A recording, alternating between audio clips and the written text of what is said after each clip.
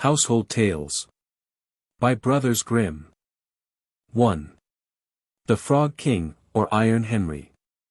In old times when wishing still helped one, there lived a king whose daughters were all beautiful, but the youngest was so beautiful that the sun itself, which has seen so much, was astonished whenever it shone in her face.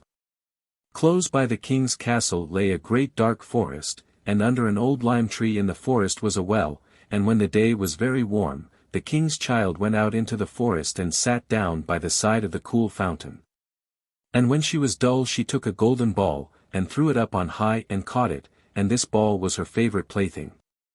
Now it so happened that on one occasion the princess's golden ball did not fall into the little hand which she was holding up for it, but on to the ground beyond, and rolled straight into the water. The king's daughter followed it with her eyes, but it vanished, and the well was deep, so deep that the bottom could not be seen. On this she began to cry, and cried louder and louder, and could not be comforted. And as she thus lamented some one said to her, "What ails thee, king's daughter? Thou weepest so that even a stone would show pity." She looked round to the side from whence the voice came, and saw a frog stretching forth its thick, ugly head from the water. "Ah! Old water splasher, is it thou?" said she. "I am weeping for my golden ball, which has fallen into the well." "Be quiet, and do not weep," answered the frog, "I can help thee, but what wilt thou give me if I bring thy plaything up again?" "Whatever thou wilt have, dear frog," said she, "my clothes, my pearls and jewels, and even the golden crown which I am wearing." The frog answered, "I do not care for thy clothes, thy pearls and jewels, or thy golden crown, but if thou wilt love me and let me be thy companion and playfellow, and sit by thee at thy little table, and eat off thy little golden plate, and drink out of thy little cup, and sleep in thy little bed, if thou wilt promise me this I will go down below, and bring thee thy golden ball up again." "Oh yes," said she, "I promise thee all thou wishest, if thou wilt but bring me my ball back again." She, however, thought, "How the silly frog does talk. He lives in the water with the other frogs, and croaks, and can be no companion to any human being." But the frog, when he had received this promise, put his head into the water and sank down, and in a short while came swimming up again with the ball in his mouth, and threw it on the grass. The king's daughter was delighted to see her pretty plaything once more, and picked it up, and ran away with it. "Wait, wait," said the frog. "Take me with thee. I can't run as thou canst." But what did it avail him to scream his croak, croak, after her, as loudly as he could? She did not listen to it, but ran home and soon forgot the poor frog, who was forced to go back into his well again. The next day when she had seated herself at table with the king and all the courtiers, and was eating from her little golden plate, something came creeping splish splash, up the marble staircase, and when it had got to the top, it knocked at the door and cried, "Princess, youngest princess, open the door for me." She ran to see who was outside, but when she opened the door, there sat the frog in front of it. Then she slammed the door to, in great haste, sat down to dinner again, and was quite frightened. The king saw plainly that her heart was beating violently, and said, "My child, what art thou so afraid of? Is there perchance a giant outside who wants to carry thee away?" "Ah, no," replied she. "It is no giant but a disgusting frog." "What does a frog want with thee?" "Ah, dear father, yesterday as I was in the forest sitting by the well, playing, my golden ball fell into the water. And because I cried so, the frog brought it out again for me, and because he so insisted, I promised him he should be my companion, but I never thought he would be able to come out of his water. And now he is outside there, and wants to come in to me." In the meantime it knocked a second time, and cried, "Princess, youngest princess, open the door for me. Dost thou not know what thou saidst to me yesterday by the cool waters of the fountain? Princess, youngest princess, open the door for me." Then said the king, "That which thou hast promised must thou perform. Go and let him in." She went and opened the door, and the frog hopped in and followed her, step by step, to her chair. There he sat and cried, "Lift me up beside thee." She delayed, until at last the king commanded her to do it. When the frog was once on the chair he wanted to be on the table, and when he was on the table he said, "Now, push thy little golden plate nearer to me that we may eat together." She did this, but it was easy to see that she did not do it willingly. The frog enjoyed what he ate, but almost every mouthful she took choked her. At length he said, "I have eaten and am satisfied. Now I am tired, carry me into thy little room and make thy little silken bed ready, and we will both lie down and go to sleep." The king's daughter began to cry, for she was afraid of the cold frog which she did not like to touch, and which was now to sleep in her pretty, clean little bed. But the king grew angry and said, "He who helped thee when thou wert in trouble ought not afterwards to be despised by thee." So she took hold of the frog with 2 fingers, carried him upstairs, and put him in a corner. But when she was in bed he crept to her and said, "I am tired, I want to sleep as well as thou, lift me up or I will tell thy father." Then she was terribly angry, and took him up and threw him with all her might against the wall. "Now, thou wilt be quiet, odious frog," said she. But when he fell down he was no frog but a king's son with beautiful kind eyes. He by her father's will was now her dear companion and husband. Then he told her how he had been bewitched by a wicked witch, and how no one could have delivered him from the well but herself, and that tomorrow they would go together into his kingdom. Then they went to sleep, and next morning when the sun awoke them, a carriage came driving up with 8 white horses, which had white ostrich feathers on their heads, and were harnessed with golden chains. And behind stood the young king's servant Faithful Henry.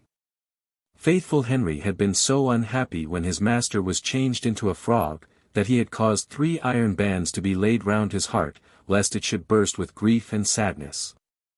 The carriage was to conduct the young king into his kingdom. Faithful Henry helped them both in, and placed himself behind again, and was full of joy because of this deliverance. And when they had driven a part of the way the king's son heard a cracking behind him as if something had broken. So he turned round and cried, "Henry, the carriage is breaking." "No, master, it is not the carriage. It is a band from my heart, which was put there in my great pain when you were a frog and imprisoned in the well." Again and once again while they were on their way something cracked, and each time the king's son thought the carriage was breaking. But it was only the bands which were springing from the heart of Faithful Henry because his master was set free and was happy. How do you find this book? Any thoughts about the book or the author? Any suggestion for improvement? Please take a moment to share your thoughts in a comment. If you like it, share it with your friends who might enjoy it as well. Subscribe to keep in touch. Visit CompleteAudiobooks.com for more quality content. 2. Cat and Mouse in Partnership. A certain cat had made the acquaintance of a mouse, and had said so much to her about the great love and friendship she felt for her, that at length the mouse agreed that they should live and keep house together. "But we must make a provision for winter, or else we shall suffer from hunger," said the cat, "and you, little mouse, cannot venture everywhere, or you will be caught in a trap some day." The good advice was followed, and a pot of fat was bought, but they did not know where to put it. At length, after much consideration, the cat said, "I know no place where it will be better stored up than in the church, for no one dares take anything away from there. We will set it beneath the altar, and not touch it until we are really in need of it." So the pot was placed in safety, but it was not long before the cat had a great yearning for it, and said to the mouse, "I want to tell you something, little mouse. My cousin has brought a little son into the world, and has asked me to be godmother. He is white with brown spots, and I am to hold him over the font at the christening. Let me go out today, and you look after the house by yourself." "Yes, yes," answered the mouse, "by all means go, and if you get anything very good, think of me. I should like a drop of sweet red christening wine too." All this, however, was untrue. The cat had no cousin, and had not been asked to be godmother. She went straight to the church, stole to the pot of fat, began to lick at it, and licked the top of the fat off. Then she took a walk upon the roofs of the town, looked out for opportunities, and then stretched herself in the sun, and licked her lips whenever she thought of the pot of fat, and not until it was evening did she return home. "Well, here you are again," said the mouse, "no doubt you have had a merry day." "All went off well," answered the cat. "What name did they give the child?" "Top off," said the cat quite coolly.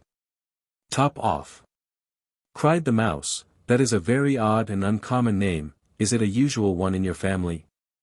"What does it signify?" said the cat, "it is no worse than Crumb-stealer, as your godchildren are called." Before long the cat was seized by another fit of longing. She said to the mouse, "You must do me a favor, and once more manage the house for a day alone. I am again asked to be godmother, and, as the child has a white ring round its neck, I cannot refuse." The good mouse consented, but the cat crept behind the town walls to the church, and devoured half the pot of fat. "Nothing ever seems so good as what one keeps to oneself," said she, and was quite satisfied with her day's work. When she went home the mouse inquired, "And what was this child christened?" "Half done," answered the cat. "Half done? What are you saying? I never heard the name in my life. I'll wager anything it is not in the calendar." The cat's mouth soon began to water for some more licking. "All good things go in threes," said she, "I am asked to stand godmother again. The child is quite black, only it has white paws, but with that exception, it has not a single white hair on its whole body. This only happens once every few years. You will let me go, won't you?" "Top off." "Half done," answered the mouse, "they are such odd names, they make me very thoughtful." "You sit at home," said the cat, "in your dark grey fur coat and long tail, and are filled with fancies. That's because you do not go out in the daytime." During the cat's absence the mouse cleaned the house, and put it in order, but the greedy cat entirely emptied the pot of fat. "When everything is eaten up one has some peace," said she to herself, and well filled and fat she did not return home till night. The mouse at once asked what name had been given to the third child. "It will not please you more than the others," said the cat. "He is called All Gone." "All Gone," cried the mouse, "that is the most suspicious name of all. I have never seen it in print. All Gone, what can that mean?" And she shook her head, curled herself up, and lay down to sleep. From this time forth no one invited the cat to be godmother, but when the winter had come and there was no longer anything to be found outside, the mouse thought of their provision, and said, "Come, cat. We will go to our pot of fat which we have stored up for ourselves. We shall enjoy that." "Yes," answered the cat, "you will enjoy it as much as you would enjoy sticking that dainty tongue of yours out of the window." They set out on their way, but when they arrived, the pot of fat certainly was still in its place, but it was empty. "Alas," said the mouse, "now I see what has happened, now it comes to light. You are a true friend. You have devoured all when you were standing godmother. First top off, then half done, then—" "Will you hold your tongue?" cried the cat, "one word more and I will eat you too." "All Gone" was already on the poor mouse's lips. Scarcely had she spoken it before the cat sprang on her, seized her, and swallowed her down. Verily, that is the way of the world. 3. Our Lady's Child. Hard by a great forest dwelt a woodcutter with his wife, who had an only child, a little girl 3 years old. They were so poor, however, that they no longer had daily bread, and did not know how to get food for her. One morning the woodcutter went out sorrowfully to his work in the forest, and while he was cutting wood, suddenly there stood before him a tall and beautiful woman with a crown of shining stars on her head, who said to him, "I am the Virgin Mary, mother of the child Jesus. Thou art poor and needy, bring thy child to me, I will take her with me and be her mother, and care for her." The woodcutter obeyed, brought his child, and gave her to the Virgin Mary, who took her up to heaven with her. There the child fared well, ate sugar cakes, and drank sweet milk, and her clothes were of gold, and the little angels played with her. And when she was 14 years of age, the Virgin Mary called her one day and said, "Dear child, I am about to make a long journey, so take into thy keeping the keys of the 13 doors of heaven. 12 of these thou mayest open, and behold the glory which is within them, but the 13th, to which this little key belongs, is forbidden thee. Beware of opening it, or thou wilt bring misery on thyself." The girl promised to be obedient, and when the Virgin Mary was gone, she began to examine the dwellings of the kingdom of heaven. Each day she opened one of them, until she had made the round of the 12. In each of them sat one of the apostles in the midst of a great light, and she rejoiced in all the magnificence and splendor, and the little angels who always accompanied her rejoiced with her. Then the forbidden door alone remained, and she felt a great desire to know what could be hidden behind it, and said to the angels, "I will not quite open it, and I will not go inside it. But I will unlock it so that we can just see a little through the opening." "Oh no," said the little angels, "that would be a sin. The Virgin Mary has forbidden it, and it might easily cause thy unhappiness." Then she was silent, but the desire in her heart was not stilled, but gnawed there and tormented her, and let her have no rest. And once when the angels had all gone out, she thought, "Now I am quite alone, and I could peep in. If I do it, no one will ever know." She sought out the key, and when she had got it in her hand, she put it in the lock, and when she had put it in, she turned it round as well. Then the door sprang open, and she saw there the Trinity sitting in fire and splendor. She stayed there a while, and looked at everything in amazement, then she touched the light a little with her finger, and her finger became quite golden. Immediately a great fear fell on her. She shut the door violently, and ran away. Her terror too would not quit her, let her do what she might, and her heart beat continually and would not be still.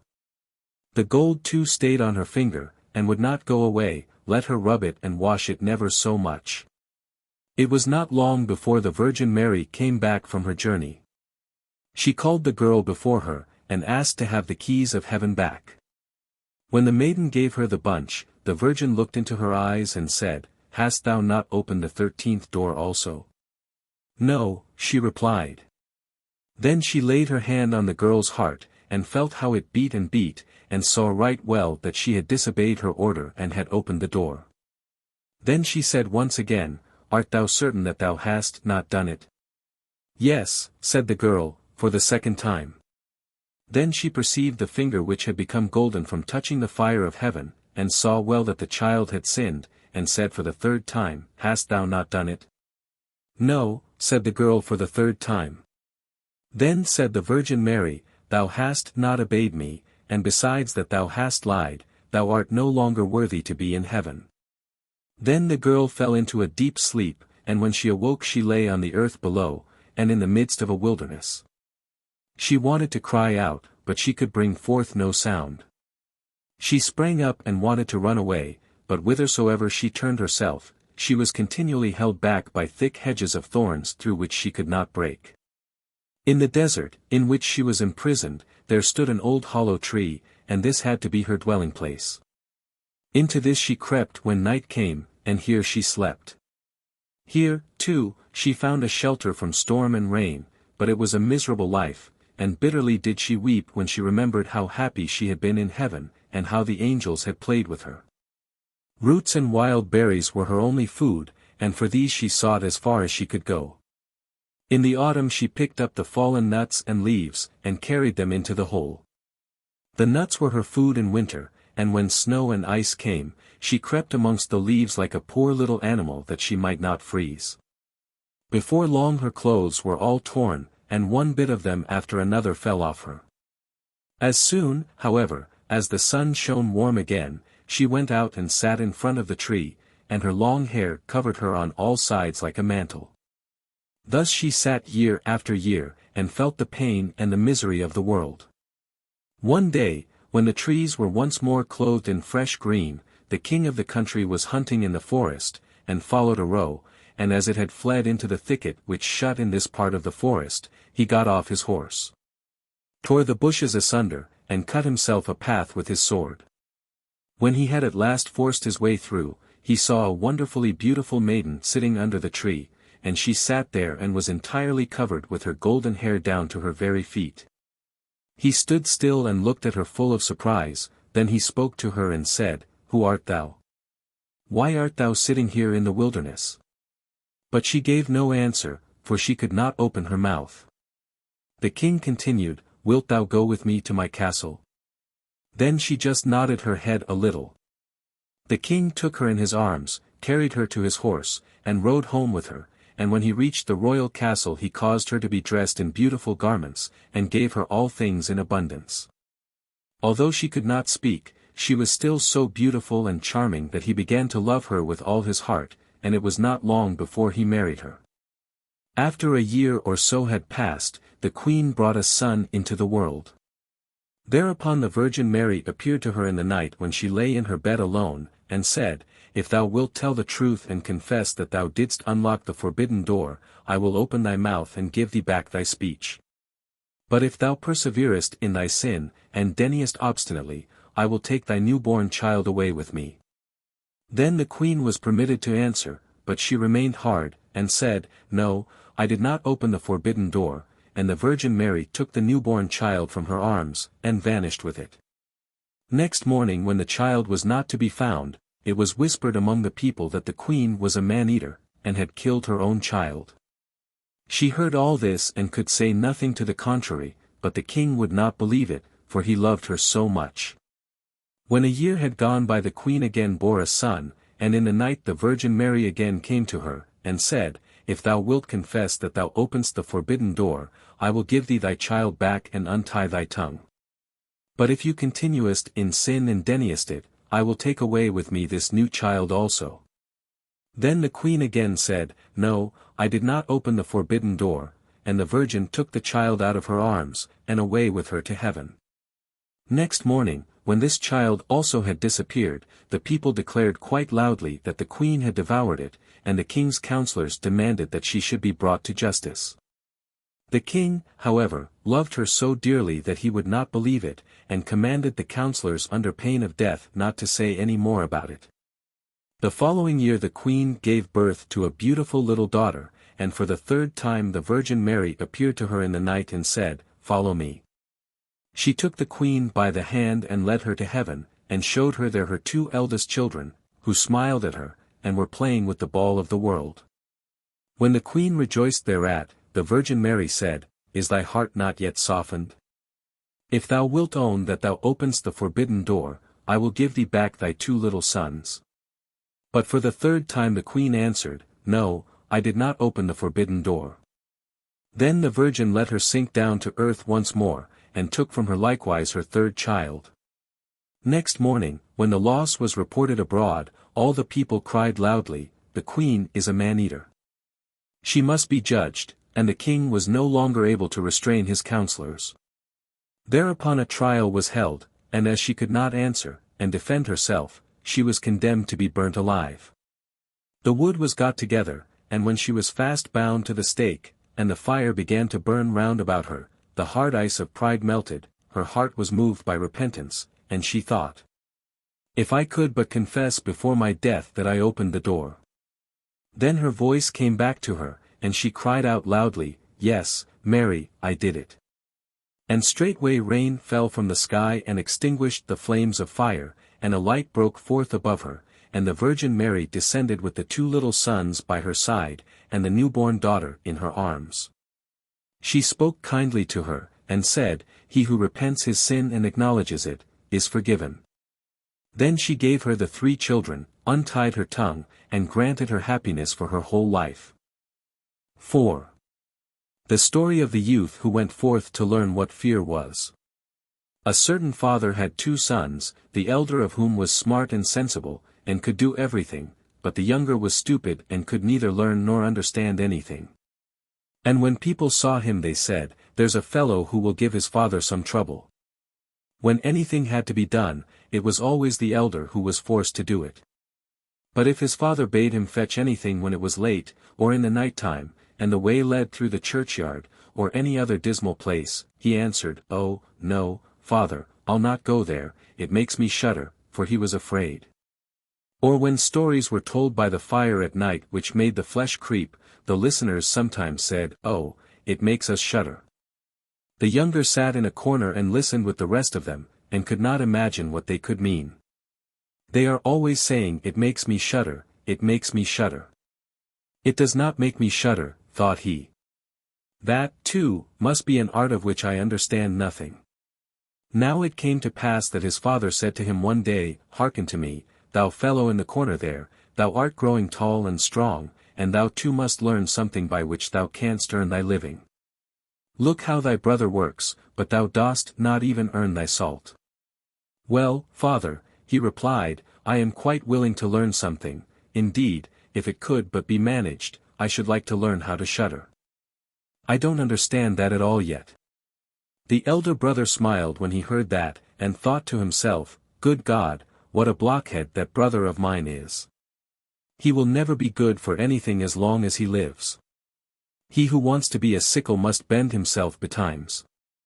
The father sighed, and answered him, Thou shalt soon learn what it is to shudder, but thou wilt not earn thy bread by that. Soon after this the sexton came to the house on a visit, and the father bewailed his trouble, and told him how his younger son was so backward in every respect that he knew nothing and learnt nothing. Just think, said he, when I asked him how he was going to earn his bread, he actually wanted to learn to shudder. If that be all, replied the sexton, he can learn that with me. Send him to me, and I will soon polish him. The father was glad to do it, for he thought, it will train the boy a little. The sexton therefore took him into his house, and he had to ring the bell. After a day or two, the sexton awoke him at midnight, and bade him arise and go up into the church tower and ring the bell. Thou shalt soon learn what shuddering is, thought he, and secretly went there before him. And when the boy was at the top of the tower and turned round, and was just going to take hold of the bell rope, he saw a white figure standing on the stairs opposite the sounding hole. Who is there? Cried he, but the figure made no reply, and did not move or stir. Give an answer, cried the boy, or take thyself off, thou hast no business here at night. The sexton, however, remained standing motionless that the boy might think he was a ghost. The boy cried a second time, What do you want here? Speak if thou art an honest fellow, or I will throw thee down the steps. The sexton thought, he can't intend to be as bad as his words, uttered no sound and stood as if he were made of stone. Then the boy called to him for the third time, and as that was also to no purpose, he ran against him and pushed the ghost down the stairs, so that it fell down 10 steps and remained lying there in a corner. Thereupon he rang the bell, went home, and without saying a word went to bed, and fell asleep. The sexton's wife waited a long time for her husband, but he did not come back. At length she became uneasy, and wakened the boy, and asked, Dost thou not know where my husband is? He climbed up the tower before thou didst. No, I don't know, replied the boy, but someone was standing by the sounding hole on the other side of the steps, and as he would neither give an answer nor go away, I took him for a scoundrel, and threw him downstairs. Just go there and you will see if it was he. I should be sorry if it were. The woman ran away and found her husband, who was lying moaning in the corner, and had broken his leg. She carried him down, and then with loud screams she hastened to the boy's father. Your boy, cried she, has been the cause of a great misfortune. He has thrown my husband down the steps and made him break his leg. Take the good-for-nothing fellow away from our house. The father was terrified, and ran thither and scolded the boy. What wicked tricks are these, said he, the devil must have put this into thy head. Father, he replied, do listen to me. I am quite innocent. He was standing there by night like one who is intending to do some evil. I did not know who it was, and I entreated him 3 times either to speak or to go away. Ah, said the father, I have nothing but unhappiness with you. Go out of my sight. I will see thee no more. Yes, father, right willingly, wait only until it is day. Then will I go forth and learn how to shudder, and then I shall, at any rate, understand one art which will support me.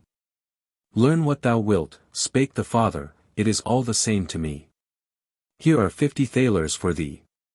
Take these and go into the wide world, and tell no one from whence thou comest, and who is thy father, for I have reason to be ashamed of thee. Yes, father, it shall be as you will. If you desire nothing more than that, I can easily keep it in mind. When day dawned, therefore, the boy put his 50 thalers into his pocket, and went forth on the great highway, and continually said to himself, If I could but shudder. If I could but shudder. Then a man approached who heard this conversation which the youth was holding with himself, and when they had walked a little farther to where they could see the gallows, the man said to him, "Look.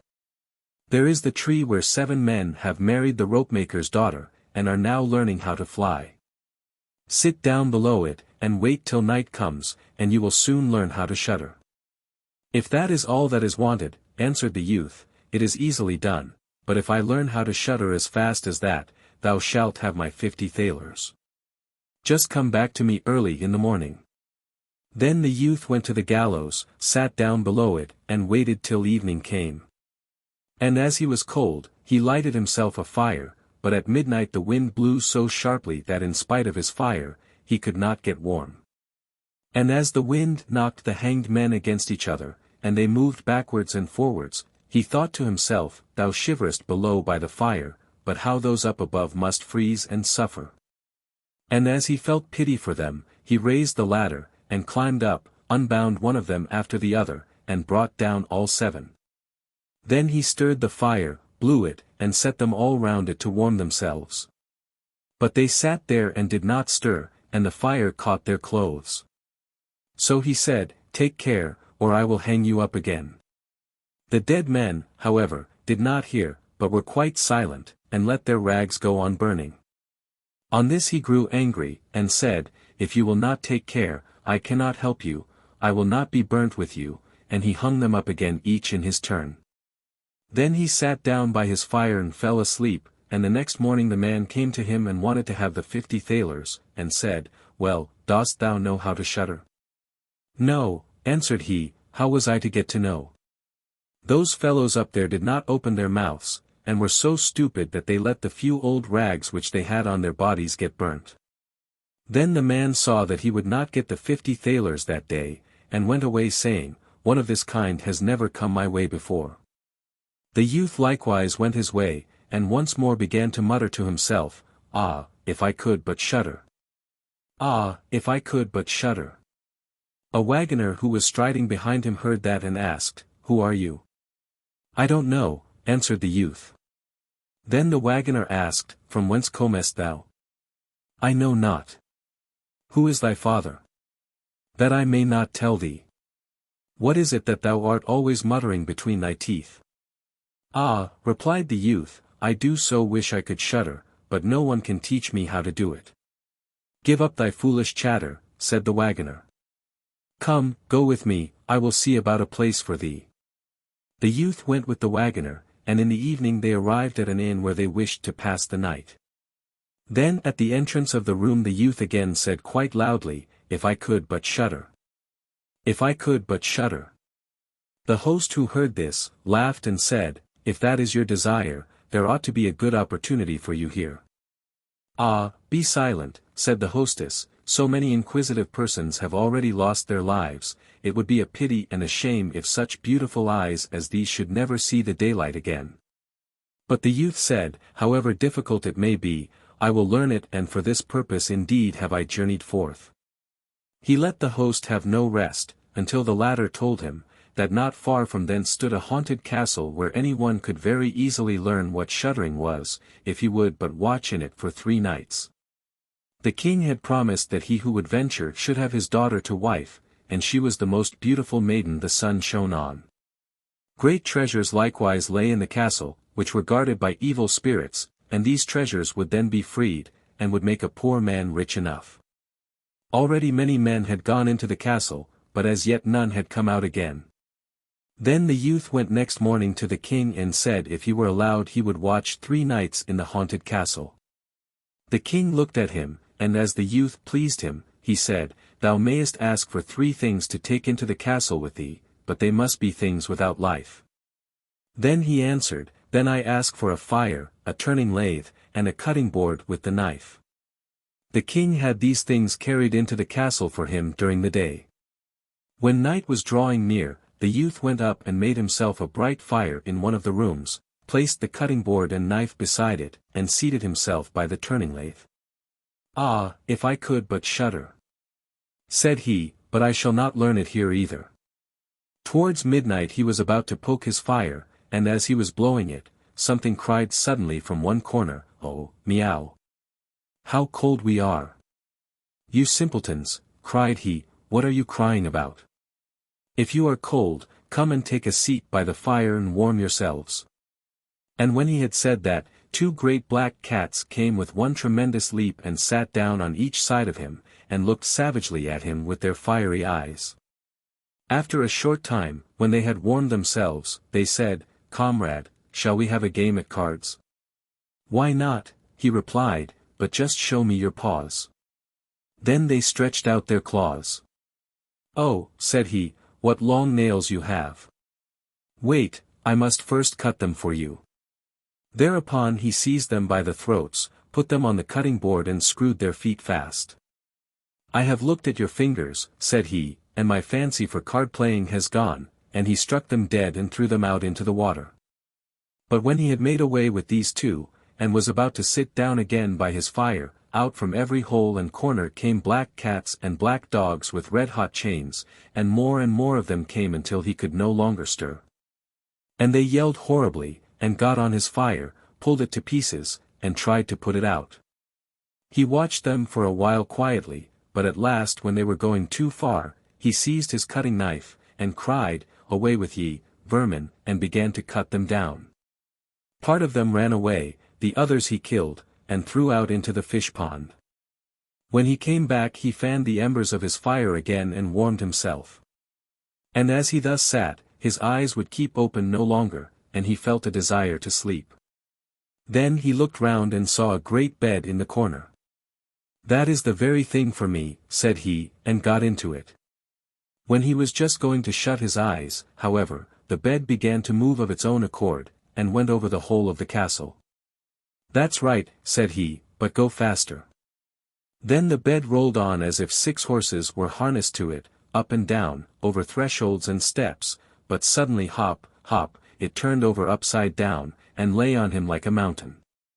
But he threw quilts and pillows up in the air, got out and said, Now anyone who likes, may drive, and lay down by his fire, and slept till it was day.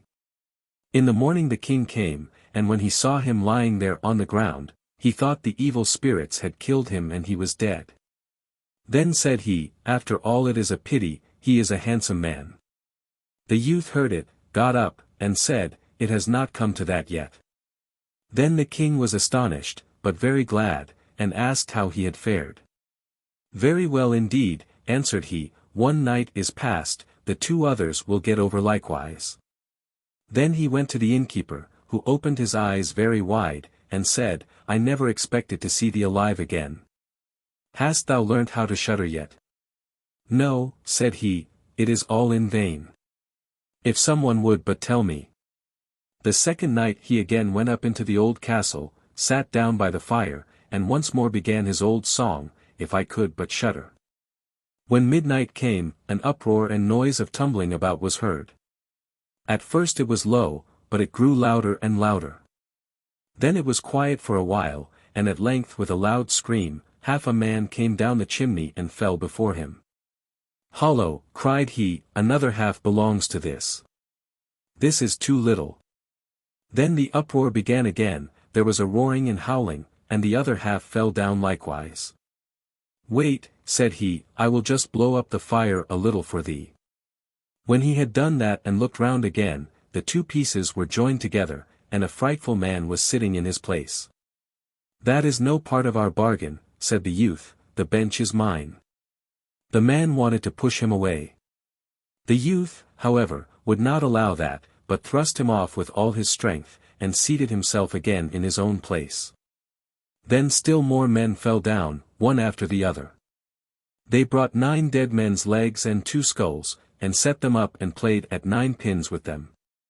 The youth also wanted to play and said, Hark you, can I join you? Yes, if thou hast any money. Money enough, replied he, but your balls are not quite round. Then he took the skulls and put them in the lathe and turned them till they were round. There, now, they will roll better, said he. Hurrah! Now it goes merrily. He played with them and lost some of his money, but when it struck 12, everything vanished from his sight. He lay down and quietly fell asleep. Next morning the king came to inquire after him. "How has it fared with you this time?" asked he. "I have been playing at 9 pins, he answered, "and have lost a couple of farthings." "Hast thou not shuddered then?" What?" said he, "I have made merry. If I did but know what it was to shudder." The third night he sat down again on his bench and said quite sadly, "If I could but shudder." When it grew late, 6 tall men came in and brought a coffin. Then said he, "Ha, ha, that is certainly my little cousin, who died only a few days ago," and he beckoned with his finger, and cried, "Come, little cousin, come." They placed the coffin on the ground, but he went to it and took the lid off, and a dead man lay therein. He felt his face, but it was cold as ice. "Stop," said he, "I will warm thee a little," and went to the fire and warmed his hand and laid it on the dead man's face, but he remained cold. Then he took him out, and sat down by the fire and laid him on his breast and rubbed his arms that the blood might circulate again. As this also did no good, he thought to himself, when 2 people lie in bed together, they warm each other, and carried him to the bed, covered him over and lay down by him. After a short time the dead man became warm too, and began to move. Then said the youth, "See, little cousin, have I not warmed thee?" The dead man, however, got up and cried, "Now will I strangle thee." "What," said he, "is that the way thou thankest me? Thou shalt at once go into thy coffin again," and he took him up, threw him into it, and shut the lid. Then came the 6 men and carried him away again. "I cannot manage to shudder," said he. "I shall never learn it here as long as I live." Then a man entered who was taller than all others, and looked terrible. He was old, however, and had a long white beard. "Thou wretch," cried he, "thou shalt soon learn what it is to shudder, for thou shalt die." "Not so fast," replied the youth. "If I am to die, I shall have to have a say in it." "I will soon seize thee," said the fiend. "Softly, softly, do not talk so big. I am as strong as thou art, and perhaps even stronger." "We shall see," said the old man. "If thou art stronger, I will let thee go. Come, we will try." Then he led him by dark passages to a smith's forge, took an axe, and with one blow struck an anvil into the ground. "I can do better than that," said the youth, and went to the other anvil. The old man placed himself near and wanted to look on, and his white beard hung down. Then the youth seized the axe, split the anvil with one blow, and struck the old man's beard in with it. "Now I have thee," said the youth. "Now it is thou who will have to die." Then he seized an iron bar and beat the old man till he moaned and entreated him to stop, and he would give him great riches. The youth drew out the axe and let him go. The old man led him back into the castle, and in a cellar showed him 3 chests full of gold. "Of these," said he, "one part is for the poor, the other for the king, the third is thine." In the meantime it struck 12, and the spirit disappeared. The youth, therefore, was left in darkness. "I shall still be able to find my way out," said he, and felt about, found the way into the room, and slept there by his fire. Next morning the king came and said, "Now thou must have learnt what shuddering is." "No," he answered, "what can it be?" "My dead cousin was here, and a bearded man came and showed me a great deal of money down below, but no one told me what it was to shudder." "Then," said the king, "thou hast delivered the castle, and shalt marry my daughter." "That is all very well," said he, "but still I do not know what it is to shudder." Then the gold was brought up and the wedding celebrated. But howsoever much the young king loved his wife, and however happy he was, he still said always, "If I could but shudder, if I could but shudder." And at last she was angry at this. Her waiting maid said, "I will find a cure for him. He shall soon learn what it is to shudder." She went out to the stream which flowed through the garden, and had a whole bucketful of gudgeons brought to her. At night when the young king was sleeping, his wife was to draw the clothes off him and empty the bucketful of cold water with the gudgeons in it over him, so that the little fishes would sprawl about him. When this was done, he woke up and cried, "Oh, what makes me shudder so, what makes me shudder so, dear wife? Ah! Now I know what it is to shudder. 5. The Wolf and the 7 Little Kids. There was once upon a time an old goat who had 7 little kids, and loved them with all the love of a mother for her children. One day she wanted to go into the forest and fetch some food. So she called all 7 to her and said, "Dear children, I have to go into the forest, be on your guard against the wolf. If he come in, he will devour you all, skin, hair, and all. The wretch often disguises himself, but you will know him at once by his rough voice and his black feet." The kid said, "Dear mother, we will take good care of ourselves, you may go away without any anxiety." Then the old one bleated, and went on her way with an easy mind. It was not long before someone knocked at the house door and called, "Open the door, dear children, your mother is here, and has brought something back with her for each of you." But the little kids knew that it was the wolf, by the rough voice. "We will not open the door," cried they, "thou art not our mother. She has a soft, pleasant voice, but thy voice is rough, thou art the wolf." Then the wolf went away to a shopkeeper and bought himself a great lump of chalk, ate this and made his voice soft with it. Then he came back, knocked at the door of the house, and cried, "Open the door, dear children, your mother is here and has brought something back with her for each of you." But the wolf had laid his black paws against the window, and the children saw them and cried, "We will not open the door, our mother has not black feet like thee, thou art the wolf." Then the wolf ran to a baker and said, "I have hurt my feet, rub some dough over them for me." And when the baker had rubbed his feet over, he ran to the miller and said, "Strew some white meal over my feet for me." The miller thought to himself, "The wolf wants to deceive someone," and refused, but the wolf said, "If thou wilt not do it, I will devour thee." Then the miller was afraid, and made his paws white for him. Truly men are like that. So now the wretch went for the 3rd time to the house door, knocked at it and said, "Open the door for me, children, your dear little mother has come home, and has brought every one of you something back from the forest with her." The little kids cried, "First show us thy paws that we may know if thou art our dear little mother." Then he put his paws in through the window, and when the kids saw that they were white, they believed that all he said was true, and opened the door. But who should come in but the wolf? They were terrified and wanted to hide themselves.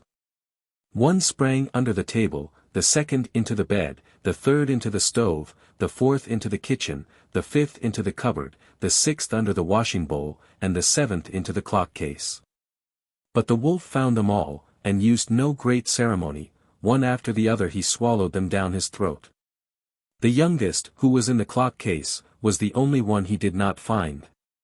When the wolf had satisfied his appetite he took himself off, laid himself down under a tree in the green meadow outside, and began to sleep. Soon afterwards the old goat came home again from the forest. Ah! What a sight she saw there! The house door stood wide open. The table, chairs, and benches were thrown down, the washing bowl lay broken to pieces, and the quilts and pillows were pulled off the bed.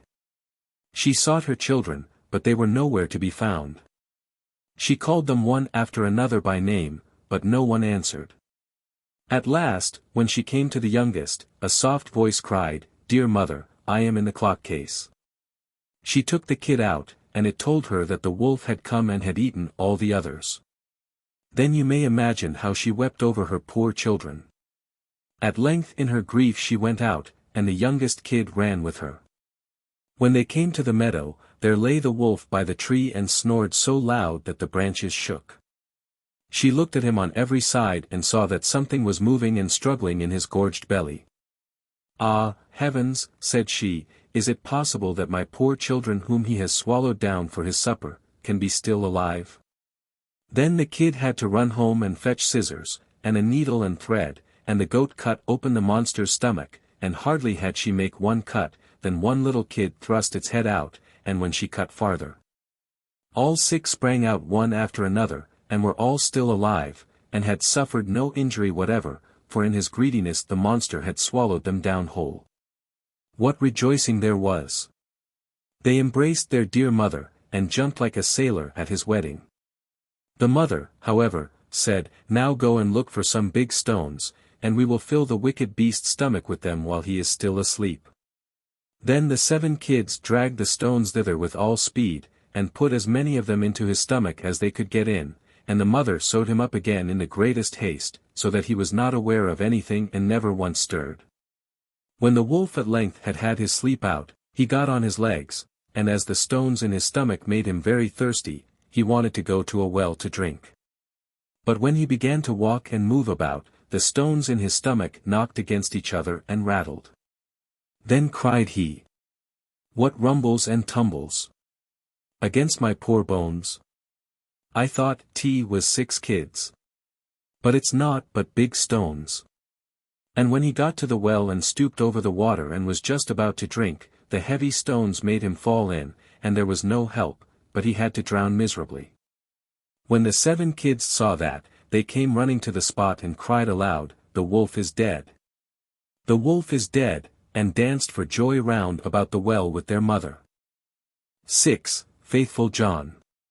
There was once on a time an old king who was ill, and thought to himself, "I am lying on what must be my deathbed." Then said he, "Tell Faithful John to come to me." Faithful John was his favorite servant, and was so called, because he had for his whole life long been so true to him. When therefore he came beside the bed, the king said to him, "Most faithful John, I feel my end approaching, and have no anxiety except about my son. He is still of tender age, and cannot always know how to guide himself. If thou dost not promise me to teach him everything that he ought to know, and to be his foster father, I cannot close my eyes in peace." Then answered Faithful John, "I will not forsake him, and will serve him with fidelity, even if it should cost me my life." On this, the old king said, "Now I die in comfort and peace." Then he added, "After my death, thou shalt show him the whole castle, all the chambers, halls, and vaults, and all the treasures which lie therein, but the last chamber in the long gallery, in which is the picture of the princess of the golden dwelling, shalt thou not show. If he sees that picture, he will fall violently in love with her, and will drop down in a swoon, and go through great danger for her sake, therefore thou must preserve him from that." And when Faithful John had once more given his promise to the old king about this, the king said no more, but laid his head on his pillow, and died.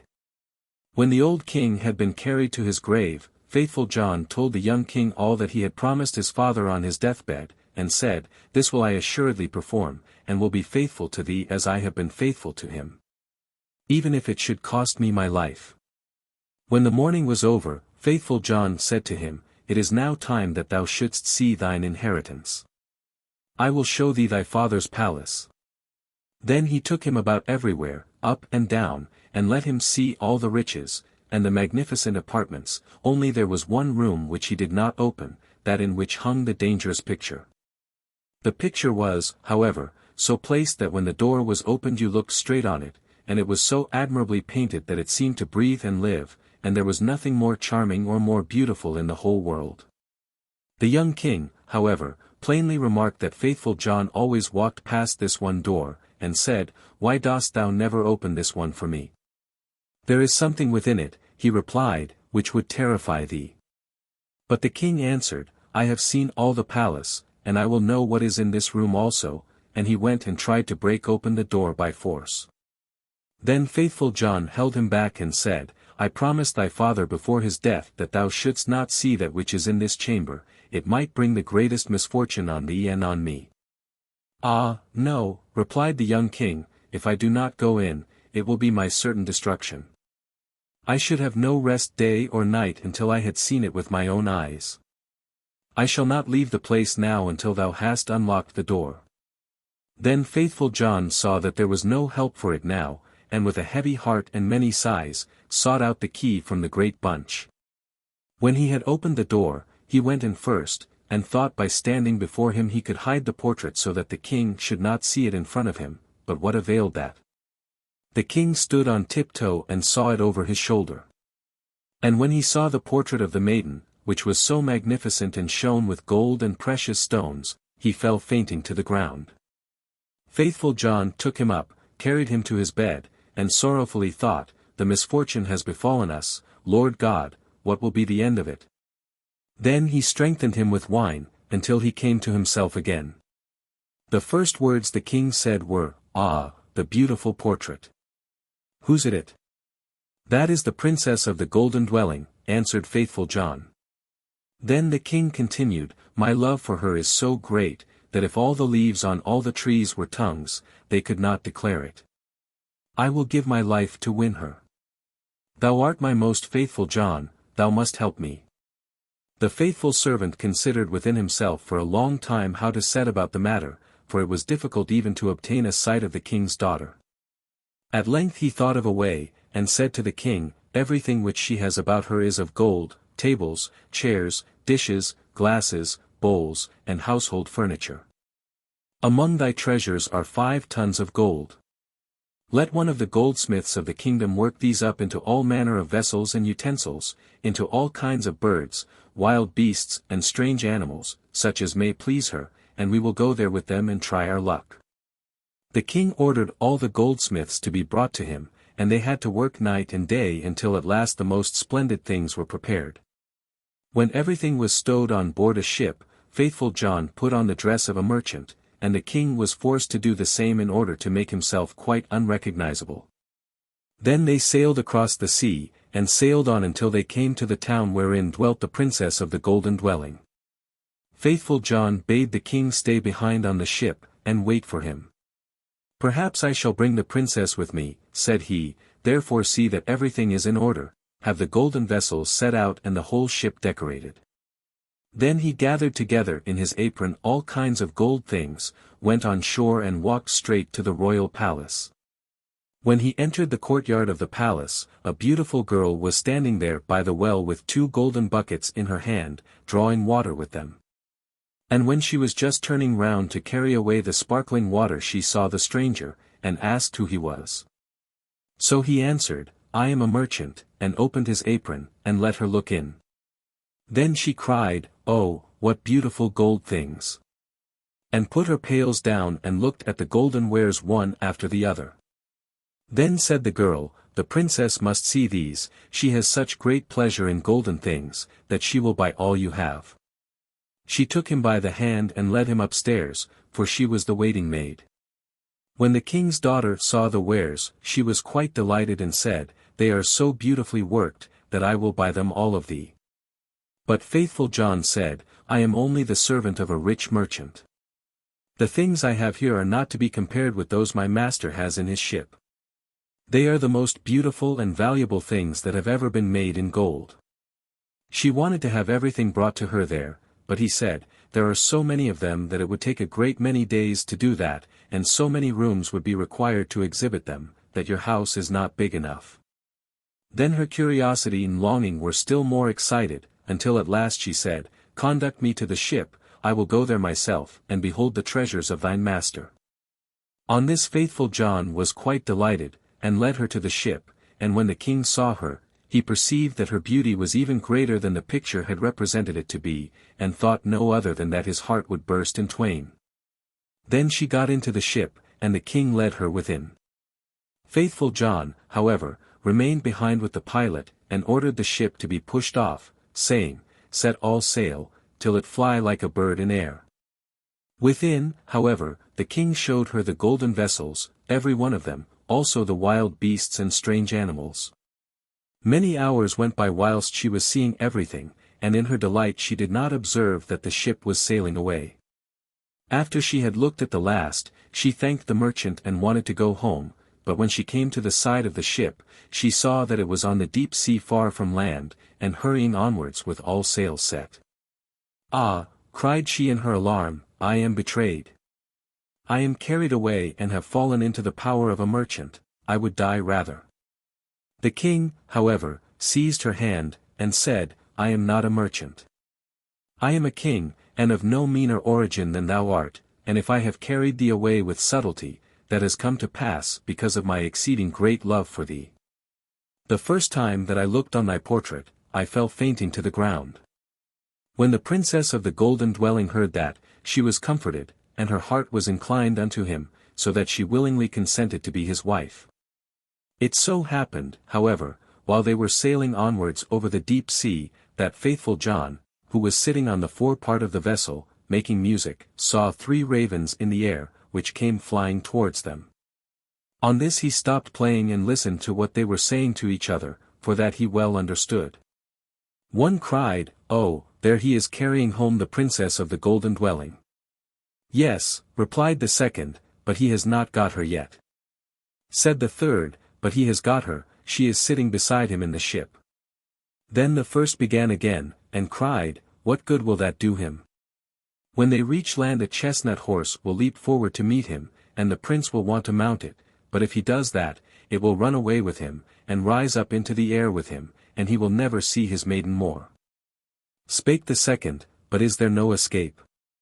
"Oh, yes, if any one else gets on it swiftly, and takes out the pistol which must be in its holster, and shoots the horse dead with it, the young king is saved. But who knows that? And whosoever does know it, and tells it to him, will be turned to stone from the toe to the knee." Then said the second, "I know more than that, even if the horse be killed, the young king will still not keep his bride.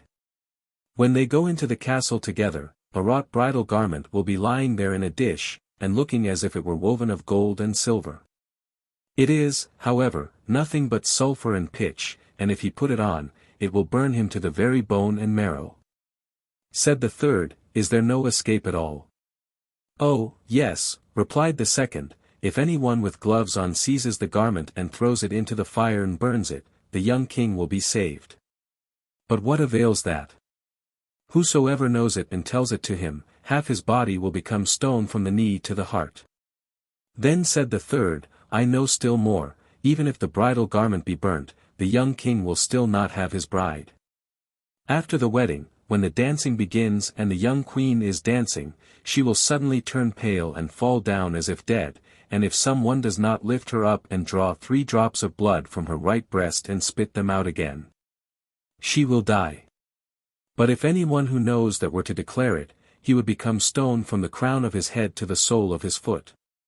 When the ravens had spoken of this together, they flew onwards, and faithful John had well understood everything, but from that time forth he became quiet and sad, for if he concealed what he had heard from his master, the latter would be unfortunate, and if he discovered it to him, he himself must sacrifice his life. At length, however, he said to himself, "I will save my master, even if it bring destruction on myself." When therefore they came to shore, all happened as had been foretold by the ravens, and a magnificent chestnut horse sprang forward. "Good," said the king, "he shall carry me to my palace," and was about to mount it when faithful John got before him, jumped quickly on it, drew the pistol out of the holster, and shot the horse. Then the other attendants of the king, who after all were not very fond of faithful John, cried, "How shameful to kill the beautiful animal, that was to have carried the king to his palace." But the king said, "Hold your peace and leave him alone, he is my most faithful John, who knows what may be the good of that." They went into the palace, and in the hall there stood a dish, and therein lay the bridal garment looking no otherwise than as if it were made of gold and silver. The young king went towards it and was about to take hold of it, but faithful John pushed him away, seized it with gloves on, carried it quickly to the fire and burnt it. The other attendants again began to murmur, and said, "Behold, now he is even burning the king's bridal garment." But the young king said, "Who knows what good he may have done, leave him alone, he is my most faithful John." And now the wedding was solemnized, the dance began, and the bride also took part in it. Then faithful John was watchful and looked into her face, and suddenly she turned pale and fell to the ground, as if she were dead. On this he ran hastily to her, lifted her up and bore her into a chamber, then he laid her down, and knelt and sucked the 3 drops of blood from her right breast, and spat them out. Immediately she breathed again and recovered herself, but the young king had seen this, and being ignorant why faithful John had done it, was angry and cried, "Throw him into a dungeon." Next morning faithful John was condemned, and led to the gallows, and when he stood on high, and was about to be executed, he said, "Every one who has to die is permitted before his end to make one last speech. May I too claim the right?" "Yes," answered the king, "it shall be granted unto thee." Then said faithful John, "I am unjustly condemned, and have always been true to thee, and he related how he had hearkened to the conversation of the ravens when on the sea, and how he had been obliged to do all these things in order to save his master. Then cried the king, "Oh, my most faithful John! Pardon, pardon, bring him down."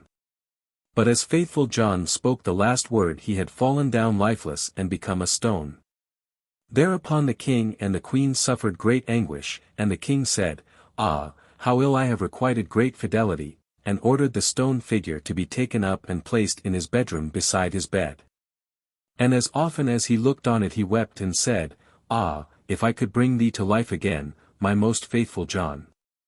Some time passed and the queen bore twins, 2 sons who grew fast and were her delight. Once when the queen was at church and the 2 children were sitting playing beside their father, the latter full of grief again looked at the stone figure, sighed and said, "Ah, if I could but bring thee to life again, my most faithful John."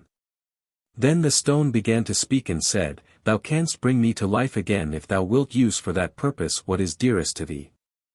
Then cried the king, "I will give everything I have in the world for thee." The stone continued, "If thou wilt will cut off the heads of thy 2 children with thine own hand, and sprinkle me with their blood, I shall be restored to life." The king was terrified when he heard that he himself must kill his dearest children, but he thought of faithful John's great fidelity, and how he had died for him, drew his sword, and with his own hand cut off the children's heads. And when he had smeared the stone with their blood, life returned to it, and faithful John stood once more safe and healthy before him. He said to the king, "Thy truth shall not go unrewarded," and took the heads of the children, put them on again, and rubbed the wounds with their blood, on which they became whole again immediately, and jumped about, and went on playing as if nothing had happened. Then the king was full of joy, and when he saw the queen coming he hid faithful John and the 2 children in a great cupboard. When she entered, he said to her, "Hast thou been praying in the church?" "Yes," answered she, "but I have constantly been thinking of faithful John and what misfortune has befallen him through us." Then said he, "Dear wife, we can give him his life again, but it will cost us our 2 little sons, whom we must sacrifice." The queen turned pale, and her heart was full of terror, but she said, "We owe it to him, for his great fidelity." Then the king was rejoiced that she thought as he had thought, and went and opened the cupboard, and brought forth faithful John and the children, and said, "God be praised, he is delivered, and we have our little sons again also." And told her how everything had occurred. Then they dwelt together in much happiness until their death. 7. The Good Bargain. There was once a peasant who had driven his cow to the fair, and sold her for 7 thalers. On the way home he had to pass a pond, and already from afar he heard the frogs crying, "Ike, Ike, Ike, Ike." "Well," said he to himself, "they are talking without rhyme or reason, it is 7 that I have received, not 8. When he got to the water, he cried to them, "Stupid animals that you are! Don't you know better than that? It is 7 thalers and not 8. The frogs, however, stood to their, "Ike, Ike, Ike, Ike." "Come, then, if you won't believe it, I can count it out to you." And he took his money out of his pocket and counted out the 7 thalers, always reckoning 24 groschen to a thaler. The frogs, however, paid no attention to his reckoning, but still cried, "Ike, Ike, Ike, Ike." "What?" cried the peasant, quite angry, "since you are determined to know better than I, count it yourselves," and threw all the money into the water to them. He stood still and wanted to wait until they were done and had brought him his own again, but the frogs maintained their opinion and cried continually, "Ike, Ike, Ike, Ike," and besides that, did not throw the money out again. He still waited a long while until evening came on and he was forced to go home. Then he abused the frogs and cried, "You water splashers, you thick heads, you goggle eyes, you have great mouths and can screech till you hurt one's ears, but you cannot count 7 thalers. Do you think I'm going to stand here till you get done?" And with that he went away, but the frogs still cried, "Ike, Ike, Ike, Ike," after him till he went home quite angry. After a while he bought another cow, which he killed, and he made the calculation that if he sold the meat well he might gain as much as the 2 cows were worth, and have the skin into the bargain.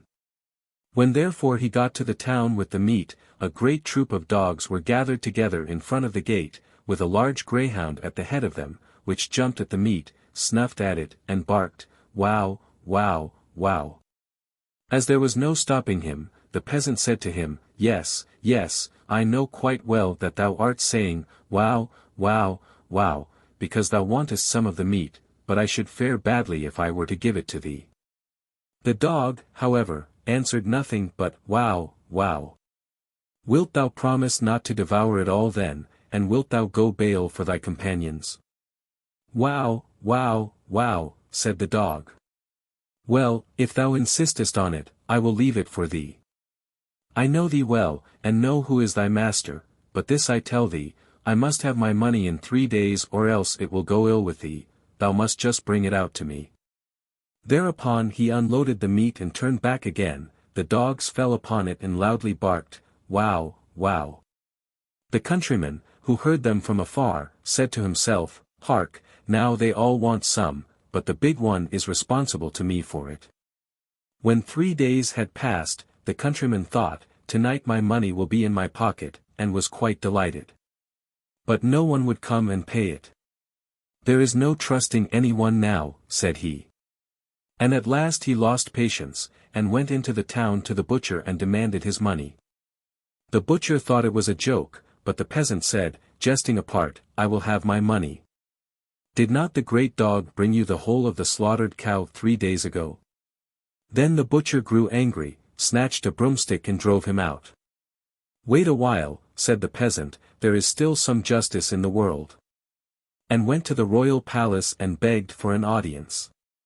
He was led before the king, who sat there with his daughter, and asked him what injury he had suffered. "Alas!"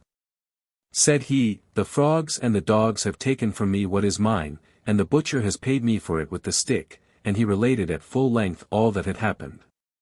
Thereupon the king's daughter began to laugh heartily, and the king said to him, "I cannot give you justice in this, but you shall have my daughter to wife for it, in her whole life she has never yet laughed as she has just done at thee. And I have promised her to him who could make her laugh. Thou mayst thank God for thy good fortune." "Oh," answered the peasant, "I will not have her, I have a wife already, and she is one too many for me. When I go home, it is just as bad as if I had a wife standing in every corner." Then the king grew angry, and said, "Thou art a boor." "Ah, Lord King," replied the peasant, "what can you expect from an ox, but beef?" "Stop," answered the king, "thou shalt have another reward. Be off now, but come back in 3 days, and then thou shalt have 500 counted out in full." When the peasant went out by the gate, the sentry said, "Thou hast made the king's daughter laugh, so thou wilt certainly receive something good." "Yes, that is what I think," answered the peasant, 500 are to be counted out to me." "Hark thee," said the soldier, "give me some of it." "What canst thou do with all that money?" "As it is thou," said the peasant, "thou shalt have 200, present thyself in 3 days' time before the king, and let it be paid to thee." A Jew, who was standing by and had heard the conversation, ran after the peasant, held him by the coat, and said, "Oh, wonder! What a luck child thou art! I will change it for thee, I will change it for thee into small coins. What dost thou want with the great thalers?" "Jew," said the countryman, 300 canst thou still have. Give it to me at once in coin, in 3 days from this, thou wilt be paid for it by the king." The Jew was delighted with the profit, and brought the sum in bad groschen, 3 of which were worth 2 good ones. After 3 days had passed, according to the king's command, the peasant went before the king. "Pull his coat off," said the latter, "and he shall have his 500. "Ah," said the peasant, "they no longer belong to me. I presented 200 of them to the sentinel, and 300 the Jew has changed for me, so by right nothing at all belongs to me." In the meantime the soldier and the Jew entered and claimed what they had gained from the peasant, and they received the blows strictly counted out. The soldier bore it patiently and knew already how it tasted, but the Jew said sorrowfully, "Alas, alas, are these the heavy thalers?" The king could not help laughing at the peasant, and as all his anger was gone, he said, "As thou hast already lost thy reward before it fell to thy lot, I will give thee something in the place of it. Go into my treasure chamber and get some money for thyself, as much as thou wilt." The peasant did not need to be told twice, and stuffed into his big pockets whatsoever would go in. Afterwards he went to an inn and counted out his money. The Jew had crept after him and heard how he muttered to himself, "That rogue of a king has cheated me after all. Why could he not have given me the money himself, and then I should have known what I had? How can I tell now if what I have had the luck to put in my pockets is right or not? Good heavens!" said the Jew to himself, "that man is speaking disrespectfully of our lord the king. I will run and inform, and then I shall get a reward, and he will be punished as well." When the king heard of the peasant's words he fell into a passion, and commanded the Jew to go and bring the offender to him. The Jew ran to the peasant, "You are to go at once to the lord king in the very clothes you have on." "I know what's right better than that," answered the peasant, "I shall have a new coat made first." "Dost thou think that a man with so much money in his pocket is to go there in his ragged old coat?" The Jew, as he saw that the peasant would not stir without another coat, and as he feared that if the king's anger cooled, he himself would lose his reward, and the peasant his punishment, said, "I will out of pure friendship lend thee a coat for the short time. What will people not do for love?" The peasant was contented with this, put the Jew's coat on, and went off with him. The king reproached the countryman because of the evil speaking of which the Jew had informed him. "Ah," said the peasant, "what a Jew says is always false, no true word ever comes out of his mouth. That rascal there is capable of maintaining that I have his coat on." "What is that?" shrieked the Jew. "Is the coat not mine? Have I not lent it to thee out of pure friendship, in order that thou might appear before the Lord King?" When the king heard that, he said, "The Jew has assuredly deceived one or the other of us, either myself or the peasant," and again he ordered something to be counted out to him in hard thalers. The peasant, however, went home in the good coat, with the good money in his pocket, and said to himself, "This time I have hit it." 8. The Wonderful Musician. There was once a wonderful musician, who went quite alone through a forest and thought of all manner of things, and when nothing was left for him to think about, he said to himself, "Time is beginning to pass heavily with me here in the forest, I will fetch hither a good companion for myself." Then he took his fiddle from his back, and played so that it echoed through the trees. It was not long before a wolf came trotting through the thicket towards him. "Ah, here is a wolf coming. I have no desire for him," said the musician. But the wolf came nearer and said to him, "Ah, dear musician, how beautifully thou dost play. I should like to learn that, too." "It is soon learnt," the musician replied, "thou hast only to do all that I bid thee." "Oh, musician," said the wolf, "I will obey thee as a scholar obeys his master." The musician bade him follow, and when they had gone part of the way together, they came to an old oak tree which was hollow inside, and cleft in the middle. "Look," said the musician, "if thou wilt learn to fiddle, put thy 4 paws into this crevice." The wolf obeyed, but the musician quickly picked up a stone and with one blow wedged his 2 paws so fast that he was forced to stay there like a prisoner. "Stay there until I come back again," said the musician, and went his way. After a while he again said to himself, "Time is beginning to pass heavily with me here in the forest, I will fetch hither another companion," and took his fiddle and again played in the forest. It was not long before a fox came creeping through the trees towards him. "Ah, there's a fox coming," said the musician. "I have no desire for him." The fox came up to him and said, "Oh, dear musician, how beautifully thou dost play. I should like to learn that too." "That is soon learnt," said the musician. "Thou hast only to do everything that I bid thee." "Oh, musician," then said the fox, "I will obey thee as a scholar obeys his master." "Follow me," said the musician. And when they had walked a part of the way, they came to a footpath, with high bushes on both sides of it. There the musician stood still, and from one side bent a young hazel bush down to the ground, and put his foot on the top of it, then he bent down a young tree from the other side as well, and said, "Now little fox, if thou wilt learn something, give me thy left front paw." The fox obeyed, and the musician fastened his paw to the left bough. Little fox, said he, now reach me thy right paw, and he tied it to the right bough.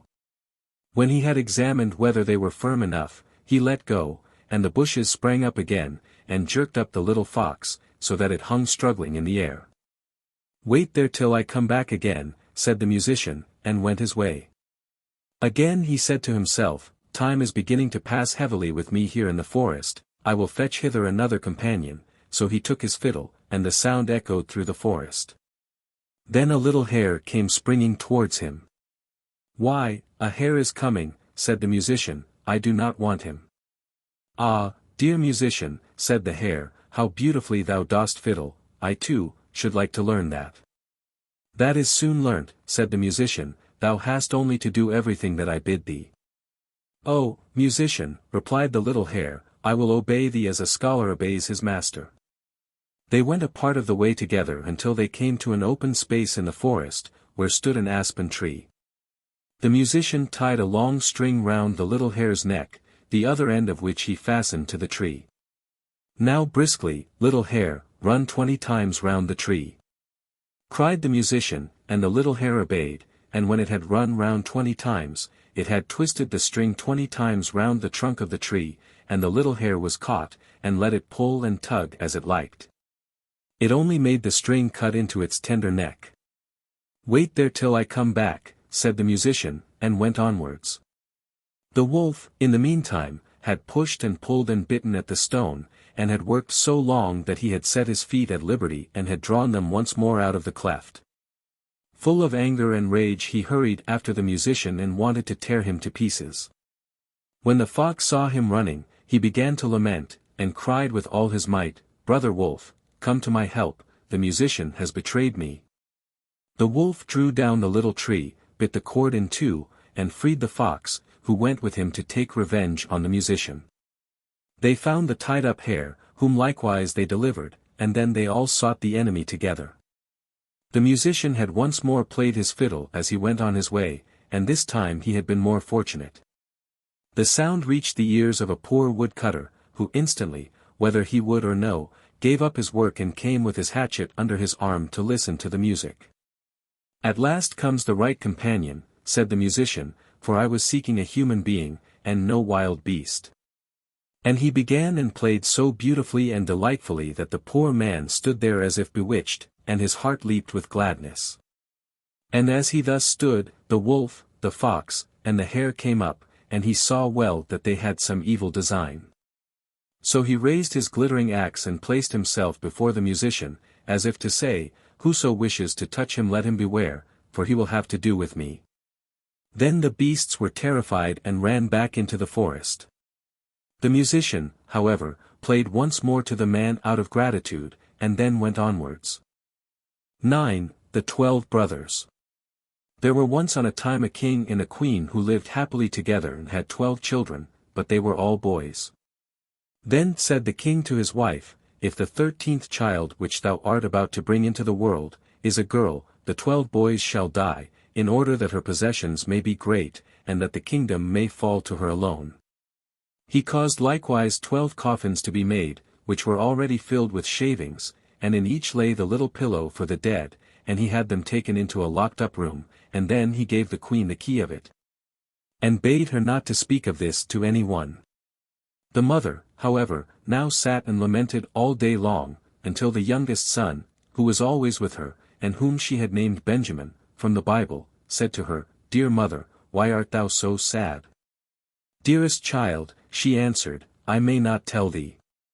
But he let her have no rest until she went and unlocked the room, and showed him the 12 coffins ready filled with shavings. Then she said, My dearest Benjamin, thy father has had these coffins made for thee and for thy 11 brothers, for if I bring a little girl into the world, you are all to be killed and buried in them. And as she wept while she was saying this, the son comforted her and said, Weep not, dear mother, we will save ourselves, and go hence.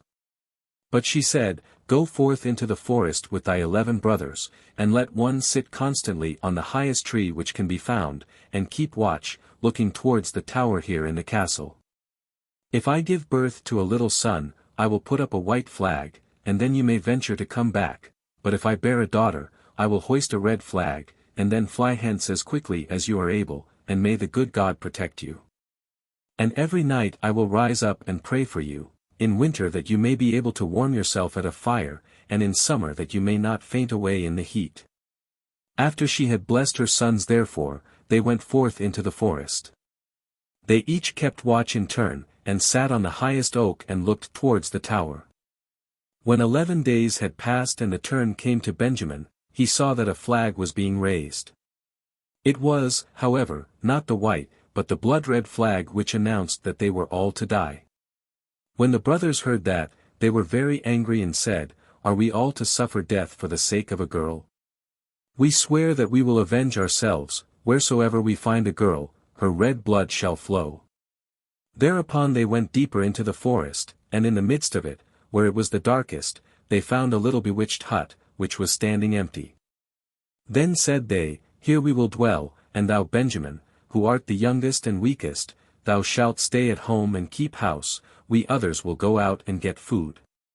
Then they went into the forest and shot hares, wild deer, birds and pigeons, and whatsoever there was to eat, this they took to Benjamin, who had to dress it for them in order that they might appease their hunger. They lived together 10 years in the little hut, and the time did not appear long to them. The little daughter which their mother the queen had given birth to, was now grown up. She was good of heart, and fair of face, and had a golden star on her forehead. Once, when it was the great washing, she saw 12 men's shirts among the things, and asked her mother, "To whom do these 12 shirts belong, for they are far too small for father?" Then the queen answered with a heavy heart, "Dear child, these belong to thy 12 brothers." Said the maiden, "Where are my 12 brothers? I have never yet heard of them." She replied, "God knows where they are wandering about the world." Then she took the maiden and opened the chamber for her, and showed her the 12 coffins with the shavings, and pillows for the head. "These coffins," said she, "were destined for thy brothers, but they went away secretly before thou wert born," and she related to her how everything had happened. Then said the maiden, "Dear mother, weep not, I will go and seek my brothers." So she took the 12 shirts and went forth, and straight into the great forest. She walked the whole day, and in the evening she came to the bewitched hut. Then she entered it and found a young boy, who asked, "From whence comest thou, and whither art thou bound?" and was astonished that she was so beautiful, and wore royal garments, and had a star on her forehead. And she answered, "I am a king's daughter, and am seeking my 12 brothers, and I will walk as far as the sky is blue until I find them." She likewise showed him the 12 shirts which belonged to them. Then Benjamin saw that she was his sister, and said, "I am Benjamin, thy youngest brother." And she began to weep for joy, and Benjamin wept also, and they kissed and embraced each other with the greatest love. But after this he said, "Dear sister, there is still one difficulty. We have agreed that every maiden whom we meet shall die, because we have been obliged to leave our kingdom on account of a girl." Then said she, "I will willingly die, if by so doing I can deliver my 12 brothers." "No," answered he, "thou shalt not die, seat thyself beneath this tub until our 11 brothers come, and then I will soon come to an agreement with them." She did so, and when it was night the others came from hunting, and their dinner was ready. And as they were sitting at table, and eating, they asked, "What news is there?" Said Benjamin, "Don't you know anything?" "No," they answered. He continued, "You have been in the forest and I have stayed at home, and yet I know more than you do." "Tell us then," they cried. He answered, "But promise me that the first maiden who meets us shall not be killed." "Yes," they all cried, "she shall have mercy, only do tell us." Then said he, "Our sister is here," and he lifted up the tub, and the king's daughter came forth in her royal garments with the golden star on her forehead, and she was beautiful, delicate and fair. Then they were all rejoiced, and fell on her neck, and kissed and loved her with all their hearts. Now she stayed at home with Benjamin and helped him with the work. The 11 went into the forest and caught game, and deer, and birds, and wood pigeons that they might have food, and the little sister and Benjamin took care to make it ready for them. She sought for the wood for cooking and herbs for vegetables, and put the pans on the fire so that the dinner was always ready when the 11 came. She likewise kept order in the little house, and put beautifully white clean coverings on the little beds, and the brothers were always contented and lived in great harmony with her. Once on a time the two at home had prepared a beautiful entertainment, and when they were all together, they sat down and ate and drank and were full of gladness. There was, however, a little garden belonging to the bewitched house wherein stood 12 lily flowers, which are likewise called students. She wished to give her brothers pleasure, and plucked the 12 flowers, and thought she would present each brother with one while at dinner. But at the self-same moment that she plucked the flowers the 12 brothers were changed into 12 ravens, and flew away over the forest, and the house and garden vanished likewise. And now the poor maiden was alone in the wild forest, and when she looked around, an old woman was standing near her who said, "My child, what hast thou done? Why didst thou not leave the 12 white flowers growing? They were thy brothers, who are now for evermore changed into ravens." The maiden said, weeping, "Is there no way of delivering them?" "No," said the woman, "there is but one in the whole world, and that is so hard that thou wilt not deliver them by it, for thou must be dumb for 7 years, and mayst not speak or laugh, and if thou speakest one single word. And only an hour of the 7 years is wanting, all is in vain, and thy brothers will be killed by the one word."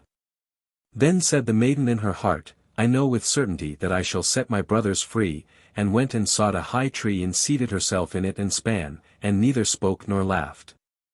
Now it so happened that a king was hunting in the forest, who had a great greyhound which ran to the tree on which the maiden was sitting, and sprang about it, whining, and barking at her. Then the king came by and saw the beautiful king's daughter with the golden star on her brow, and was so charmed with her beauty that he called to ask her if she would be his wife. She made no answer, but nodded a little with her head. So he climbed up the tree himself, carried her down, placed her on his horse, and bore her home. Then the wedding was solemnized with great magnificence and rejoicing, but the bride neither spoke nor smiled. When they had lived happily together for a few years, the king's mother, who was a wicked woman, began to slander the young queen, and said to the king, "This is a common beggar girl whom thou hast brought back with thee. Who knows what impious tricks she practices secretly? Even if she be dumb, and not able to speak, she still might laugh for once, but those who do not laugh have bad consciences." At first the king would not believe it, but the old woman urged this so long, and accused her of so many evil things, that at last the king let himself be persuaded and sentenced her to death. And now a great fire was lighted in the courtyard in which she was to be burnt, and the king stood above at the window and looked on with tearful eyes, because he still loved her so much. And when she was bound fast to the stake, and the fire was licking at her clothes with its red tongue, the last instant of the 7 years expired. Then a whirring sound was heard in the air, and 12 ravens came flying towards the place, and sank downwards, and when they touched the earth they were her 12 brothers, whom she had delivered. They tore the fire asunder, extinguished the flames, set their dear sister free, and kissed and embraced her. And now as she dared to open her mouth and speak, she told the king why she had been dumb, and had never laughed. The king rejoiced when he heard that she was innocent, and they all lived in great unity until their death. The wicked stepmother was taken before the judge, and put into a barrel filled with boiling oil and venomous snakes, and died an evil death. 10. The Pack of Ragamuffins. The cock once said to the hen, "It is now the time when our nuts are ripe, so let us go to the hill together and for once eat our fill before the squirrel takes them all away." "Yes," replied the hen, "come, we will have some pleasure together." Then they went away to the hill, and on it was a bright day they stayed till evening. Now I do not know whether it was that they had eaten till they were too fat, or whether they had become proud, but they would not go home on foot, and the cock had to build a little carriage of nutshells. When it was ready, the little hen seated herself in it and said to the cock, "Thou canst just harness thyself to it." "I like that," said the cock, "I would rather go home on foot than let myself be harnessed to it. No, that is not our bargain. I do not mind being coachman and sitting on the box, but drag it myself I will not." As they were thus disputing, a duck quacked to them, you thieving folks, who bade you go to my nut hill? Well, you shall suffer for it. And ran with open beak at the cock. But the cock also was not idle, and fell boldly on the duck, and at last wounded her so with his spurs that she also begged for mercy, and willingly let herself be harnessed to the carriage as a punishment. The little cock now seated himself on the box and was coachman, and thereupon they went off in a gallop, with, "Duck, go as fast as thou canst." When they had driven a part of the way they met 2 foot passengers, a pin and a needle. They cried, "Stop! Stop!" and said that it would soon be as dark as pitch, and then they could not go a step further, and that it was so dirty on the road, and asked if they could not get into the carriage for a while. They had been at the tailor's public house by the gate, and had stayed too long over the beer. As they were thin people, who did not take up much room, the cock let them both get in, but they had to promise him and his little hen not to step on their feet. Late in the evening they came to an inn, and as they did not like to go further by night, and as the duck also was not strong on her feet, and fell from one side to the other, they went in. The host at first made many objections, his house was already full, besides he thought they could not be very distinguished persons. But at last, as they made pleasant speeches, and told him that he should have the egg which the little hen has laid on the way, and should likewise keep the duck, which laid one every day, he at length said that they might stay the night. And now they had themselves well served, and feasted and rioted. Early in the morning, when day was breaking, and every one was asleep, the cock awoke the hen, brought the egg, pecked it open, and they ate it together, but they threw the shell on the hearth. Then they went to the needle which was still asleep, took it by the head and stuck it into the cushion of the landlord's chair, and put the pin in his towel, and at the last without more ado they flew away over the heath. The duck who liked to sleep in the open air and had stayed in the yard, heard them going away, made herself merry and found a stream, down which she swam, which was a much quicker way of travelling than being harnessed to a carriage. The host did not get out of bed for 2 hours after this. He washed himself and wanted to dry himself, then the pin went over his face and made a red streak from one ear to the other. After this he went into the kitchen and wanted to light a pipe, but when he came to the hearth the egg-shell darted into his eyes. "This morning everything attacks my head," said he, and angrily sat down on his grandfather's chair, but he quickly started up again and cried, "Woe is me," for the needle had pricked him still worse than the pin, and not in the head. Now he was thoroughly angry, and suspected the guests who had come so late the night before, and when he went and looked about for them, they were gone. Then he made a vow to take no more ragamuffins into his house, for they consume much, pay for nothing, and play mischievous tricks into the bargain by way of gratitude. 11. Little Brother and Little Sister. Little brother took his little sister by the hand and said, "Since our mother died we have had no happiness, our stepmother beats us every day, and if we come near her she kicks us away with her foot. Our meals are the hard crusts of bread that are left over, and the little dog under the table is better off, for she often throws it a nice bit. May heaven pity us. If our mother only knew. Come, we will go forth together into the wide world." They walked the whole day over meadows, fields, and stony places, and when it rained the little sister said, "Heaven and our hearts are weeping together." In the evening they came to a large forest, and they were so weary with sorrow and hunger and the long walk, that they lay down in a hollow tree and fell asleep. The next day when they awoke, the sun was already high in the sky, and shone down hot into the tree. Then the brother said, "Sister, I am thirsty, if I knew of a little brook I would go and just take a drink, I think I hear one running." The brother got up and took the little sister by the hand, and they set off to find the brook. But the wicked stepmother was a witch, and had seen how the 2 children had gone away, and had crept after them privily, as witches do creep, and had bewitched all the brooks in the forest. Now when they found a little brook leaping brightly over the stones, the brother was going to drink out of it, but the sister heard how it said as it ran, "Who drinks of me will be a tiger, who drinks of me will be a tiger." Then the sister cried, "Pray, dear brother, do not drink, or you will become a wild beast, and tear me to pieces." The brother did not drink, although he was so thirsty, but said, "I will wait for the next spring." When they came to the next brook, the sister heard this also say, "Who drinks of me will be a wolf, who drinks of me will be a wolf." Then the sister cried out, "Pray, dear brother, do not drink, or you will become a wolf and devour me." The brother did not drink, and said, "I will wait until we come to the next spring, but then I must drink, say what you like, for my thirst is too great."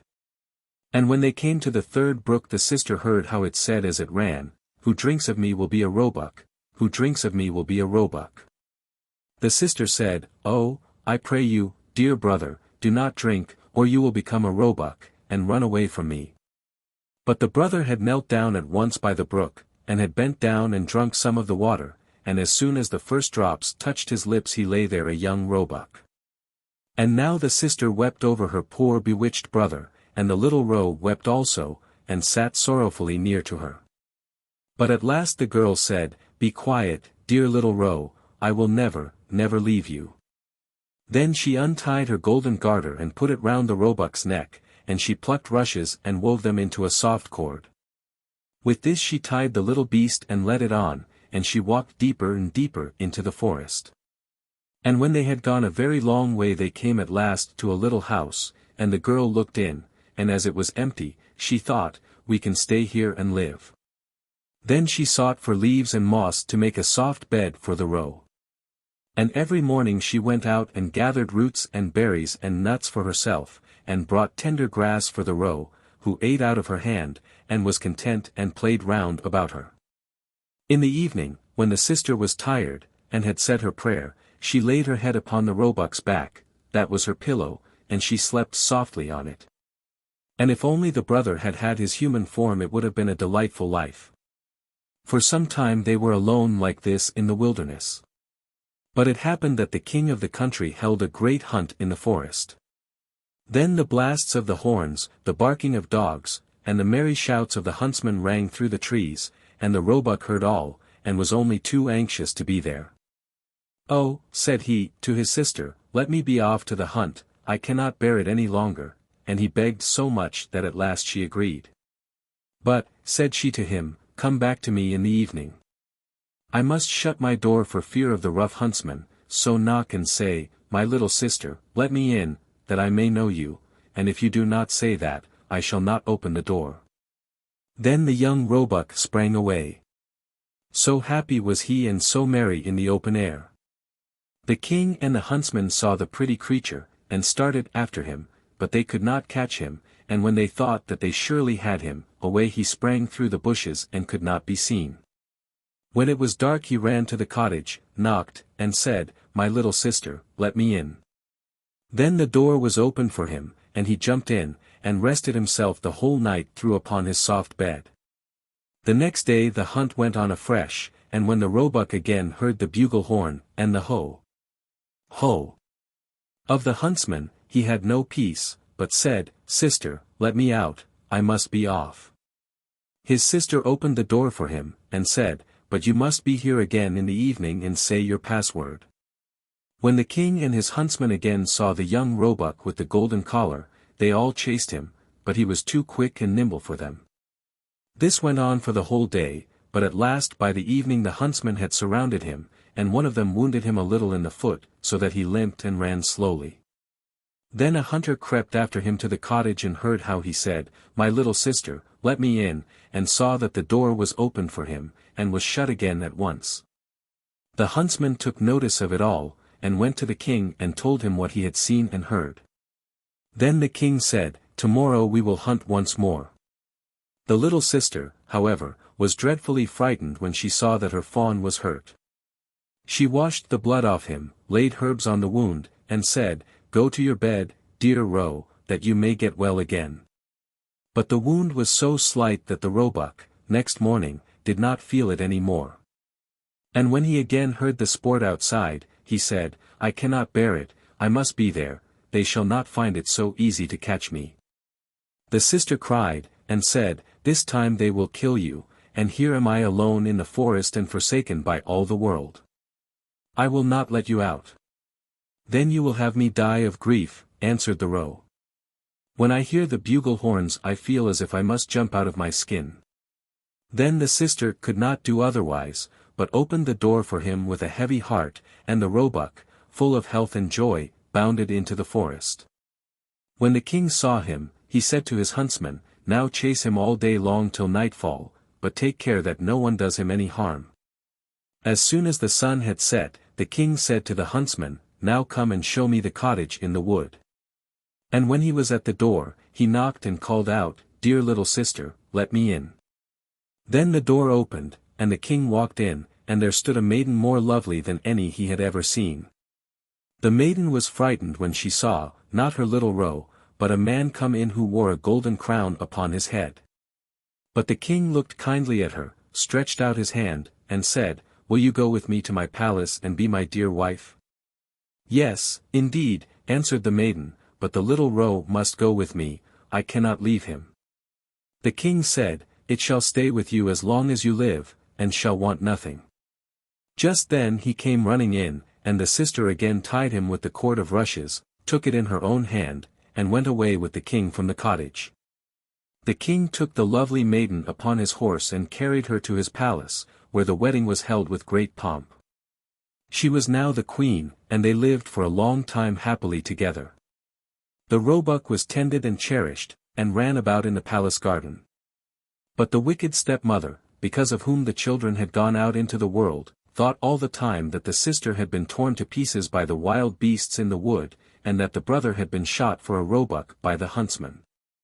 Now when she heard that they were so happy, and so well off, envy and hatred rose in her heart and left her no peace, and she thought of nothing but how she could bring them again to misfortune. Her own daughter, who was ugly as night, and had only one eye, grumbled at her and said, "A queen! That ought to have been my luck." "Only be quiet," answered the old woman, and comforted her by saying, "When the time comes I shall be ready." As time went on, the queen had a pretty little boy, and it happened that the king was out hunting, so the old witch took the form of the chambermaid, went into the room where the queen lay, and said to her, "Come, the bath is ready. It will do you good, and give you fresh strength, make haste before it gets cold." The daughter also was close by, so they carried the weakly queen into the bathroom, and put her into the bath, then they shut the door and ran away. But in the bathroom they had made a fire of such deadly heat that the beautiful young queen was soon suffocated. When this was done the old woman took her daughter, put a nightcap on her head, and laid her in bed in place of the queen. She gave her too the shape and the look of the queen, only she could not make good the lost eye. But in order that the king might not see it, she was to lie on the side on which she had no eye. In the evening when he came home and heard that he had a son he was heartily glad, and was going to the bed of his dear wife to see how she was. But the old woman quickly called out, "For your life leave the curtains closed. The queen ought not to see the light yet, and must have rest." The king went away, and did not find out that a false queen was lying in the bed. But at midnight, when all slept, the nurse, who was sitting in the nursery by the cradle, and who was the only person awake, saw the door open and the true queen walk in. She took the child out of the cradle, laid it on her arm, and suckled it. Then she shook up its pillow, laid the child down again, and covered it with the little quilt. And she did not forget the roebuck, but went into the corner where it lay, and stroked its back. Then she went quite silently out of the door again. The next morning the nurse asked the guards whether anyone had come into the palace during the night, but they answered, "No, we have seen no one." She came thus many nights and never spoke a word. The nurse always saw her, but she did not dare to tell anyone about it. When some time had passed in this manner, the queen began to speak in the night, and said, "How fares my child, how fares my roe? Twice shall I come, then never more." The nurse did not answer, but when the queen had gone again, went to the king and told him all. The king said, "Ah, heavens! What is this? Tomorrow night I will watch by the child." In the evening he went into the nursery, and at midnight the queen again appeared and said, "How fares my child, how fares my roe? Once will I come, then never more." And she nursed the child as she was wont to do before she disappeared. The king dared not speak to her, but on the next night he watched again. Then she said, "How fares my child, how fares my roe? This time I come, then never more." Then the king could not restrain himself. He sprang towards her, and said, "You can be none other than my dear wife." She answered, "Yes, I am your dear wife," and at the same moment she received life again, and by God's grace became fresh, rosy, and full of health. Then she told the king the evil deed which the wicked witch and her daughter had been guilty of towards her. The king ordered both to be led before the judge, and judgment was delivered against them. The daughter was taken into the forest where she was torn to pieces by wild beasts, but the witch was cast into the fire and miserably burnt. And as soon as she was burnt the roebuck changed his shape, and received his human form again, so the sister and brother lived happily together all their lives. 12. Rapunzel. There were once a man and a woman who had long in vain wished for a child. At length the woman hoped that God was about to grant her desire. These people had a little window at the back of their house from which a splendid garden could be seen, which was full of the most beautiful flowers and herbs. It was, however, surrounded by a high wall, and no one dared to go into it because it belonged to an enchantress, who had great power and was dreaded by all the world. One day the woman was standing by this window and looking down into the garden, when she saw a bed which was planted with the most beautiful rampion, Rapunzel, and it looked so fresh and green that she longed for it, and had the greatest desire to eat some. This desire increased every day, and as she knew that she could not get any of it, she quite pined away, and looked pale and miserable. Then her husband was alarmed, and asked, "What aileth thee, dear wife?" "Ah," she replied, "if I can't get some of the rampion, which is in the garden behind our house, to eat, I shall die." The man, who loved her, thought, "Sooner than let thy wife die, bring her some of the rampion thyself, let it cost thee what it will." In the twilight of the evening, he clambered down over the wall into the garden of the enchantress, hastily clutched a handful of rampion, and took it to his wife. She at once made herself a salad of it, and ate it with much relish. She, however, liked it so much, so very much, that the next day she longed for it 3 times as much as before.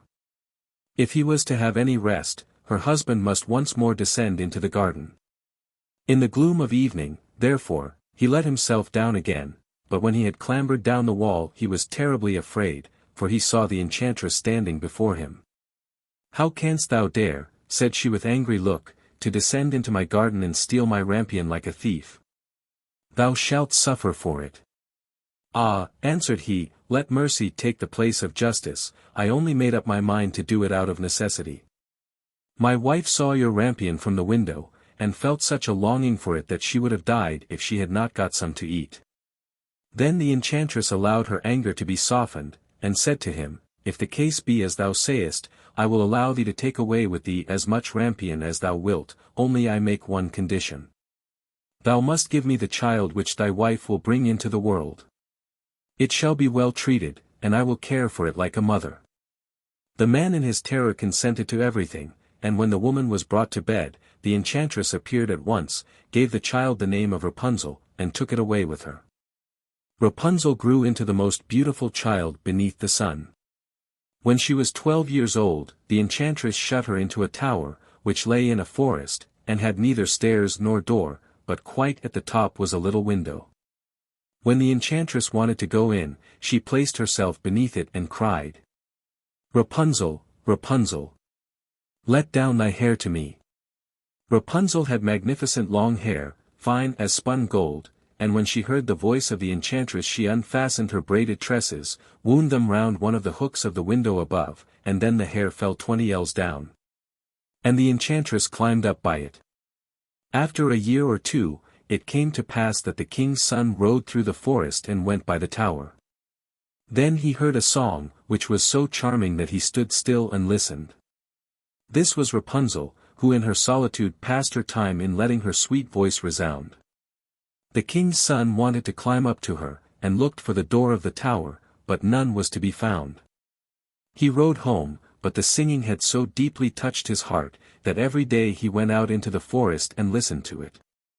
Once when he was thus standing behind a tree, he saw that an enchantress came there, and he heard how she cried. Rapunzel, Rapunzel, let down thy hair.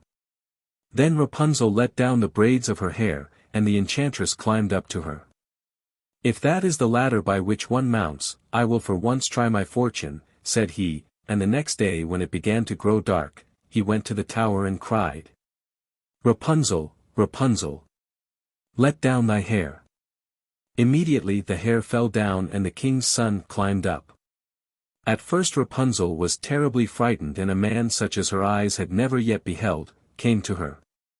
But the king's son began to talk to her quite like a friend, and told her that his heart had been so stirred that it had let him have no rest, and he had been forced to see her. Then Rapunzel lost her fear, and when he asked her if she would take him for her husband, and she saw that he was young and handsome, she thought, he will love me more than old Dame Gothel does, and she said yes, and laid her hand in his. She said, I will willingly go away with thee, but I do not know how to get down.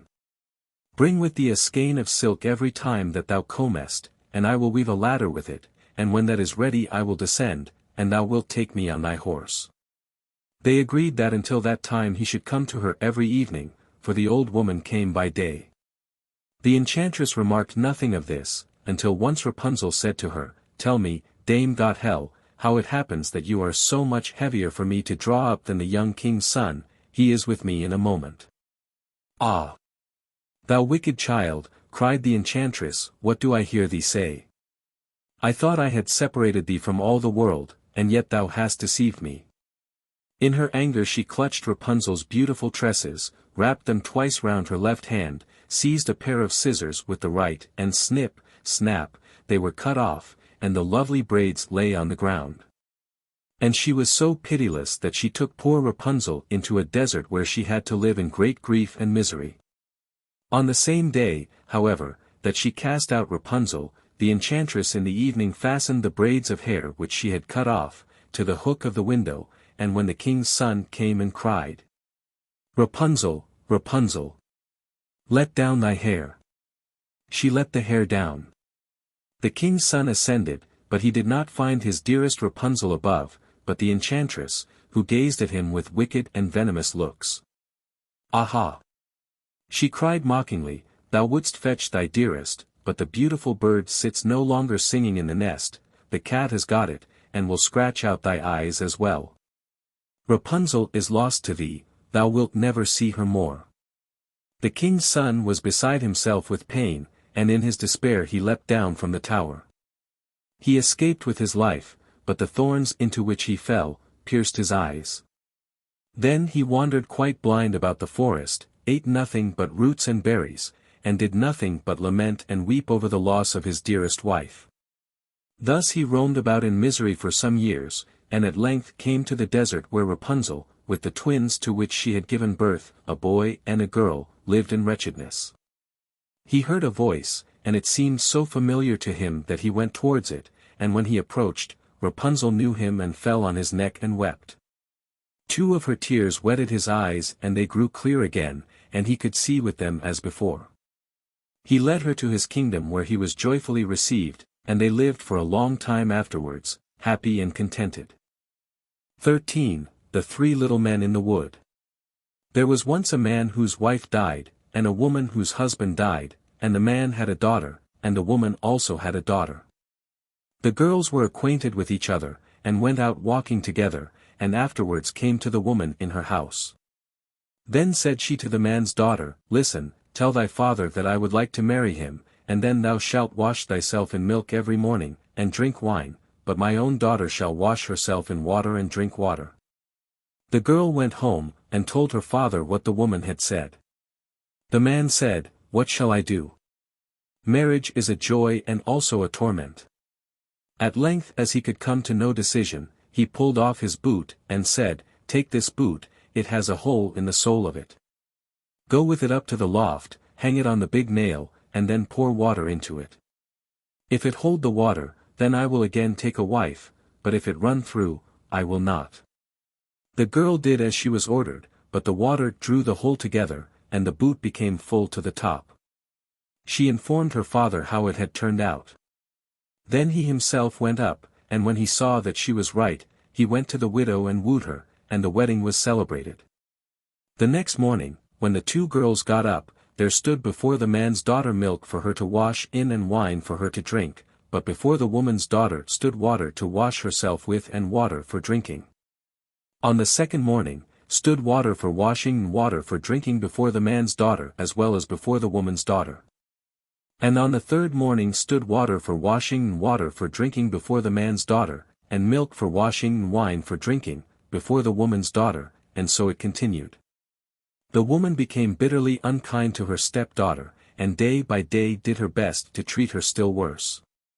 She was also envious because her stepdaughter was beautiful and lovable, and her own daughter ugly and repulsive. Once, in winter, when everything was frozen as hard as a stone, and hill and vale lay covered with snow, the woman made a frock of paper, called her stepdaughter, and said, "Here, put on this dress and go out into the wood. And fetch me a little basketful of strawberries, I have a fancy for some." "Good heavens," said the girl, "no strawberries grow in winter. The ground is frozen, and besides the snow has covered everything. And why am I to go in this paper frock? It is so cold outside that one's very breath freezes. The wind will blow through the frock, and the thorns will tear it off my body." "Wilt thou contradict me again?" said the stepmother. "See that thou goest, and do not show thy face again until thou hast the basketful of strawberries." Then she gave her a little piece of hard bread, and said, "This will last thee the day," and thought, "Thou wilt die of cold and hunger outside, and wilt never be seen again by me." Then the maiden was obedient, and put on the paper frock, and went out with the basket. Far and wide there was nothing but snow, and not a green blade to be seen. When she got into the wood she saw a small house out of which peeped three dwarfs. She wished them good day, and knocked modestly at the door. They cried, "Come in," and she entered the room and seated herself on the bench by the stove, where she began to warm herself and eat her breakfast. The elves said, "Give us, too, some of it." "Willingly," she said, and divided her bit of bread in two and gave them the half. They asked, "What dost thou here in the forest in the winter time, in thy thin dress?" "Ah," she answered, "I am to look for a basketful of strawberries, and am not to go home until I can take them with me." When she had eaten her bread, they gave her a broom and said, "Sweep away the snow at the back door with it." But when she was outside, the three little men said to each other, "What shall we give her as she is so good, and has shared her bread with us?" Then said the first, "My gift is, that she shall every day grow more beautiful." The second said, "My gift is, that gold pieces shall fall out of her mouth every time she speaks." The third said, "My gift is, that a king shall come and take her to wife." The girl, however, did as the little men had bidden her, swept away the snow behind the little house with the broom, and what did she find but real ripe strawberries, which came up quite dark red out of the snow. In her joy she hastily gathered her basket full, thanked the little men, shook hands with each of them, and ran home to take her stepmother what she had longed for so much. When she went in and said good evening, a piece of gold at once fell from her mouth. Thereupon she related what had happened to her in the wood, but with every word she spoke, gold pieces fell from her mouth, until very soon the whole room was covered with them. "Now look at her arrogance," cried the stepsister, "to throw about gold in that way," but she was secretly envious of it, and wanted to go into the forest also to seek strawberries. The mother said, "No, my dear little daughter, it is too cold, thou mightest die of cold." However, as her daughter let her have no peace, the mother at last yielded, made her a magnificent dress of fur, which she was obliged to put on, and gave her bread and butter and cake with her. The girl went into the forest and straight up to the little house. The three little elves peeped out again, but she did not greet them, and without looking round at them and without speaking to them, she went awkwardly into the room, seated herself by the stove, and began to eat her bread and butter and cake. "Give us some of it," cried the little men, but she replied, "There is not enough for myself, so how can I give it away to other people?" When she had done eating, they said, "There is a broom for thee, sweep all clean for us outside by the back door." "Humph!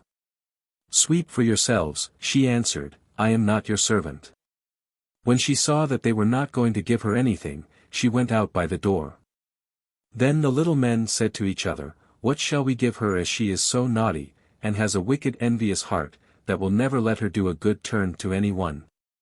The first said, "I grant that she may grow uglier every day." The second said, "I grant that at every word she says, a toad shall spring out of her mouth."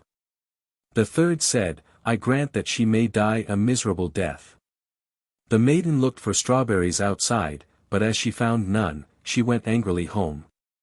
And when she opened her mouth, and was about to tell her mother what had happened to her in the wood, with every word she said, a toad sprang out of her mouth, so that everyone was seized with horror of her. Then the stepmother was still more enraged, and thought of nothing but how to do every possible injury to the man's daughter, whose beauty, however, grew daily greater. At length she took a cauldron, set it on the fire, and boiled yarn in it. When it was boiled, she flung it on the poor girl's shoulder, and gave her an axe in order that she might go on the frozen river, cut a hole in the ice, and rinse the yarn. She was obedient, went thither and cut a hole in the ice. And while she was in the midst of her cutting, a splendid carriage came driving up, in which sat the king. The carriage stopped, and the king asked, "My child, who art thou, and what art thou doing here?" "I am a poor girl, and I am rinsing yarn." Then the king felt compassion, and when he saw that she was so very beautiful, he said to her, "Wilt thou go away with me?" "Ah, yes, with all my heart," she answered, for she was glad to get away from the mother and sister. So she got into the carriage and drove away with the king, and when they arrived at his palace, the wedding was celebrated with great pomp, as the little men had granted to the maiden. When a year was over, the young queen bore a son, and as the stepmother had heard of her great good fortune, she came with her daughter to the palace and pretended that she wanted to pay her a visit.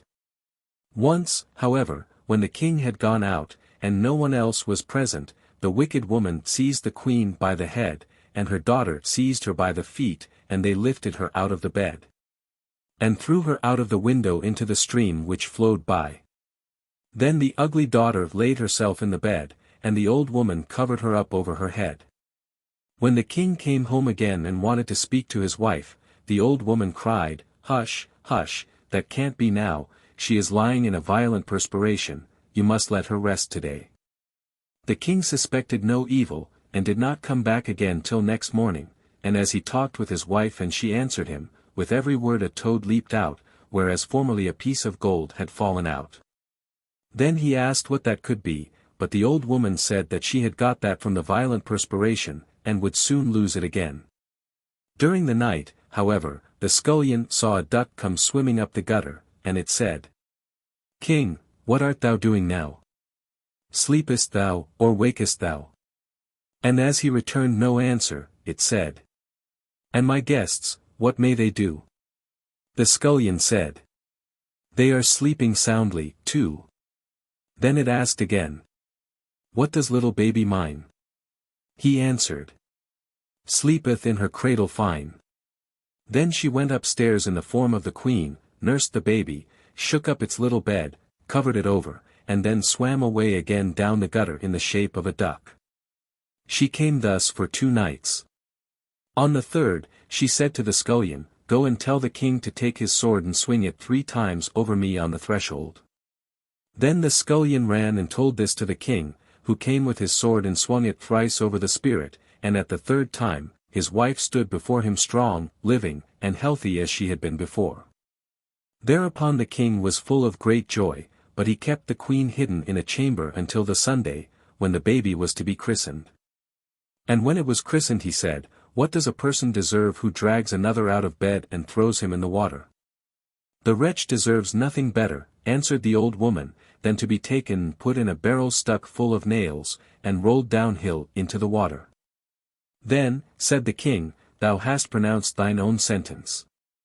And he ordered such a barrel to be brought, and the old woman to be put into it with her daughter, and then the top was hammered on, and the barrel rolled downhill until it went into the river. 14. The 3 Spinners. There was once a girl who was idle and would not spin, and let her mother say what she would, she could not bring her to it. At last the mother was once so overcome with anger and impatience, that she beat her, on which the girl began to weep loudly. Now at this very moment the queen drove by, and when she heard the weeping she stopped her carriage, went into the house and asked the mother why she was beating her daughter so that the cries could be heard out on the road. Then the woman was ashamed to reveal the laziness of her daughter and said, I cannot get her to leave off spinning. She insists on spinning for ever and ever, and I am poor, and cannot procure the flax. Then answered the queen, There is nothing that I like better to hear than spinning, and I am never happier than when the wheels are humming. Let me have your daughter with me in the palace. I have flax enough, and there she shall spin as much as she likes.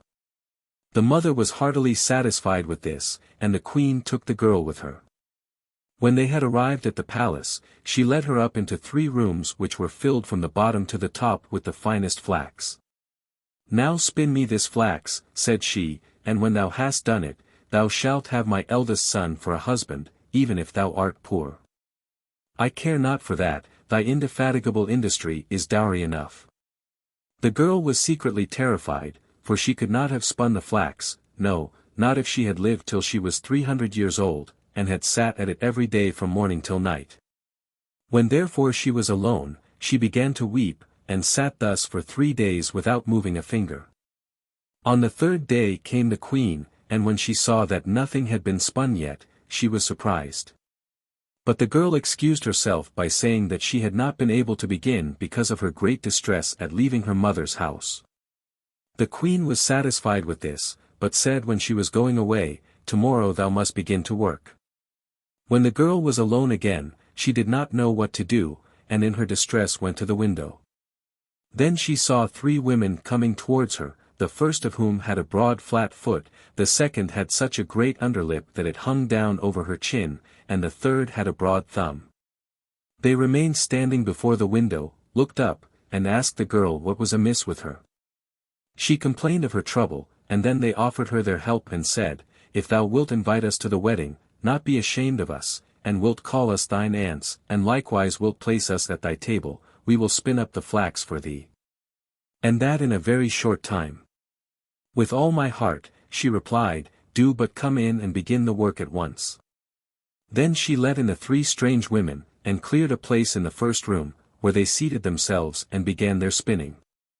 The one drew the thread and trod the wheel, the other wetted the thread, the third twisted it, and struck the table with her finger, and as often as she struck it, a skein of thread fell to the ground that was spun in the finest manner possible.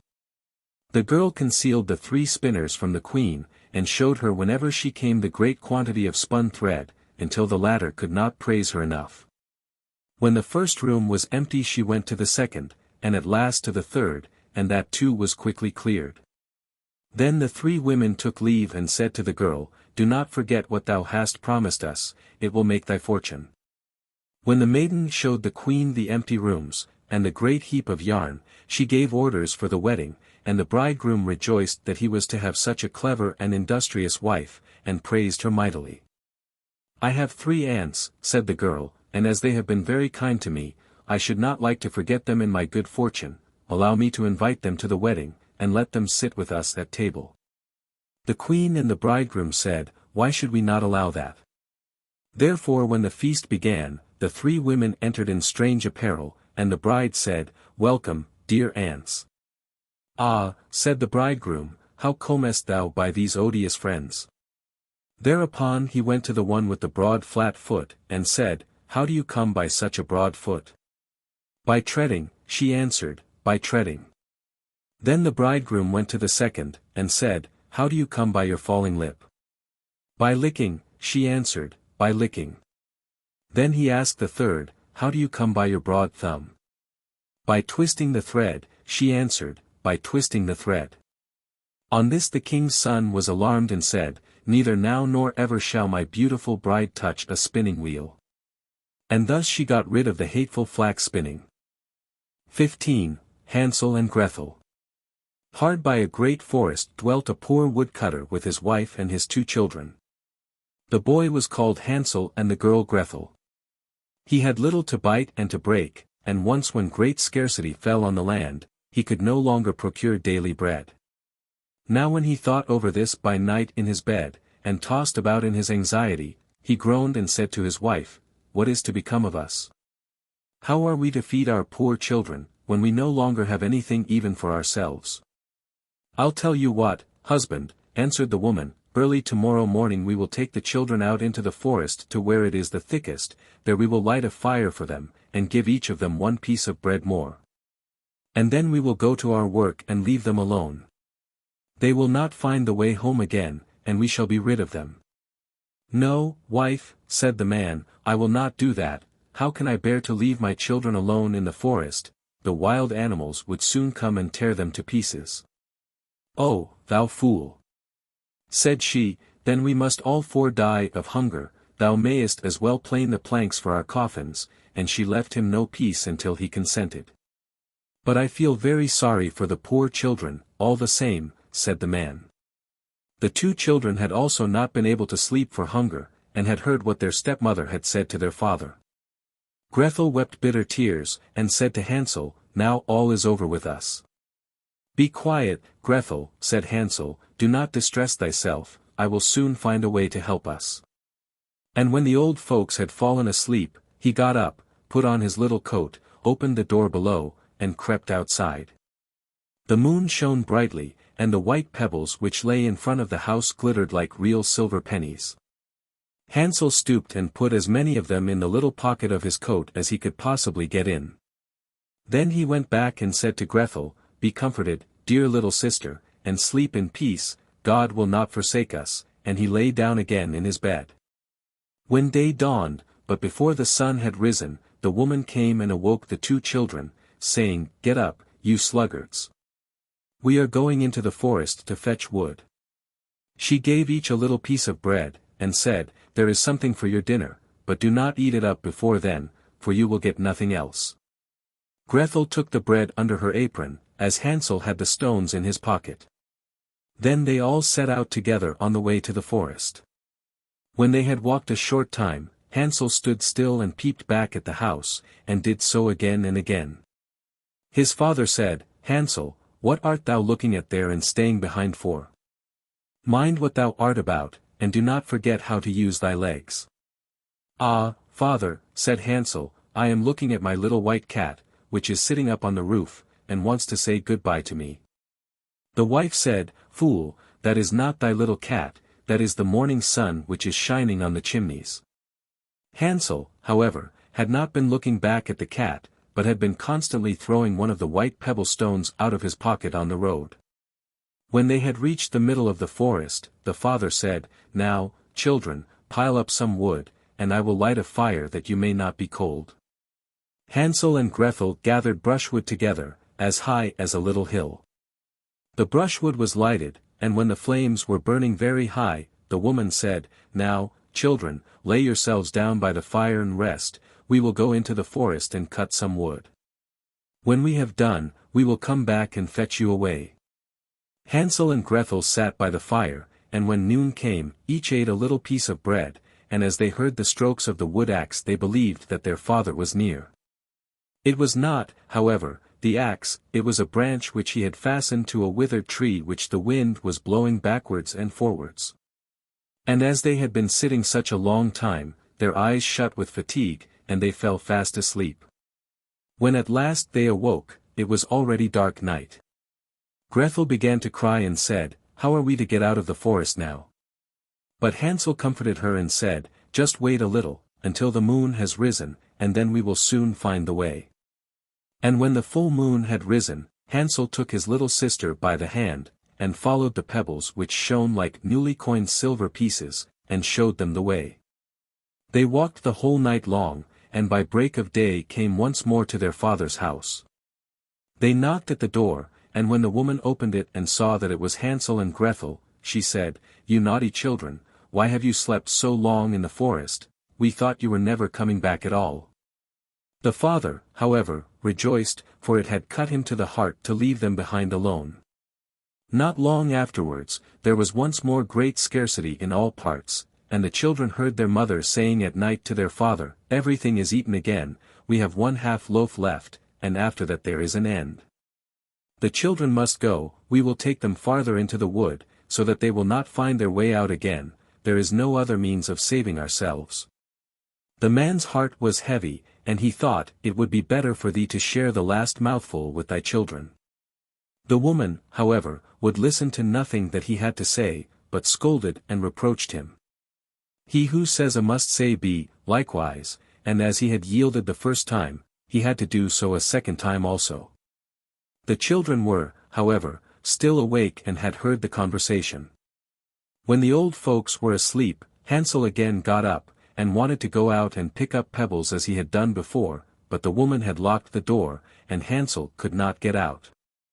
Nevertheless he comforted his little sister, and said, "Do not cry, Grethel, go to sleep quietly, the good God will help us."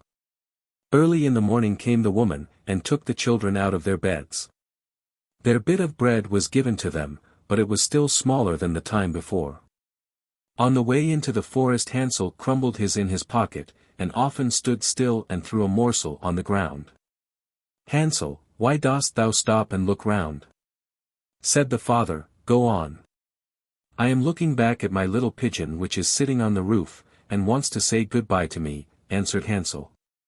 "Simpleton," said the woman, "that is not thy little pigeon, that is the morning sun that is shining on the chimney." Hansel, however, little by little, threw all the crumbs on the path.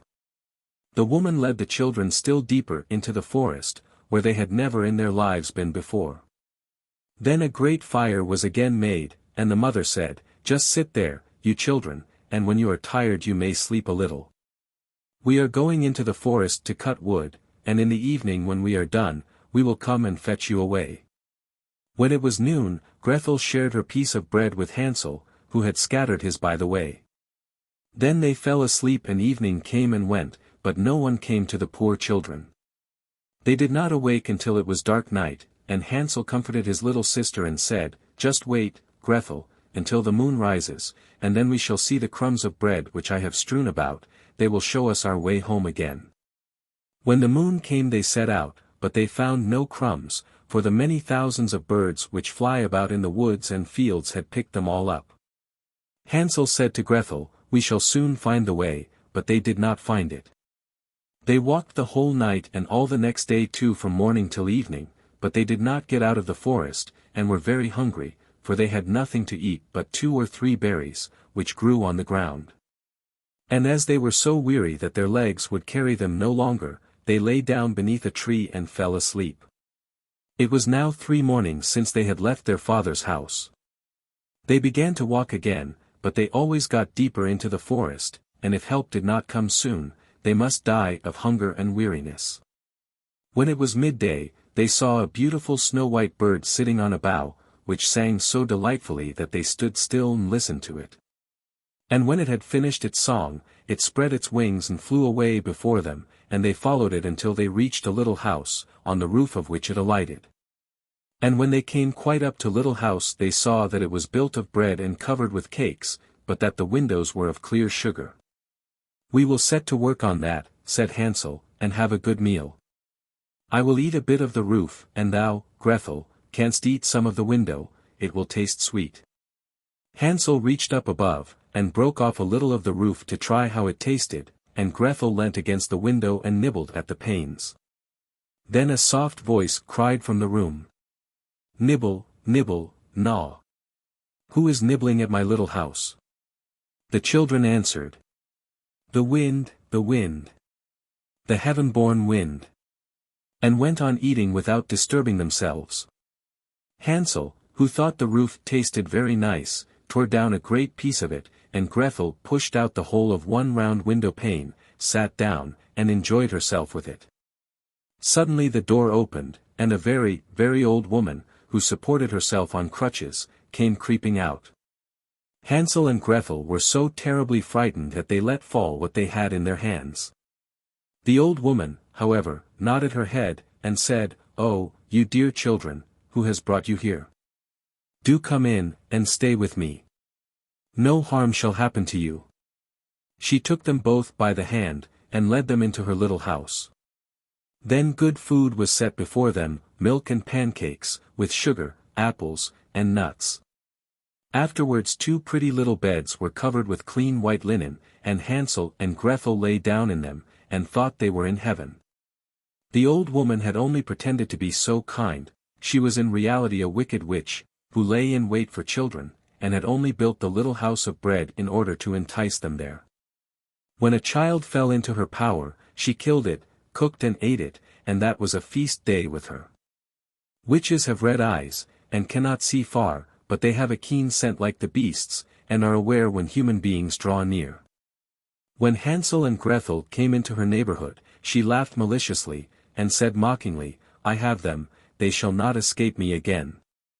Early in the morning before the children were awake, she was already up, and when she saw both of them sleeping and looking so pretty, with their plump red cheeks, she muttered to herself, "That will be a dainty mouthful."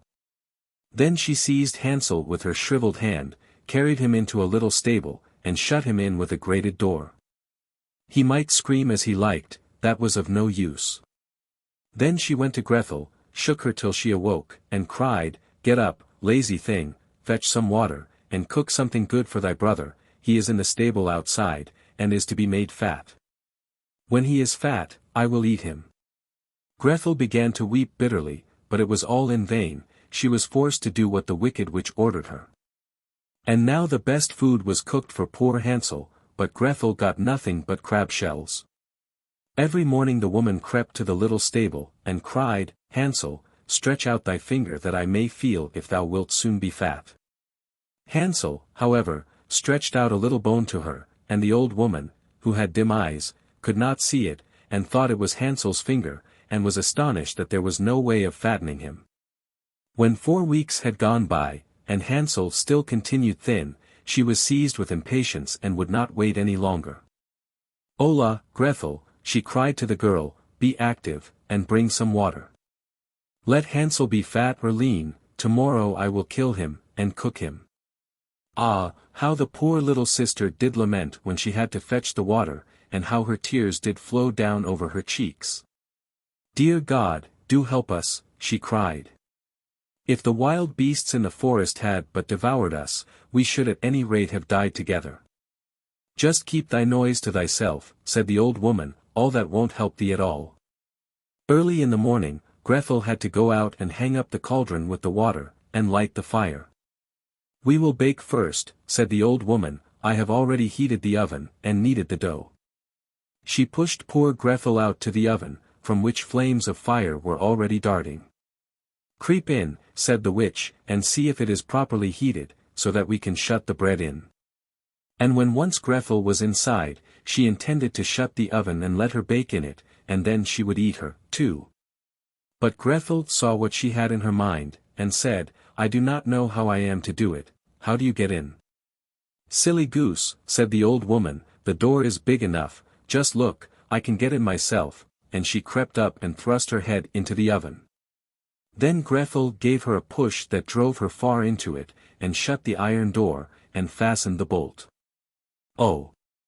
Then she began to howl quite horribly, but Grethel ran away, and the godless witch was miserably burnt to death.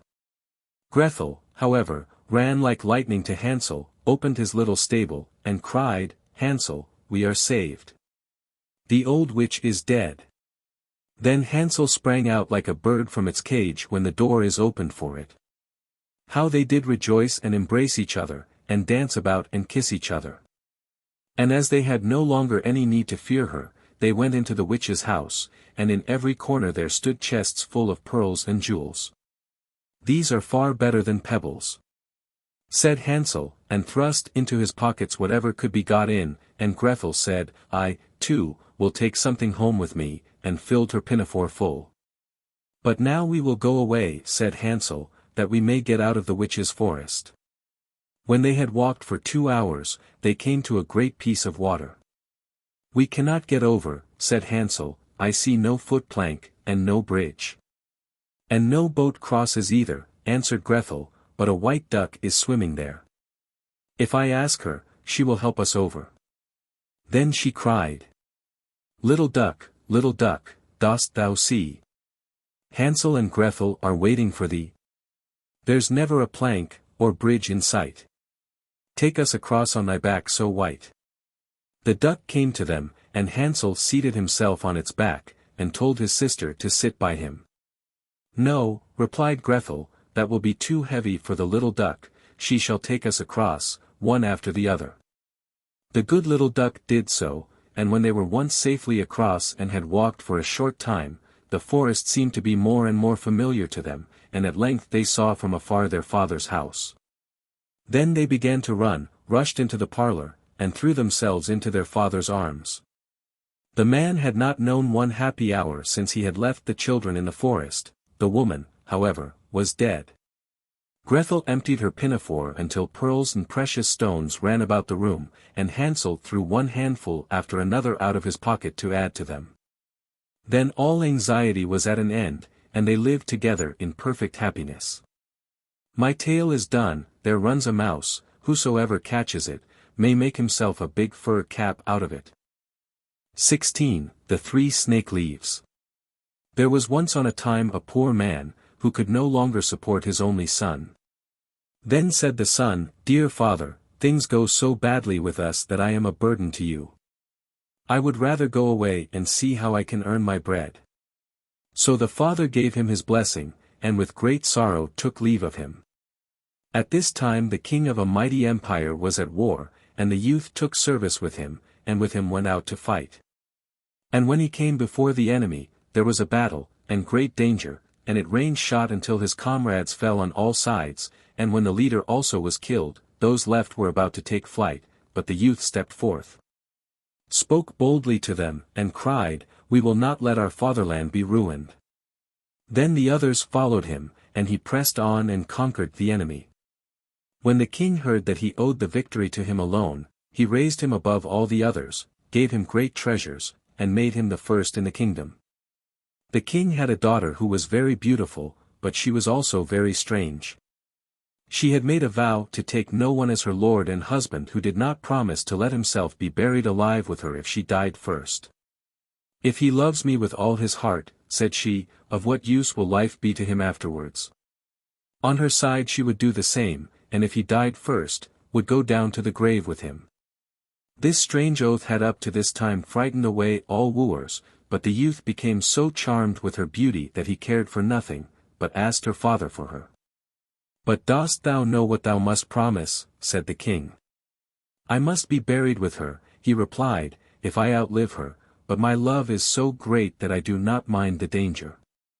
Then the king consented, and the wedding was solemnized with great splendor. They lived now for a while happy and contented with each other, and then it befell that the young queen was attacked by a severe illness, and no physician could save her. And as she lay there dead, the young king remembered what he had been obliged to promise, and was horrified at having to lie down alive in the grave, but there was no escape. The king had placed sentries at all the gates, and it was not possible to avoid his fate. When the day came when the corpse was to be buried, he was taken down into the royal vault with it, and then the door was shut and bolted.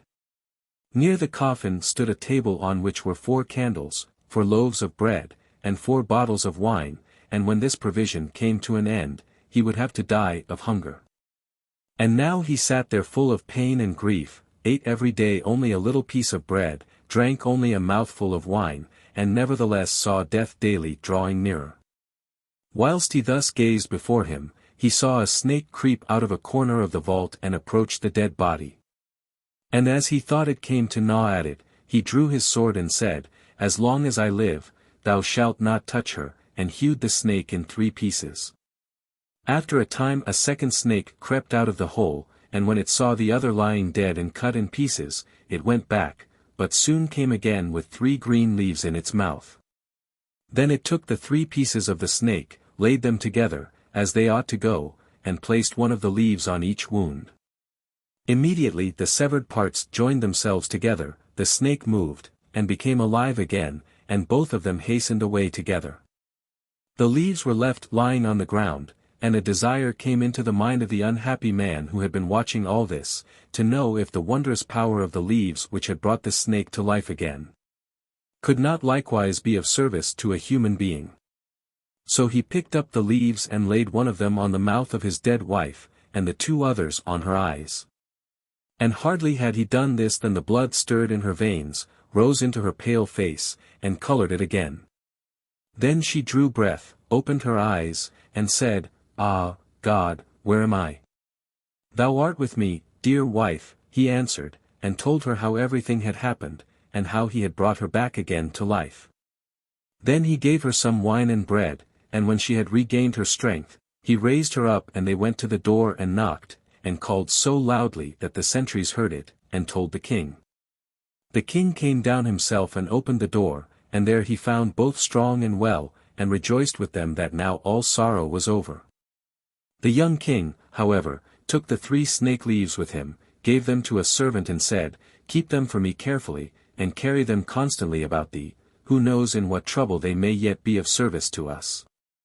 A change had, however, taken place in his wife. After she had been restored to life, it seemed as if all love for her husband had gone out of her heart. After some time, when he wanted to make a voyage over the sea, to visit his old father, and they had gone on board a ship, she forgot the great love and fidelity which he had shown her, and which had been the means of rescuing her from death, and conceived a wicked inclination for the skipper. And once when the young king lay there asleep, she called in the skipper and seized the sleeper by the head, and the skipper took him by the feet, and thus they threw him down into the sea. When the shameful deed was done, she said, "Now let us return home, and say that he died on the way. I will extol and praise thee so to my father that he will marry me to thee, and make thee the heir to his crown." But the faithful servant who had seen all that they did, unseen by them, unfastened a little boat from the ship, got into it, sailed after his master, and let the traders go on their way. He fished up the dead body, and by the help of the 3 snake leaves which he carried about with him, and laid on the eyes and mouth, he fortunately brought the young king back to life. They both rowed with all their strength day and night, and their little boat flew so swiftly that they reached the old king before the others did. He was astonished when he saw them come alone, and asked what had happened to them. When he learnt the wickedness of his daughter he said, "I cannot believe that she has behaved so ill, but the truth will soon come to light," and bade both go into a secret chamber and keep themselves hidden from every one. Soon afterwards the great ship came sailing in, and the godless woman appeared before her father with a troubled countenance. He said, "Why dost thou come back alone? Where is thy husband?" "Ah, dear father," she replied, "I come home again in great grief. During the voyage, my husband became suddenly ill and died, and if the good skipper had not given me his help, it would have gone ill with me. He was present at his death, and can tell you all." The king said, "I will make the dead alive again," and opened the chamber, and bade the 2 come out. When the woman saw her husband, she was thunderstruck, and fell on her knees and begged for mercy. The king said, "There is no mercy. He was ready to die with thee and restored thee to life again, but thou hast murdered him in his sleep, and shalt receive the reward that thou deservest." Then she was placed with her accomplice in a ship which had been pierced with holes, and sent out to sea, where they soon sank amid the waves. 17. The White Snake. A long time ago there lived a king who was famed for his wisdom through all the land. Nothing was hidden from him, and it seemed as if news of the most secret things was brought to him through the air. But he had a strange custom. Every day after dinner, when the table was cleared, and no one else was present, a trusty servant had to bring him one more dish. It was covered, however, and even the servant did not know what was in it, neither did anyone know, for the king never took off the cover to eat of it until he was quite alone. This had gone on for a long time, when one day the servant, who took away the dish, was overcome with such curiosity that he could not help carrying the dish into his room. When he had carefully locked the door, he lifted up the cover, and saw a white snake lying on the dish. But when he saw it he could not deny himself the pleasure of tasting it, so he cut off a little bit and put it into his mouth. No sooner had it touched his tongue than he heard a strange whispering of little voices outside his window. He went and listened, and then noticed that it was the sparrows who were chattering together, and telling one another of all kinds of things which they had seen in the fields and woods. Eating the snake had given him power of understanding the language of animals. Now it so happened that on this very day the queen lost her most beautiful ring, and suspicion of having stolen it fell upon this trusty servant, who was allowed to go everywhere. The king ordered the man to be brought before him, and threatened with angry words that unless he could before the morrow point out the thief, he himself should be looked upon as guilty and executed. In vain he declared his innocence. He was dismissed with no better answer. In his trouble and fear he went down into the courtyard and took thought how to help himself out of his trouble. Now some ducks were sitting together quietly by a brook and taking their rest. And, whilst they were making their feathers smooth with their bills, they were having a confidential conversation together. The servant stood by and listened. They were telling one another of all the places where they had been waddling about all the morning, and what good food they had found, and one said in a pitiful tone, "Something lies heavy on my stomach. As I was eating in haste I swallowed a ring which lay under the queen's window." The servant at once seized her by the neck, carried her to the kitchen, and said to the cook, "Here is a fine duck, pray, kill her." "Yes," said the cook, and weighed her in his hand, "she has spared no trouble to fatten herself, and has been waiting to be roasted long enough." So he cut off her head, and as she was being dressed for the spit, the queen's ring was found inside her. The servant could now easily prove his innocence. And the king, to make amends for the wrong, allowed him to ask a favor, and promised him the best place in the court that he could wish for. The servant refused everything, and only asked for a horse and some money for traveling, as he had a mind to see the world and go about a little. When his request was granted he set out on his way, and one day came to a pond, where he saw 3 fishes caught in the reeds and gasping for water. Now, though it is said that fishes are dumb, he heard them lamenting that they must perish so miserably, and, as he had a kind heart, he got off his horse and put the 3 prisoners back into the water. They quivered with delight, put out their heads, and cried to him, "We will remember you and repay you for saving us." He rode on, and after a while it seemed to him that he heard a voice in the sand at his feet. He listened, and heard an ant-king complain, "Why cannot folks, with their clumsy beasts, keep off our bodies? That stupid horse, with his heavy hoofs, has been treading down my people without mercy." So he turned on to a side path and the ant-king cried out to him, "We will remember you, one good turn deserves another." The path led him into a wood, and here he saw 2 old ravens standing by their nest, and throwing out their young ones. "Out with you, you idle, good-for-nothing creatures," cried they, "we cannot find food for you any longer, you are big enough, and can provide for yourselves." But the poor young ravens lay upon the ground, flapping their wings, and crying, "Oh, what helpless chicks we are! We must shift for ourselves, and yet we cannot fly. What can we do, but lie here and starve?" So the good young fellow alighted and killed his horse with his sword, and gave it to them for food. Then they came hopping up to it, satisfied their hunger, and cried, "We will remember you, one good turn deserves another." And now he had to use his own legs, and when he had walked a long way, he came to a large city. There was a great noise and crowd in the streets, and a man rode up on horseback, crying aloud, "The king's daughter wants a husband. But whoever sues for her hand must perform a hard task, and if he does not succeed he will forfeit his life." Many had already made the attempt, but in vain. Nevertheless when the youth saw the king's daughter he was so overcome by her great beauty that he forgot all danger, went before the king, and declared himself a suitor. So he was led out to the sea, and a gold ring was thrown into it, in his sight. Then the king ordered him to fetch this ring up from the bottom of the sea, and added, "If you come up again without it you will be thrown in again and again until you perish amid the waves." All the people grieved for the handsome youth. Then they went away, leaving him alone by the sea. He stood on the shore and considered what he should do, when suddenly he saw 3 fishes come swimming towards him, and they were the very fishes whose lives he had saved. The one in the middle held a mussel in its mouth, which it laid on the shore at the youth's feet, and when he had taken it up and opened it, there lay the gold ring in the shell. Full of joy he took it to the king, and expected that he would grant him the promised reward. But when the proud princess perceived that he was not her equal in birth, she scorned him, and required him first to perform another task. She went down into the garden and strewed with her own hands 10 sacks full of millet seed on the grass. Then she said, "Tomorrow morning before sunrise these must be picked up, and not a single grain be wanting." The youth sat down in the garden and considered how it might be possible to perform this task, but he could think of nothing, and there he sat sorrowfully awaiting the break of day, when he should be led to death. But as soon as the first rays of the sun shone into the garden he saw all the 10 sacks standing side by side, quite full, and not a single grain was missing. The Ant King had come in the night with thousands and thousands of ants, and the grateful creatures had by great industry picked up all the millet seed and gathered them into the sacks.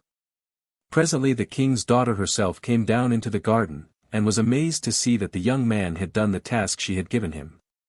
But she could not yet conquer her proud heart, and said, "Although he has performed both the tasks, he shall not be my husband until he has brought me an apple from the tree of life."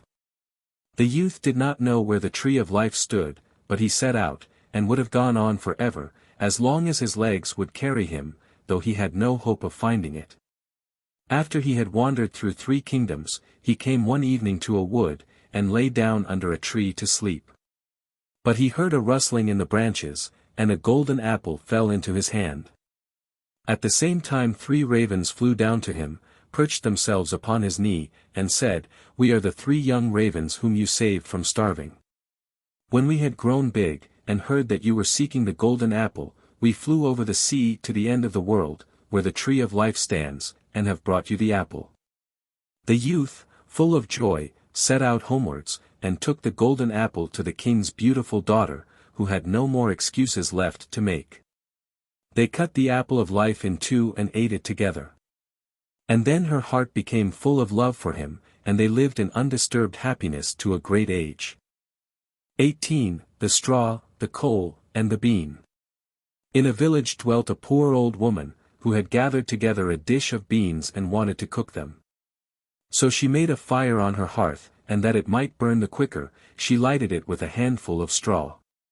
When she was emptying the beans into the pan, one dropped without her observing it, and lay on the ground beside a straw, and soon afterwards a burning coal from the fire leapt down to the 2.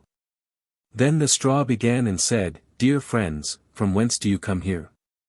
The coal replied, "I fortunately sprang out of the fire, and if I had not escaped by main force, my death would have been certain, I should have been burnt to ashes." The bean said, "I too have escaped with a whole skin, but if the old woman had got me into the pan, I should have been made into broth without any mercy, like my comrades." "And would a better fate have fallen to my lot," said the straw. "The old woman has destroyed all my brethren in fire and smoke, she seized 60 of them at once, and took their lives. I luckily slipped through her fingers." "But what are we to do now?" said the coal. "I think," answered the bean, "that as we have so fortunately escaped death, we should keep together like good companions, and lest a new mischance should overtake us here, we should go away together, and repair to a foreign country." The proposition pleased the 2 others, and they set out on their way in company. Soon, however, they came to a little brook, and as there was no bridge or foot-plank, they did not know how they were to get over it. The straw hit on a good idea, and said, "I will lay myself straight across, and then you can walk over on me as on a bridge." The straw therefore stretched itself from one bank to the other, and the coal, who was of an impetuous disposition, tripped quite boldly on to the newly built bridge. But when she had reached the middle, and heard the water rushing beneath her, she was, after all, afraid, and stood still, and ventured no farther. The straw, however, began to burn, broke in 2 pieces, and fell into the stream. The coal slipped after her, hissed when she got into the water, and breathed her last. The bean, who had prudently stayed behind on the shore, could not but laugh at the event, was unable to stop, and laughed so heartily that she burst. It would have been all over with her, likewise, if, by good fortune, a tailor who was travelling in search of work, had not sat down to rest by the brook. As he had a compassionate heart he pulled out his needle and thread, and sewed her together. The bean thanked him most prettily, but as the tailor used black thread, all beans since then have a black seam. 19. The Fisherman and His Wife. There was once on a time a fisherman who lived with his wife in a miserable hovel close by the sea, and every day he went out fishing. And once as he was sitting with his rod, looking at the clear water, his line suddenly went down, far down below, and when he drew it up again he brought out a large flounder. Then the flounder said to him, "Hark, you fisherman, I pray you, let me live, I am no flounder really, but an enchanted prince. What good will it do you to kill me? I should not be good to eat, put me in the water again, and let me go." "Come," said the fisherman, "there is no need for so many words about it, a fish that can talk I should certainly let go, anyhow." With that he put him back again into the clear water, and the flounder went to the bottom, leaving a long streak of blood behind him. Then the fisherman got up and went home to his wife in the hovel. "Husband," said the woman, "have you caught nothing today?" "No," said the man, "I did catch a flounder, who said he was an enchanted prince, so I let him go again." "Did you not wish for anything first?" said the woman. "No," said the man, "what should I wish for?"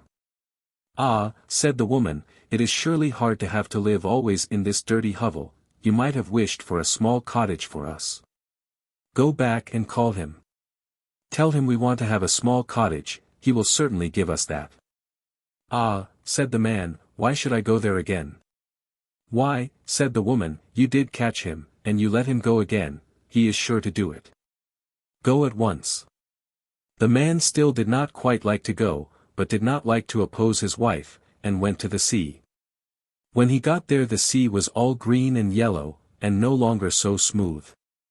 So he stood still and said, "Flounder, flounder in the sea.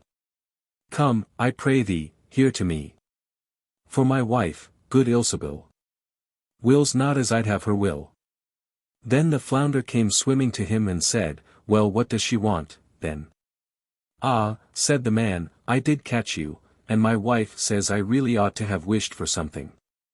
She does not like to live in a wretched hovel any longer. She would like to have a cottage." "Go, then," said the flounder, "she has it already." When the man went home, his wife was no longer in the hovel, but instead of it there stood a small cottage, and she was sitting on a bench before the door. Then she took him by the hand and said to him, "Just come inside, look, now isn't this a great deal better?" So they went in, and there was a small porch, and a pretty little parlor and bedroom, and a kitchen and pantry, with the best of furniture, and fitted up with the most beautiful things made of tin and brass, whatsoever was wanted. And behind the cottage there was a small yard, with hens and ducks, and a little garden with flowers and fruit. "Look," said the wife, "is not that nice?" "Yes," said the husband, "and so we must always think it, now we will live quite contented." "We will think about that," said the wife. With that they ate something and went to bed. Everything went well for a week or a fortnight, and then the woman said, "Hark you, husband, this cottage is far too small for us, and the garden and yard are little, the flounder might just as well have given us a larger house. I should like to live in a great stone castle, go to the flounder, and tell him to give us a castle." "Ah, wife," said the man, "the cottage is quite good enough, why should we live in a castle?" "What?" said the woman. "Just go there, the flounder can always do that." "No, wife," said the man, "the flounder has just given us the cottage, I do not like to go back so soon, it might make him angry." "Go," said the woman, "he can do it quite easily, and will be glad to do it, just you go to him." The man's heart grew heavy, and he would not go. He said to himself, "It is not right," and yet he went. And when he came to the sea the water was quite purple and dark blue, and grey and thick, and no longer so green and yellow, but it was still quiet. And he stood there and said, "Flounder, flounder in the sea. Come, I pray thee, here to me. For my wife, good Ilsebil, wills not as I'd have her will." "Well, what does she want, then?" said the flounder. "Alas," said the man, half scared, "she wants to live in a great stone castle." "Go to it, then, she is standing before the door," said the flounder. Then the man went away, intending to go home, but when he got there, he found a great stone palace, and his wife was just standing on the steps going in, and she took him by the hand and said, "Come in." So he went in with her, and in the castle was a great hall paved with marble, and many servants, who flung wide the doors. And the walls were all bright with beautiful hangings, and in the rooms were chairs and tables of pure gold, and crystal chandeliers hung from the ceiling, and all the rooms and bedrooms had carpets. And food and wine of the very best were standing on all the tables, so that they nearly broke down beneath it. Behind the house, too, there was a great courtyard, with stables for horses and cows, and the very best of carriages. There was a magnificent large garden, too, with the most beautiful flowers and fruit trees, and a park quite half a mile long, in which were stags, deer, and hares, and everything that could be desired. "Come," said the woman, "isn't that beautiful?"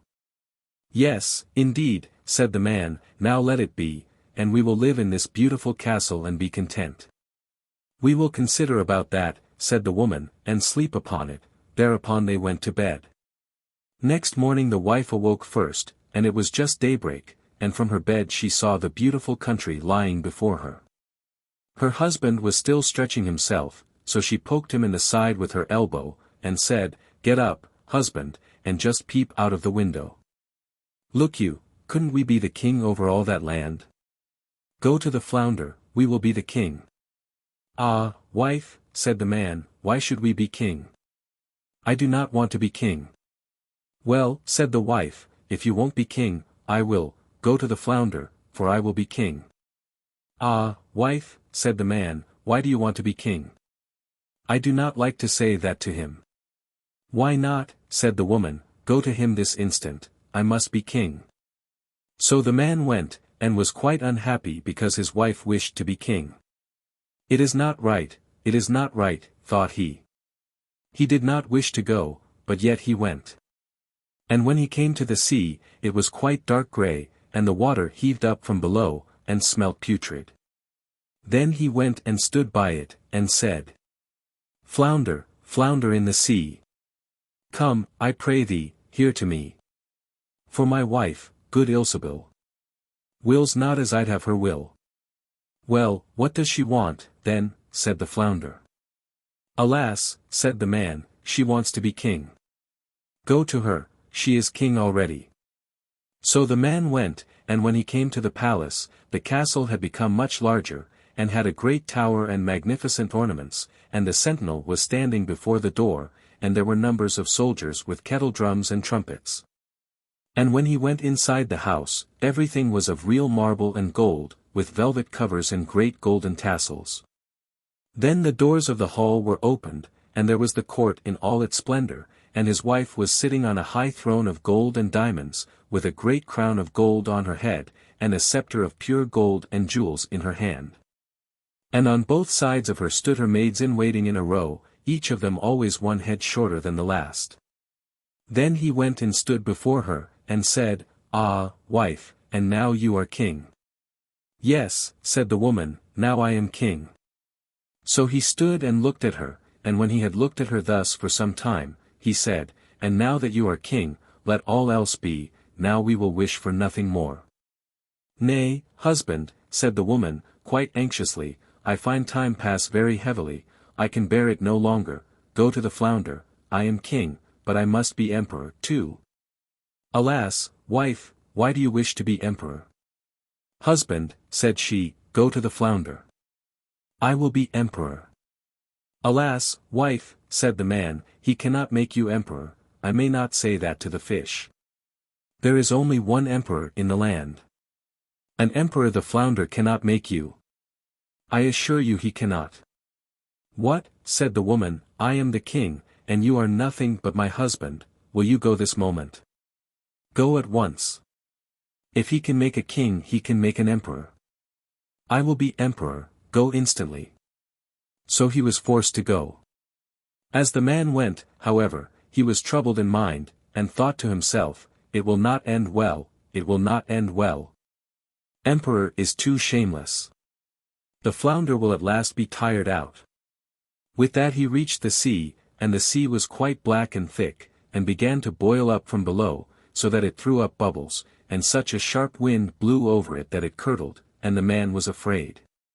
Then he went and stood by it, and said, "Flounder, flounder in the sea.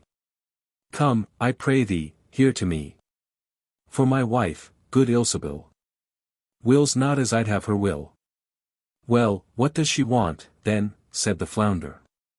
Alas, flounder, said he, my wife wants to be emperor. Go to her, said the flounder, she is emperor already. So the man went, and when he got there the whole palace was made of polished marble with alabaster figures and golden ornaments, and soldiers were marching before the door blowing trumpets, and beating cymbals and drums.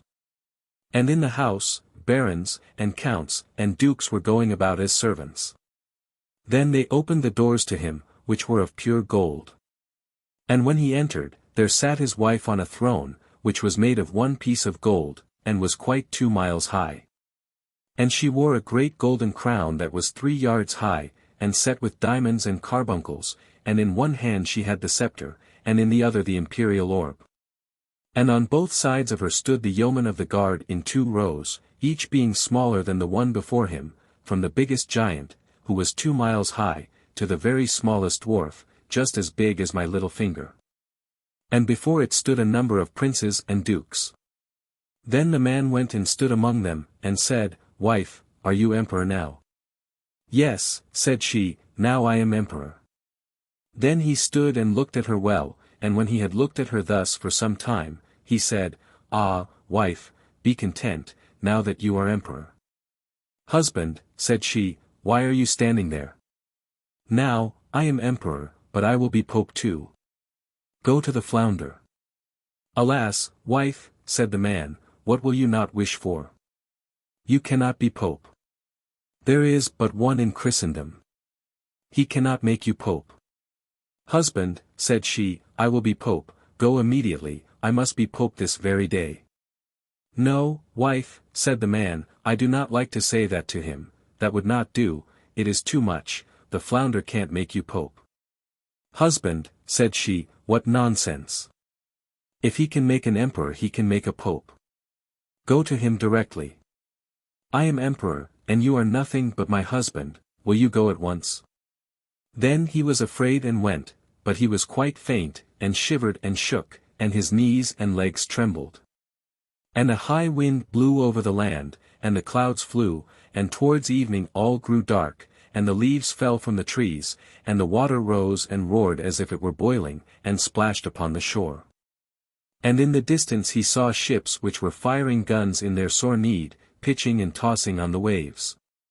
And yet in the midst of the sky there was still a small bit of blue, though on every side it was as red as in a heavy storm. So, full of despair, he went and stood in much fear and said, Flounder, flounder in the sea. Come, I pray thee, here to me. For my wife, good Ilsebil, wills not as I'd have her will. Well, what does she want, then, said the flounder. Alas, said the man, she wants to be pope. Go to her then, said the flounder, she is pope already. So he went, and when he got there, he saw what seemed to be a large church surrounded by palaces. He pushed his way through the crowd. Inside, however, everything was lighted up with thousands and thousands of candles, and his wife was clad in gold, and she was sitting on a much higher throne, and had 3 great golden crowns on. And round about her there was much ecclesiastical splendor. And on both sides of her was a row of candles, the largest of which was as tall as the very tallest tower, down to the very smallest kitchen candle, and all the emperors and kings were on their knees before her, kissing her shoe. Wife, said the man, and looked attentively at her, are you now pope? Yes, said she, I am pope. So he stood and looked at her, and it was just as if he was looking at the bright sun. When he had stood looking at her thus for a short time, he said, Ah, wife, if you are pope, do let well alone. But she looked as stiff as a post, and did not move or show any signs of life. Then said he, Wife, now that you are pope, be satisfied, you cannot become anything greater now. I will consider about that, said the woman. Thereupon they both went to bed, but she was not satisfied, and greediness let her have no sleep, for she was continually thinking what there was left for her to be. The man slept well and soundly, for he had run about a great deal during the day. But the woman could not fall asleep at all, and flung herself from one side to the other the whole night through, thinking always what more was left for her to be, but unable to call to mind anything else. At length the sun began to rise, and when the woman saw the red of dawn, she sat up in bed and looked at it. And when, through the window, she saw the sun thus rising, she said, "Cannot I, too, order the sun and moon to rise?" "Husband," she said, poking him in the ribs with her elbows, "wake up. Go to the flounder, for I wish to be even as God is." The man was still half asleep, but he was so horrified that he fell out of bed. He thought he must have heard amiss, and rubbed his eyes, and said, "Alas, wife, what are you saying?" "Husband," said she, "if I can't order the sun and moon to rise, and have to look on and see the sun and moon rising, I can't bear it. I shall not know what it is to have another happy hour, unless I can make them rise myself." Then she looked at him so terribly that a shudder ran over him, and said, "Go at once, I wish to be like unto God."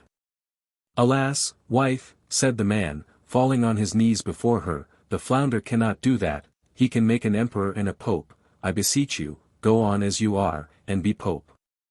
Then she fell into a rage, and her hair flew wildly about her head, and she cried, "I will not endure this, I'll not bear it any longer, wilt thou go?"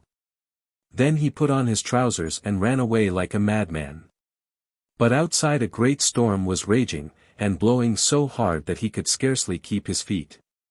Houses and trees toppled over, the mountains trembled, rocks rolled into the sea, the sky was pitch black, and it thundered and lightened, and the sea came in with black waves as high as church towers and mountains. And all with crests of white foam at the top. Then he cried, but could not hear his own words. "Flounder, flounder in the sea. Come, I pray thee, here to me. For my wife, good Ilsebil, wills not as I'd have her will." "Well, what does she want, then?" said the flounder.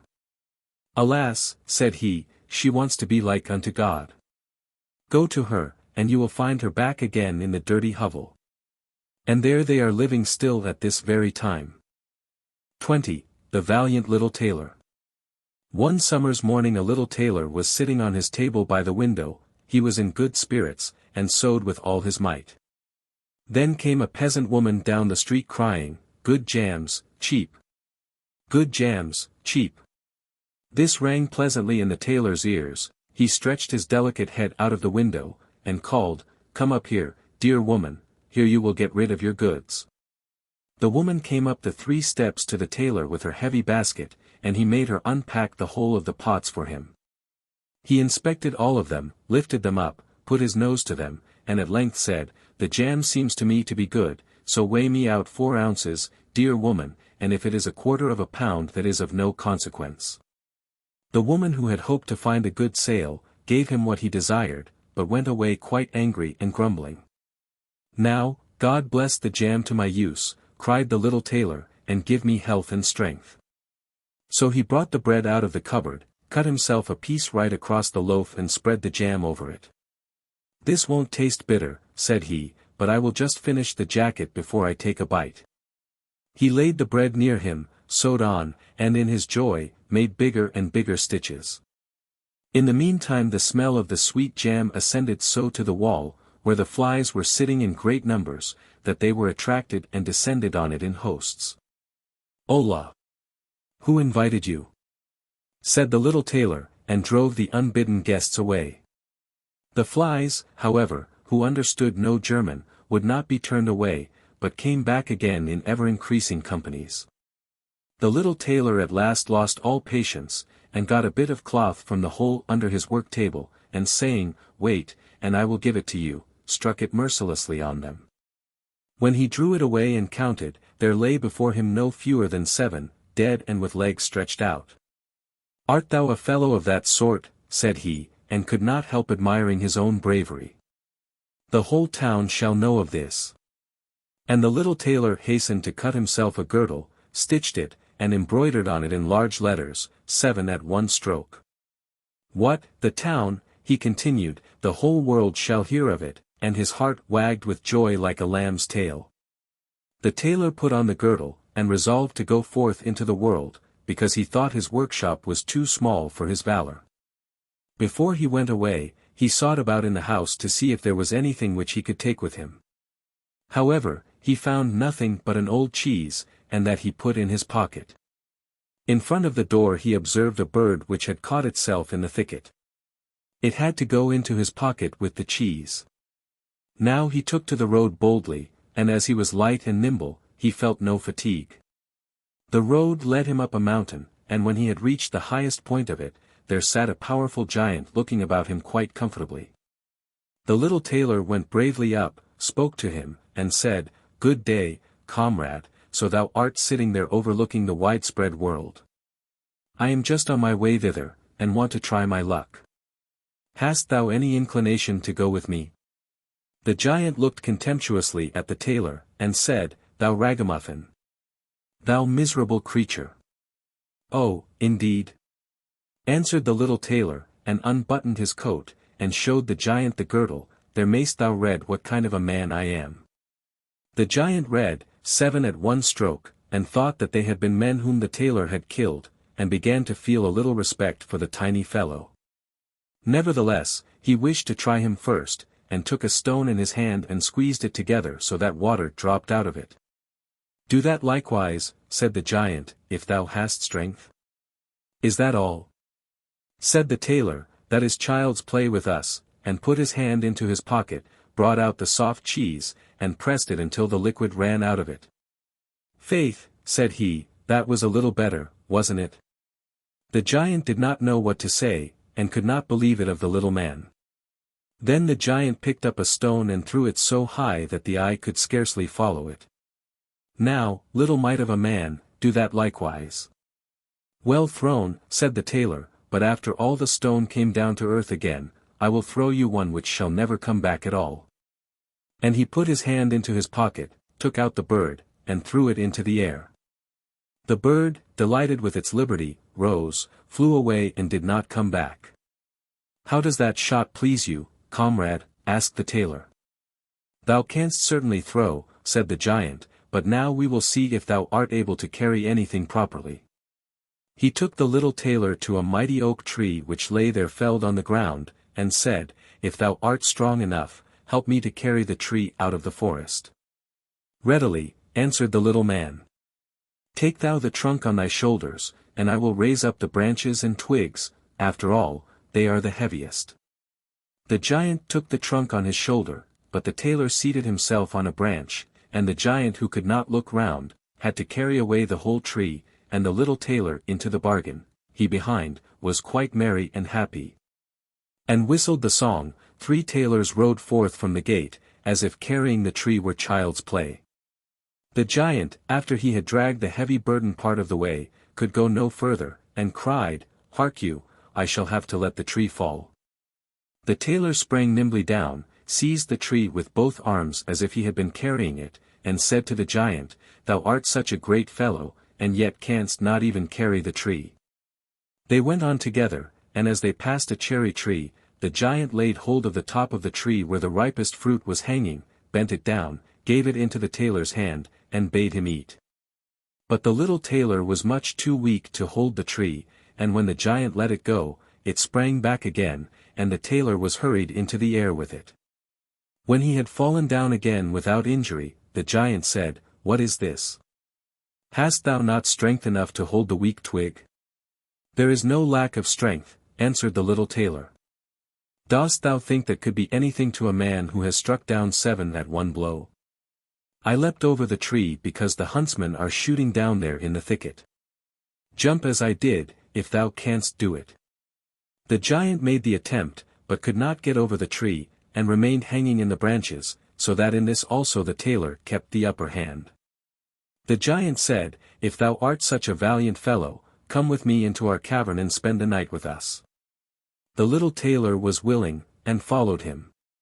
When they went into the cave, other giants were sitting there by the fire, and each of them had a roasted sheep in his hand and was eating it. The little tailor looked round and thought, "It is much more spacious here than in my workshop." The giant showed him a bed, and said he was to lie down in it and sleep. The bed, however, was too big for the little tailor. He did not lie down in it, but crept into a corner. When it was midnight, and the giant thought that the little tailor was lying in a sound sleep. He got up, took a great iron bar, cut through the bed with one blow, and thought he had given the grasshopper his finishing stroke. With the earliest dawn the giants went into the forest, and had quite forgotten the little tailor, when all at once he walked up to them quite merrily and boldly. The giants were terrified, they were afraid that he would strike them all dead, and ran away in a great hurry. The little tailor went onwards, always following his own pointed nose. After he had walked for a long time, he came to the courtyard of a royal palace, and as he felt weary, he lay down on the grass and fell asleep. Whilst he lay there, the people came and inspected him on all sides, and read on his girdle, 7 at one stroke. "Ah," said they, "what does the great warrior here in the midst of peace? He must be a mighty lord." They went and announced him to the king, and gave it as their opinion that if war should break out, this would be a weighty and useful man who ought on no account to be allowed to depart. The counsel pleased the king, and he sent one of his courtiers to the little tailor to offer him military service when he awoke. The ambassador remained standing by the sleeper, waited until he stretched his limbs and opened his eyes, and then conveyed to him this proposal. "For this very reason have I come here," the tailor replied, "I am ready to enter the king's service." He was therefore honorably received and a special dwelling was assigned him. The soldiers, however, were set against the little tailor, and wished him 1,000 miles away. "What is to be the end of this?" they said amongst themselves. "If we quarrel with him, and he strikes about him, 7 of us will fall at every blow, not one of us can stand against him." They came therefore to a decision, betook themselves in a body to the king, and begged for their dismissal. "We are not prepared," said they, "to stay with a man who kills 7 at one stroke." The king was sorry that for the sake of one he should lose all his faithful servants, wished that he had never set eyes on the tailor, and would willingly have been rid of him again. But he did not venture to give him his dismissal, for he dreaded lest he should strike him and all his people dead, and place himself on the royal throne. He thought about it for a long time, and at last found good counsel. He sent to the little tailor and caused him to be informed that as he was such a great warrior, he had one request to make to him. In a forest of his country lived 2 giants who caused great mischief with their robbing, murdering, ravaging, and burning, and no one could approach them without putting himself in danger of death. If the tailor conquered and killed these 2 giants, he would give him his only daughter to wife, and half of his kingdom as a dowry, likewise 100 horsemen should go with him to assist him. "That would indeed be a fine thing for a man like me," thought the little tailor. "One is not offered a beautiful princess and half a kingdom every day of one's life." "Oh, yes," he replied, "I will soon subdue the giants, and do not require the help of the 100 horsemen to do it. He who can hit 7 with one blow has no need to be afraid of 2. The little tailor went forth, and the 100 horsemen followed him. When he came to the outskirts of the forest, he said to his followers, "Just stay waiting here, I alone will soon finish off the giants." Then he bounded into the forest and looked about right and left. After a while he perceived both giants. They lay sleeping under a tree, and snored so that the branches waved up and down. The little tailor, not idle, gathered 2 pocketsful of stones, and with these climbed up the tree. When he was halfway up, he slipped down by a branch, until he sat just above the sleepers, and then let one stone after another fall on the breast of one of the giants. For a long time the giant felt nothing, but at last he awoke, pushed his comrade, and said, "Why art thou knocking me?" "Thou must be dreaming," said the other, "I am not knocking thee." They laid themselves down to sleep again, and then the tailor threw a stone down on the second. "What is the meaning of this?" cried the other. "Why art thou pelting me?" "I am not pelting thee," answered the first, growling. They disputed about it for a time, but as they were weary they let the matter rest, and their eyes closed once more. The little tailor began his game again, picked out the biggest stone, and threw it with all his might on the breast of the first giant. "That is too bad," cried he, and sprang up like a madman, and pushed his companion against the tree until it shook. The other paid him back in the same coin, and they got into such a rage that they tore up trees and belabored each other so long, that at last they both fell down dead on the ground at the same time. Then the little tailor leapt down. "It is a lucky thing," said he, "that they did not tear up the tree on which I was sitting, or I should have had to spring on to another like a squirrel, but we tailors are nimble." He drew out his sword and gave each of them a couple of thrusts in the breast, and then went out to the horsemen and said, "The work is done, I have given both of them their finishing stroke, but it was hard work. They tore up trees in their sore need, and defended themselves with them, but all that is to no purpose when a man like myself comes, who can kill 7 at one blow." "But are you not wounded?" asked the horseman. "You need not concern yourself about that," answered the tailor, "they have not bent one hair of mine." The horseman would not believe him, and rode into the forest. There they found the giants swimming in their blood, and all round about lay the torn-up trees. The little tailor demanded of the king the promised reward. He, however, repented of his promise, and again bethought himself how he could get rid of the hero. "Before thou receivest my daughter, and the half of my kingdom," said he to him, "thou must perform one more heroic deed. In the forest roams a unicorn which does great harm, and thou must catch it first. I fear one unicorn still less than 2 giants. 7 at one blow, is my kind of affair."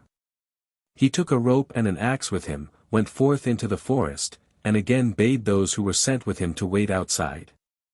He had to seek long. The unicorn soon came towards him, and rushed directly on the tailor, as if it would spit him on his horn without more ceremony. "Softly, softly. It can't be done as quickly as that," said he, and stood still and waited until the animal was quite close, and then sprang nimbly behind the tree. The unicorn ran against the tree with all its strength, and struck its horn so fast in the trunk that it had not strength enough to draw it out again, and thus it was caught. "Now, I have got the bird," said the tailor, and came out from behind the tree and put the rope round its neck, and then with his axe he hewed the horn out of the tree, and when all was ready he led the beast away and took it to the king. The king still would not give him the promised reward, and made a third demand. Before the wedding the tailor was to catch him a wild boar that made great havoc in the forest, and the huntsmen should give him their help. "Willingly," said the tailor, "that is child's play."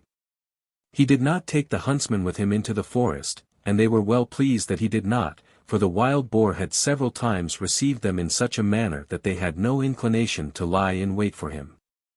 When the boar perceived the tailor, it ran on him with foaming mouth and whetted tusks, and was about to throw him to the ground, but the active hero sprang into a chapel which was near, and up to the window at once, and in one bound out again. The boar ran in after him, but the tailor ran round outside and shut the door behind it, and then the raging beast, which was much too heavy and awkward to leap out of the window, was caught. The little tailor called the huntsmen thither that they might see the prisoner with their own eyes. The hero, however, went to the king, who was now, whether he liked it or not, obliged to keep his promise, and gave him his daughter and the half of his kingdom. Had he known that it was no warlike hero, but a little tailor who was standing before him, it would have gone to his heart still more than it did. The wedding was held with great magnificence and small joy, and out of a tailor a king was made.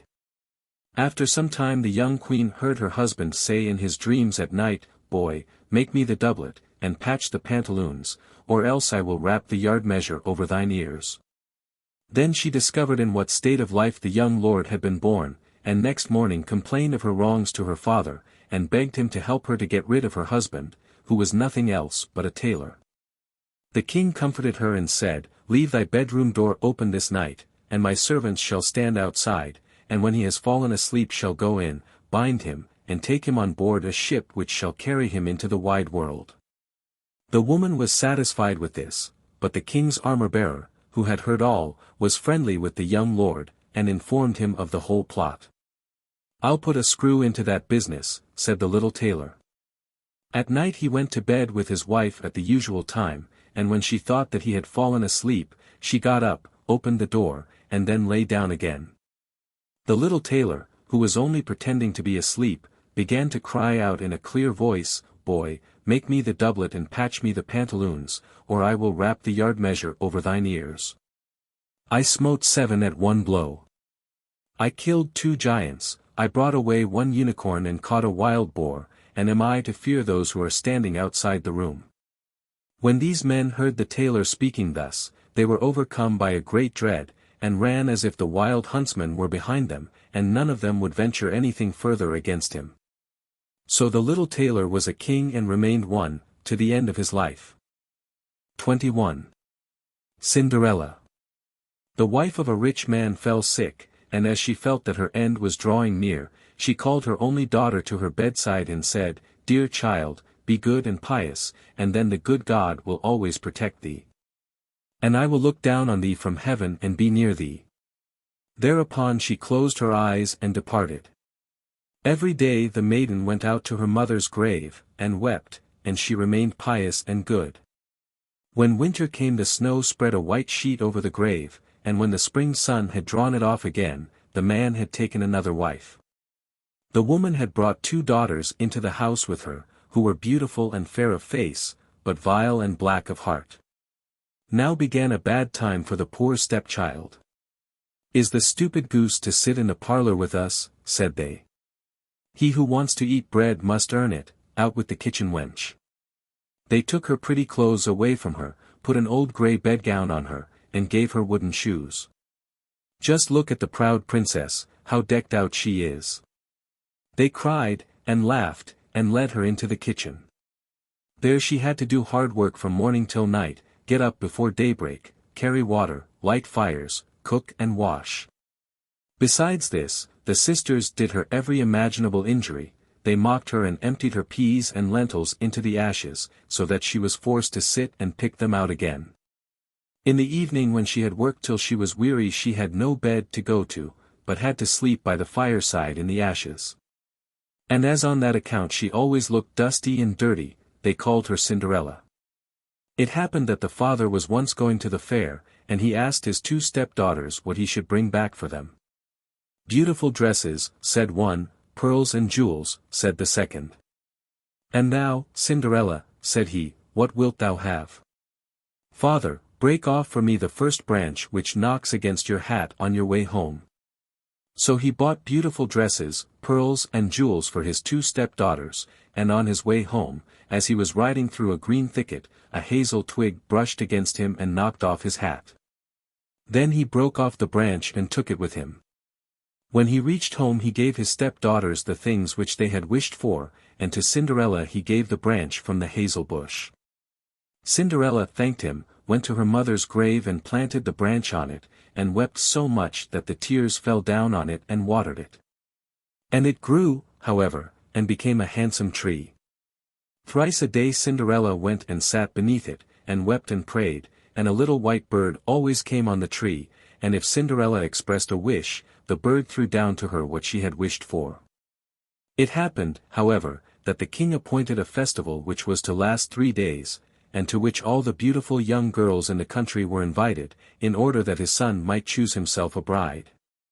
When the 2 stepsisters heard that they too were to appear among the number, they were delighted, called Cinderella and said, "Comb our hair for us, brush our shoes and fasten our buckles, for we are going to the festival at the king's palace." Cinderella obeyed, but wept, because she too would have liked to go with them to the dance, and begged her stepmother to allow her to do so. "Thou go, Cinderella," said she, "thou art dusty and dirty and wouldst go to the festival. Thou hast no clothes and shoes, and yet wouldst dance." As, however, Cinderella went on asking, the stepmother at last said, "I have emptied a dish of lentils into the ashes for thee, if thou hast picked them out again in 2 hours, thou shalt go with us." The maiden went through the back door into the garden, and called, "You tame pigeons, you turtle doves, and all you birds beneath the sky, come and help me to pick the good into the pot, the bad into the crop." Then 2 white pigeons came in by the kitchen window, and afterwards the turtle doves, and at last all the birds beneath the sky, came whirring and crowding in, and alighted amongst the ashes. And the pigeons nodded with their heads and began pick, pick, pick, pick, and the rest began also pick, pick, pick, pick, and gathered all the good grains into the dish. Hardly had 1 hour passed before they had finished, and all flew out again. Then the girl took the dish to her stepmother, and was glad, and believed that now she would be allowed to go with them to the festival. But the stepmother said, "No, Cinderella, thou hast no clothes and thou canst not dance. Thou wouldst only be laughed at." And as Cinderella wept at this, the stepmother said, "If thou canst pick 2 dishes of lentils out of the ashes for me in 1 hour, thou shalt go with us." And she thought to herself, that she most certainly cannot do. When the stepmother had emptied the 2 dishes of lentils amongst the ashes, the maiden went through the back door into the garden and cried, "You tame pigeons, you turtle doves, and all you birds under heaven. Come and help me to pick the good into the pot, the bad into the crop." Then 2 white pigeons came in by the kitchen window, and afterwards the turtle doves, and at length all the birds beneath the sky, came whirring and crowding in, and alighted amongst the ashes. And the doves nodded with their heads and began pick, pick, pick, pick, and the others began also pick, pick, pick, pick, and gathered all the good seeds into the dishes, and before half an hour was over they had already finished. And all flew out again. Then the maiden carried the dishes to the stepmother and was delighted, and believed that she might now go with them to the festival. But the stepmother said, "All this will not help thee. Thou goest not with us, for thou hast no clothes and canst not dance, we should be ashamed of thee." On this she turned her back on Cinderella, and hurried away with her 2 proud daughters. As no one was now at home, Cinderella went to her mother's grave beneath the hazel tree, and cried, "Shiver and quiver, little tree. Silver and gold throw down over me." Then the bird threw a gold and silver dress down to her, and slippers embroidered with silk and silver. She put on the dress with all speed, and went to the festival. Her stepsisters and the stepmother however did not know her, and thought she must be a foreign princess, for she looked so beautiful in the golden dress. They never once thought of Cinderella, and believed that she was sitting at home in the dirt, picking lentils out of the ashes. The prince went to meet her, took her by the hand and danced with her. He would dance with no other maiden, and never left loose of her hand, and if any one else came to invite her, he said, "This is my partner." She danced till it was evening, and then she wanted to go home. But the king's son said, "I will go with thee and bear thee company," for he wished to see to whom the beautiful maiden belonged. She escaped from him, however, and sprang into the pigeon house. The king's son waited until her father came, and then he told him that the stranger maiden had leapt into the pigeon house. The old man thought, "Can it be Cinderella?" And they had to bring him an axe and a pickaxe that he might hew the pigeon house to pieces, but no one was inside it. And when they got home Cinderella lay in her dirty clothes among the ashes, and a dim little oil lamp was burning on the mantelpiece, for Cinderella had jumped quickly down from the back of the pigeon house and had run to the little hazel tree. And there she had taken off her beautiful clothes and laid them on the grave, and the bird had taken them away again, and then she had placed herself in the kitchen amongst the ashes in her grey gown. Next day when the festival began afresh, and her parents and the stepsisters had gone once more, Cinderella went to the hazel tree and said, "Shiver and quiver, my little tree. Silver and gold throw down over me." Then the bird threw down a much more beautiful dress than on the preceding day. And when Cinderella appeared at the festival in this dress, every one was astonished at her beauty. The king's son had waited until she came, and instantly took her by the hand and danced with no one but her. When others came and invited her, he said, "She is my partner." When evening came she wished to leave, and the king's son followed her and wanted to see into which house she went. But she sprang away from him, and into the garden behind the house. Therein stood a beautiful tall tree on which hung the most magnificent pears. She clambered so nimbly between the branches like a squirrel that the king's son did not know where she was gone. He waited until her father came, and said to him, "The stranger maiden has escaped from me, and I believe she has climbed up the pear tree." The father thought, "Can it be Cinderella?" and had an axe brought and cut the tree down, but no one was on it. And when they got into the kitchen, Cinderella lay there amongst the ashes, as usual, for she had jumped down on the other side of the tree, had taken the beautiful dress to the bird on the little hazel tree, and put on her grey gown. On the third day, when the parents and sisters had gone away, Cinderella went once more to her mother's grave and said to the little tree, "Shiver and quiver, my little tree. Silver and gold throw down over me." And now the bird threw down to her a dress which was more splendid and magnificent than any she had yet had, and the slippers were golden. And when she went to the festival in the dress, no one knew how to speak for astonishment. The king's son danced with her only, and if any one invited her to dance, he said, "She is my partner." When evening came, Cinderella wished to leave, and the king's son was anxious to go with her, but she escaped from him so quickly that he could not follow her. The king's son had, however, used a stratagem, and had caused the whole staircase to be smeared with pitch, and there, when she ran down, had the maiden's left slipper remained sticking. The king's son picked it up, and it was small and dainty, and all golden. Next morning, he went with it to the father, and said to him, "No one shall be my wife but she whose foot this golden slipper fits." Then were the two sisters glad, for they had pretty feet. The eldest went with the shoe into her room and wanted to try it on, and her mother stood by. But she could not get her big toe into it, and the shoe was too small for her. Then her mother gave her a knife and said, "Cut the toe off, when thou art queen thou wilt have no more need to go on foot." The maiden cut the toe off, forced the foot into the shoe, swallowed the pain, and went out to the king's son.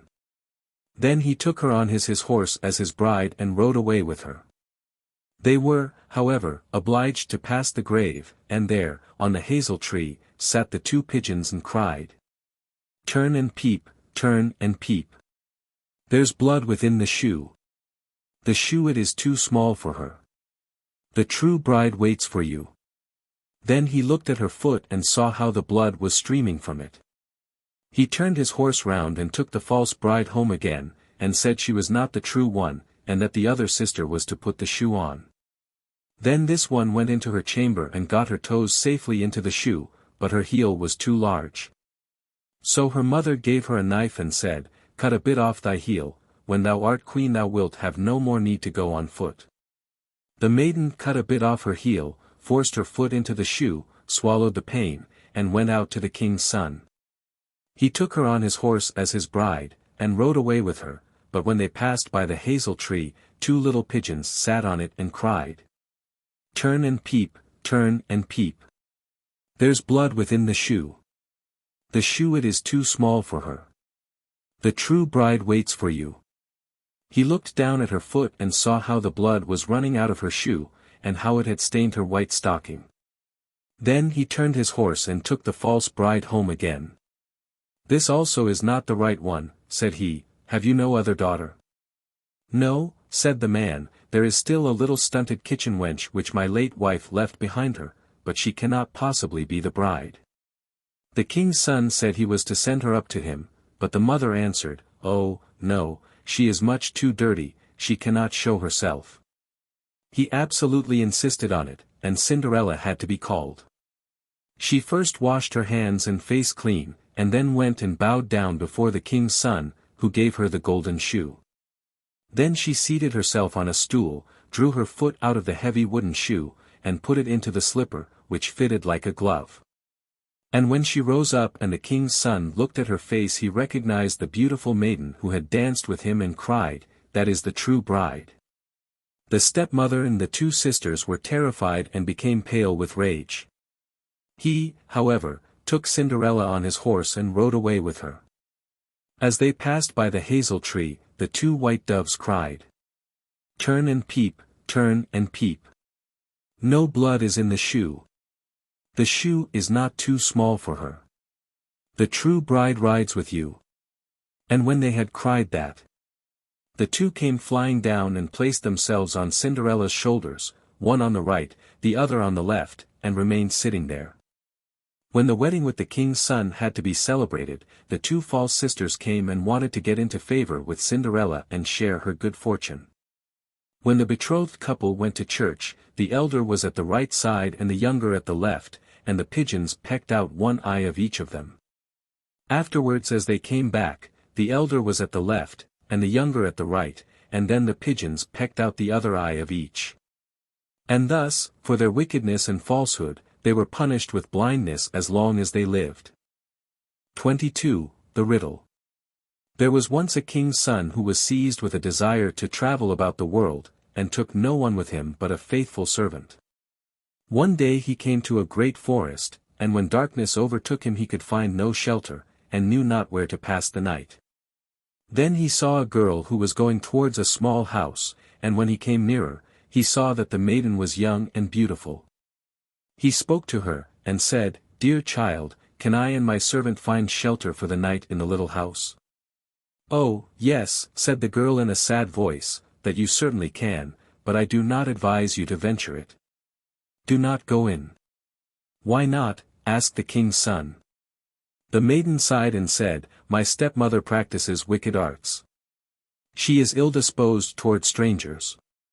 Then he saw very well that he had come to the house of a witch, but as it was dark, and he could not go farther, and also was not afraid, he entered. The old woman was sitting in an armchair by the fire, and looked at the stranger with her red eyes. "Good evening," growled she, and pretended to be quite friendly. "Take a seat and rest yourselves." She blew up the fire on which she was cooking something in a small pot. The daughter warned the two to be prudent, to eat nothing, and drink nothing, for the old woman brewed evil drinks. They slept quietly until early morning. When they were making ready for their departure, and the king's son was already seated on his horse, the old woman said, "Stop a moment, I will first hand you a parting draught." Whilst she fetched it, the king's son rode away, and the servant who had to buckle his saddle tight, was the only one present when the wicked witch came with the drink. "Take that to your master," said she. But at that instant the glass broke and the poison spurt on the horse, and it was so strong that the animal immediately fell down dead. The servant ran after his master and told him what had happened, but would not leave his saddle behind him, and ran back to fetch it. When, however, he came to the dead horse, a raven was already sitting on it devouring it. "Who knows whether we shall find anything better today," said the servant, so he killed the raven, and took it with him. And now they journeyed onwards into the forest the whole day, but could not get out of it. By nightfall they found an inn and entered it. The servant gave the raven to the innkeeper to make ready for supper. They had, however, stumbled on a den of murderers, and during the darkness 12 of these came, intending to kill the strangers and rob them. Before they set about this work, they sat down to supper, and the innkeeper and the witch sat down with them, and together they ate a dish of soup in which was cut up the flesh of the raven. Hardly, however, had they swallowed a couple of mouthfuls, before they all fell down dead, for the raven had communicated to them the poison from the horse flesh. There was no one else left in the house but the innkeeper's daughter, who was honest, and had taken no part in their godless deeds. She opened all doors to the stranger and showed him the heaped-up treasures. But the king's son said she might keep everything, he would have none of it, and rode onwards with his servant. After they had travelled about for a long time, they came to a town in which was a beautiful but proud princess, who had caused it to be proclaimed that whosoever should set her a riddle which she could not guess, that man should be her husband. But if she guessed it, his head must be cut off. She had 3 days to guess it in, but was so clever that she always found the answer to the riddle given her, before the appointed time. 9 suitors had already perished in this manner, when the king's son arrived, and blinded by her great beauty, was willing to stake his life for it. Then he went to her and laid his riddle before her. "What is this?" said he. "One slew none, and yet slew 12. She did not know what that was. She thought and thought, but she could not find out. She opened her riddle books, but it was not in them. In short, her wisdom was at an end.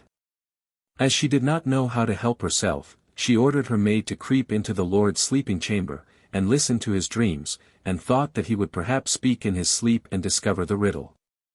But the clever servant had placed himself in the bed instead of his master, and when the maid came there, he tore off from her the mantle in which she had wrapped herself, and chased her out with rods. The second night the king's daughter sent her maid-in-waiting, who was to see if she could succeed better in listening, but the servant took her mantle also away from her, and hunted her out with rods. Now the master believed himself safe for the third night, and lay down in his own bed. Then came the princess herself, and she had put on a misty grey mantle, and she seated herself near him. And when she thought that he was asleep and dreaming, she spoke to him, and hoped that he would answer in his sleep, as many do, but he was awake, and understood and heard everything quite well. Then she asked, "One slew none, what is that?" He replied, "A raven, which ate of a dead and poisoned horse, and died of it." She inquired further, "And yet slew 12, what is that?" He answered, "That means 12 murderers, who ate the raven and died of it." When she knew the answer to the riddle she wanted to steal away, but he held her mantle so fast that she was forced to leave it behind her. Next morning, the king's daughter announced that she had guessed the riddle, and sent for the 12 judges and expounded it before them. But the youth begged for a hearing, and said, "She stole into my room in the night and questioned me, otherwise she could not have discovered it." The judges said, "Bring us a proof of this." Then were the 3 mantles brought thither by the servant, and when the judges saw the misty grey one which the king's daughter usually wore, they said, "Let the mantle be embroidered with gold and silver, and then it will be your wedding mantle." 23. The Mouse, the Bird, and the Sausage. Once on a time a mouse, a bird, and a sausage became companions, kept house together, lived well and happily with each other, and wonderfully increased their possessions. The bird's work was to fly every day into the forest and bring back wood. The mouse had to carry water, light the fire, and lay the table, but the sausage had to cook. He who is too well off is always longing for something new. One day, therefore, the bird met with another bird, on the way, to whom it related its excellent circumstances and boasted of them. The other bird, however, called it a poor simpleton for his hard work, but said that the two at home had good times. For when the mouse had made her fire and carried her water, she went into her little room to rest until they called her to lay the table. The sausage stayed by the pot, saw that the food was cooking well, and, when it was nearly time for dinner, it rolled itself once or twice through the broth or vegetables, and then they were buttered, salted, and ready. When the bird came home and laid his burden down, they sat down to dinner, and after they had had their meal, they slept their fill till next morning, and that was a splendid life. Next day the bird, prompted by the other bird, would go no more into the wood, saying that he had been servant long enough, and had been made a fool of by them, and that they must change about for once, and try to arrange it in another way. And, though the mouse and the sausage also begged most earnestly, the bird would have his way, and said it must be tried.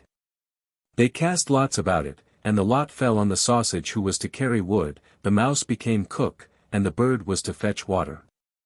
What happened? The little sausage went out towards the wood, the little bird lighted the fire, the mouse stayed by the pot and waited alone until little sausage came home and brought wood for next day. But the little sausage stayed so long on the road that they both feared something was amiss, and the bird flew out a little way in the air to meet it. Not far off, however, it met a dog on the road who had fallen on the poor sausage as lawful booty, and had seized and swallowed it.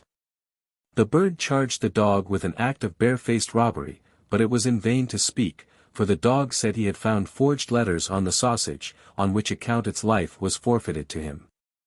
The bird sadly took up the wood, flew home, and related what he had seen and heard. They were much troubled, but agreed to do their best and remain together. The bird therefore laid the cloth, and the mouse made ready the food, and wanted to dress it, and to get into the pot as the sausage used to do, and roll and creep amongst the vegetables to mix them. But before she got into the midst of them she was stopped, and lost her skin and hair and life in the attempt. When the bird came to carry up the dinner, no cook was there. In its distress the bird threw the wood here and there, called and searched, but no cook was to be found. Owing to his carelessness the wood caught fire, so that a conflagration ensued. The bird hastened to fetch water, and then the bucket dropped from his claws into the well, and he fell down with it, and could not recover himself, but had to drown there. 24. Mother Holle. There was once a widow who had 2 daughters, one of whom was pretty and industrious, whilst the other was ugly and idle. But she was much fonder of the ugly and idle one, because she was her own daughter. And the other, who was a step-daughter, was obliged to do all the work, and be the Cinderella of the house. Every day the poor girl had to sit by a well, in the highway, and spin till her fingers bled. Now it happened that one day the shuttle was marked with her blood, so she dipped it in the well, to wash the mark off, but it dropped out of her hand and fell to the bottom. She began to weep, and ran to her stepmother and told her of the mishap. But she scolded her sharply, and was so merciless as to say, "Since you have let the shuttle fall in, you must fetch it out again." So the girl went back to the well, and did not know what to do. And in the sorrow of her heart she jumped into the well to get the shuttle. She lost her senses, and when she awoke and came to herself again, she was in a lovely meadow where the sun was shining and many thousands of flowers were growing. Along this meadow she went, and at last came to a baker's oven full of bread, and the bread cried out, "Oh, take me out! Take me out! Or I shall burn, I have been baked a long time." So she went up to it, and took out all the loaves one after another with the bread shovel. After that she went on till she came to a tree covered with apples, which called out to her, "Oh, shake me! Shake me! We apples are all ripe." So she shook the tree till the apples fell like rain, and went on shaking till they were all down, and when she had gathered them into a heap, she went on her way. At last she came to a little house, out of which an old woman peeped. But she had such large teeth that the girl was frightened, and was about to run away. But the old woman called out to her, "What are you afraid of, dear child? Stay with me. If you will do all the work in the house properly, you shall be the better for it. Only you must take care to make my bed well, and shake it thoroughly till the feathers fly, for then there is snow on the earth. I am Mother Holle." As the old woman spoke so kindly to her, the girl took courage and agreed to enter her service. She attended to everything to the satisfaction of her mistress, and always shook her bed so vigorously that the feathers flew about like snowflakes. So she had a pleasant life with her, never an angry word, and boiled or roast meat every day. She stayed some time with Mother Holle, and then she became sad. At first she did not know what was the matter with her, but found at length that it was homesickness. Although she was many thousand times better off here than at home, still she had a longing to be there. At last she said to the old woman, "I have a longing for home, and however well off I am down here, I cannot stay any longer, I must go up again to my own people." Mother Holle said, "I am pleased that you long for your home again, and as you have served me so truly, I myself will take you up again." Thereupon she took her by the hand, and led her to a large door. The door was opened, and just as the maiden was standing beneath the doorway, a heavy shower of golden rain fell, and all the gold remained sticking to her, so that she was completely covered over with it. "You shall have that because you have been so industrious," said Mother Holle, and at the same time she gave her back the shuttle which she had let fall into the well. Thereupon the door closed, and the maiden found herself up above upon the earth, not far from her mother's house. And as she went into the yard the cock was standing by the well side, and cried, "Cock-a-doodle-doo! Your golden girls come back to you." So she went in to her mother, and as she arrived thus covered with gold, she was well received, both by her and her sister. The girl told all that had happened to her. And as soon as the mother heard how she had come by so much wealth, she was very anxious to obtain the same good luck for the ugly and lazy daughter. She had to seat herself by the well and spin. And in order that her shuttle might be stained with blood, she stuck her hand into a thorn bush and pricked her finger. Then she threw her shuttle into the well, and jumped in after it. She came, like the other, to the beautiful meadow and walked along the very same path. When she got to the oven the bread again cried, "Oh, take me out! Take me out! Or I shall burn, I have been baked a long time." But the lazy thing answered, "As if I had any wish to make myself dirty," and on she went. Soon she came to the apple tree, which cried, "Oh, shake me! Shake me! We apples are all ripe." But she answered, "I like that. One of you might fall on my head," and so went on. When she came to Mother Holle's house she was not afraid, for she had already heard of her big teeth, and she hired herself to her immediately. The first day she forced herself to work diligently, and obeyed Mother Holle when she told her to do anything, for she was thinking of all the gold that she would give her. But on the second day she began to be lazy, and on the third day still more so, and then she would not get up in the morning at all. Neither did she make Mother Holle's bed as she ought, and did not shake it so as to make the feathers fly up. Mother Holle was soon tired of this, and gave her notice to leave. The lazy girl was willing enough to go, and thought that now the golden rain would come. Mother Holle led her also to the great door. But while she was standing beneath it, instead of the gold a big kettleful of pitch was emptied over her. "That is the reward for your service," said Mother Holle, and shut the door. So the lazy girl went home. But she was quite covered with pitch, and the cock by the well side, as soon as he saw her, cried out, "Cock-a-doodle-doo! Your pitchy girl's come back to you." But the pitch stuck fast to her, and could not be got off as long as she lived. 25. The 7 Ravens. There was once a man who had 7 sons, and still he had no daughter, however much he wished for one. At length his wife again gave him hope of a child, and when it came into the world it was a girl. The joy was great, but the child was sickly and small, and had to be privately baptized on account of its weakness. The father sent one of the boys in haste to the spring to fetch water for the baptism. The other 6 went with him, and as each of them wanted to be first to fill it, the jug fell into the well.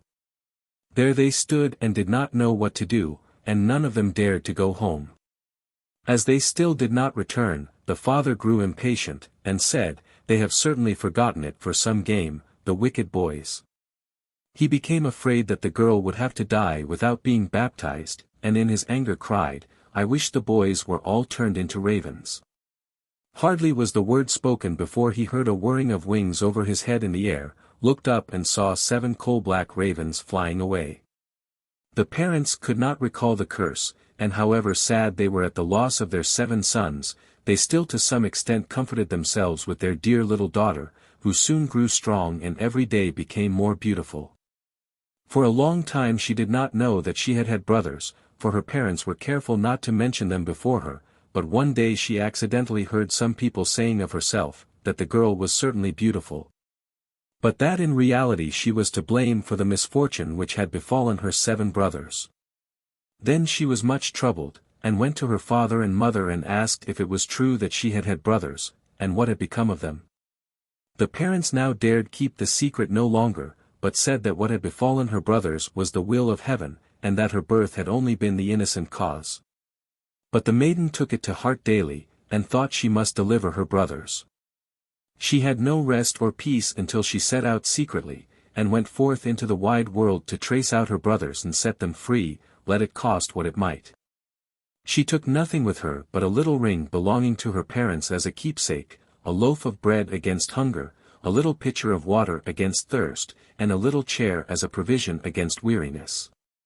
And now she went continually onwards, far, far to the very end of the world. Then she came to the sun, but it was too hot and terrible, and devoured little children. Hastily she ran away, and ran to the moon, but it was far too cold, and also awful and malicious, and when it saw the child, it said, I smell the flesh of men." On this she ran swiftly away, and came to the stars, which were kind and good to her, and each of them sat on its own particular little chair. But the morning star arose, and gave her the drumstick of a chicken, and said, If thou hast not that drumstick thou canst not open the glass mountain, and in the glass mountain are thy brothers. The maiden took the drumstick, wrapped it carefully in a cloth, and went onwards again until she came to the glass mountain. The door was shut, and she thought she would take out the drumstick. But when she undid the cloth, it was empty, and she had lost the good star's present. What was she now to do? She wished to rescue her brothers, and had no key to the glass mountain. The good sister took a knife, cut off one of her little fingers, put it in the door, and succeeded in opening it. When she had gone inside, a little dwarf came to meet her, who said, My child, what are you looking for? "I am looking for my brothers, the 7 ravens," she replied. The dwarf said, "The Lord Ravens are not at home, but if you will wait here until they come, step in." Thereupon the little dwarf carried the ravens' dinner in, on 7 little plates, and in 7 little glasses, and the little sister ate a morsel from each plate, and from each little glass she took a sip. But in the last little glass she dropped the ring which she had brought away with her. Suddenly she heard a whirring of wings and a rushing through the air, and then the little dwarf said, "Now the Lord Ravens are flying home." Then they came, and wanted to eat and drink, and looked for their little plates and glasses. Then said one after the other, "Who has eaten something from my plate? Who has drunk out of my little glass?" It was a human mouth. And when the 7th came to the bottom of the glass, the ring rolled against his mouth. Then he looked at it, and saw that it was a ring belonging to his father and mother, and said, "God grant that our sister may be here, and then we shall be free." When the maiden, who was standing behind the door watching, heard that wish, she came forth, and on this all the ravens were restored to their human form again. And they embraced and kissed each other, and went joyfully home. 26. Little Red Cap. Once upon a time there was a dear little girl who was loved by everyone who looked at her, but most of all by her grandmother, and there was nothing that she would not have given to the child. Once she gave her a little cap of red velvet, which suited her so well that she would never wear anything else, so she was always called Little Red Cap.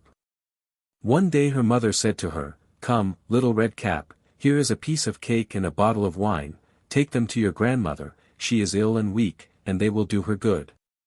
Set out before it gets hot, and when you are going, walk nicely and quietly and do not run off the path, or you may fall and break the bottle, and then your grandmother will get nothing.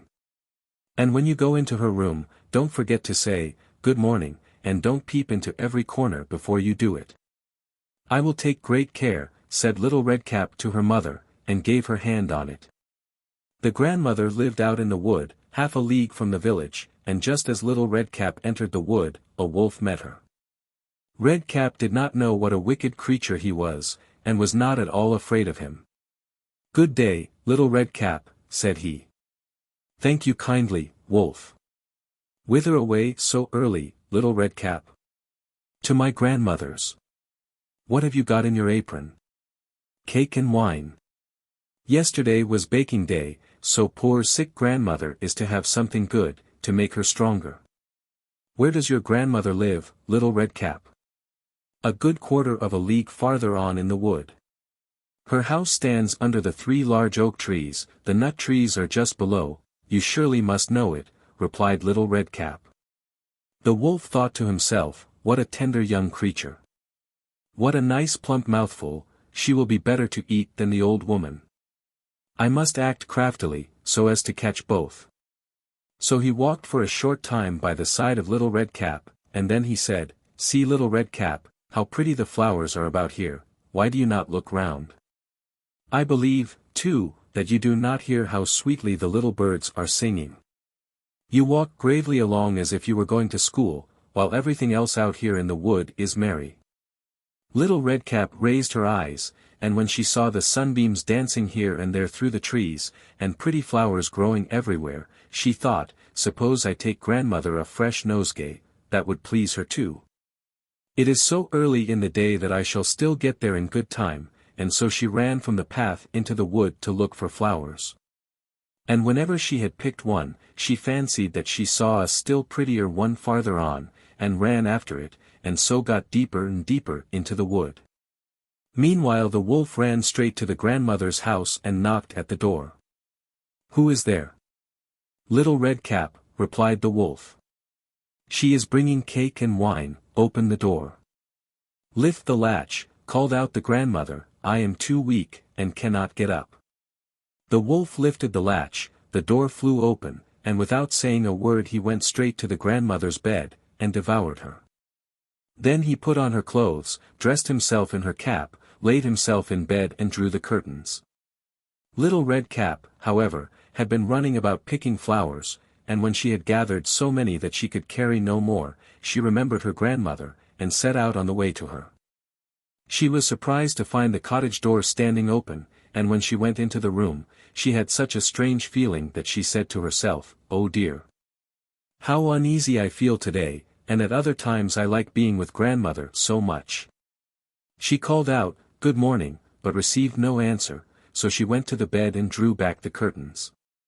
There lay her grandmother with her cap pulled far over her face, and looking very strange. "Oh, grandmother," she said, "what big ears you have." "The better to hear you with, my child," was the reply. "But, grandmother, what big eyes you have," she said. "The better to see you with, my dear." "But, grandmother, what large hands you have. The better to hug you with." "Oh. But, grandmother, what a terrible big mouth you have. The better to eat you with." And scarcely had the wolf said this, than with one bound he was out of bed and swallowed up Redcap. When the wolf had appeased his appetite, he lay down again in the bed, fell asleep and began to snore very loud. The huntsman was just passing the house, and thought to himself, "How the old woman is snoring. I must just see if she wants anything." So he went into the room, and when he came to the bed, he saw that the wolf was lying in it. "Do I find thee here, thou old sinner?" said he. "I have long sought thee." Then just as he was going to fire at him, it occurred to him that the wolf might have devoured the grandmother, and that she might still be saved, so he did not fire, but took a pair of scissors, and began to cut open the stomach of the sleeping wolf. When he had made 2 snips, he saw the little Redcap shining, and then he made 2 snips more, and the little girl sprang out, crying, "Ah, how frightened I have been! How dark it was inside the wolf!" And after that the aged grandmother came out alive also, but scarcely able to breathe. Redcap, however, quickly fetched great stones with which they filled the wolf's body, and when he awoke, he wanted to run away, but the stones were so heavy that he fell down at once, and fell dead. Then all 3 were delighted. The huntsman drew off the wolf's skin and went home with it. The grandmother ate the cake and drank the wine which Redcap had brought, and revived, but Redcap thought to herself, "As long as I live, I will never by myself leave the path, to run into the wood, when my mother has forbidden me to do so." It is also related that once when Redcap was again taking cakes to the old grandmother, another wolf spoke to her, and tried to entice her from the path. Redcap, however, was on her guard, and went straight forward on her way, and told her grandmother that she had met the wolf, and that he had said, "Good morning," to her, but with such a wicked look in his eyes, that if they had not been on the public road she was certain he would have eaten her up. "Well," said the grandmother, "we will shut the door, that he may not come in." Soon afterwards the wolf knocked, and cried, "Open the door, grandmother, I am little Redcap, and am fetching you some cakes." But they did not speak, or open the door, so the greybeard stole twice or thrice round the house, and at last jumped on the roof, intending to wait until Redcap went home in the evening, and then to steal after her and devour her in the darkness.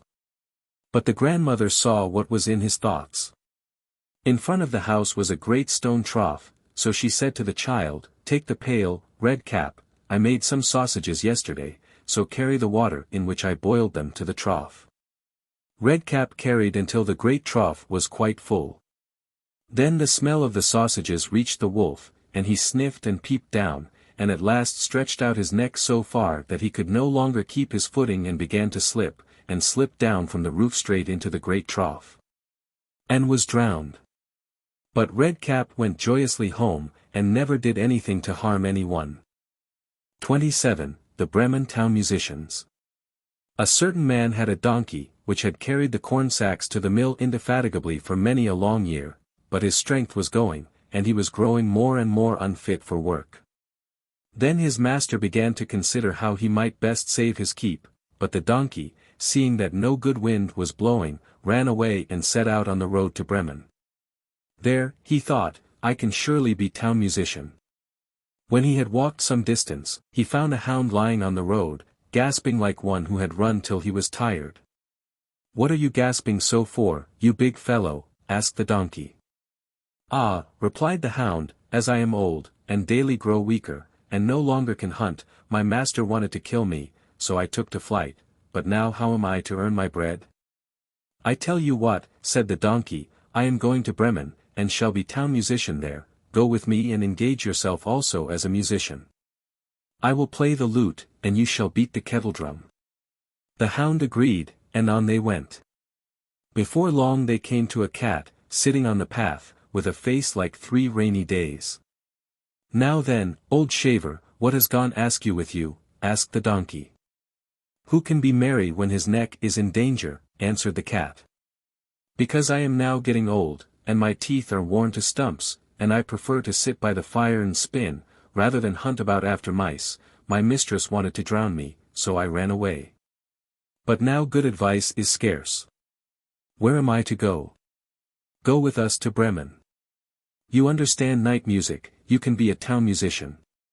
The cat thought well of it, and went with them.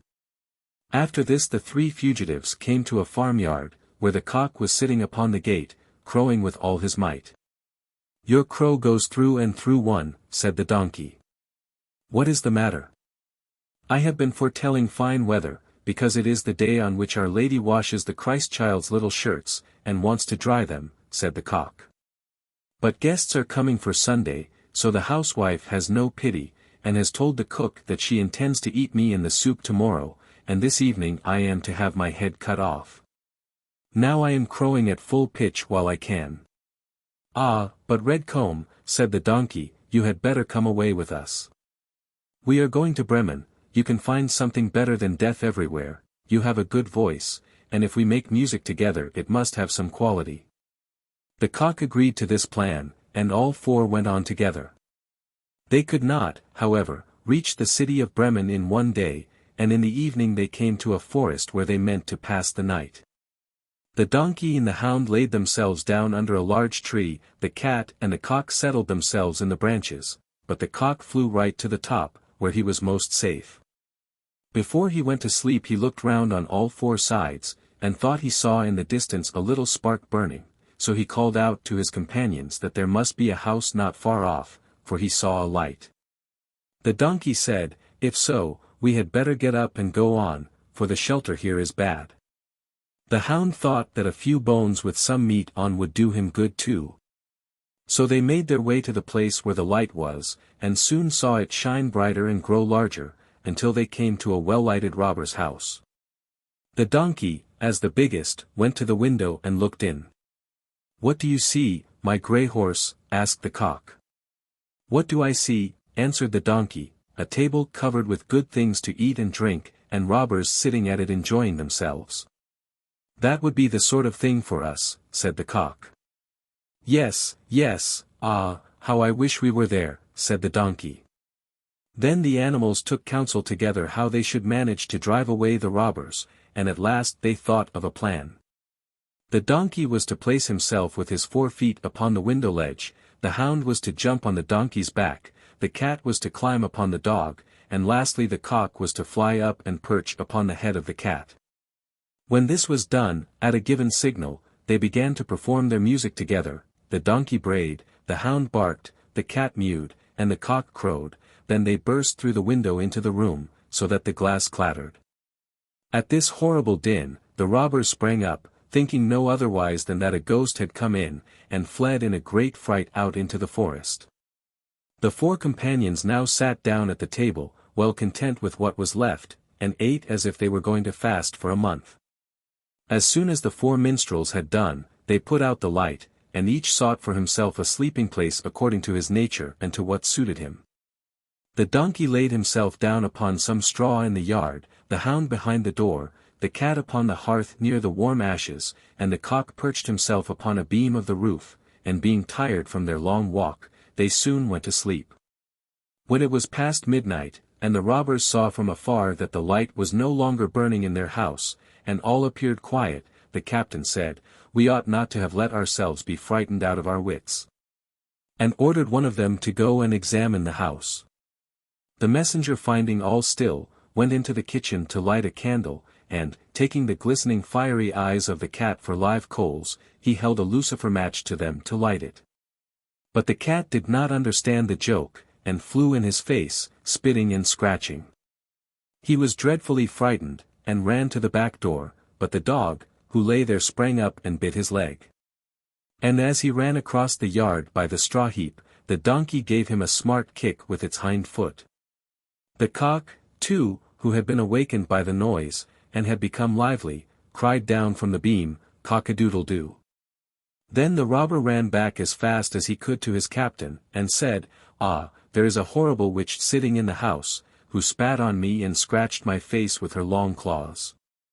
And by the door stands a man with a knife, who stabbed me in the leg, and in the yard there lies a black monster, who beat me with a wooden club, and above, upon the roof, sits the judge, who called out, 'Bring the rogue here to me.' So I got away as well as I could." After this the robbers did not trust themselves in the house again, but it suited the 4 musicians of Bremen so well that they did not care to leave it any more. And the mouth of him who last told this story is still warm. 28. The Singing Bone.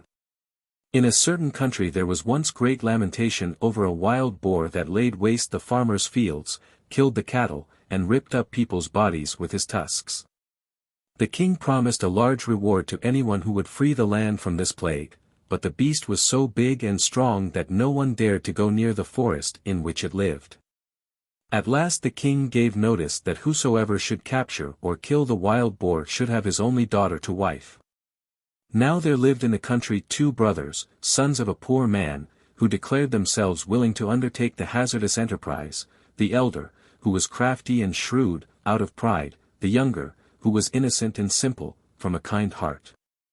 The king said, "In order that you may be the more sure of finding the beast, you must go into the forest from opposite sides." So the elder went in on the west side, and the younger on the east.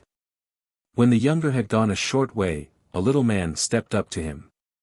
He held in his hand a black spear and said, "I give you this spear because your heart is pure and good. With this you can boldly attack the wild boar, and it will do you no harm." He thanked the little man, shouldered the spear, and went on fearlessly. Before long he saw the beast, which rushed at him. But he held the spear towards it, and in its blind fury it ran so swiftly against it that its heart was cloven in twain. Then he took the monster on his back and went homewards with it to the king. As he came out at the other side of the wood, there stood at the entrance a house where people were making merry with wine and dancing. His elder brother had gone in here, and, thinking that after all the boar would not run away from him, was going to drink until he felt brave. But when he saw his young brother coming out of the wood laden with his booty, his envious, evil heart gave him no peace. He called out to him, "Come in, dear brother, rest and refresh yourself with a cup of wine." The youth, who suspected no evil, went in and told him about the good little man who had given him the spear wherewith he had slain the boar. The elder brother kept him there until the evening, and then they went away together, and when in the darkness they came to a bridge over a brook, the elder brother let the other go first. And when he was halfway across he gave him such a blow from behind that he fell down dead. He buried him beneath the bridge, took the boar, and carried it to the king, pretending that he had killed it. Whereupon he obtained the king's daughter in marriage. And when his younger brother did not come back he said, "The boar must have killed him," and everyone believed it. But as nothing remains hidden from God, so this black deed also was to come to light. Years afterwards a shepherd was driving his herd across the bridge, and saw lying in the sand beneath, a snow-white little bone. He thought that it would make a good mouthpiece, so he clambered down, picked it up, and cut out of it a mouthpiece for his horn. But when he blew through it for the first time, to his great astonishment, the bone began of its own accord to sing. "Ah, friend, thou blowest upon my bone. Long have I lain beside the water. My brother slew me for the boar, and took for his wife the king's young daughter." "What a wonderful horn," said the shepherd, "it sings by itself, I must take it to my lord the king." And when he came with it to the king the horn again began to sing its little song. The king understood it all, and caused the ground below the bridge to be dug up, and then the whole skeleton of the murdered man came to light. The wicked brother could not deny the deed, and was sewn up in a sack and drowned. But the bones of the murdered man were laid to rest in a beautiful tomb in the churchyard.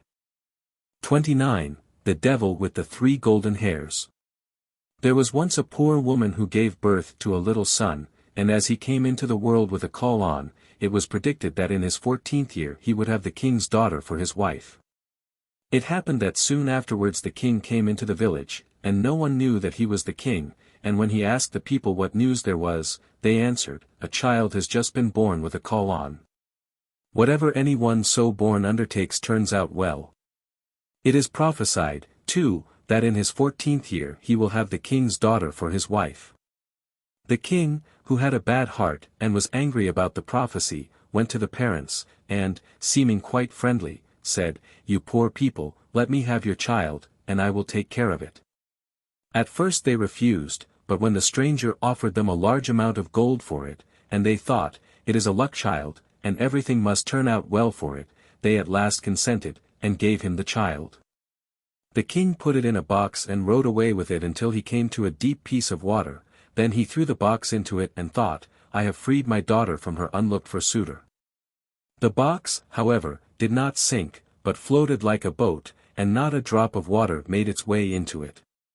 And it floated to within 2 miles of the king's chief city, where there was a mill, and it came to a standstill at the mill dam. A miller's boy, who by good luck was standing there, noticed it and pulled it out with a hook, thinking that he had found a great treasure, but when he opened it there lay a pretty boy inside, quite fresh and lively. He took him to the miller and his wife, and as they had no children they were glad, and said, "God has given him to us." They took great care of the foundling, and he grew up in all goodness. It happened that once in a storm, the king went into the mill, and he asked the millfolk if the tall youth was their son.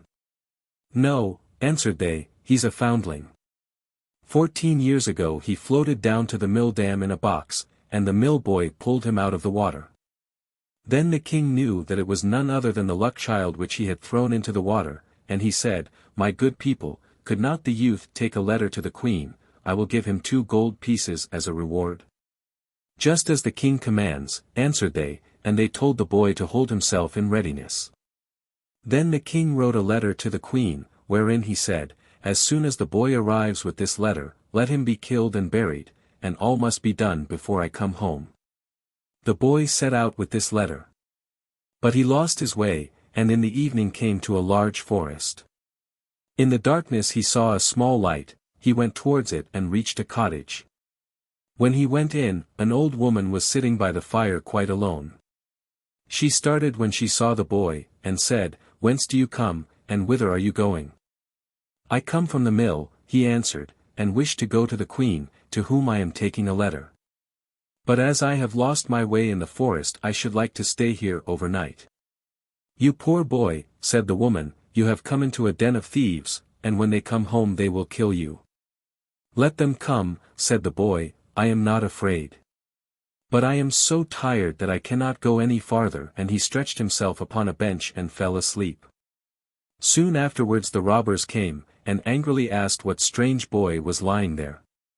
"Ah," said the old woman, "it is an innocent child who has lost himself in the forest, and out of pity I have let him come in. He has to take a letter to the queen." The robbers opened the letter and read it, and in it was written that the boy as soon as he arrived should be put to death.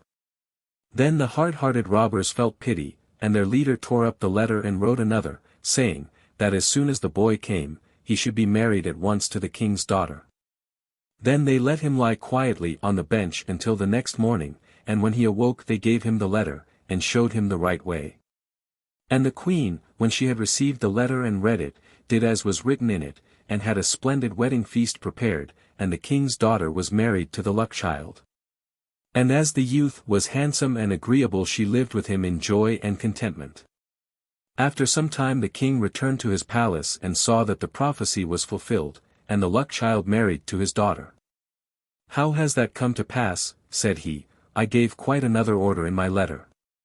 So the queen gave him the letter, and said that he might see for himself what was written in it. The king read the letter and saw quite well that it had been exchanged for the other. He asked the youth what had become of the letter entrusted to him, and why he had brought another instead of it. "I know nothing about it," answered he, "it must have been changed in the night, when I slept in the forest." The king said in a passion, "Ye shall not have everything quite so much your own way. Whosoever marries my daughter must fetch me from hell 3 golden hairs from the head of the devil. Bring me what I want, and you shall keep my daughter." In this way the king hoped to be rid of him forever. But the luck child answered, "I will fetch the golden hairs, I am not afraid of the devil." Thereupon he took leave of them and began his journey. The road led him to a large town, where the watchman by the gates asked him what his trade was, and what he knew. "I know everything," answered the luck child. "Then you can do us a favor," said the watchman, "if you will tell us why our market fountain, which once flowed with wine, has become dry, and no longer gives even water." "That you shall know," answered he, "only wait until I come back." Then he went farther and came to another town, and there also the gatekeeper asked him what was his trade, and what he knew. "I know everything," answered he. "Then you can do us a favor and tell us why a tree in our town which once bore golden apples now does not even put forth leaves." "You shall know that," answered he, "only wait until I come back." Then he went on and came to a wide river over which he must go. The ferryman asked him what his trade was, and what he knew. "I know everything," answered he. "Then you can do me a favor," said the ferryman, "and tell me why I must always be rowing backwards and forwards, and am never set free." "You shall know that," answered he, "only wait until I come back." When he had crossed the water he found the entrance to hell. It was black and sooty within, and the devil was not at home, but his grandmother was sitting in a large armchair. "What do you want?" said she to him, but she did not look so very wicked. "I should like to have 3 golden hairs from the devil's head," answered he, "else I cannot keep my wife." "That is a good deal to ask for," said she. "If the devil comes home and finds you, it will cost you your life, but as I pity you, I will see if I cannot help you." She changed him into an ant and said, "Creep into the folds of my dress, you will be safe there." "Yes," answered he, "so far, so good, but there are 3 things besides that I want to know: why a fountain which once flowed with wine has become dry, and no longer gives even water. Why a tree which once bore golden apples does not even put forth leaves, and why a ferryman must always be going backwards and forwards, and is never set free." "Those are difficult questions," answered she, "but only be silent and quiet and pay attention to what the devil says when I pull out the 3 golden hairs." As the evening came on, the devil returned home. No sooner had he entered than he noticed that the air was not pure. "I smell man's flesh," said he, "all is not right here." Then he pried into every corner, and searched, but could not find anything. His grandmother scolded him. "It has just been swept," said she, "and everything put in order, and now you are upsetting it again. You have always got man's flesh in your nose. Sit down and eat your supper." When he had eaten and drunk he was tired, and laid his head in his grandmother's lap, and before long he was fast asleep, snoring and breathing heavily. Then the old woman took hold of a golden hair, pulled it out, and laid it down near her. "Oh!" cried the devil, "what are you doing?" "I have had a bad dream," answered the grandmother, "so I seized hold of your hair." "What did you dream then?" said the devil. "I dreamed that a fountain in a marketplace from which wine once flowed was dried up, and not even water would flow out of it. What is the cause of it?" "Oh, ho! If they did but know it," answered the devil. "There is a toad sitting under a stone in the well, if they killed it, the wine would flow again." He went to sleep again and snored until the windows shook. Then she pulled the second hair out. "Ha! What are you doing?" cried the devil angrily. "Do not take it ill," said she, "I did it in a dream." "What have you dreamt this time?" asked he. "I dreamt that in a certain kingdom there stood an apple tree which had once borne golden apples, but now would not even bear leaves." "What, think you, was the reason?" "Oh! If they did but know," answered the devil. "A mouse is gnawing at the root, if they killed this they would have golden apples again, but if it gnaws much longer the tree will wither altogether. But leave me alone with your dreams, if you disturb me in my sleep again you will get a box on the ear." The grandmother spoke gently to him until he fell asleep again and snored. Then she took hold of the third golden hair and pulled it out. The devil jumped up, roared out, and would have treated her ill if she had not quieted him once more and said, "Who can help bad dreams?" "What was the dream, then?" asked he, and was quite curious.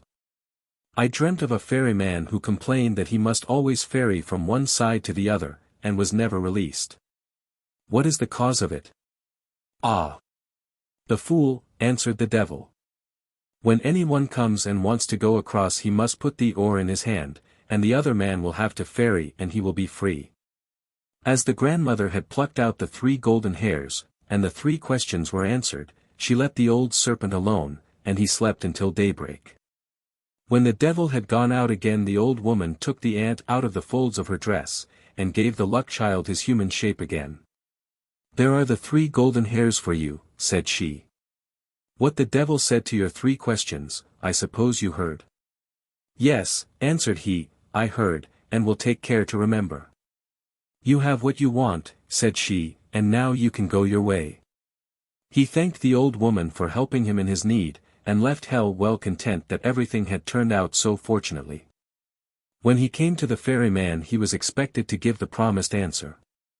"Ferry me across first," said the luck child, "and then I will tell you how you can be set free," and when he reached the opposite shore he gave him the devil's advice: "Next time anyone comes, who wants to be ferried over, just put the oar in his hand." He went on and came to the town wherein stood the unfruitful tree, and there too the watchman wanted an answer. So he told him what he had heard from the devil: "Kill the mouse which is gnawing at its root, and it will again bear golden apples." Then the watchman thanked him, and gave him as a reward 2 asses laden with gold, which followed him. At last he came to the town whose well was dry. He told the watchman what the devil had said: "A toad is in the well beneath a stone. You must find it and kill it, and the well will again give wine in plenty." The watchman thanked him, and also gave him 2 asses laden with gold. At last the luck child got home to his wife, who was heartily glad to see him again, and to hear how well he had prospered in everything. To the king he took what he had asked for, the devil's 3 golden hairs, and when the king saw the 4 asses laden with gold he was quite content, and said, "Now all the conditions are fulfilled, and you can keep my daughter.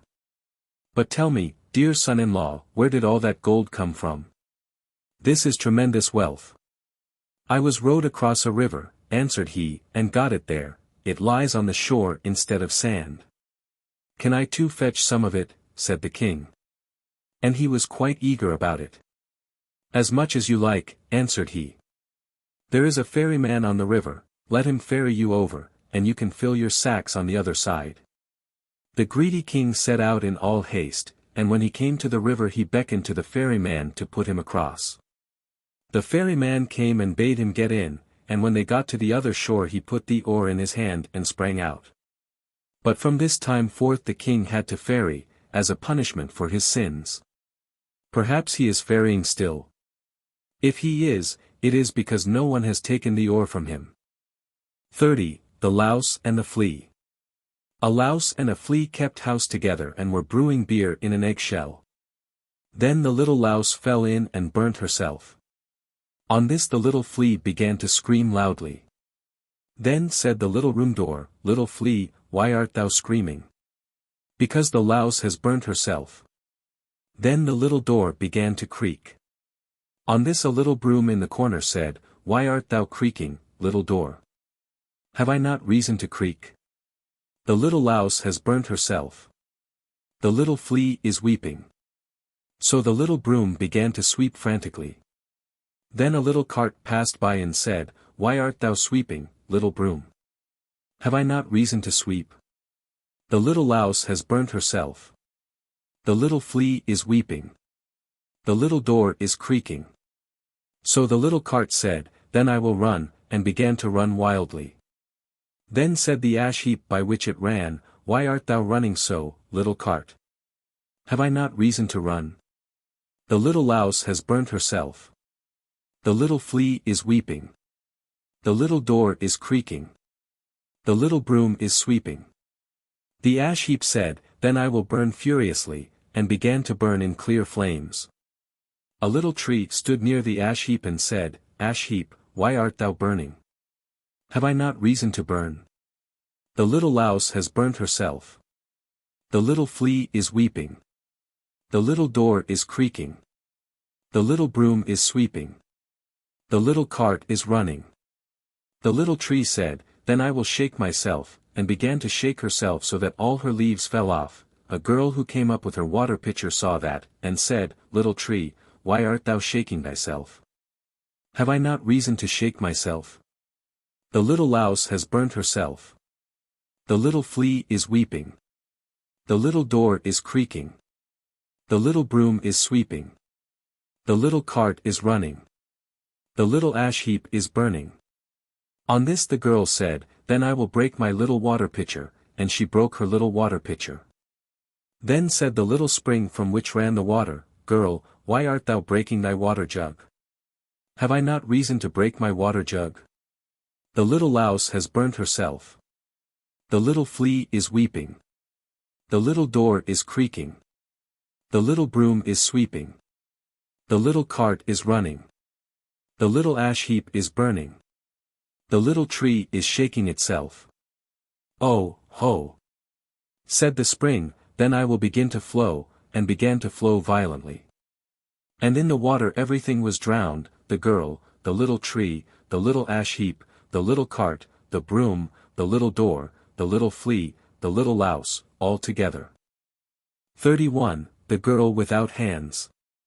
A certain miller had little by little fallen into poverty, and had nothing left but his mill and a large apple tree behind it. Once when he had gone into the forest to fetch wood, an old man stepped up to him whom he had never seen before, and said, Why dost thou plague thyself with cutting wood? I will make thee rich. If thou wilt promise me what is standing behind thy mill. What can that be but my apple tree, thought the miller, and said, Yes, and gave a written promise to the stranger. He, however, laughed mockingly and said, When 3 years have passed, I will come and carry away what belongs to me, and then he went.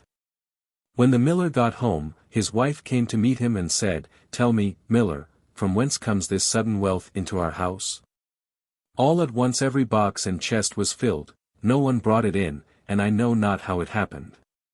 He answered, It comes from a stranger who met me in the forest, and promised me great treasure. I, in return, have promised him what stands behind the mill. We can very well give him the big apple tree for it. Ah, husband, said the terrified wife, that must have been the devil. He did not mean the apple tree, but our daughter, who was standing behind the mill sweeping the yard. The miller's daughter was a beautiful, pious girl, and lived through the 3 years in the fear of God and without sin. When therefore the time was over, and the day came when the evil one was to fetch her, she washed herself clean, and made a circle round herself with chalk. The devil appeared quite early, but he could not come near to her. Angrily, he said to the miller, Take all water away from her, that she may no longer be able to wash herself, for otherwise I have no power over her. The miller was afraid, and did so. The next morning the devil came again, but she had wept on her hands, and they were quite clean. Again he could not get near her, and furiously said to the miller, Cut her hands off, or else I cannot get the better of her. The miller was shocked and answered, How could I cut off my own child's hands? Then the evil one threatened him and said, If thou dost not do it thou art mine, and I will take thee thyself. The father became alarmed, and promised to obey him. So he went to the girl and said, My child, if I do not cut off both thine hands, the devil will carry me away, and in my terror I have promised to do it. Help me in my need, and forgive me the harm I do thee. She replied, Dear father, do with me what you will, I am your child. Thereupon she laid down both her hands, and let them be cut off. The devil came for the 3rd time, but she had wept so long and so much on the stumps, that after all they were quite clean. Then he had to give in, and had lost all right over her. The miller said to her, I have by means of thee received such great wealth that I will keep thee most delicately as long as thou livest. But she replied, Here I cannot stay, I will go forth, compassionate people will give me as much as I require. Thereupon she caused her maimed arms to be bound to her back, and by sunrise she set out on her way, and walked the whole day until night fell. Then she came to a royal garden, and by the shimmering of the moon she saw that trees covered with beautiful fruits grew in it, but she could not enter, for there was much water round about it. And as she had walked the whole day and not eaten one mouthful, and hunger tormented her, she thought, "Ah, if I were but inside, that I might eat of the fruit, else must I die of hunger." Then she knelt down, called on God the Lord, and prayed. And suddenly an angel came towards her, who made a dam in the water, so that the moat became dry and she could walk through it. And now she went into the garden and the angel went with her. She saw a tree covered with beautiful pears, but they were all counted. Then she went to them, and to still her hunger, ate one with her mouth from the tree, but no more. The gardener was watching. But as the angel was standing by, he was afraid and thought the maiden was a spirit, and was silent, neither did he dare to cry out, or to speak to the spirit. When she had eaten the pear, she was satisfied, and went and concealed herself among the bushes. The king to whom the garden belonged, came down to it next morning, and counted, and saw that one of the pears was missing, and asked the gardener what had become of it, as it was not lying beneath the tree, but was gone. Then answered the gardener, "Last night, a spirit came in, who had no hands, and ate off one of the pears with its mouth." The king said, "How did the spirit get over the water, and where did it go after it had eaten the pear?" The gardener answered, "Someone came in a snow-white garment from heaven who made a dam, and kept back the water, that the spirit might walk through the moat. And as it must have been an angel, I was afraid, and asked no questions, and did not cry out. When the spirit had eaten the pear, it went back again." The king said, "If it be as thou sayest, I will watch with thee tonight." When it grew dark the king came into the garden and brought a priest with him, who was to speak to the spirit. All three seated themselves beneath the tree and watched. At midnight the maiden came creeping out of the thicket, went to the tree, and again ate one pear off it with her mouth, and beside her stood the angel in white garments. Then the priest went out to them and said, "Comest thou from heaven or from earth? Art thou a spirit, or a human being?" She replied, "I am no spirit, but an unhappy mortal deserted by all but God." The king said, "If thou art forsaken by all the world, yet will I not forsake thee." He took her with him into his royal palace, and as she was so beautiful and good, he loved her with all his heart, had silver hands made for her, and took her to wife. After a year the king had to take the field, so he commended his young queen to the care of his mother and said, "If she is brought to bed take care of her, nurse her well, and tell me of it at once in a letter." Then she gave birth to a fine boy. So the old mother made haste to write and announce the joyful news to him. But the messenger rested by a brook on the way, and as he was fatigued by the great distance, he fell asleep. Then came the devil, who was always seeking to injure the good queen, and exchanged the letter for another, in which was written that the queen had brought a monster into the world. When the king read the letter he was shocked and much troubled, but he wrote in answer that they were to take great care of the queen and nurse her well until his arrival. The messenger went back with the letter, but rested at the same place and again fell asleep. Then came the devil once more, and put a different letter in his pocket, in which it was written that they were to put the queen and her child to death. The old mother was terribly shocked when she received the letter, and could not believe it. She wrote back again to the king, but received no other answer, because each time the devil substituted a false letter, and in the last letter it was also written that she was to preserve the queen's tongue and eyes as a token that she had obeyed. But the old mother wept to think such innocent blood was to be shed, and had a hind brought by night and cut out her tongue and eyes, and kept them. Then said she to the queen, "I cannot have thee killed as the king commands, but here thou mayst stay no longer. Go forth into the wide world with thy child, and never come here again." The poor woman tied her child on her back, and went away with eyes full of tears. She came into a great wild forest, and then she fell on her knees and prayed to God, and the angel of the Lord appeared to her and led her to a little house on which was a sign with the words, "Here all dwell free." A snow-white maiden came out of the little house and said, "Welcome, Lady Queen," and conducted her inside. Then they unbound the little boy from her back, and held him to her breast that he might feed, and laid him in a beautifully made little bed. Then said the poor woman, From whence knowest thou that I was a queen? The white maiden answered, I am an angel sent by God, to watch over thee and thy child.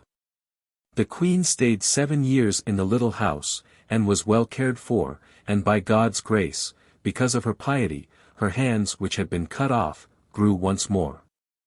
At last the king came home again from the war, and his first wish was to see his wife and the child. Then his aged mother began to weep and said, Thou wicked man, why didst thou write to me that I was to take those 2 innocent lives? And she showed him the 2 letters which the evil one had forged, and then continued, I did as thou badest me, and she showed the tokens, the tongue and eyes. Then the king began to weep for his poor wife and his little son so much more bitterly than she was doing, that the aged mother had compassion on him and said, Be at peace, she still lives. I secretly caused a hind to be killed, and took these tokens from it, but I bound the child to thy wife's back and bade her go forth into the wide world, and made her promise never to come back here again, because thou wert so angry with her. Then spoke the king, I will go as far as the sky is blue, and will neither eat nor drink until I have found again my dear wife and my child, if in the meantime they have not been killed, or died of hunger. Thereupon the king travelled about for 7 long years, and sought her in every cleft of the rocks and in every cave, but he found her not, and thought she had died of want. During the whole of this time he neither ate nor drank, but God supported him. At length he came into a great forest, and found therein the little house whose sign was, Here all dwell free. Then forth came the white maiden, took him by the hand, led him in, and said, Welcome, Lord King, and asked him from whence he came. He answered, Soon shall I have travelled about for the space of 7 years, and I seek my wife and her child, but cannot find them. The angel offered him meat and drink, but he did not take anything, and only wished to rest a little. Then he lay down to sleep, and put a handkerchief over his face. Thereupon the angel went into the chamber where the queen sat with her son, whom she usually called Sorrowful, and said to her, Go out with thy child, thy husband hath come. So she went to the place where he lay, and the handkerchief fell from his face. Then said she, Sorrowful, pick up thy father's handkerchief, and cover his face again. The child picked it up, and put it over his face again.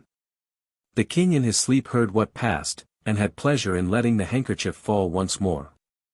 But the child grew impatient, and said, Dear mother, how can I cover my father's face when I have no father in this world? I have learned to say the prayer, Our Father, which art in heaven. Thou hast told me that my father was in heaven, and was the good God, and how can I know a wild man like this? He is not my father. When the king heard that, he got up, and asked who they were. Then said she, I am thy wife, and that is thy son, Sorrowful. And he saw her living hands, and said, My wife had silver hands. She answered, The good God has caused my natural hands to grow again, and the angel went into the inner room, and brought the silver hands, and showed them to him. Hereupon he knew for a certainty that it was his dear wife and his dear child, and he kissed them, and was glad, and said, A heavy stone has fallen from off mine heart. Then the angel of God gave them 1 meal with her, and after that they went home to the king's aged mother. There were great rejoicings everywhere, and the king and queen were married again, and lived contentedly to their happy end. 32. Clever Hans. The mother of Hans said, Whither away, Hans? Hans answered, To Grethel. Behave well, Hans. Oh, I'll behave well. Goodbye, mother. Goodbye, Hans. Hans comes to Grethel. Good day, Grethel. Good day, Hans. What dost thou bring that is good? I bring nothing, I want to have something given me. Grethel presents Hans with a needle.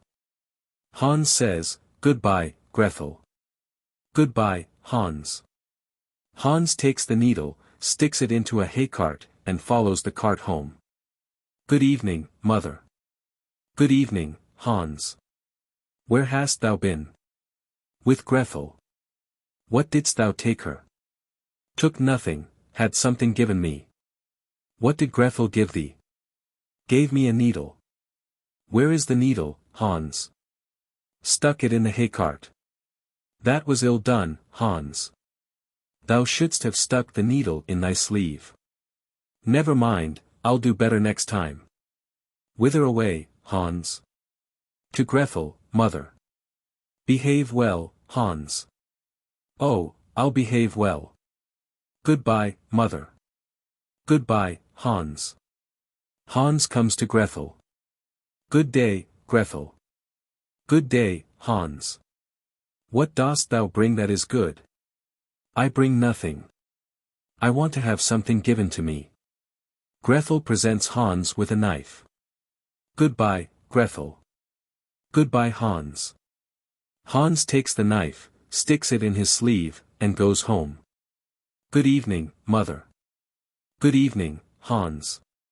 Where hast thou been? With Grethel. What didst thou take her? Took her nothing, she gave me something.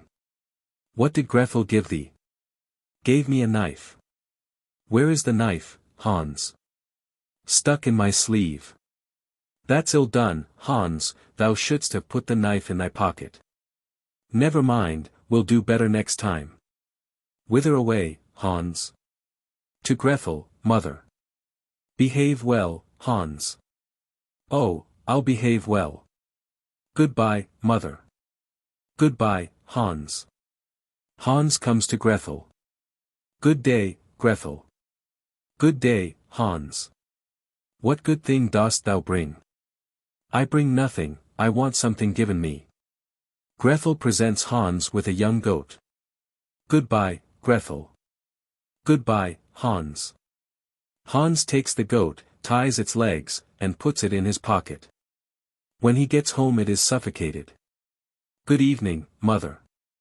Good evening, Hans. Where hast thou been? With Grethel.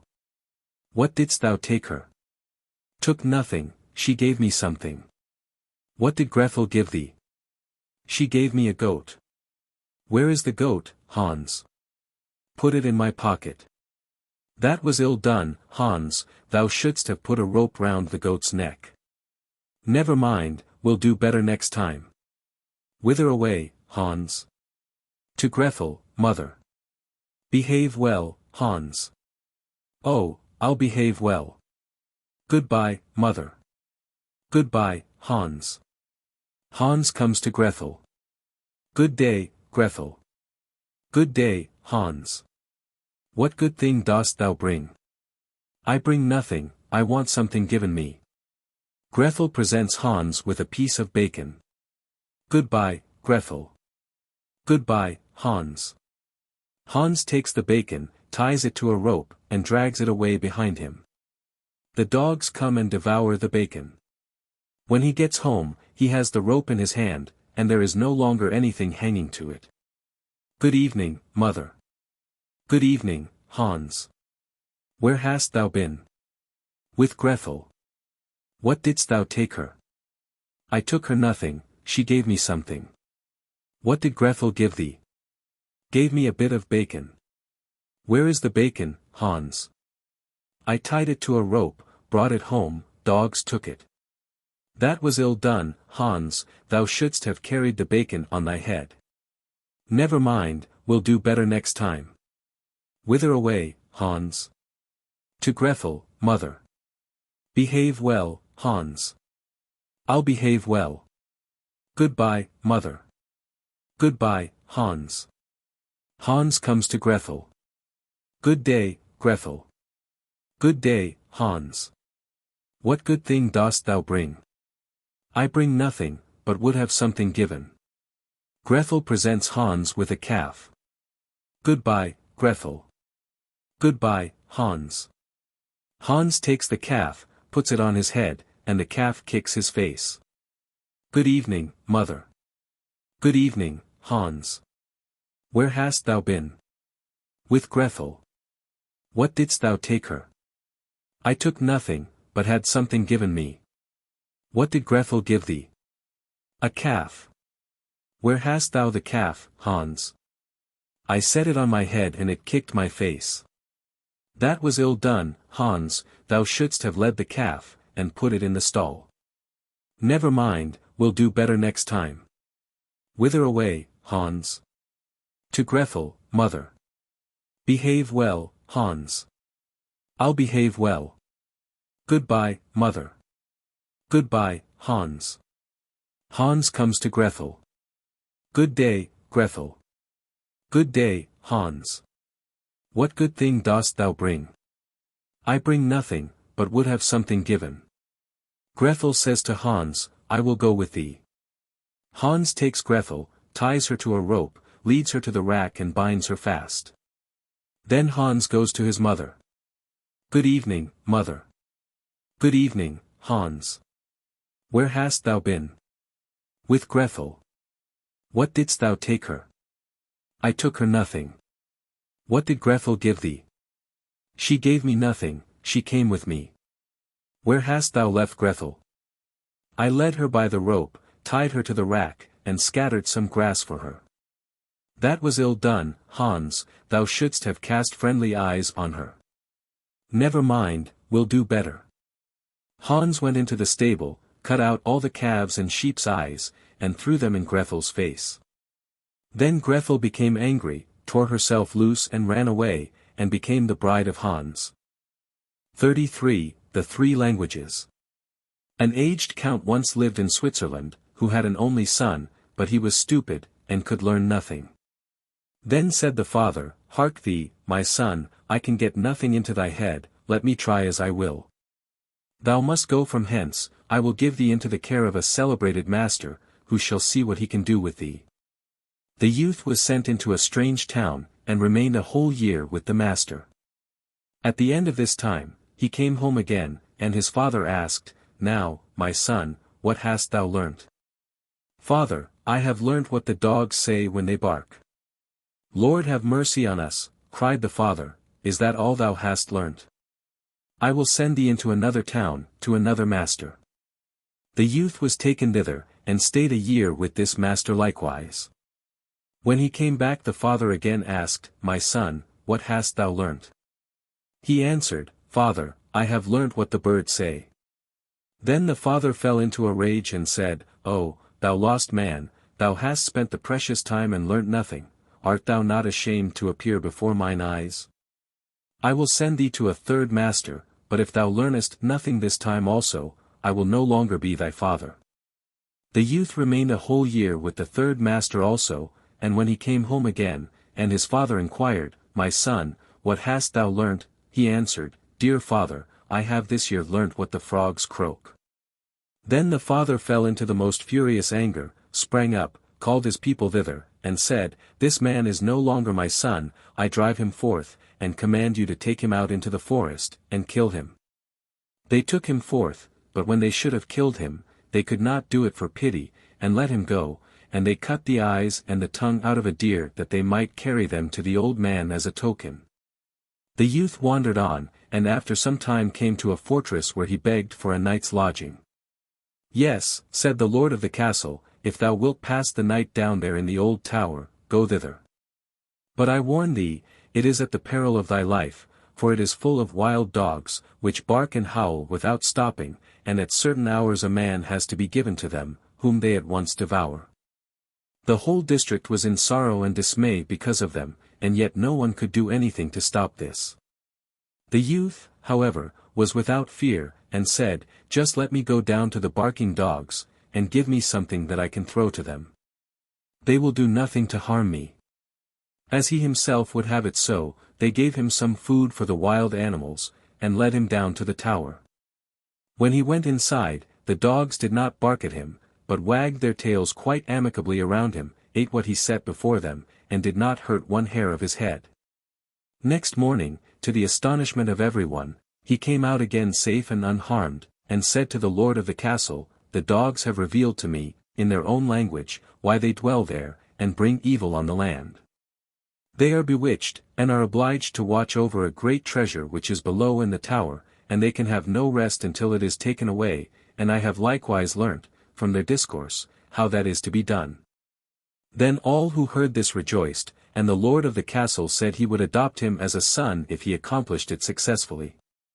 He went down again, and as he knew what he had to do, he did it thoroughly, and brought a chest full of gold out with him. The howling of the wild dogs was henceforth heard no more, they had disappeared, and the country was freed from the trouble. After some time he took it into his head that he would travel to Rome. On the way he passed by a marsh, in which a number of frogs were sitting croaking.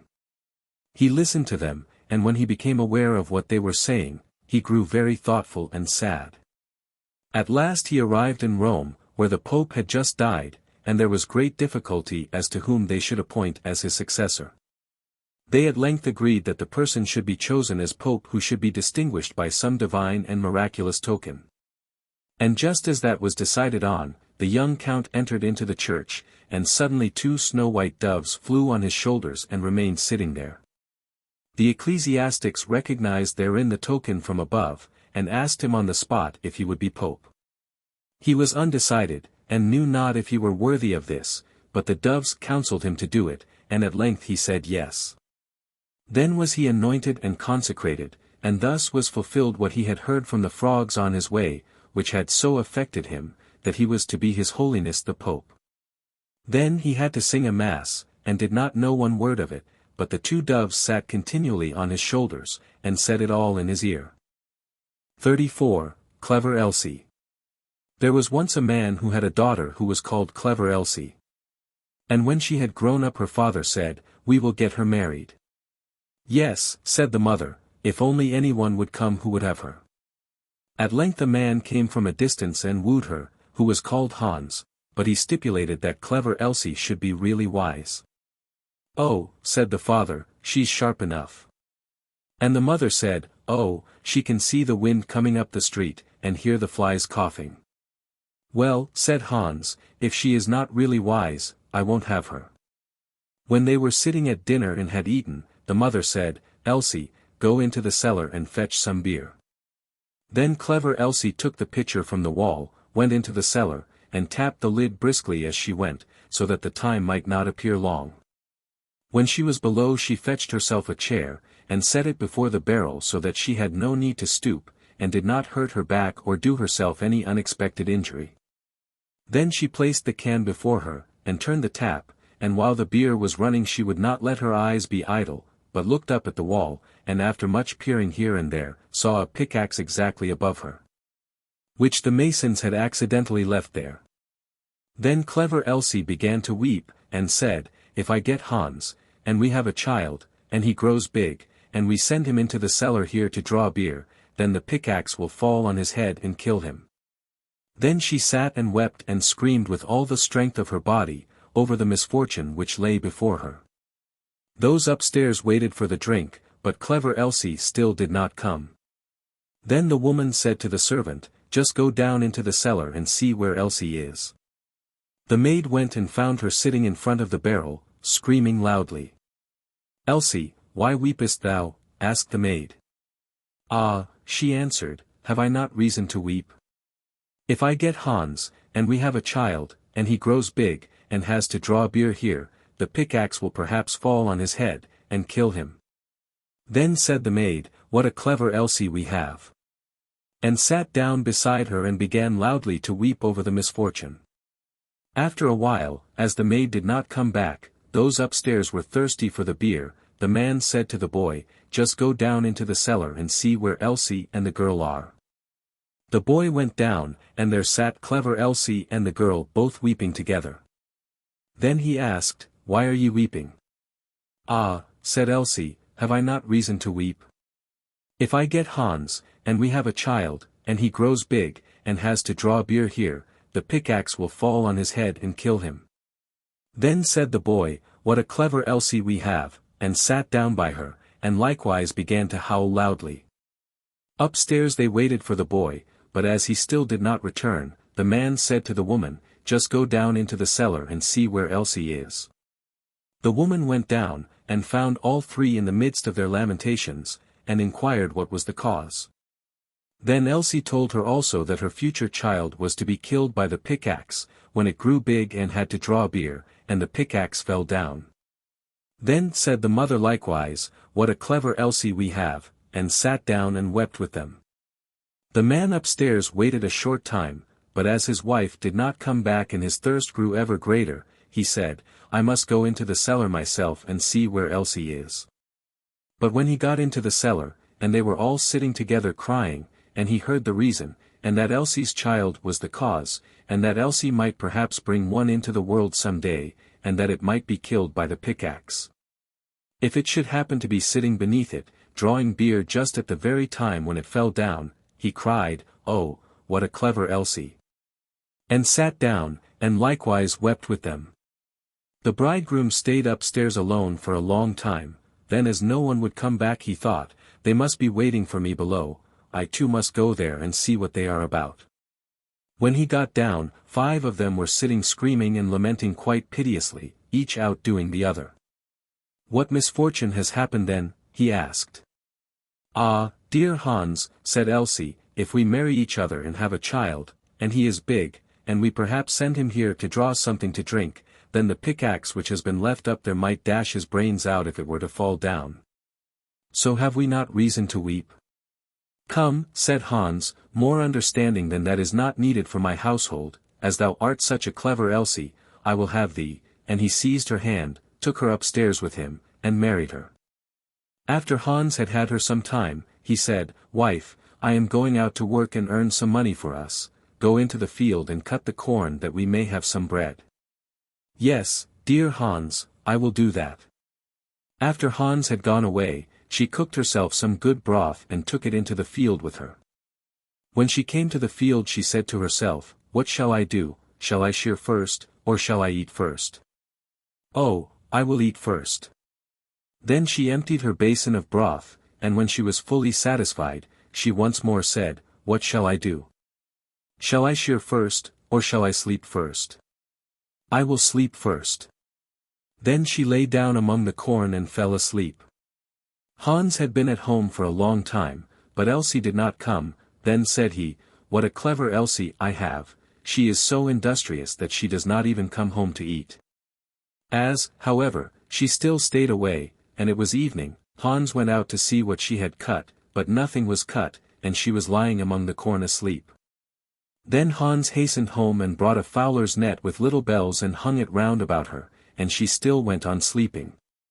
Then he ran home, shut the house door, and sat down in his chair and worked. At length, when it was quite dark, clever Elsie awoke, and when she got up there was a jingling all round about her, and the bells rang at each step which she took. Then she was alarmed, and became uncertain whether she really was clever Elsie or not, and said, Is it I, or is it not I? But she knew not what answer to make to this, and stood for a time in doubt.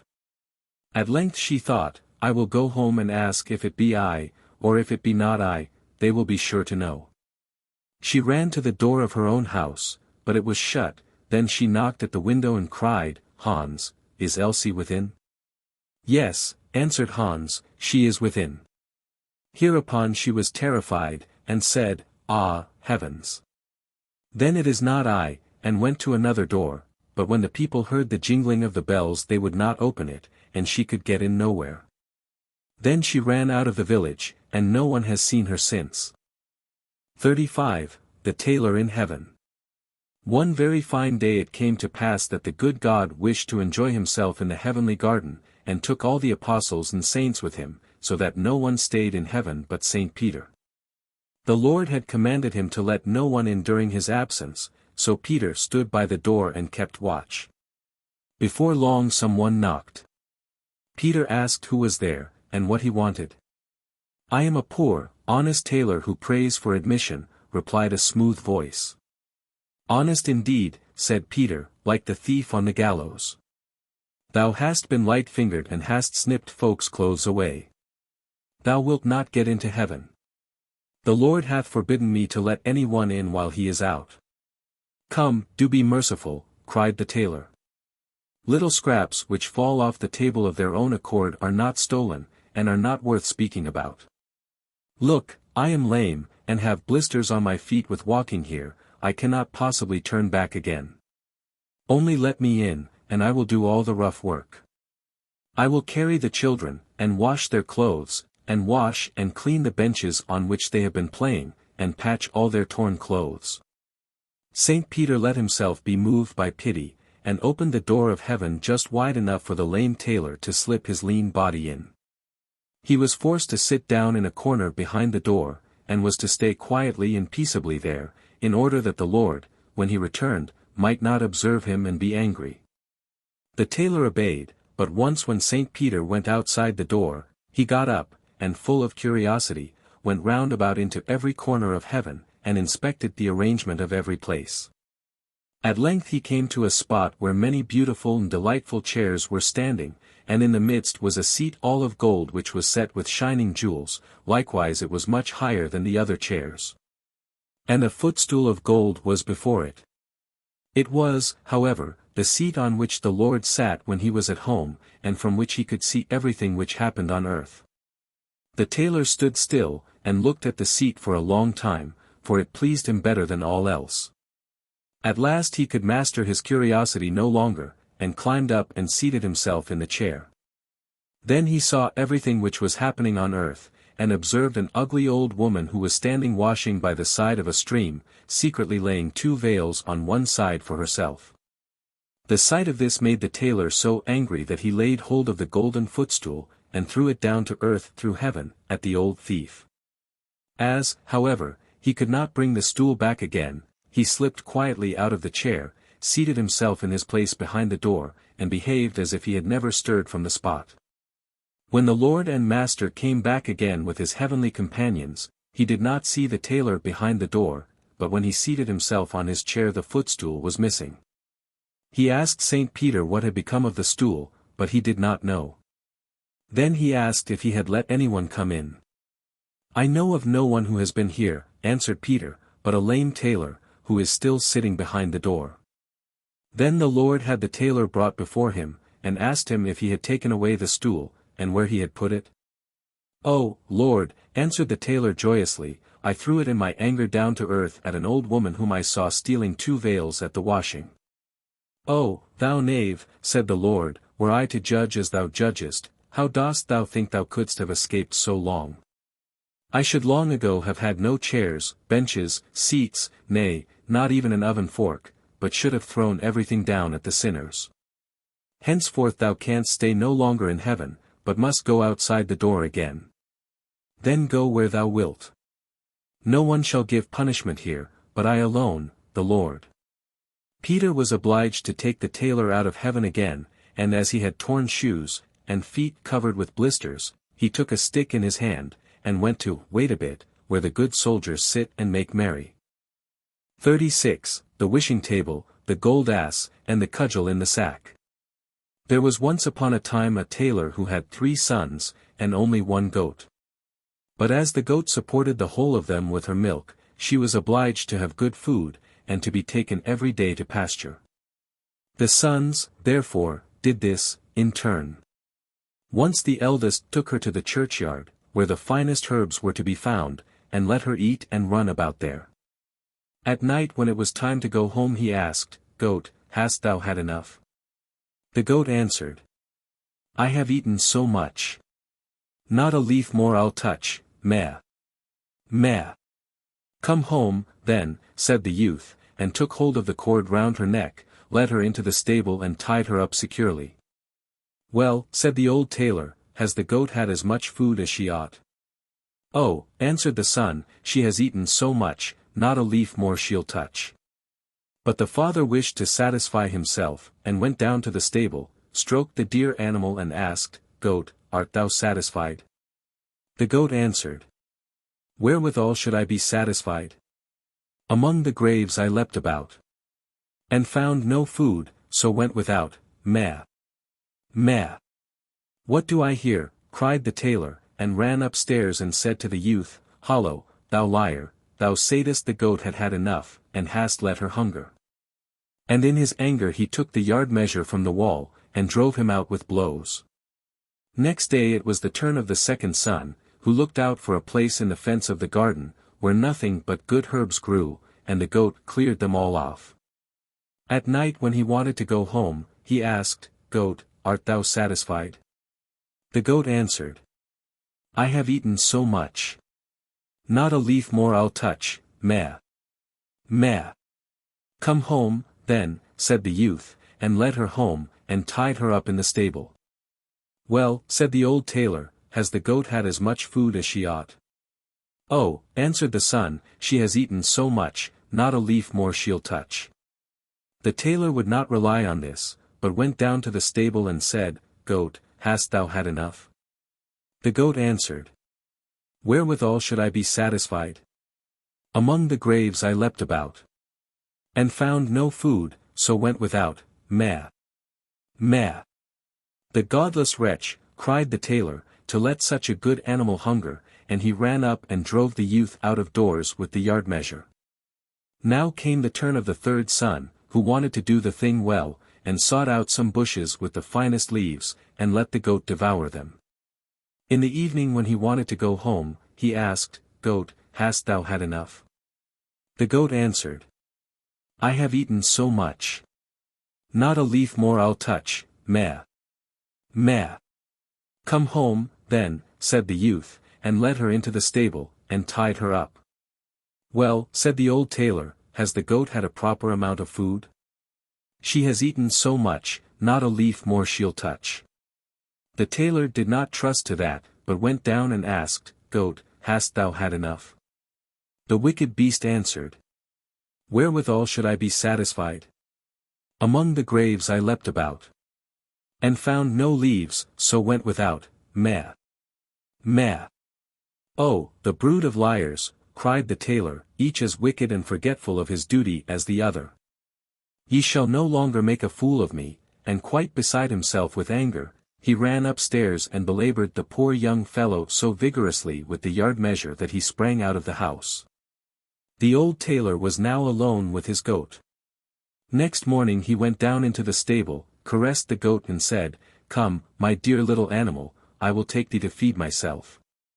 He took her by the rope and conducted her to green hedges, and amongst milfoil, and whatever else goats like to eat. There thou mayest for once eat to thy heart's content, said he to her, and let her browse till evening.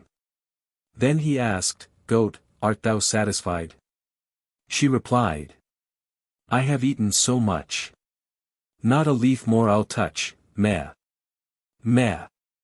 Come home, then, said the tailor, and led her into the stable, and tied her fast. When he was going away, he turned round again and said, Well, art thou satisfied for once? But the goat did not behave the better to him, and cried. Wherewithal should I be satisfied? Among the graves I leapt about, and found no leaves, so went without, meh. Meh.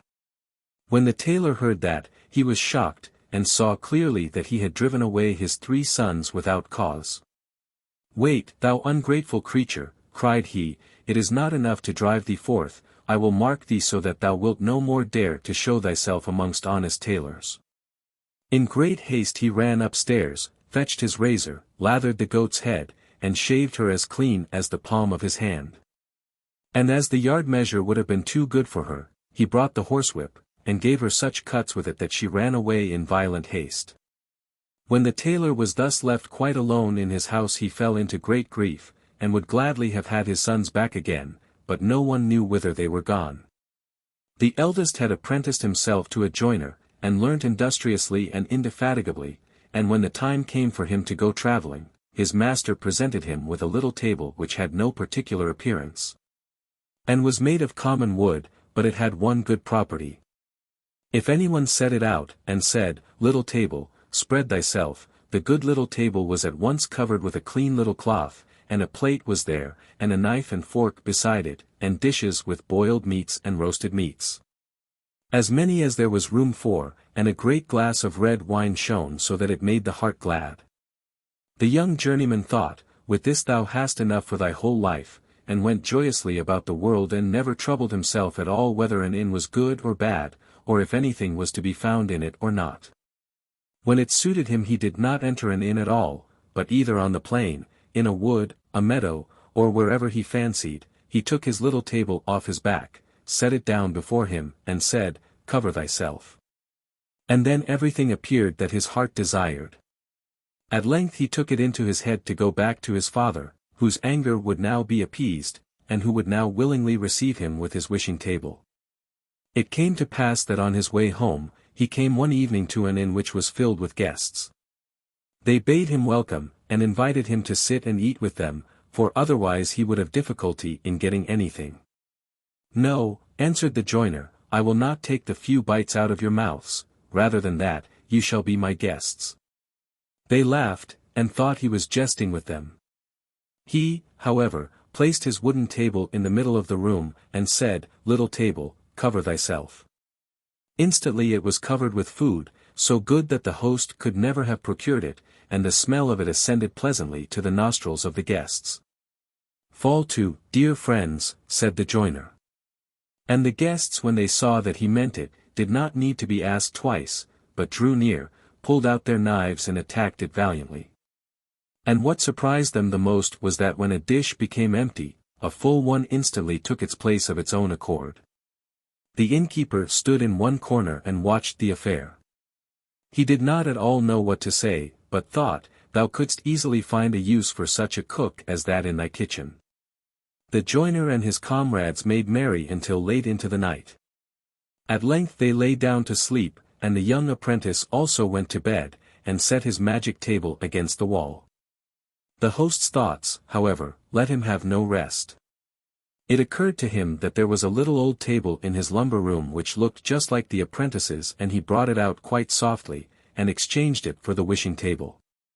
Next morning, the joiner paid for his bed, took up his table, never thinking that he had got a false one, and went his way. At midday he reached his father, who received him with great joy. "Well, my dear son, what hast thou learnt?" said he to him. "Father, I have become a joiner." "A good trade," replied the old man, "but what hast thou brought back with thee from thy apprenticeship?" "Father, the best thing which I have brought back with me is this little table." The tailor inspected it on all sides and said, "Thou didst not make a masterpiece when thou madst that, it is a bad old table." "But it is a table which furnishes itself," replied the son. "When I set it out, and tell it to cover itself, the most beautiful dishes stand on it, and a wine also, which gladdens the heart. Just invite all our relations and friends, they shall refresh and enjoy themselves for once, for the table will give them all they require." When the company was assembled, he put his table in the middle of the room and said, "Little table, cover thyself," but the little table did not bestir itself and remained just as bare as any other table which did not understand language. Then the poor apprentice became aware that his table had been changed, and was ashamed at having to stand there like a liar. The relations, however, mocked him, and were forced to go home without having eaten or drunk. The father brought out his patches again, and went on tailoring, but the son went to a master in the craft. The second son had gone to a miller and had apprenticed himself to him. When his years were over, the master said, "As thou hast conducted thyself so well, I give thee an ass of a peculiar kind, which neither draws a cart nor carries a sack." "To what use is he put, then?" asked the young apprentice. "He lets gold drop from his mouth," answered the miller. "If thou settest him on a cloth and sayest, 'Bricklebrit,' the good animal will drop gold pieces for thee." "That is a fine thing," said the apprentice, and thanked the master, and went out into the world. When he had need of gold, he had only to say, "Bricklebrit," to his ass, and it rained gold pieces, and he had nothing to do but pick them off the ground. Wheresoever he went, the best of everything was good enough for him, and the dearer the better, for he had always a full purse. When he had looked about the world for some time, he thought, "Thou must seek out thy father. If thou goest to him with the gold ass he will forget his anger, and receive thee well." It came to pass that he came to the same public house in which his brother's table had been exchanged.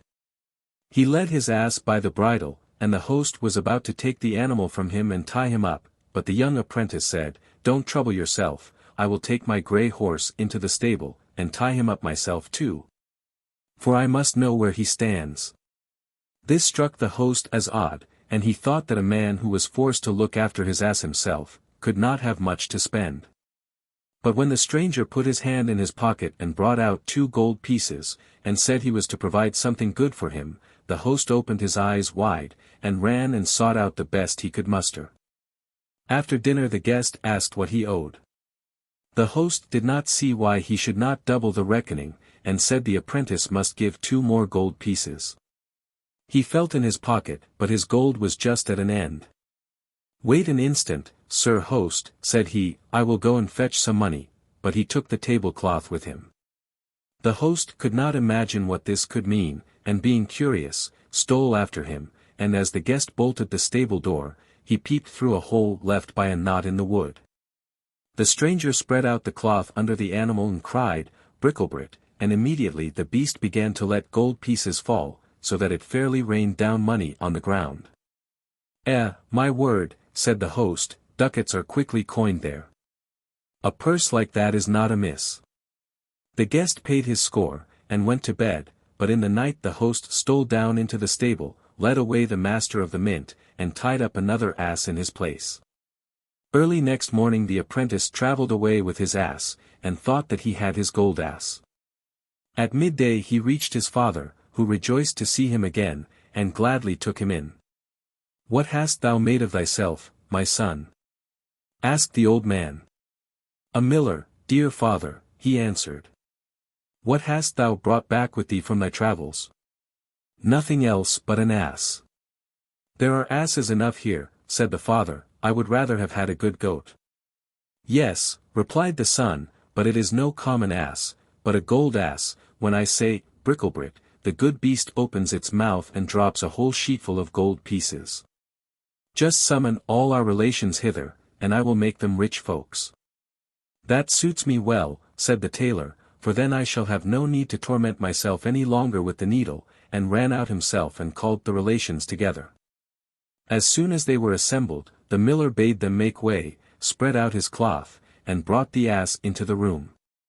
"Now watch," said he, and cried, "Bricklebrit," but no gold pieces fell, and it was clear that the animal knew nothing of the art, for every ass does not attain such perfection. Then the poor miller pulled a long face, saw that he was betrayed, and begged pardon of the relatives, who went home as poor as they came. There was no help for it, the old man had to betake him to his needle once more, and the youth hired himself to a miller. The third brother had apprenticed himself to a turner, and as that is skilled labor, he was the longest in learning. His brothers, however, told him in a letter how badly things had gone with them, and how the innkeeper had cheated them of their beautiful wishing gifts on the last evening before they reached home. When the turner had served his time, and had to set out on his travels, as he had conducted himself so well, his master presented him with a sack and said, "There is a cudgel in it." "I can put on the sack," said he, "and it may be of good service to me, but why should the cudgel be in it? It only makes it heavy." "I will tell thee why," replied the master. "If any one has done anything to injure thee, do but say, out of the sack, cudgel. And the cudgel will leap forth among the people, and play such a dance on their backs that they will not be able to stir or move for a week, and it will not leave off until thou sayest, into the sack, cudgel." The apprentice thanked him, and put the sack on his back, and when any one came too near him, and wished to attack him, he said, "Out of the sack, cudgel." And instantly the cudgel sprang out, and dusted the coat or jacket of one after the other on their backs, and never stopped until it had stripped it off them, and it was done so quickly, that before anyone was aware, it was already his own turn. In the evening the young turner reached the inn where his brothers had been cheated. He laid his sack on the table before him, and began to talk of all the wonderful things which he had seen in the world. "Yes," said he, "people may easily find a table which will cover itself, a gold ass, and things of that kind, extremely good things which I by no means despise, but these are nothing in comparison with the treasure which I have won for myself, and am carrying about with me in my sack there." The innkeeper pricked up his ears. "What in the world can that be?" thought he. "The sack must be filled with nothing but jewels. I ought to get them cheap too, for all good things go in threes." When it was time for sleep, the guest stretched himself on the bench, and laid his sack beneath him for a pillow. When the innkeeper thought his guest was lying in a sound sleep, he went to him and pushed and pulled quite gently and carefully at the sack to see if he could possibly draw it away and lay another in its place. The turner had, however, been waiting for this for a long time, and now just as the innkeeper was about to give a hearty tug, he cried, "Out of the sack, cudgel!" Instantly the little cudgel came forth, and fell on the innkeeper and gave him a sound thrashing. The host cried for mercy. But the louder he cried, so much more heavily the cudgel beat the time on his back, until at length he fell to the ground exhausted. Then the turner said, "If thou dost not give back the table which covers itself, and the gold ass, the dance shall begin afresh."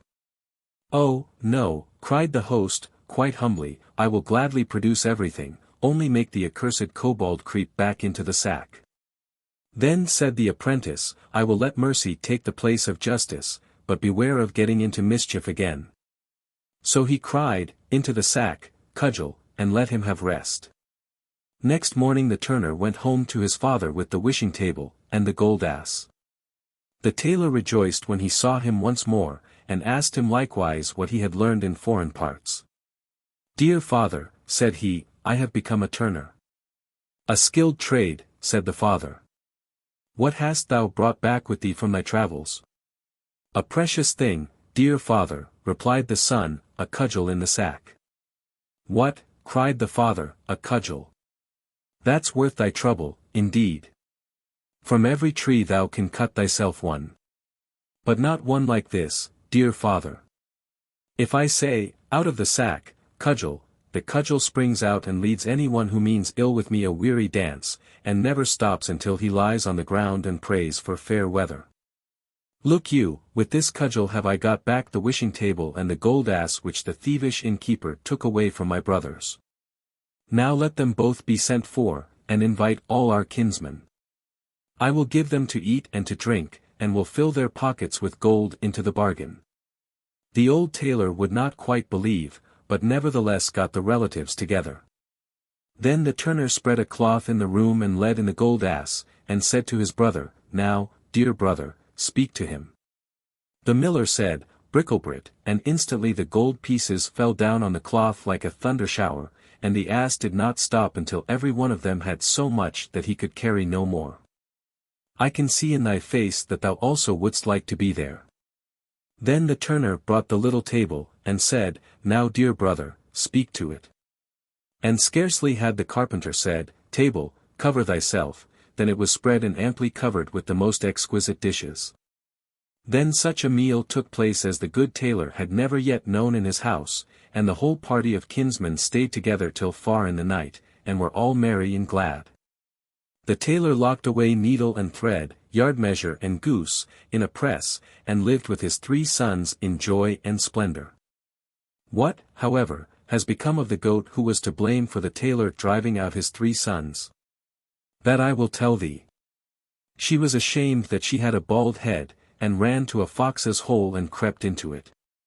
When the fox came home, he was met by 2 great eyes shining out of the darkness, and was terrified and ran away. A bear met him, and as the fox looked quite disturbed, he said, "What is the matter with thee, brother fox, why dost thou look like that?" "Ah," answered Redskin, "a fierce beast is in my cave and stared at me with its fiery eyes." "We will soon drive him out," said the bear, and went with him to the cave and looked in, but when he saw the fiery eyes, fear seized on him likewise, he would have nothing to do with the furious beast, and took to his heels. The bee met him, and as she saw that he was ill at ease, she said, "Bear, thou art really pulling a very pitiful face, what has become of all thy gaiety?" "It is all very well for thee to talk," replied the bear, "a furious beast with staring eyes is in Redskin's house, and we can't drive him out." The bee said, "Bear, I pity thee, I am a poor weak creature whom thou wouldst not turn aside to look at, but still, I believe, I can help thee."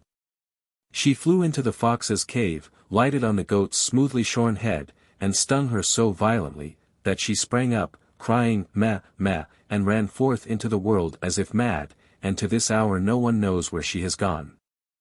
37. Thumbling. There was once a poor peasant who sat in the evening by the hearth and poked the fire, and his wife sat and span. Then said he, "How sad it is that we have no children. With us all is so quiet, and in other houses it is noisy and lively." Yes, replied the wife, and sighed, even if we had only one, and it were quite small, and only as big as a thumb, I should be quite satisfied, and we would still love it with all our hearts. Now it so happened that the woman fell ill, and after 7 months gave birth to a child, that was perfect in all its limbs, but no longer than a thumb. Then said they, it is as we wished it to be, and it shall be our dear child. And because of its size, they called it Thumbling. They did not let it want for food, but the child did not grow taller, but remained as it had been at the first. Nevertheless it looked sensibly out of its eyes, and soon showed itself to be a wise and nimble creature. For everything it did turned out well. One day the peasant was getting ready to go into the forest to cut wood, when he said as if to himself, how I wish that there was anyone who would bring the cart to me. Oh father, cried Thumbling, I will soon bring the cart, rely on that. It shall be in the forest at the appointed time. The man smiled and said, how can that be done, thou art far too small to lead the horse by the reins. That's of no consequence, father, if my mother will only harness it, I shall sit in the horse's ear and call out to him how he is to go. Well, answered the man, for once we will try it. When the time came, the mother harnessed the horse, and placed Thumbling in its ear, and then the little creature cried, gee up, gee up. Then it went quite properly as if with its master, and the cart went the right way into the forest. It so happened that just as he was turning a corner, and the little one was crying, gee up, 2 strange men came towards him. My word, said one of them, what is this? There is a cart coming, and a driver is calling to the horse and still he is not to be seen. That can't be right, said the other, we will follow the cart and see where it stops. The cart, however, drove right into the forest, and exactly to the place where the wood had been cut. When Thumbling saw his father, he cried to him, sayest thou, father, here I am with the cart, now take me down. The father got hold of the horse with his left hand and with the right took his little son out of the ear. Thumbling sat down quite merrily on a straw, but when the 2 strange men saw him, they did not know what to say for astonishment. Then one of them took the other aside and said, hark, the little fellow would make our fortune if we exhibited him in a large town, for money. We will buy him. They went to the peasant and said, sell us the little man. He shall be well treated with us. No, replied the father, he is the apple of my eye, and all the money in the world cannot buy him from me. Thumbling, however, when he heard of the bargain, had crept up the folds of his father's coat, placed himself on his shoulder, and whispered in his ear, Father, do give me away, I will soon come back again. Then the father parted with him to the 2 men for a handsome bit of money. Where wilt thou sit? They said to him. Oh, just set me on the rim of your hat, and then I can walk backwards and forwards and look at the country, and still not fall down. They did as he wished, and when Thumbling had taken leave of his father, they went away with him. They walked until it was dusk, and then the little fellow said, do take me down, I want to come down. The man took his hat off, and put the little fellow on the ground by the wayside, and he leapt and crept about a little between the sods, and then he suddenly slipped into a mouse-hole which he had sought out. Good evening, gentlemen, just go home without me, he cried to them, and mocked them. They ran thither and stuck their sticks into the mouse-hole, but it was all lost labor. Thumbling crept still farther in, and as it soon became quite dark, they were forced to go home with their vexation and their empty purses. When Thumbling saw that they were gone, he crept back out of the subterranean passage. It is so dangerous to walk on the ground in the dark, said he, how easily a neck or a leg is broken. Fortunately he knocked against an empty snail shell. Thank God, said he. In that I can pass the night in safety, and got into it. Not long afterwards, when he was just going to sleep, he heard 2 men go by, and one of them was saying, how shall we contrive to get hold of the rich pastor's silver and gold? I could tell thee that, cried Thumbling, interrupting them. What was that? Said one of the thieves in fright, I heard someone speaking. They stood still listening, and Thumbling spoke again, and said, take me with you, and I'll help you. But where art thou? Just look on the ground, and observe from whence my voice comes, he replied. There the thieves at length found him, and lifted him up. "Thou little imp, how wilt thou help us?" they said. "A great deal," said he. "I will creep into the pastor's room through the iron bars, and will reach out to you whatever you want to have." "Come then," they said, "and we will see what thou canst do." When they got to the pastor's house, Thumbling crept into the room, but instantly cried out with all his might, "Do you want to have everything that is here?" The thieves were alarmed, and said, "But do speak softly, so as not to waken any one." Thumbling, however, behaved as if he had not understood this, and cried again, "What do you want? Do you want to have everything that is here?" The cook, who slept in the next room, heard this and sat up in bed, and listened. The thieves, however, had in their fright run some distance away, but at last they took courage, and thought, "The little rascal wants to mock us." They came back and whispered to him, "Come, be serious, and reach something out to us." Then Thumbling again cried as loudly as he could, "I really will give you everything, just put your hands in."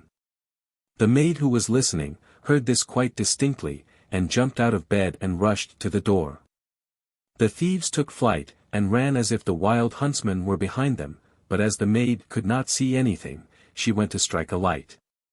When she came to the place with it, Thumbling, unperceived, betook himself to the granary, and the maid, after she had examined every corner and found nothing, lay down in her bed again, and believed that, after all, she had only been dreaming with open eyes and ears.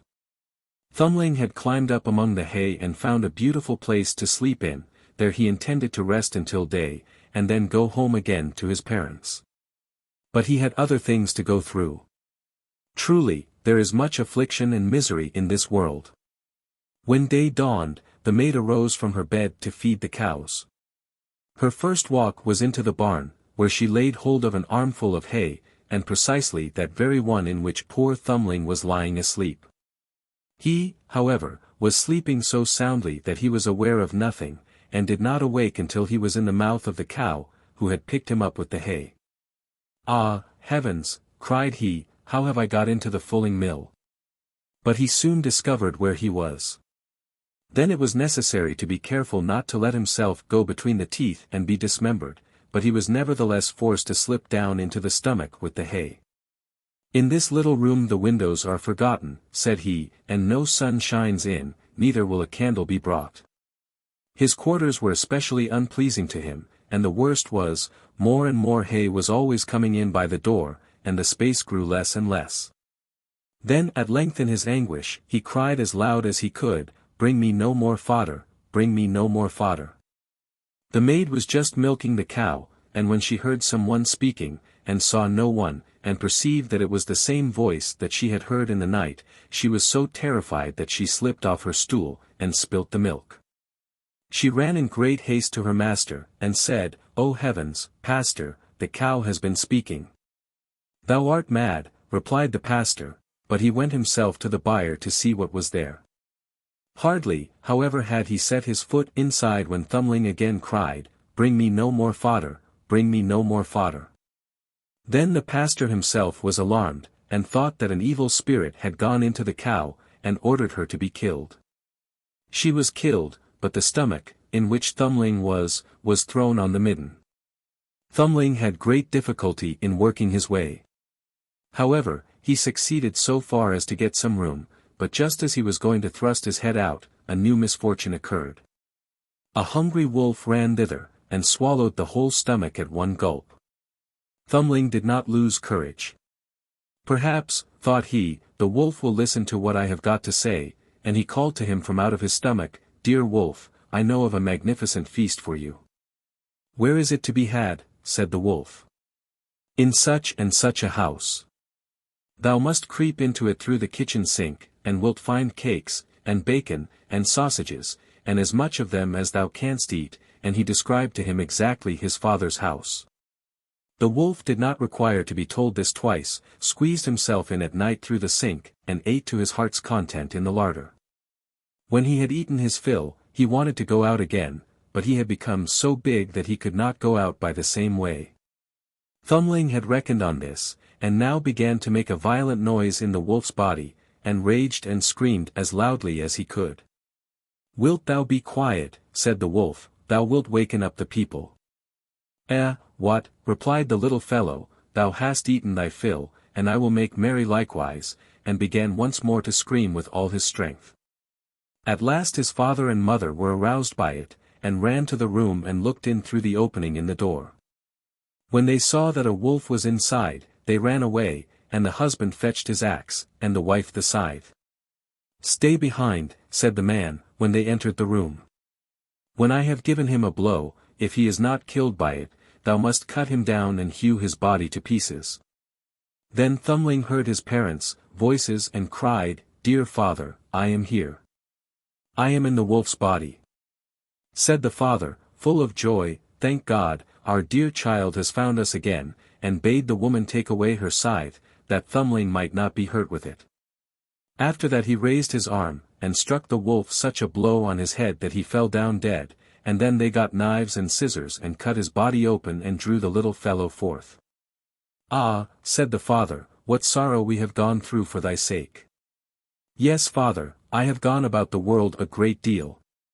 Thank heaven, I breathe fresh air again." "Where hast thou been, then?" "Ah, father, I have been in a mouse's hole, in a cow's stomach, and then in a wolf's. Now I will stay with you.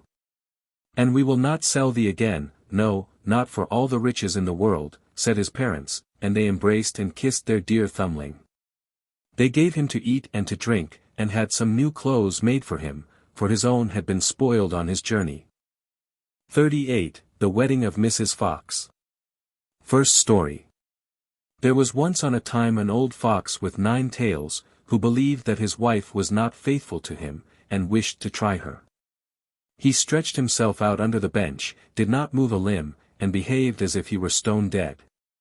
Mrs. Fox went up to her room, shut herself in, and her maid, Miss Cat, sat by the fire, and did the cooking.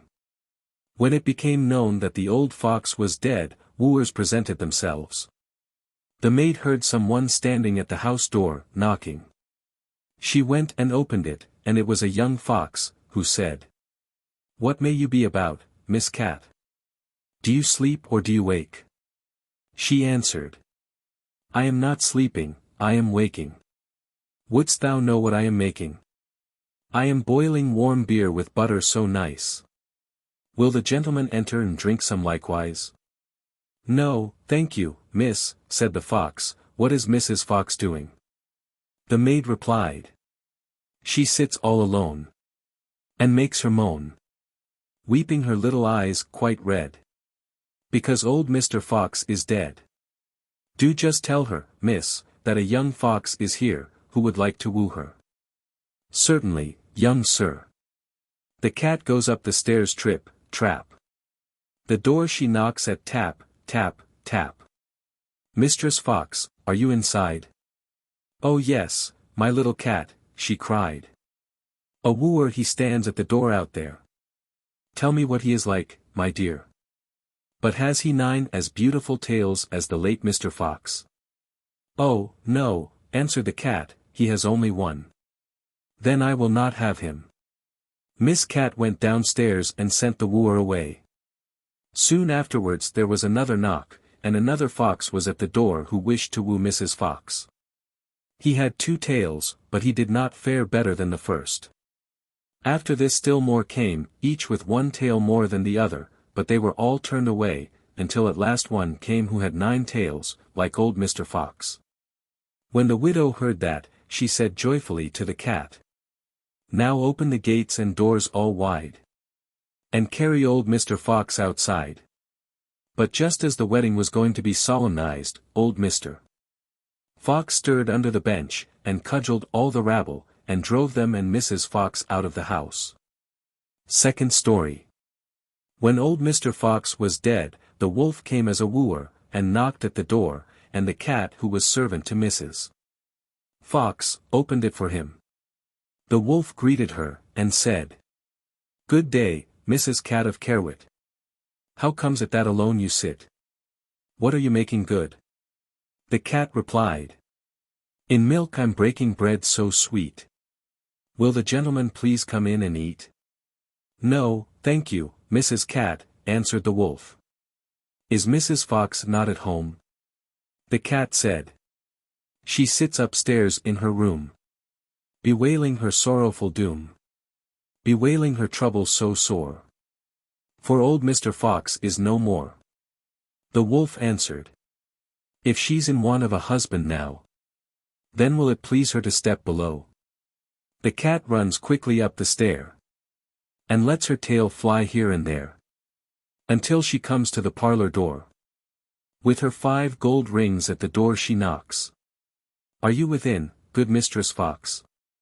If you're in want of a husband now, then will it please you to step below? Mrs. Fox asked, Has the gentleman red stockings on, and has he a pointed mouth? No, answered the cat. Then he won't do for me. When the wolf was gone, came a dog, a stag, a hare, a bear, a lion, and all the beasts of the forest, one after the other. But one of the good points which old Mr. Fox had possessed, was always lacking, and the cat had continually to send the wooers away. At length came a young fox. Then Mrs. Fox said, Has the gentleman red stockings on, and has he a little pointed mouth? Yes, said the cat, he has. Then let him come upstairs, said Mrs. Fox, and ordered the servant to prepare the wedding feast. Sweep me the room as clean as you can.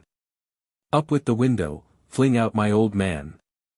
For many a fine fat mouse he brought. Yet of his wife he never thought, but ate up every one he caught. Then the wedding was solemnized with young Mr. Fox, and there was much rejoicing and dancing. And if they have not left off, they are dancing still. 39. The Elves. First story. A shoemaker, by no fault of his own, had become so poor that at last he had nothing left but leather for 1 pair of shoes. So in the evening, he cut out the shoes which he wished to begin to make the next morning, and as he had a good conscience, he lay down quietly in his bed, commended himself to God, and fell asleep. In the morning, after he had said his prayers, and was just going to sit down to work, the 2 shoes stood quite finished on his table. He was astounded, and knew not what to say to it. He took the shoes in his hands to observe them closer, and they were so neatly made that there was not one bad stitch in them, just as if they were intended as a masterpiece. Soon after, a buyer came in, and as the shoes pleased him so well, he paid more for them than was customary, and, with the money, the shoemaker was able to purchase leather for 2 pairs of shoes. He cut them out at night, and next morning was about to set to work with fresh courage. But he had no need to do so, for, when he got up, they were already made, and buyers also were not wanting, who gave him money enough to buy leather for 4 pairs of shoes. The following morning, too, he found the 4 pairs made. And so it went on constantly, what he cut out in the evening was finished by the morning, so that he soon had his honest independence again, and at last became a wealthy man. Now it befell that one evening not long before Christmas, when the man had been cutting out, he said to his wife, before going to bed, What think you if we were to stay up tonight to see who it is that lends us this helping hand? The woman liked the idea, and lighted a candle, and then they hid themselves in a corner of the room, behind some clothes which were hanging up there, and watched. When it was midnight, 2 pretty little naked men came, sat down by the shoemaker's table, took all the work which was cut out before them and began to stitch, and sew, and hammer so skillfully and so quickly with their little fingers that the shoemaker could not turn away his eyes for astonishment. They did not stop until all was done, and stood finished on the table, and they ran quickly away. Next morning the woman said, The little men have made us rich, and we really must show that we are grateful for it. They run about so, and have nothing on, and must be cold. I'll tell thee what I'll do, I will make them little shirts, and coats, and vests, and trousers, and knit both of them a pair of stockings, and do thou, too, make them 2 little pairs of shoes. The man said, I shall be very glad to do it. And one night, when everything was ready, they laid their presents all together on the table instead of the cut-out work, and then concealed themselves to see how the little men would behave. At midnight they came bounding in, and wanted to get to work at once, but as they did not find any leather cut out, but only the pretty little articles of clothing, they were at first astonished, and then they showed intense delight. They dressed themselves with the greatest rapidity, putting the pretty clothes on, and singing. Now we are boys so fine to see. Why should we longer cobblers be? Then they danced and skipped and leapt over chairs and benches. At last they danced out of doors. From that time forth they came no more, but as long as the shoemaker lived all went well with him, and all his undertakings prospered. Second story. There was once a poor servant girl, who was industrious and cleanly, and swept the house every day, and emptied her sweepings on the great heap in front of the door. One morning when she was just going back to her work, she found a letter on this heap, and as she could not read, she put her broom in the corner, and took the letter to her master and mistress, and behold it was an invitation from the elves, who asked the girl to hold a child for them at its christening. The girl did not know what to do, but at length, after much persuasion, and as they told her that it was not right to refuse an invitation of this kind, she consented. Then 3 elves came and conducted her to a hollow mountain, where the little folks lived. Everything there was small, but more elegant and beautiful than can be described. The baby's mother lay in a bed of black ebony ornamented with pearls, the coverlids were embroidered with gold, the cradle was of ivory, the bath of gold. The girl stood as godmother, and then wanted to go home again, but the little elves urgently entreated her to stay 3 days with them. So she stayed, and passed the time in pleasure and gaiety, and the little folks did all they could to make her happy. At last she set out on her way home. Then first they filled her pockets quite full of money, and after that they led her out of the mountain again. When she got home, she wanted to begin her work, and took the broom, which was still standing in the corner, in her hand and began to sweep. Then some strangers came out of the house, who asked her who she was, and what business she had there.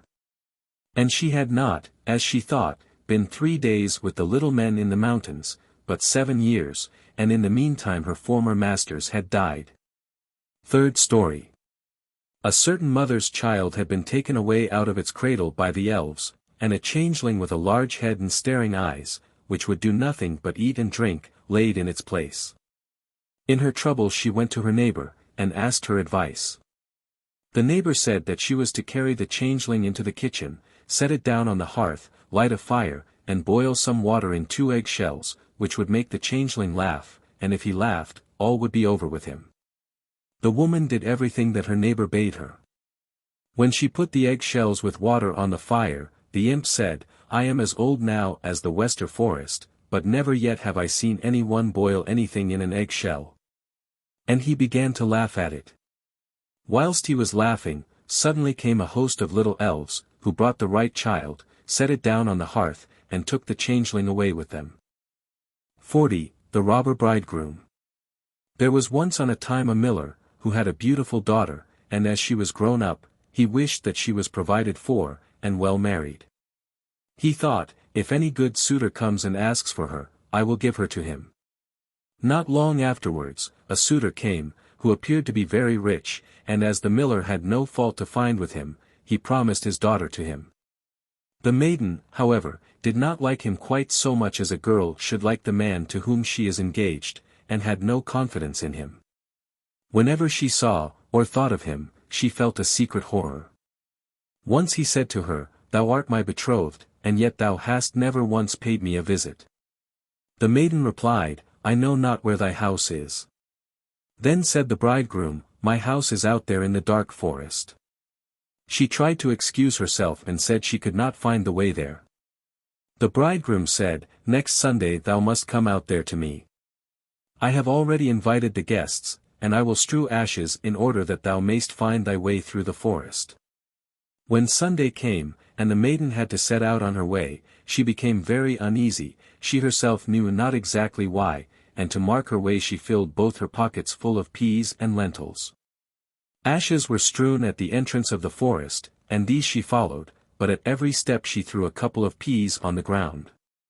She walked almost the whole day until she reached the middle of the forest, where it was the darkest, and there stood a solitary house, which she did not like, for it looked so dark and dismal. She went inside it, but no one was within, and the most absolute stillness reigned.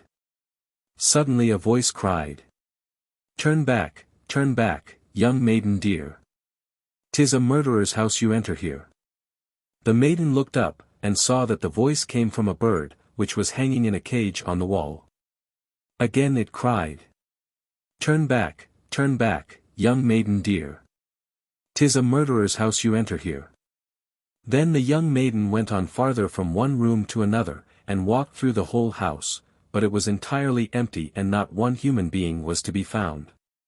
At last she came to the cellar, and there sat an extremely aged woman, whose head shook constantly. Can you not tell me, said the maiden, if my betrothed lives here? Alas, poor child, replied the old woman, whither hast thou come? Thou art in a murderer's den. Thou thinkest thou art a bride soon to be married, but thou wilt keep thy wedding with death. Look, I have been forced to put a great kettle on there, with water in it, and when they have thee in their power, they will cut thee to pieces without mercy, will cook thee, and eat thee, for they are eaters of human flesh. If I do not have compassion on thee, and save thee, thou art lost. Thereupon the old woman led her behind a great hogshead where she could not be seen. Be as still as a mouse, said she, do not make a sound, or move, or all will be over with thee. At night, when the robbers are asleep, we will escape, I have long waited for an opportunity. Hardly was this done, than the godless crew came home. They dragged with them another young girl. They were drunk, and paid no heed to her screams and lamentations. They gave her wine to drink, 3 glasses full, 1 glass of white wine, 1 glass of red, and a glass of yellow, and with this her heart burst in twain. Thereupon they tore off her delicate raiment, laid her on a table, cut her beautiful body in pieces and strewed salt thereon. The poor bride behind the cask trembled and shook, for she saw right well what fate the robbers had destined for her. One of them noticed a gold ring on the little finger of the murdered girl, and as it would not come off at once, he took an axe and cut the finger off, but it sprang up in the air, away over the cask and fell straight into the bride's bosom. The robber took a candle and wanted to look for it, but could not find it. Then another of them said, Hast thou looked behind the great hogshead? But the old woman cried, Come and get something to eat, and leave off looking till the morning, the finger won't run away from you. Then the robber said, The old woman is right, and gave up their search, and sat down to eat, and the old woman poured a sleeping draught in their wine, so that they soon lay down in the cellar, and slept and snored. When the bride heard that, she came out from behind the hogshead, and had to step over the sleepers, for they lay in rows on the ground, and great was her terror lest she should waken one of them. But God helped her, and she got safely over. The old woman went up with her, opened the doors, and they hurried out of the murderer's den with all the speed in their power. The wind had blown away the strewn ashes, but the peas and lentils had sprouted and grown up, and showed them the way in the moonlight. They walked the whole night, until in the morning they arrived at the mill, and then the maiden told her father everything exactly as it had happened. When the day came when the wedding was to be celebrated, the bridegroom appeared, and the miller had invited all his relations and friends. As they sat at table, each was bidden to relate something. The bride sat still, and said nothing. Then said the bridegroom to the bride, Come, my darling, dost thou know nothing? Relate something to us like the rest. She replied, Then I will relate a dream.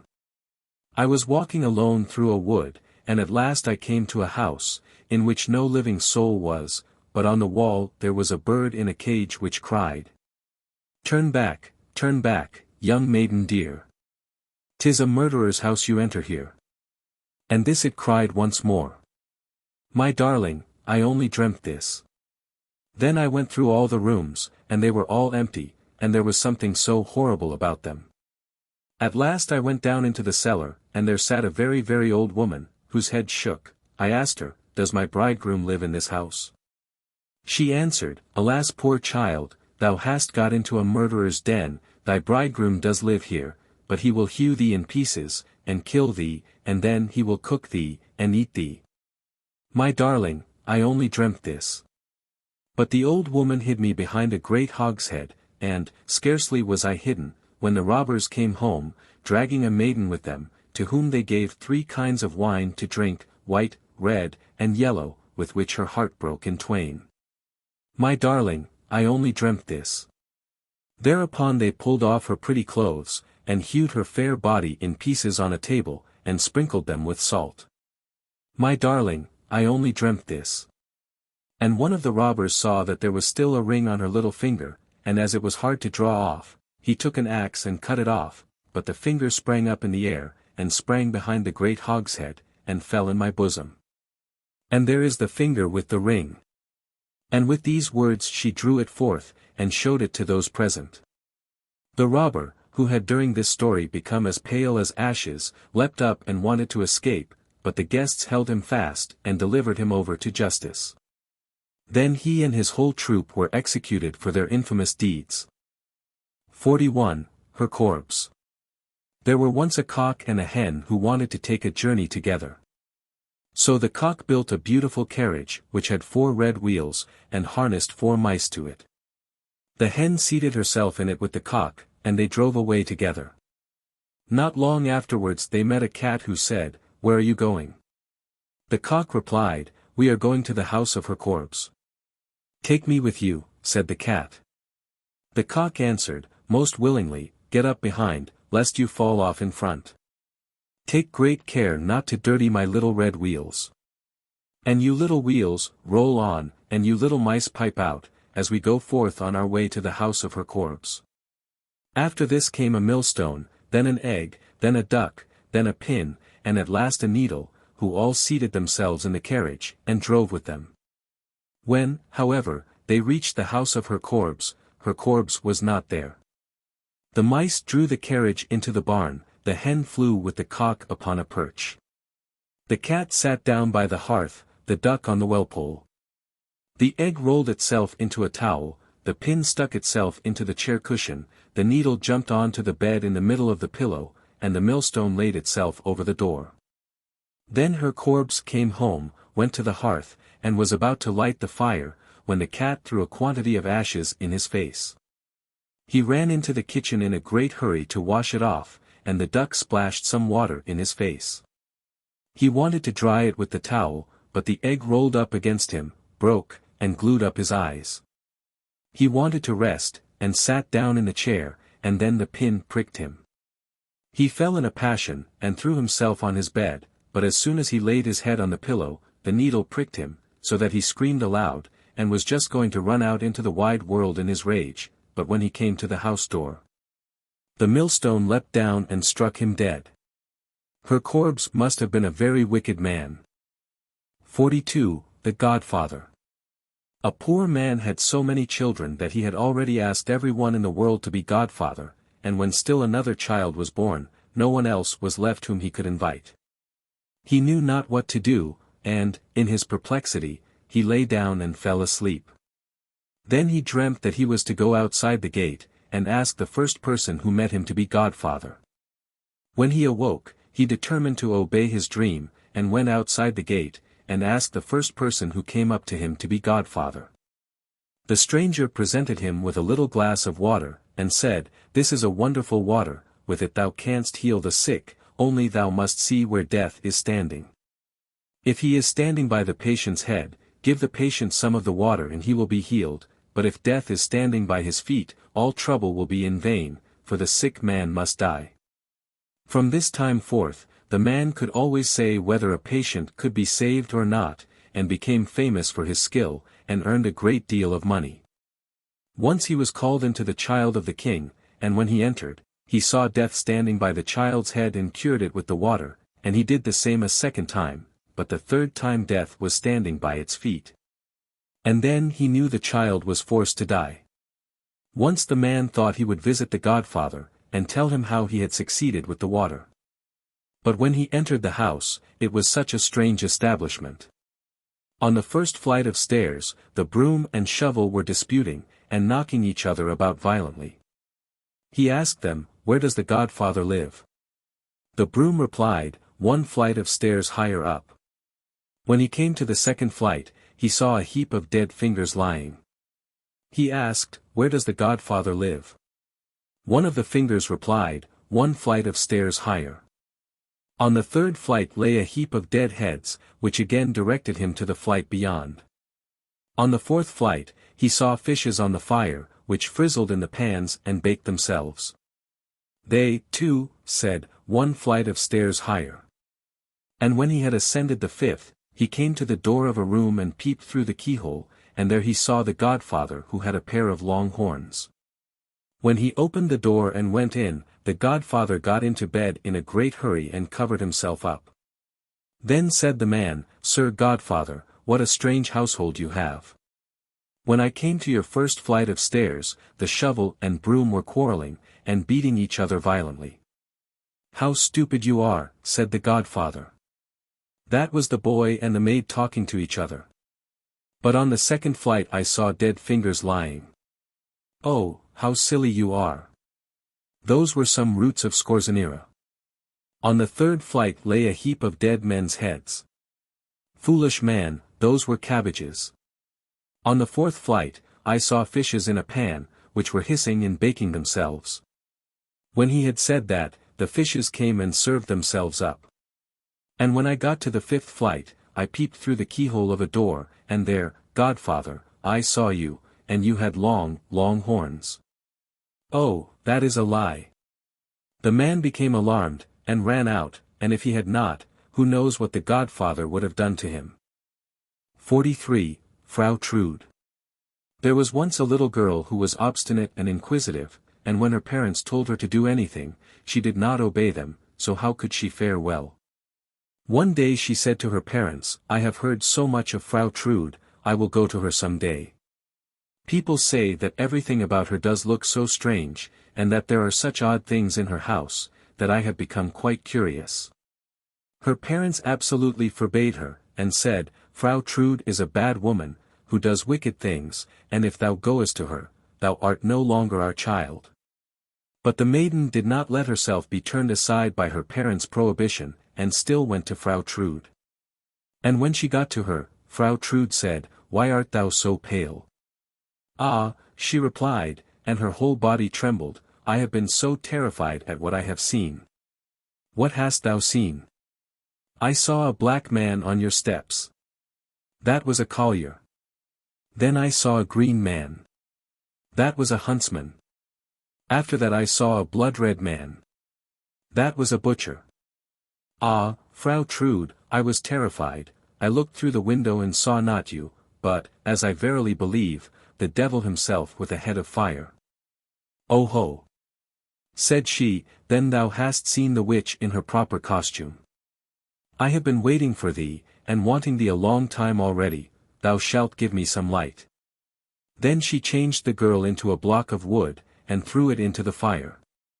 And when it was in full blaze she sat down close to it, and warmed herself by it, and said, That shines bright for once in a way. 44. Godfather Death. A poor man had 12 children and was forced to work night and day to give them even bread. When therefore the 13th came into the world, he knew not what to do in his trouble, but ran out into the great highway, and resolved to ask the first person whom he met to be godfather. The first to meet him was the good God who already knew what filled his heart, and said to him, Poor man, I pity thee. I will hold thy child at its christening, and will take charge of it and make it happy on earth. The man said, Who art thou? I am God. Then I do not desire to have thee for a godfather, said the man, thou givest to the rich, and leavest the poor to hunger. Thus spoke the man, for he did not know how wisely God apportions riches and poverty. He turned therefore away from the Lord, and went farther. Then the devil came to him and said, What seekest thou? If thou wilt take me as a godfather for thy child, I will give him gold and plenty and all the joys of the world as well. The man asked, Who art thou? I am the devil.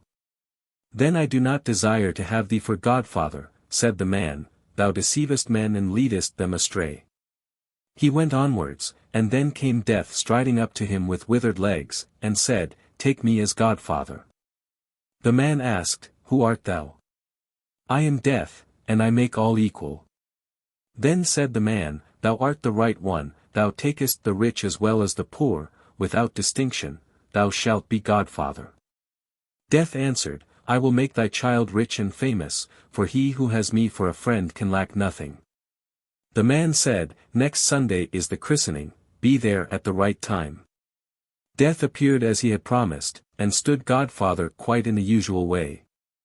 When the boy had grown up, his godfather one day appeared and bade him go with him.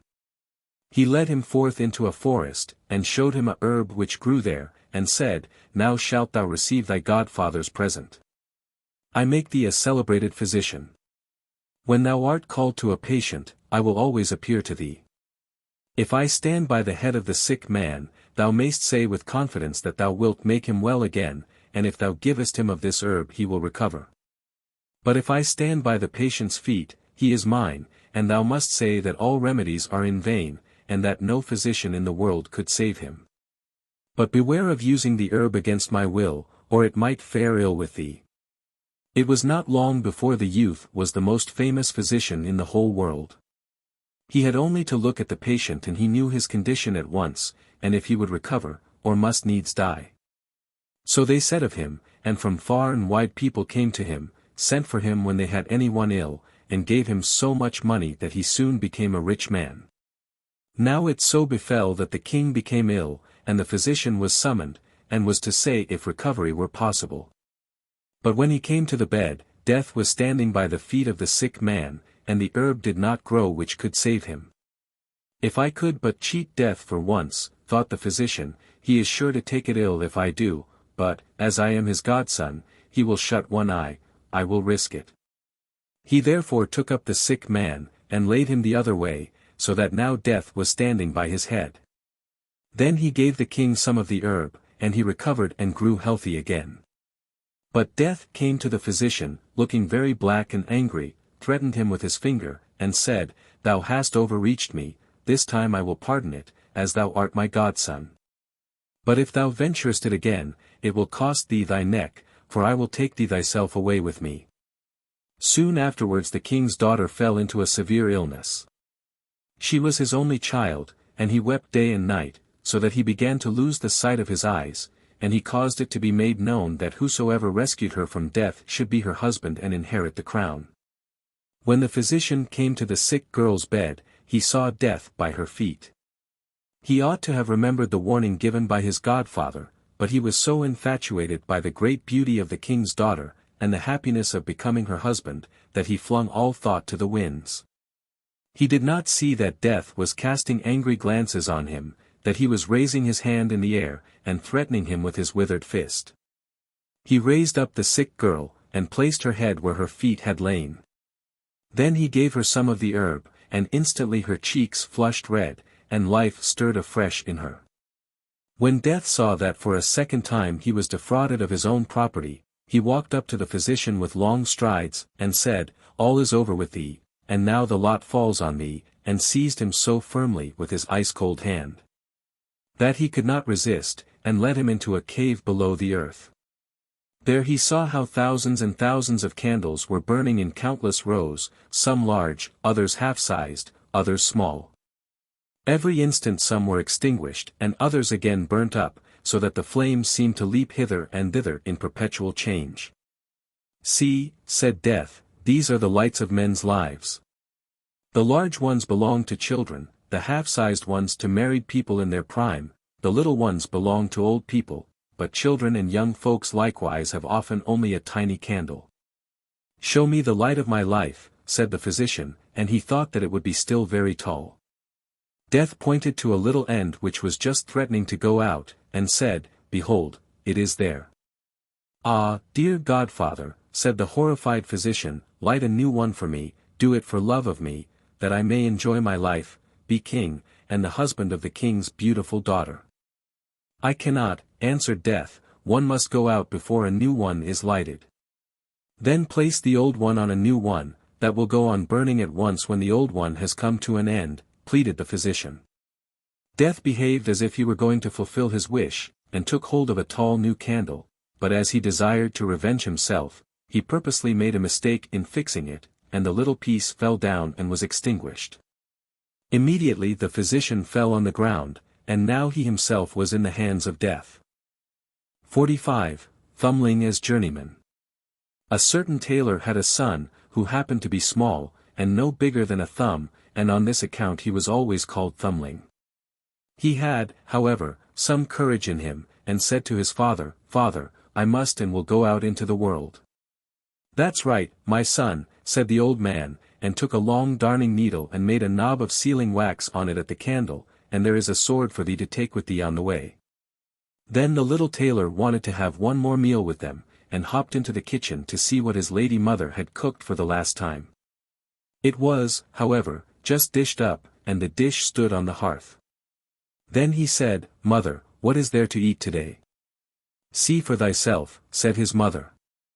So Thumbling jumped on to the hearth, and peeped into the dish, but as he stretched his neck in too far the steam from the food caught hold of him, and carried him up the chimney. He rode about in the air on the steam for a while, until at length he sank down to the ground again. Now the little tailor was outside in the wide world, and he travelled about, and went to a master in his craft, but the food was not good enough for him. "Mistress, if you give us no better food," said Thumbling, "I will go away, and early tomorrow morning I will write with chalk on the door of your house, 'Too many potatoes, too little meat.' Farewell, Mr. Potato King." "What wouldst thou have forsooth, grasshopper?" said the mistress, and grew angry, and seized a dishcloth, and was just going to strike him. But my little tailor crept nimbly under a thimble, peeped out from beneath it, and put his tongue out at the mistress. She took up the thimble, and wanted to get hold of him, but little Thumbling hopped into the cloth, and while the mistress was opening it out and looking for him, he got into a crevice in the table. "Ho, ho, lady mistress," cried he, and thrust his head out, and when she began to strike him he leapt down into the drawer. At last, however, she caught him and drove him out of the house.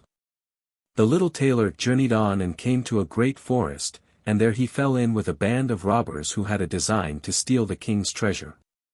When they saw the little tailor, they thought, "A little fellow like that can creep through a keyhole and serve as picklock to us." "Hollo," cried one of them, "thou giant Goliath, wilt thou go to the treasure chamber with us? Thou canst slip thyself in and throw out the money." Thumbling reflected a while, and at length he said, "Yes," and went with them to the treasure chamber. Then he looked at the doors above and below, to see if there was any crack in them. It was not long before he espied one which was broad enough to let him in. He was therefore about to get in at once, but one of the two sentries who stood before the door, observed him, and said to the other, "What an ugly spider is creeping there. I will kill it." "Let the poor creature alone," said the other, "it has done thee no harm." Then Thumbling got safely through the crevice into the treasure chamber, opened the window beneath which the robbers were standing, and threw out to them one thaler after another.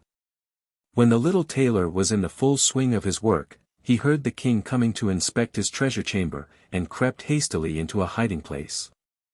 The king noticed that several solid thalers were missing, but could not conceive who could have stolen them, for locks and bolts were in good condition, and all seemed well guarded. Then he went away again, and said to the sentries, "Be on the watch, someone is after the money." When therefore Thumbling recommenced his labors, they heard the money moving, and a sound of clink, clink, clink. They ran swiftly in to seize the thief, but the little tailor, who heard them coming, was still swifter, and leapt into a corner and covered himself with a thaler, so that nothing could be seen of him. And at the same time he mocked the sentries and cried, "Here am I."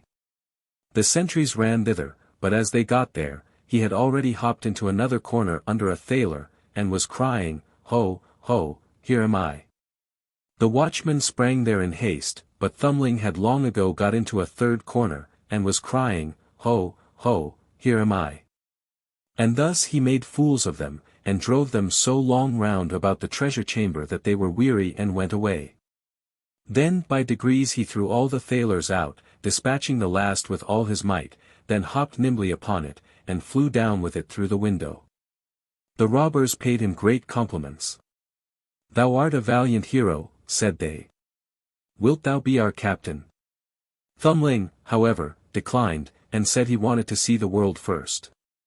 They now divided the booty, but the little tailor only asked for a kreutzer because he could not carry more.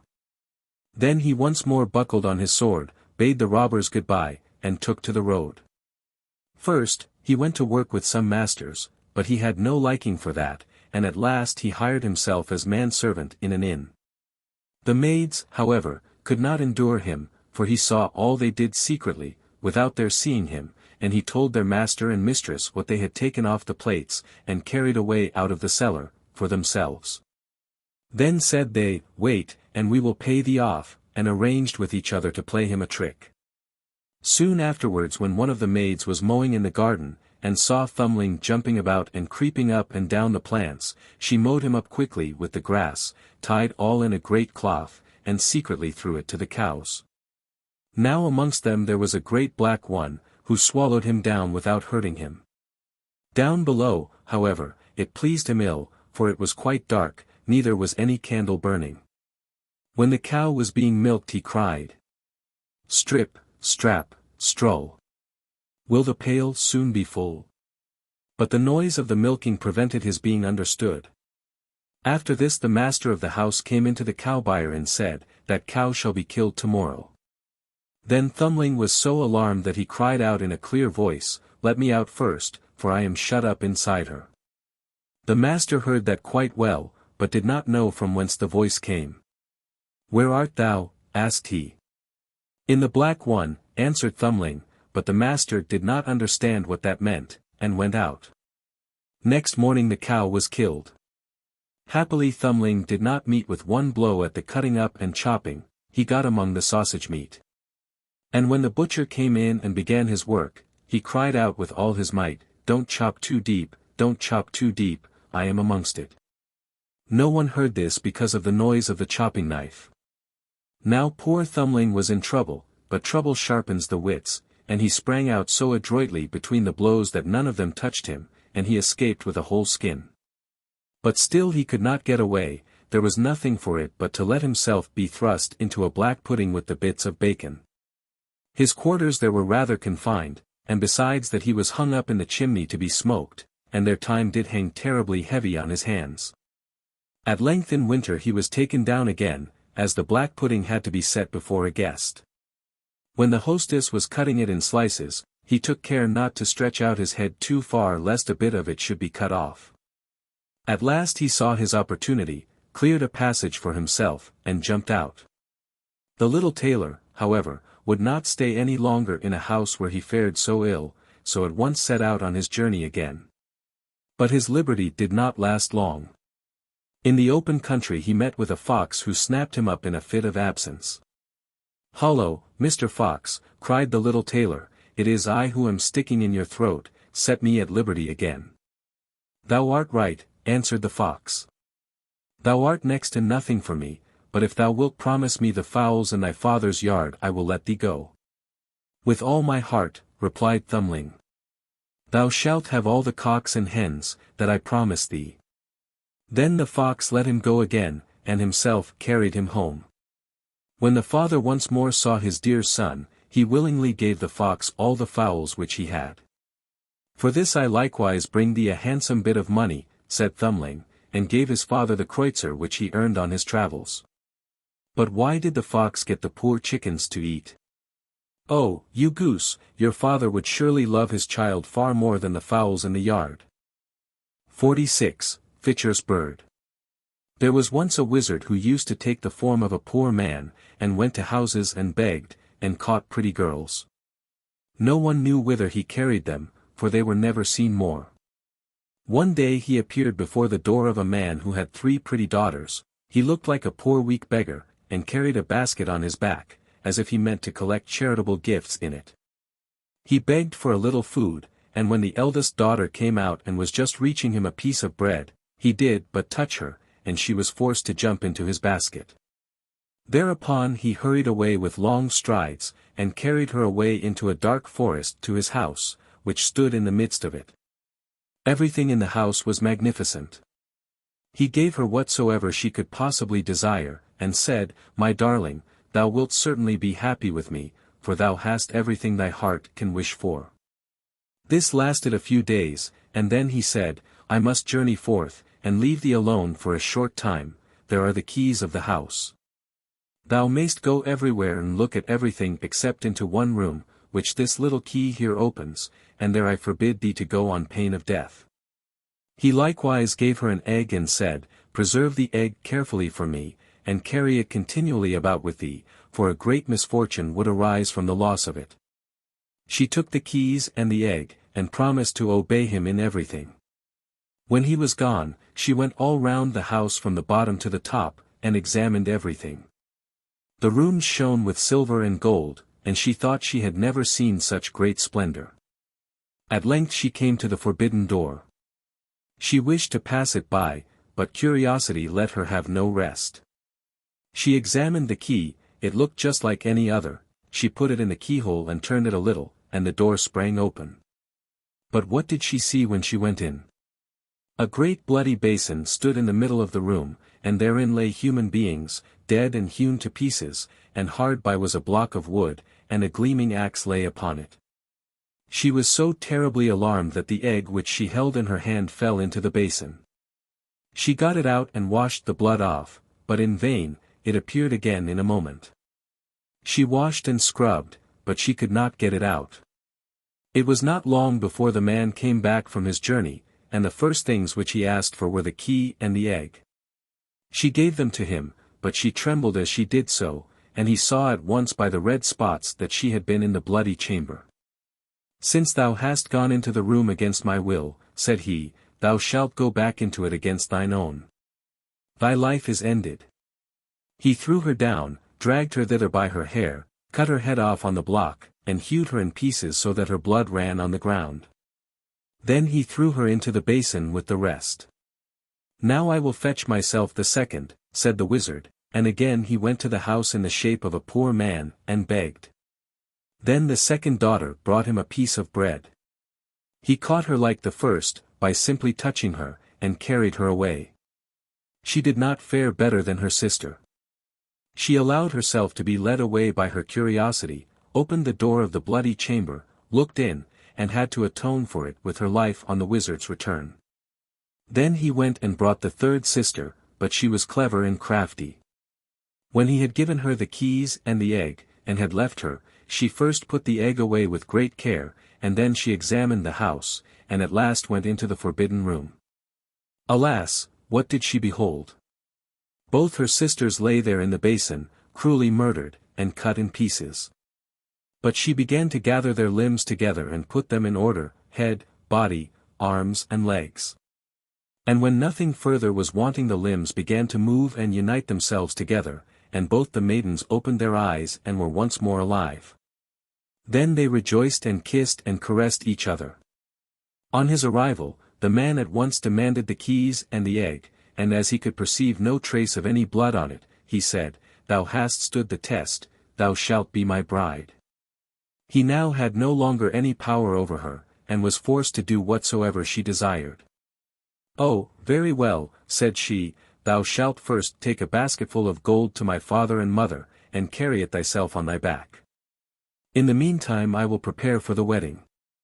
Then she ran to her sisters, whom she had hidden in a little chamber, and said, The moment has come when I can save you. The wretch shall himself carry you home again, but as soon as you are at home send help to me. She put both of them in a basket and covered them quite over with gold, so that nothing of them was to be seen. Then she called in the wizard and said to him, Now carry the basket away. But I shall look through my little window and watch to see if thou stoppest on the way to stand or to rest. The wizard raised the basket on his back and went away with it, but it weighed him down so heavily that the perspiration streamed from his face. Then he sat down and wanted to rest a while, but immediately one of the girls in the basket cried, I am looking through my little window, and I see that thou art resting. Wilt thou go on at once? He thought it was his bride who was calling that to him, and got up on his legs again. Once more he was going to sit down, but instantly she cried, I am looking through my little window, and I see that thou art resting. Wilt thou go on directly? And whenever he stood still, she cried this, and then he was forced to go onwards, until at last, groaning and out of breath, he took the basket with the gold and the two maidens into their parents' house. At home, however, the bride prepared the marriage feast, and sent invitations to the friends of the wizard. Then she took a skull with grinning teeth, put some ornaments on it and a wreath of flowers, carried it upstairs to the garret window, and let it look out from thence. When all was ready, she got into a barrel of honey, and then cut the feather bed open and rolled herself in it, until she looked like a wondrous bird, and no one could recognize her. Then she went out of the house, and on her way she met some of the wedding guests, who asked, "Oh, Fitcher's bird, how comest thou here?" "I come from Fitcher's house quite near." "And what may the young bride be doing?" "From cellar to garret she's swept all clean. And now from the window she's peeping, I ween." At last she met the bridegroom, who was coming slowly back. He, like the others, asked, "Oh, Fitcher's bird, how comest thou here?" "I come from Fitcher's house quite near." "And what may the young bride be doing?" "From cellar to garret she's swept all clean. And now from the window she's peeping, I ween." The bridegroom looked up, saw the decked-out skull, thought it was his bride, and nodded to her, greeting her kindly. But when he and his guests had all gone into the house, the brothers and kinsmen of the bride, who had been sent to rescue her, arrived. They locked all the doors of the house, that no one might escape, set fire to it, and the wizard and all his crew had to burn. 47. The Juniper-Tree. It is now long ago, quite 2,000 years, since there was a rich man who had a beautiful and pious wife, and they loved each other dearly. They had, however, no children, though they wished for them very much, and the woman prayed for them day and night, but still they had none. Now there was a courtyard in front of their house in which was a juniper-tree, and one day in winter the woman was standing beneath it, paring herself an apple, and while she was paring herself the apple she cut her finger. And the blood fell on the snow. "Ah," said the woman, and sighed right heavily, and looked at the blood before her, and was most unhappy. "Ah, if I had but a child as red as blood and as white as snow." And while she thus spake, she became quite happy in her mind, and felt just as if that were going to happen. Then she went into the house and a month went by and the snow was gone, and 2 months, and then everything was green, and 3 months, and then all the flowers came out of the earth, and 4 months. And then all the trees in the wood grew thicker, and the green branches were all closely entwined, and the birds sang until the wood resounded and the blossoms fell from the trees. Then the 5th month passed away and she stood under the juniper-tree, which smelt so sweetly that her heart leapt, and she fell on her knees and was beside herself with joy, and when the 6th month was over the fruit was large and fine. And then she was quite still, and the 7th month she snatched at the juniper berries and ate them greedily, then she grew sick and sorrowful, then the 8th month passed, and she called her husband to her, and wept and said, "If I die then bury me beneath the juniper-tree." Then she was quite comforted and happy until the next month was over, and then she had a child as white as snow and as red as blood, and when she beheld it she was so delighted that she died. Then her husband buried her beneath the juniper-tree, and he began to weep sore. After some time he was more at ease, and though he still wept he could bear it, and after some time longer he took another wife. By the second wife he had a daughter, but the first wife's child was a little son, and he was as red as blood and as white as snow. When the woman looked at her daughter she loved her very much, but then she looked at the little boy and it seemed to cut her to the heart, for the thought came into her mind that he would always stand in her way. And she was forever thinking how she could get all the fortune for her daughter, and the evil one filled her mind with this till she was quite wroth with the little boy, and slapped him here and cuffed him there. Until the unhappy child was in continual terror, for when he came out of school he had no peace in any place. One day the woman had gone upstairs to her room, and her little daughter went up too, and said, "Mother, give me an apple." "Yes, my child," said the woman, and gave her a fine apple out of the chest, but the chest had a great heavy lid with a great sharp iron lock. "Mother," said the little daughter, "is brother not to have one too?" This made the woman angry, but she said, "Yes, when he comes out of school." And when she saw from the window that he was coming, it was just as if the devil entered into her, and she snatched at the apple and took it away again from her daughter, and said, "Thou shalt not have one before thy brother." Then she threw the apple into the chest, and shut it. Then the little boy came in at the door, and the devil made her say to him kindly, "My son, wilt thou have an apple?" And she looked wickedly at him. "Mother," said the little boy, "how dreadful you look. Yes, give me an apple." Then it seemed to her as if she were forced to say to him, "Come with me," and she opened the lid of the chest and said, "Take out an apple for thyself," and while the little boy was stooping inside, the devil prompted her, and crash! She shut the lid down, and his head flew off and fell among the red apples. Then she was overwhelmed with terror, and thought, "If I could but make them think that it was not done by me." So she went upstairs to her room to her chest of drawers, and took a white handkerchief out of the top drawer, and set the head on the neck again, and folded the handkerchief so that nothing could be seen. And she set him on a chair in front of the door, and put the apple in his hand.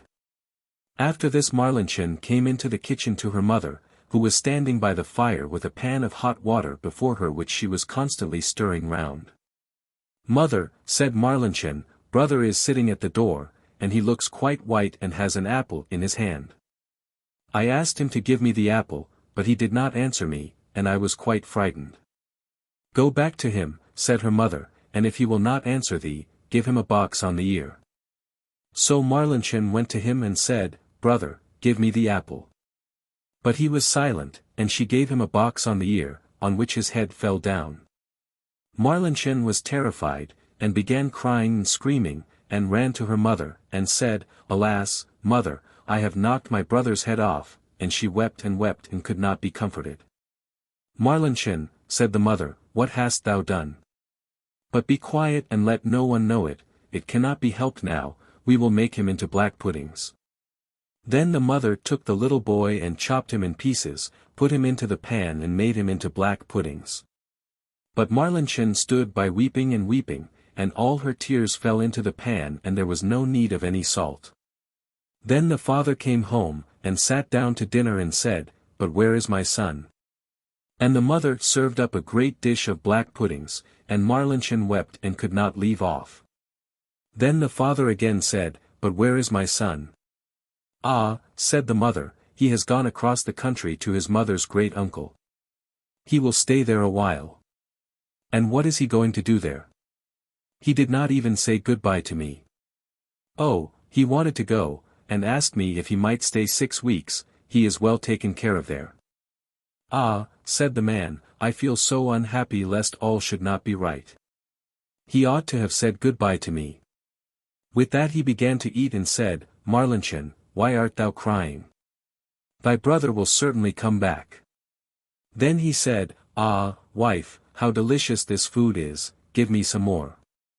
And the more he ate the more he wanted to have, and he said, "Give me some more, you shall have none of it. It seems to me as if it were all mine." And he ate and threw all the bones under the table, until he had finished the whole. But Marlinchen went away to her chest of drawers, and took her best silk handkerchief out of the bottom drawer, and got all the bones from beneath the table, and tied them up in her silk handkerchief, and carried them outside the door, weeping tears of blood. Then the juniper-tree began to stir itself, and the branches parted asunder, and moved together again, just as if someone was rejoicing and clapping his hands. At the same time a mist seemed to arise from the tree, and in the center of this mist it burned like a fire, and a beautiful bird flew out of the fire singing magnificently, and he flew high up in the air, and when he was gone, the juniper-tree was just as it had been before, and the handkerchief with the bones was no longer there. Marlinchen, however, was as gay and happy as if her brother were still alive. And she went merrily into the house, and sat down to dinner and ate. But the bird flew away and lighted on a goldsmith's house, and began to sing. "My mother she killed me. My father he ate me. My sister, little Marlinchen, gathered together all my bones, tied them in a silken handkerchief, laid them beneath the juniper-tree. Kiwit, Kiwit, what a beautiful bird am I." The goldsmith was sitting in his workshop making a gold chain, when he heard the bird which was sitting singing on his roof, and very beautiful the song seemed to him. He stood up, but as he crossed the threshold he lost one of his slippers. But he went away right up the middle of the street with one shoe on and one sock, he had his apron on, and in one hand he had the gold chain and in the other the pincers, and the sun was shining brightly on the street. Then he went right on and stood still, and said to the bird, "Bird," said he then, "how beautifully thou canst sing. Sing me that piece again." "No," said the bird, "I'll not sing it twice for nothing. Give me the golden chain, and then I will sing it again for thee." "There," said the goldsmith, "there is the golden chain for thee, now sing me that song again." Then the bird came and took the golden chain in his right claw, and went and sat in front of the goldsmith, and sang. "My mother she killed me. My father he ate me. My sister, little Marlinchen, gathered together all my bones, tied them in a silken handkerchief, laid them beneath the juniper-tree. Kiwit, kiwit, what a beautiful bird am I." Then the bird flew away to a shoemaker, and lighted on his roof and sang. "My mother she killed me. My father he ate me. My sister, little Marlinchen, gathered together all my bones, tied them in a silken handkerchief, laid them beneath the juniper-tree. Kiwit, kiwit, what a beautiful bird am I." The shoemaker heard that and ran out of doors in his shirt sleeves, and looked up at his roof, and was forced to hold his hand before his eyes lest the sun should blind him. "Bird," said he, "how beautifully thou canst sing." Then he called in at his door, "Wife, just come outside, there is a bird, look at that bird, he just can sing well." Then he called his daughter and children, and apprentices, boys and girls, and they all came up the street and looked at the bird and saw how beautiful he was, and what fine red and green feathers he had, and how like real gold his neck was, and how the eyes in his head shone like stars. "Bird," said the shoemaker, "now sing me that song again." "Nay," said the bird, "I do not sing twice for nothing, thou must give me something." "Wife," said the man, "go to the garret, upon the top shelf there stands a pair of red shoes, bring them down." Then the wife went and brought the shoes. "There, bird," said the man, "now sing me that piece again." Then the bird came and took the shoes in his left claw, and flew back on the roof, and sang. "My mother she killed me. My father he ate me. My sister, little Marlinchen, gathered together all my bones, tied them in a silken handkerchief, laid them beneath the juniper-tree. Kiwit, kiwit, what a beautiful bird am I." And when he had sung the whole he flew away. In his right claw he had the chain and the shoes in his left, and he flew far away to a mill, and the mill went, clip-clap, clip-clap, clip-clap, and in the mill sat 20 millers' men hewing a stone, and cutting, hick-hack, hick-hack. Hick-hack, and the mill went clip-clap, clip-clap, clip-clap. Then the bird went and sat on a lime tree which stood in front of the mill, and sang. "My mother she killed me." Then one of them stopped working. "My father he ate me." Then 2 more stopped working and listened to that. "My sister, little Marlinchen." Then 4 more stopped. "Gathered together all my bones, tied them in a silken handkerchief." Now 8 only were hewing. Laid them beneath. Now only 5. The juniper-tree. And now only 1. Kiwit, kiwit, what a beautiful bird am I. Then the last stopped also, and heard the last words. "Bird," said he, "how beautifully thou singest. Let me, too, hear that. Sing that once more for me." "Nay," said the bird, "I will not sing twice for nothing. Give me the millstone, and then I will sing it again." "Yes," said he, "if it belonged to me only, thou shouldst have it." "Yes," said the others, "if he sings again he shall have it." Then the bird came down, and the 20 millers all set to work with a beam and raised the stone up. And the bird stuck his neck through the hole, and put the stone on as if it were a collar, and flew on to the tree again, and sang. "My mother she killed me. My father he ate me. My sister, little Marlinchen, gathered together all my bones, tied them in a silken handkerchief, laid them beneath the juniper-tree. Kiwit, kiwit, what a beautiful bird am I. And when he had done singing, he spread his wings, and in his right claw he had the chain, and in his left the shoes, and round his neck the millstone, and he flew far away to his father's house. In the room sat the father, the mother, and Marlinchen at dinner, and the father said, "How light-hearted I feel, how happy I am." "Nay," said the mother, "I feel so uneasy, just as if a heavy storm were coming." Marlinchen, however, sat weeping and weeping, and then came the bird flying, and as it seated itself on the roof the father said, "Ah, I feel so truly happy, and the sun is shining so beautifully outside. I feel just as if I were about to see some old friend again." "Nay," said the woman, "I feel so anxious, my teeth chatter, and I seem to have fire in my veins." And she tore her stays open, but Marlinchen sat in a corner crying, and held her plate before her eyes and cried till it was quite wet. Then the bird sat on the juniper-tree, and sang. "My mother she killed me." Then the mother stopped her ears, and shut her eyes, and would not see or hear, but there was a roaring in her ears like the most violent storm. And her eyes burnt and flashed like lightning. "My father he ate me." "Ah, mother," says the man, "that is a beautiful bird. He sings so splendidly, and the sun shines so warm, and there is a smell just like cinnamon. My sister, little Marlinchen." Then Marlinchen laid her head on her knees and wept without ceasing, but the man said, "I am going out, I must see the bird quite close."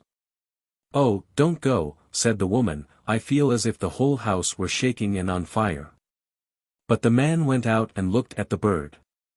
"Gathered together all my bones. Tied them in a silken handkerchief. Laid them beneath the juniper-tree. Kiwit, kiwit, what a beautiful bird am I." On this the bird let the golden chain fall, and it fell exactly round the man's neck, and so exactly round it that it fitted beautifully. Then he went in and said, "Just look what a fine bird that is, and what a handsome gold chain he has given me, and how pretty he is." But the woman was terrified, and fell down on the floor in the room, and her cap fell off her head. Then sang the bird once more. "My mother she killed me. Would that I were 1,000 feet beneath the earth so as not to hear that. My father he ate me." Then the woman fell down again as if dead. "My sister, little Marlinchen." "Ah," said Marlinchen, "I too will go out and see if the bird will give me anything," and she went out. Gathered together all my bones. Tied them in a silken handkerchief. Then he threw down the shoes to her. Laid them beneath the juniper-tree. Kiwit, kiwit, what a beautiful bird am I. Then she was light-hearted and joyous, and she put on the new red shoes, and danced and leaped into the house. "Ah," said she, "I was so sad when I went out and now I am so light-hearted. That is a splendid bird, he has given me a pair of red shoes." "Well," said the woman, and sprang to her feet and her hair stood up like flames of fire, "I feel as if the world were coming to an end. I, too, will go out and see if my heart feels lighter." And as she went out at the door, crash! The bird threw down the millstone on her head, and she was entirely crushed by it. The father and Marlinchen heard what had happened and went out, and smoke, flames, and fire were rising from the place, and when that was over, there stood the little brother, and he took his father and Marlinchen by the hand. And all three were right glad, and they went into the house to dinner, and ate. 48. Old Sultan. A farmer once had a faithful dog called Sultan, who had grown old, and lost all his teeth, so that he could no longer hold anything fast. One day the farmer was standing with his wife before the house door, and said, "Tomorrow I intend to shoot old Sultan, he is no longer of any use." His wife, who felt pity for the faithful beast, answered, "He has served us so long, and been so faithful, that we might well give him his keep." "Eh?" "What?" said the man. "You are not very sharp. He has not a tooth left in his mouth, and not a thief is afraid of him, now he may be off. If he has served us, he has had good feeding for it." The poor dog, who was lying stretched out in the sun not far off, had heard everything, and was sorry that the morrow was to be his last day. He had a good friend, the wolf, and he crept out in the evening into the forest to him, and complained of the fate that awaited him. "Hark ye, gossip," said the wolf, "be of good cheer, I will help you out of your trouble. I have thought of something. Tomorrow, early in the morning, your master is going with his wife to make hay, and they will take their little child with them, for no one will be left behind in the house. They are wont, during work time, to lay the child under the hedge in the shade. You lay yourself there too, just as if you wished to guard it. Then I will come out of the wood, and carry off the child. You must rush swiftly after me, as if you would seize it again from me. I will let it fall, and you will take it back to its parents, who will think that you have saved it, and will be far too grateful to do you any harm. On the contrary, you will be in high favor, and they will never let you want for anything again." The plan pleased the dog, and it was carried out just as it was arranged. The father screamed when he saw the wolf running across the field with his child, but when old Sultan brought it back, then he was full of joy, and stroked him and said, "Not a hair of yours shall be hurt. You shall eat my bread free as long as you live." And to his wife he said, "Go home at once and make old Sultan some bread sop that he will not have to bite, and bring the pillow out of my bed, I will give him that to lie upon." Henceforth old Sultan was as well off as he could wish to be. Soon afterwards the wolf visited him, and was pleased that everything had succeeded so well. "But, gossip," said he, "you will just wink an eye if when I have a chance, I carry off one of your master's fat sheep." "Do not reckon upon that," answered the dog, "I will remain true to my master, I cannot agree to that." The wolf, who thought that this could not be spoken in earnest, came creeping about in the night and was going to take away the sheep. But the farmer, to whom the faithful Sultan had told the wolf's plan, caught him and dressed his hide soundly with the flail. The wolf had to pack off, but he cried out to the dog, "Wait a bit, you scoundrel, you shall pay for this." The next morning the wolf sent the boar to challenge the dog to come out into the forest so that they might settle the affair. Old Sultan could find no one to stand by him but a cat with only 3 legs, and as they went out together the poor cat limped along, and at the same time stretched out her tail into the air with pain. The wolf and his friend were already on the spot appointed, but when they saw their enemy coming they thought that he was bringing a saber with him, for they mistook the outstretched tail of the cat for one. And when the poor beast hopped on its 3 legs, they could only think every time that it was picking up a stone to throw at them. So they were both afraid. The wild boar crept into the underwood and the wolf jumped up a tree. The dog and the cat, when they came up, wondered that there was no one to be seen. The wild boar, however, had not been able to hide himself altogether, and one of his ears was still to be seen. Whilst the cat was looking carefully about, the boar moved his ear. The cat, who thought it was a mouse moving there, jumped upon it and bit it hard. The boar made a fearful noise and ran away, crying out, "The guilty one is up in the tree." The dog and cat looked up and saw the wolf, who was ashamed of having shown himself so timid, and made friends with the dog. 49. The Six Swans. Once upon a time, a certain king was hunting in a great forest, and he chased a wild beast so eagerly that none of his attendants could follow him. When evening drew near he stopped and looked around him, and then he saw that he had lost his way. He sought a way out, but could find none. Then he perceived an aged woman with a head which nodded perpetually, who came towards him, but she was a witch. "Good woman," said he to her, "can you not show me the way through the forest?" "Oh, yes, Lord King," she answered, "that I certainly can, but on one condition, and if you do not fulfill that, you will never get out of the forest, and will die of hunger in it." "What kind of condition is it?" asked the king. "I have a daughter," said the old woman, "who is as beautiful as anyone in the world, and well deserves to be your consort, and if you will make her your queen, I will show you the way out of the forest." In the anguish of his heart the king consented, and the old woman led him to her little hut, where her daughter was sitting by the fire. She received the king as if she had been expecting him, and he saw that she was very beautiful, but still she did not please him, and he could not look at her without secret horror.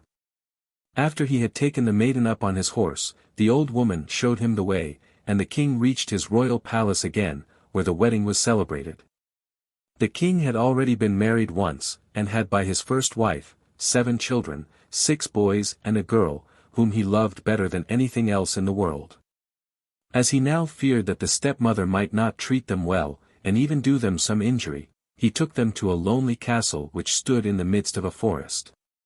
It lay so concealed, and the way was so difficult to find that he himself would not have found it, if a wise woman had not given him a ball of yarn with wonderful properties. When he threw it down before him, it unrolled itself and showed him his path. The king, however, went so frequently away to his dear children that the queen observed his absence. She was curious and wanted to know what he did when he was quite alone in the forest. She gave a great deal of money to his servants, and they betrayed the secret to her, and told her likewise of the ball which alone could point out the way. And now she knew no rest until she had learnt where the king kept the ball of yarn, and then she made little shirts of white silk, and as she had learnt the art of witchcraft from her mother, she sewed a charm inside them. And once when the king had ridden forth to hunt, she took the little shirts and went into the forest, and the ball showed her the way. The children, who saw from a distance that someone was approaching, thought that their dear father was coming to them, and full of joy, ran to meet him. Then she threw one of the little shirts over each of them, and no sooner had the shirts touched their bodies than they were changed into swans, and flew away over the forest. The queen went home quite delighted, and thought she had got rid of her stepchildren, but the girl had not run out with her brothers, and the queen knew nothing about her. Next day the king went to visit his children, but he found no one but the little girl. "Where are thy brothers?" asked the king. "Alas, dear father," she answered, "they have gone away and left me alone." And she told him that she had seen from her little window how her brothers had flown away over the forest in the shape of swans, and she showed him the feathers, which they had let fall in the courtyard, and which she had picked up. The king mourned, but he did not think that the queen had done this wicked deed, and as he feared that the girl would also be stolen away from him, he wanted to take her away with him. But she was afraid of her stepmother, and entreated the king to let her stay just this one night more in the forest castle. The poor girl thought, "I can no longer stay here. I will go and seek my brothers." And when night came, she ran away, and went straight into the forest. She walked the whole night long, and next day also without stopping, until she could go no farther for weariness. Then she saw a forest hut, and went into it, and found a room with 6 little beds, but she did not venture to get into one of them, but crept under one, and lay down on the hard ground, intending to pass the night there. Just before sunset, however, she heard a rustling, and saw 6 swans come flying in at the window. They alighted on the ground and blew at each other, and blew all the feathers off, and their swan's skin stripped off like a shirt. Then the maiden looked at them and recognized her brothers, was glad and crept forth from beneath the bed. The brothers were not less delighted to see their little sister, but their joy was of short duration. "Here canst thou not abide," they said to her. "This is a shelter for robbers, if they come home and find thee, they will kill thee." "But can you not protect me?" asked the little sister. "No," they replied, "only for 1/4 of an hour each evening can we lay aside our swan skins and have during that time our human form, after that, we are once more turned into swans." The little sister wept and said, "Can you not be set free?" "Alas, no," they answered, "the conditions are too hard. For 6 years thou mayst neither speak nor laugh, and in that time thou must sew together 6 little shirts of starwort for us. And if one single word falls from thy lips, all thy work will be lost." And when the brothers had said this, the 1/4 of an hour was over, and they flew out of the window again as swans. The maiden, however, firmly resolved to deliver her brothers, even if it should cost her her life. She left the hut, went into the midst of the forest, seated herself on a tree, and there passed the night. Next morning she went out and gathered starwort and began to sew. She could not speak to any one, and she had no inclination to laugh. She sat there and looked at nothing but her work. When she had already spent a long time there, it came to pass that the king of the country was hunting in the forest, and his huntsmen came to the tree on which the maiden was sitting. They called to her and said, "Who art thou?" But she made no answer. "Come down to us," said they. We will not do thee any harm." She only shook her head. As they pressed her further with questions, she threw her golden necklace down to them, and thought to content them thus. They, however, did not cease, and then she threw her girdle down to them, and as this also was to no purpose, her garters, and by degrees everything that she had on that she could do without until she had nothing left but her shift. The huntsmen, however, did not let themselves be turned aside by that, but climbed the tree and fetched the maiden down and led her before the king. The king asked, "Who art thou? What art thou doing on the tree?" But she did not answer. He put the question in every language that he knew, but she remained as mute as a fish. As she was so beautiful, the king's heart was touched, and he was smitten with a great love for her. He put his mantle on her, took her before him on his horse, and carried her to his castle. Then he caused her to be dressed in rich garments, and she shone in her beauty like bright daylight, but no word could be drawn from her. He placed her by his side at table, and her modest bearing and courtesy pleased him so much that he said, "She is the one whom I wish to marry, and no other woman in the world." And after some days he united himself to her. The king, however, had a wicked mother who was dissatisfied with this marriage and spoke ill of the young queen. "Who knows," said she, "from whence the creature who can't speak, comes? She is not worthy of a king." After a year had passed, when the queen brought her first child into the world, the old woman took it away from her, and smeared her mouth with blood as she slept. Then she went to the king and accused the queen of being a man-eater. The king would not believe it, and would not suffer anyone to do her any injury. She, however, sat continually sewing at the shirts, and cared for nothing else. The next time, when she again bore a beautiful boy, the false stepmother used the same treachery, but the king could not bring himself to give credit to her words.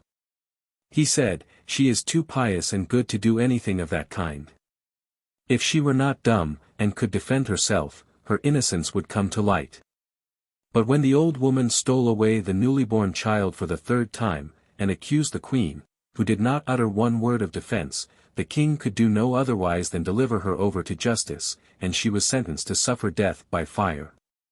When the day came for the sentence to be executed, it was the last day of the 6 years during which she was not to speak or laugh, and she had delivered her dear brothers from the power of the enchantment.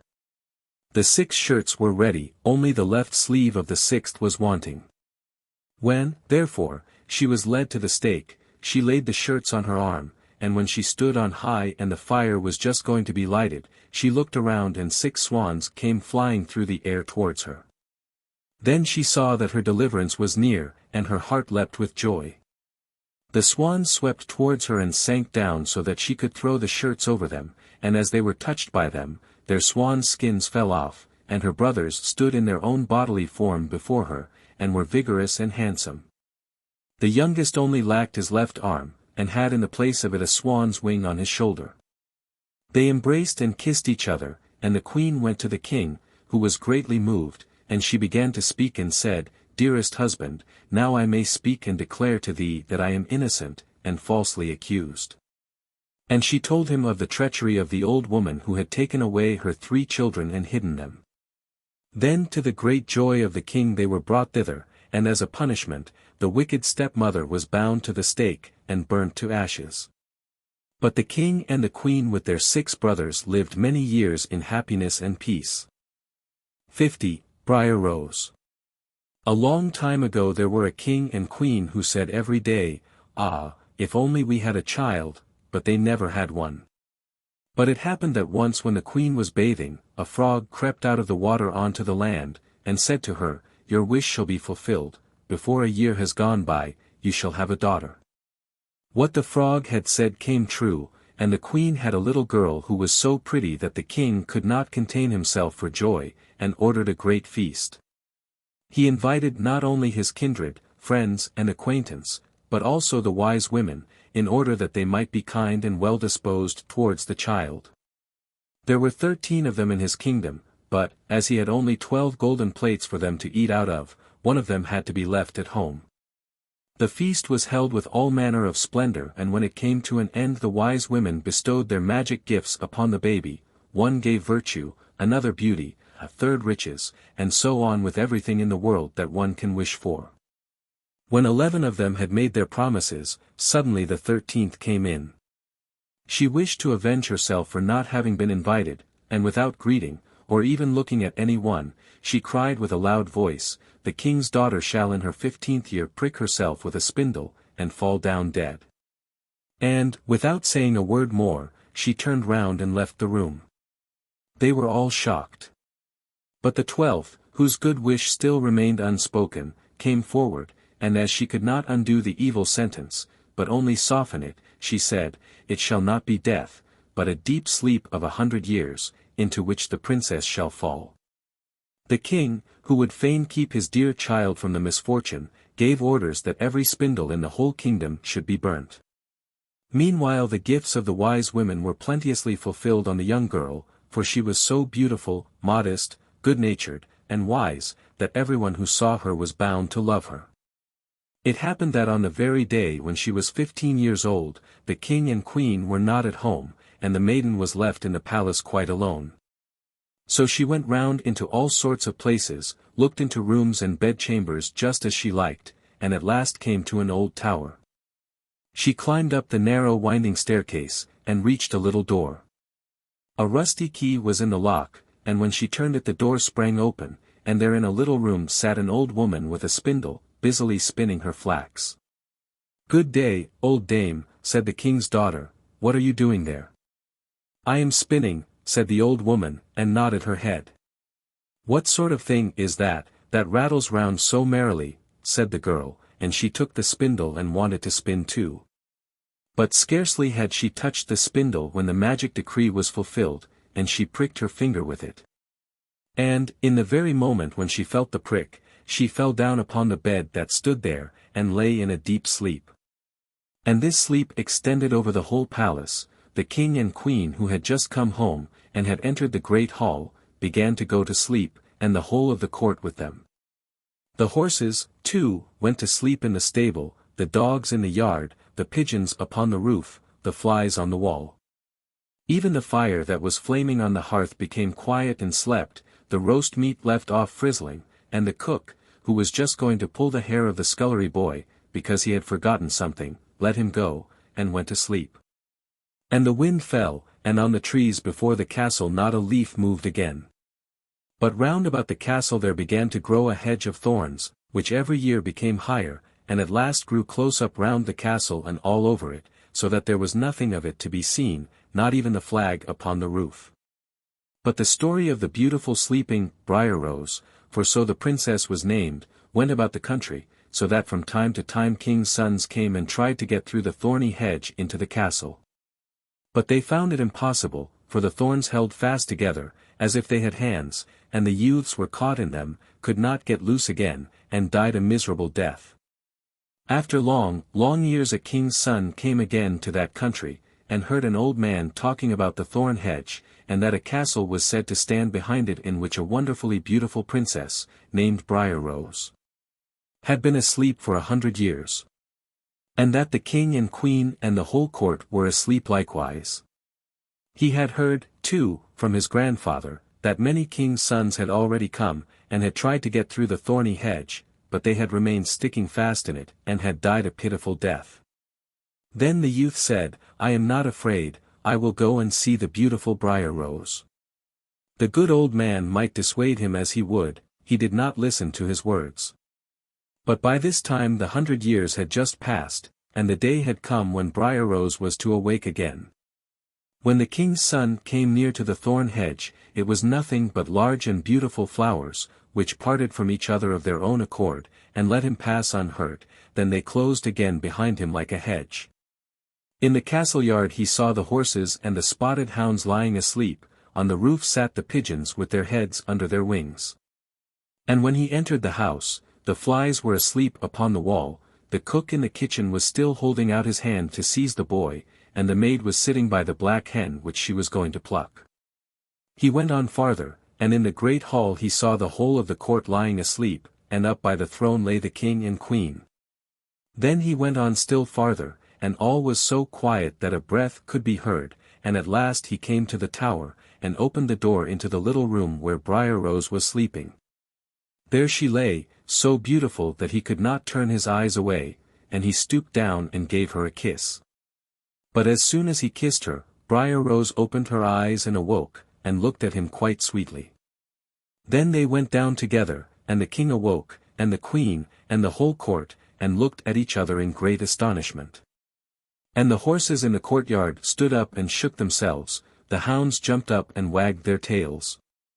The pigeons upon the roof pulled out their heads from under their wings, looked round, and flew into the open country, the flies on the wall crept again, the fire in the kitchen burned up and flickered and cooked the meat. The joint began to turn and frizzle again, and the cook gave the boy such a box on the ear that he screamed, and the maid plucked the fowl ready for the spit. And then the marriage of the king's son with Briar-Rose was celebrated with all splendor, and they lived contented to the end of their days. 51. Fundevogel, Bird-foundling. There was once a forester who went into the forest to hunt, and as he entered it he heard a sound of screaming as if a little child were there. He followed the sound, and at last came to a high tree, and at the top of this a little child was sitting, for the mother had fallen asleep under the tree with the child, and a bird of prey had seen it in her arms, had flown down, snatched it away, and set it on the high tree. The forester climbed up, brought the child down, and thought to himself, "Thou wilt take him home with thee, and bring him up with thy Lena." He took it home, therefore, and the two children grew up together. The one, however, which he had found on a tree was called Fundevogel, because a bird had carried it away. Fundevogel and Lena loved each other so dearly that when they did not see each other they were sad. The forester, however, had an old cook, who one evening took 2 pails and began to fetch water, and did not go once only, but many times, out to the spring. Lena saw this and said, "Hark you, old Sanna, why are you fetching so much water? If thou wilt never repeat it to anyone, I will tell thee why." So Lena said, no, she would never repeat it to anyone, and then the cook said, "Early tomorrow morning, when the forester is out hunting, I will heat the water, and when it is boiling in the kettle, I will throw in Fundevogel, and will boil him in it." Betimes next morning the forester got up and went out hunting, and when he was gone the children were still in bed. Then Lena said to Fundevogel, "If thou wilt never leave me, I too will never leave thee." Fundevogel said, "Neither now, nor ever will I leave thee." Then said Lena, "Then I will tell thee. Last night, old Sanna carried so many buckets of water into the house that I asked her why she was doing that, and she said that if I would promise not to tell anyone she would tell me, and I said I would be sure not to tell anyone. And she said that early tomorrow morning when father was out hunting, she would set the kettle full of water, throw thee into it and boil thee. But we will get up quickly, dress ourselves, and go away together." The 2 children therefore got up, dressed themselves quickly, and went away. When the water in the kettle was boiling, the cook went into the bedroom to fetch Fundevogel and throw him into it. But when she came in, and went to the beds, both the children were gone. Then she was terribly alarmed, and she said to herself, "What shall I say now when the forester comes home and sees that the children are gone? They must be followed instantly to get them back again." Then the cook sent 3 servants after them, who were to run and overtake the children. The children, however, were sitting outside the forest, and when they saw from afar the 3 servants running, Lena said to Fundevogel, "Never leave me, and I will never leave thee." Fundevogel said, "Neither now, nor ever." Then said Lena, "Do thou become a rose tree, and I the rose upon it." When the 3 servants came to the forest, nothing was there but a rose tree and 1 rose on it, but the children were nowhere. Then said they, "There is nothing to be done here," and they went home and told the cook that they had seen nothing in the forest but a little rosebush with 1 rose on it. Then the old cook scolded and said, "You simpletons, you should have cut the rose bush in 2, and have broken off the rose and brought it home with you. Go, and do it once." They had therefore to go out and look for the second time. The children, however, saw them coming from a distance. Then Lena said, "Fundevogel, never leave me, and I will never leave thee." Fundevogel said, "Neither now, nor ever." Said Lena, "Then do thou become a church, and I'll be the chandelier in it." So when the 3 servants came, nothing was there but a church, with a chandelier in it. They said therefore to each other, "What can we do here? Let us go home." When they got home, the cook asked if they had not found them. So they said no, they had found nothing but a church, and that there was a chandelier in it. And the cook scolded them and said, "You fools! Why did you not pull the church to pieces, and bring the chandelier home with you?" And now the old cook herself got on her legs, and went with the 3 servants in pursuit of the children. The children, however, saw from afar that the 3 servants were coming, and the cook waddling after them. Then said Lena, "Fundevogel, never leave me, and I will never leave thee." Then said Fundevogel, "Neither now, nor ever." Said Lena, "Be a fish pond, and I will be the duck upon it." The cook, however, came up to them, and when she saw the pond she lay down by it, and was about to drink it up. But the duck swam quickly to her, seized her head in its beak and drew her into the water, and there the old witch had to drown. Then the children went home together, and were heartily delighted, and if they are not dead, they are living still. 52. King Thrushbeard. A king had a daughter who was beautiful beyond all measure, but so proud and haughty withal that no suitor was good enough for her. She sent away one after the other, and ridiculed them as well. Once the king made a great feast and invited thereto, from far and near, all the young men likely to marry. They were all marshalled in a row according to their rank and standing. First came the kings, then the grand dukes, then the princes, the earls, the barons, and the gentry. Then the king's daughter was led through the ranks, but to every one she had some objection to make. One was too fat, the wine cask, she said. Another was too tall, long and thin has little in. The third was too short, short and thick is never quick. The fourth was too pale as death. The fifth too red, a fighting cock. The sixth was not straight enough, a green log dried behind the stove. So she had something to say against every one, but she made herself especially merry over a good king who stood quite high up in the row, and whose chin had grown a little crooked. Well, she cried and laughed, he has a chin like a thrush's beak, and from that time he got the name of King Thrushbeard. But the old king, when he saw that his daughter did nothing but mock the people, and despised all the suitors who were gathered there, was very angry, and swore that she should have for her husband the very first beggar that came to his doors. A few days afterwards a fiddler came and sang beneath the windows, trying to earn a small alms. When the king heard him he said, "Let him come up." So the fiddler came in his dirty, ragged clothes, and sang before the king and his daughter, and when he had ended he asked for a trifling gift. The king said, "Your song has pleased me so well that I will give you my daughter there, to wife." The king's daughter shuddered, but the king said, "I have taken an oath to give you to the very first beggarman, and I will keep it." All she could say was in vain. The priest was brought, and she had to let herself be wedded to the fiddler on the spot. When that was done the king said, "Now it is not proper for you, a beggar woman, to stay any longer in my palace, you may just go away with your husband."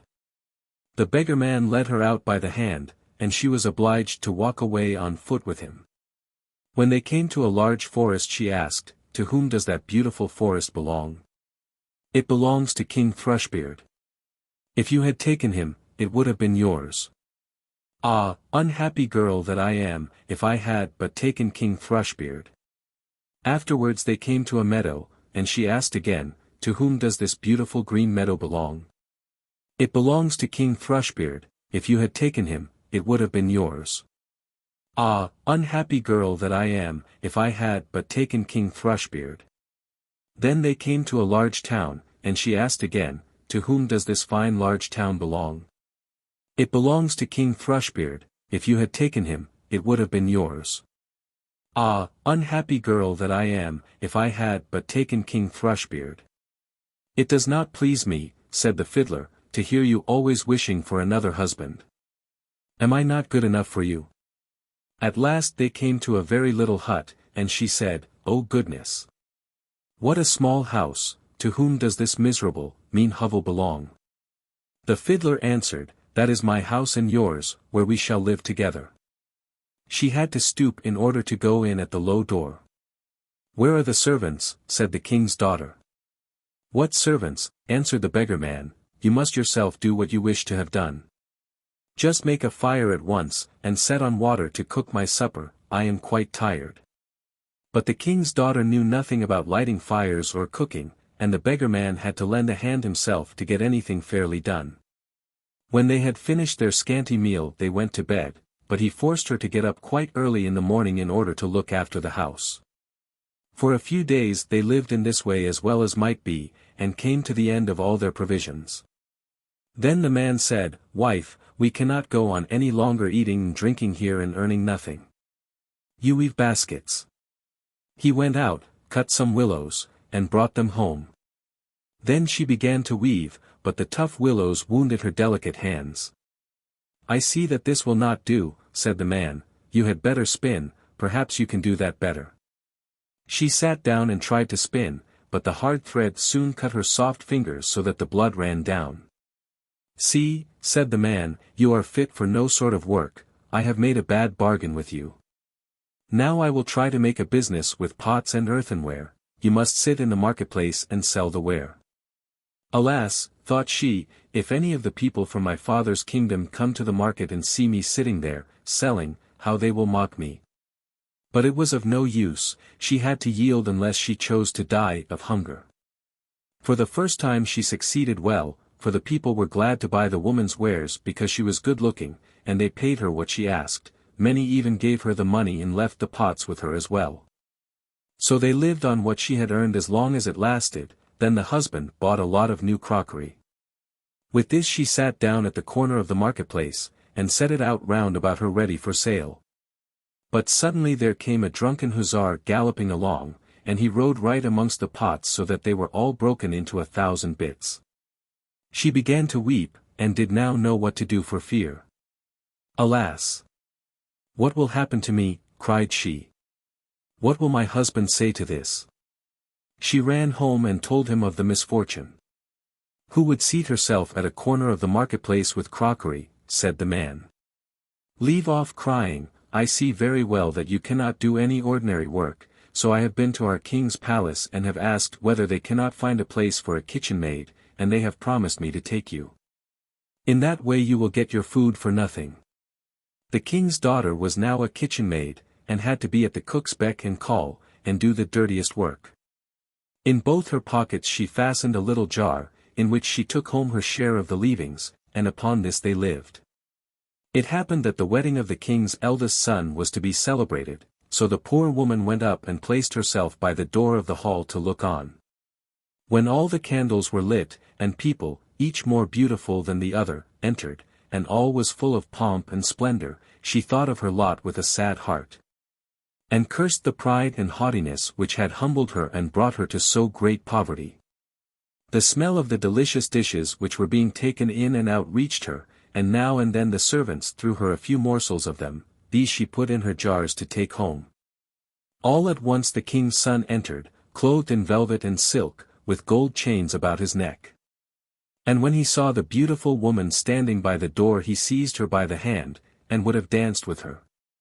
But she refused and shrank with fear, for she saw that it was King Thrushbeard, her suitor whom she had driven away with scorn. Her struggles were of no avail, he drew her into the hall.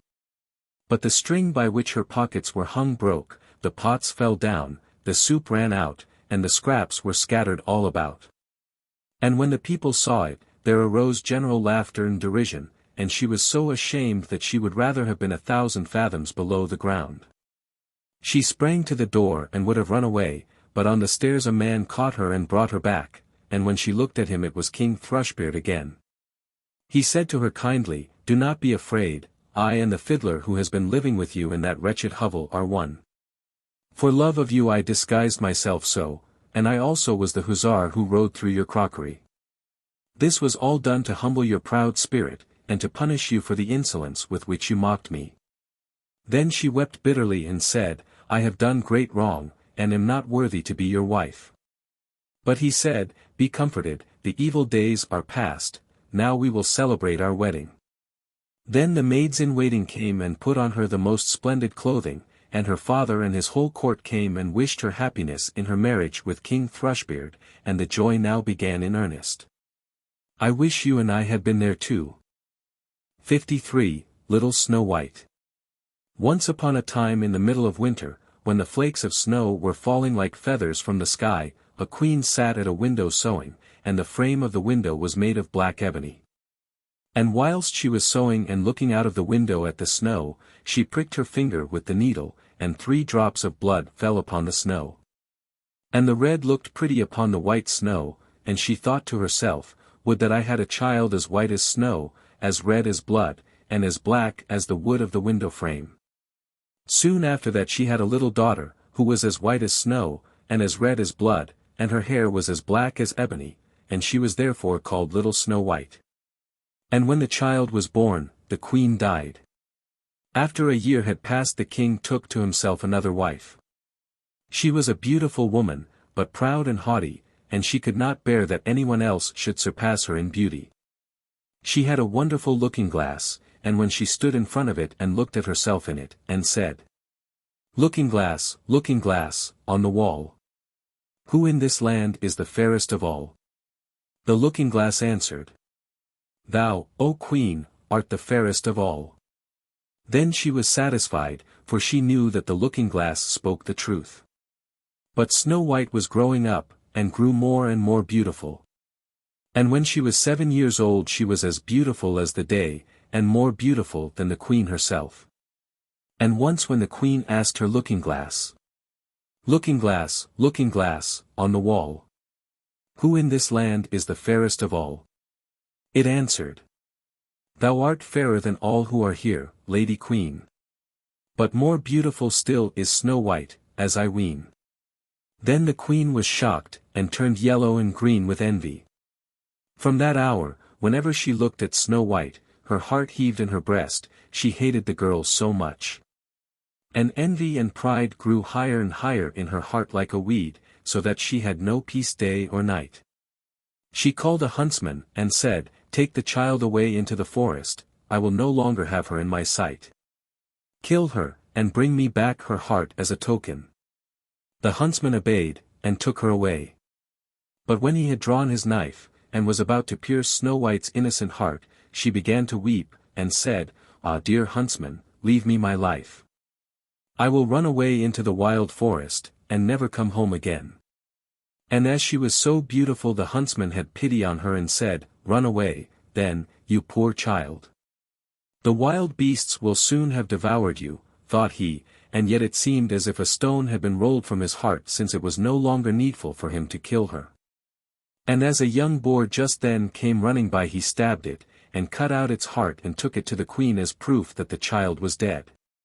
The cook had to salt this, and the wicked queen ate it, and thought she had eaten the heart of Snow White. But now the poor child was all alone in the great forest, and so terrified that she looked at every leaf of every tree, and did not know what to do.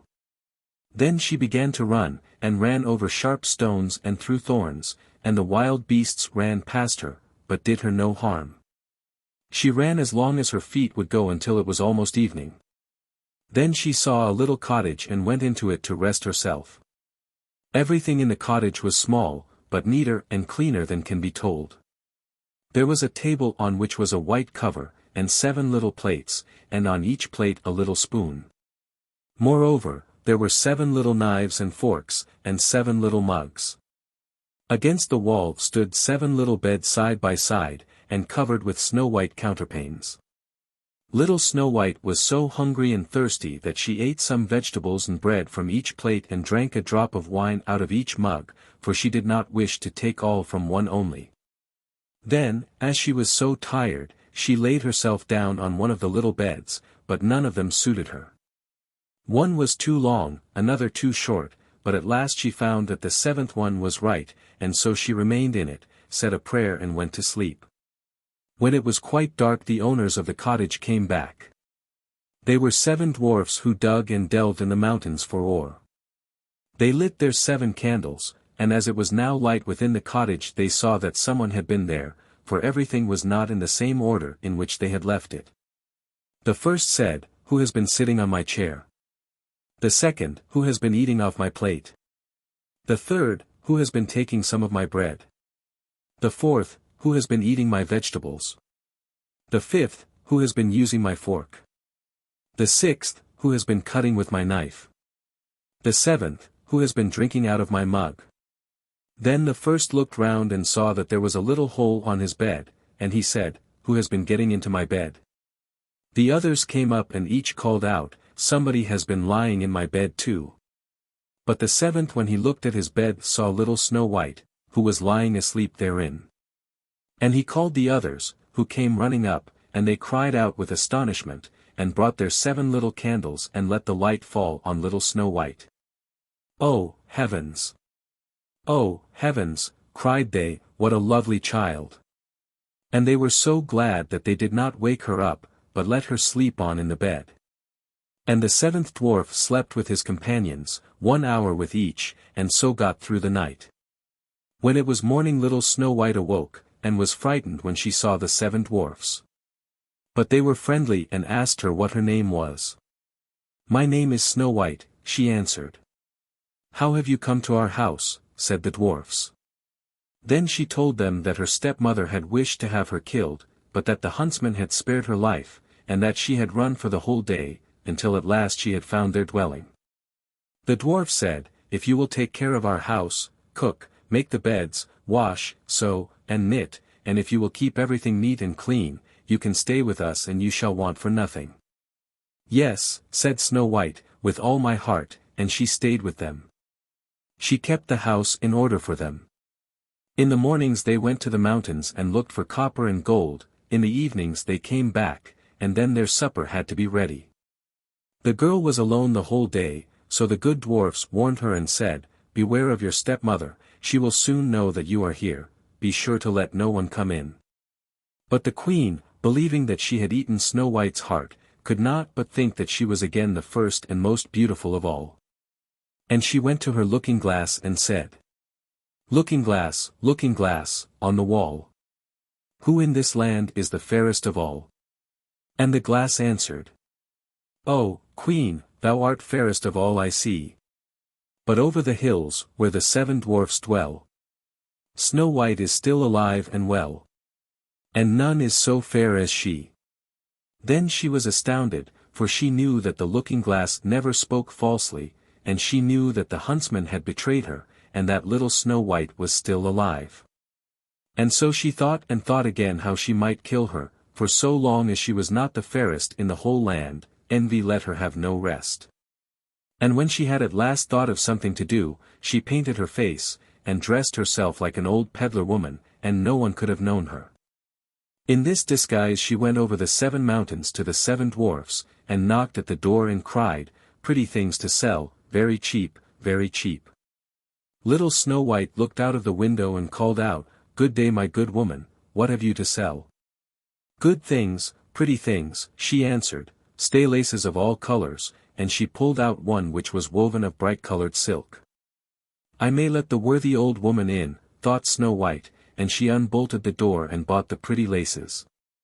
"Child," said the old woman, "what a fright you look, come, I will lace you properly for once." Snow White had no suspicion, but stood before her, and let herself be laced with the new laces. But the old woman laced so quickly and so tightly that Snow White lost her breath and fell down as if dead. "Now I am the most beautiful," said the queen to herself, and ran away. Not long afterwards, in the evening, the 7 dwarfs came home, but how shocked they were when they saw their dear little Snow White lying on the ground, and that she neither stirred nor moved, and seemed to be dead. They lifted her up, and, as they saw that she was laced too tightly, they cut the laces, then she began to breathe a little, and after a while came to life again. When the dwarfs heard what had happened they said, "The old peddler woman was no one else than the wicked queen, take care and let no one come in when we are not with you." But the wicked woman when she had reached home went in front of the glass and asked, looking glass, on the wall, who in this land is the fairest of all?" And it answered as before, "Oh, Queen, thou art fairest of all I see. But over the hills, where the 7 dwarfs dwell, Snow White is still alive and well. And none is so fair as she. When she heard that, all her blood rushed to her heart with fear, for she saw plainly that little Snow White was again alive. But now, she said, I will think of something that shall put an end to you, and by the help of witchcraft, which she understood, she made a poisonous comb. Then she disguised herself and took the shape of another old woman. So she went over the 7 mountains to the 7 dwarfs, knocked at the door, and cried, Good things to sell, cheap, cheap. Little Snow White looked out and said, Go away, I cannot let anyone come in. I suppose you can look, said the old woman, and pulled the poisonous comb out and held it up. It pleased the girl so well that she let herself be beguiled, and opened the door. When they had made a bargain, the old woman said, Now I will comb you properly for once. Poor little Snow White had no suspicion, and let the old woman do as she pleased, but hardly had she put the comb in her hair than the poison in it took effect, and the girl fell down senseless. You paragon of beauty, said the wicked woman, you are done for now, and she went away. But fortunately it was almost evening, when the 7 dwarfs came home. When they saw Snow White lying as if dead upon the ground, they at once suspected the stepmother, and they looked and found the poisoned comb. Scarcely had they taken it out when Snow White came to herself, and told them what had happened. Then they warned her once more to be upon her guard and to open the door to no one. The queen, at home, went in front of the glass and said, Looking glass, on the wall. Who in this land is the fairest of all? Then it answered as before. Oh, queen, thou art fairest of all I see. But over the hills, where the 7 dwarfs dwell, Snow White is still alive and well. And none is so fair as she. When she heard the glass speak thus, she trembled and shook with rage. Snow White shall die, she cried, even if it costs me my life. Thereupon she went into a quite secret, lonely room, where no one ever came, and there she made a very poisonous apple. Outside it looked pretty, white with a red cheek, so that everyone who saw it longed for it. But whoever ate a piece of it must surely die. When the apple was ready, she painted her face, and dressed herself up as a country woman, and so she went over the 7 mountains to the 7 dwarfs. She knocked at the door. Snow White put her head out of the window and said, I cannot let anyone in, the 7 dwarfs have forbidden me. It is all the same to me, answered the woman, I shall soon get rid of my apples. There, I will give you one. No, said Snow White, I dare not take anything. Are you afraid of poison? Said the old woman, look, I will cut the apple in 2 pieces, you eat the red cheek, and I will eat the white. The apple was so cunningly made that only the red cheek was poisoned. Snow White longed for the fine apple, and when she saw that the woman ate part of it she could resist no longer, and stretched out her hand and took the poisonous half. But hardly had she a bit of it in her mouth than she fell down dead. Then the queen looked at her with a dreadful look, and laughed aloud and said, White as snow, red as blood, black as ebony wood. This time the dwarfs cannot wake you up again. And when she asked of the looking-glass at home, Looking glass, on the wall, who in this land is the fairest of all? It answered at last, Oh, queen, in this land thou art fairest of all. Then her envious heart had rest, so far as an envious heart can have rest. The dwarfs, when they came home in the evening, found Snow White lying upon the ground, she breathed no longer and was dead. They lifted her up, looked to see whether they could find anything poisonous, unlaced her, combed her hair, washed her with water and wine, but it was all of no use, the poor child was dead, and remained dead. They laid her upon a bier, and all 7 of them sat round it and wept for her, and wept 3 days long. Then they were going to bury her, but she still looked as if she were living, and still had her pretty red cheeks. They said, We could not bury her in the dark ground, and they had a transparent coffin of glass made, so that she could be seen from all sides, and they laid her in it, and wrote her name upon it in golden letters. And that she was a king's daughter. Then they put the coffin out upon the mountain, and one of them always stayed by it and watched it. And birds came too, and wept for Snow White, first an owl, then a raven, and last a dove. And now Snow White lay a long, long time in the coffin, and she did not change, but looked as if she were asleep, for she was as white as snow, as red as blood, and her hair was as black as ebony. It happened, however, that a king's son came into the forest, and went to the dwarf's house to spend the night. He saw the coffin on the mountain, and the beautiful Snow White within it, and read what was written upon it in golden letters. Then he said to the dwarfs, "Let me have the coffin, I will give you whatever you want for it." But the dwarfs answered, "We will not part with it for all the gold in the world." Then he said, "Let me have it as a gift, for I cannot live without seeing Snow White. I will honor and prize her as my dearest possession." As he spoke in this way the good dwarfs took pity upon him, and gave him the coffin. And now the king's son had it carried away by his servants on their shoulders. And it happened that they stumbled over a tree stump, and with the shock the poisonous piece of apple which Snow White had bitten off came out of her throat. And before long she opened her eyes, lifted up the lid of the coffin, sat up, and was once more alive. "Oh, heavens, where am I?" she cried. The king's son, full of joy, said, "You are with me," and told her what had happened, and said, "I love you more than everything in the world, come with me to my father's palace, you shall be my wife." And Snow White was willing, and went with him, and their wedding was held with great show and splendor. But Snow White's wicked stepmother was also bidden to the feast. When she had arrayed herself in beautiful clothes she went before the looking-glass, and said, looking glass, on the wall, who in this land is the fairest of all?" The glass answered, "Oh, Queen, of all here the fairest art thou. But the young Queen is fairer by far as I trow." Then the wicked woman uttered a curse, and was so wretched, so utterly wretched, that she knew not what to do. At first she would not go to the wedding at all, but she had no peace, and must go to see the young Queen. And when she went in she knew Snow White, and she stood still with rage and fear, and could not stir. But iron slippers had already been put upon the fire, and they were brought in with tongs, and set before her. Then she was forced to put on the red-hot shoes, and dance until she dropped down dead. 54. The knapsack, the hat, and the horn. There were once 3 brothers who had fallen deeper and deeper into poverty, and at last their need was so great that they had to endure hunger, and had nothing to eat or drink. Then said they, "We cannot go on thus, we had better go into the world and seek our fortune." They therefore set out, and had already walked over many a long road and many a blade of grass, but had not yet met with good luck. One day they arrived in a great forest, and in the midst of it was a hill, and when they came nearer they saw that the hill was all silver. Then spoke the eldest, "Now I have found the good luck I wished for, and I desire nothing more." He took as much of the silver as he could possibly carry, and then turned back and went home again.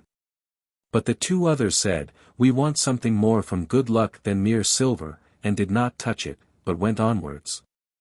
After they had walked for 2 days longer without stopping, they came to a hill which was all gold. The second brother stopped, took thought with himself, and was undecided. "What shall I do?" said he. "Shall I take for myself so much of this gold, that I have sufficient for all the rest of my life, or shall I go farther?" At length he made a decision, and putting as much into his pockets as would go in, said farewell to his brother, and went home. But the third said, "Silver and gold do not move me, I will not renounce my chance of fortune, perhaps something better still will be given me." He journeyed onwards, and when he had walked for 3 days, he got into a forest which was still larger than the one before, and never would come to an end, and as he found nothing to eat or to drink, he was all but exhausted. Then he climbed up a high tree to find out if up there he could see the end of the forest, but so far as his eye could pierce he saw nothing but the tops of trees. Then he began to descend the tree again, but hunger tormented him, and he thought to himself, "If I could but eat my fill once more." When he got down he saw with astonishment a table beneath the tree richly spread with food, the steam of which rose up to meet him. "This time," said he, "my wish has been fulfilled at the right moment." And without inquiring who had brought the food, or who had cooked it, he approached the table, and ate with enjoyment until he had appeased his hunger. When he was done, he thought, it would after all be a pity if the pretty little tablecloth were to be spoilt in the forest here, and folded it up tidily and put it in his pocket. Then he went onwards, and in the evening, when hunger once more made itself felt, he wanted to make a trial of his little cloth, and spread it out and said, I wish thee to be covered with good cheer again. And scarcely had the wish crossed his lips than as many dishes with the most exquisite food on them stood on the table as there was room for. Now I perceive, said he, in what kitchen my cooking is done. Thou shalt be dearer to me than the mountains of silver and gold. For he saw plainly that it was a wishing cloth. The cloth, however, was still not enough to enable him to sit down quietly at home. He preferred to wander about the world and pursue his fortune farther. One night he met, in a lonely wood, a dusty, black charcoal burner, who was burning charcoal there, and had some potatoes by the fire, on which he was going to make a meal. Good evening, Blackbird, said the youth. How dost thou get on in thy solitude? One day is like another, replied the charcoal burner, and every night potatoes. Hast thou a mind to have some, and wilt thou be my guest?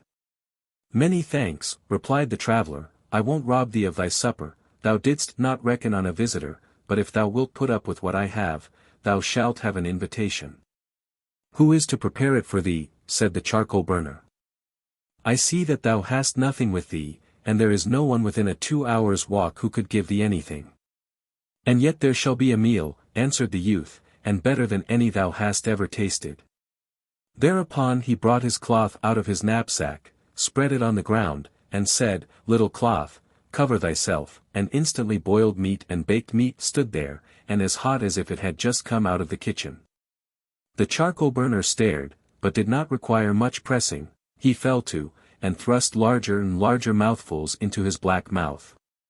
When they had eaten everything, the charcoal burner smiled contentedly, and said, Hark thee, thy tablecloth has my approval, it would be a fine thing for me in this forest, where no one ever cooks me anything good. I will propose an exchange to thee.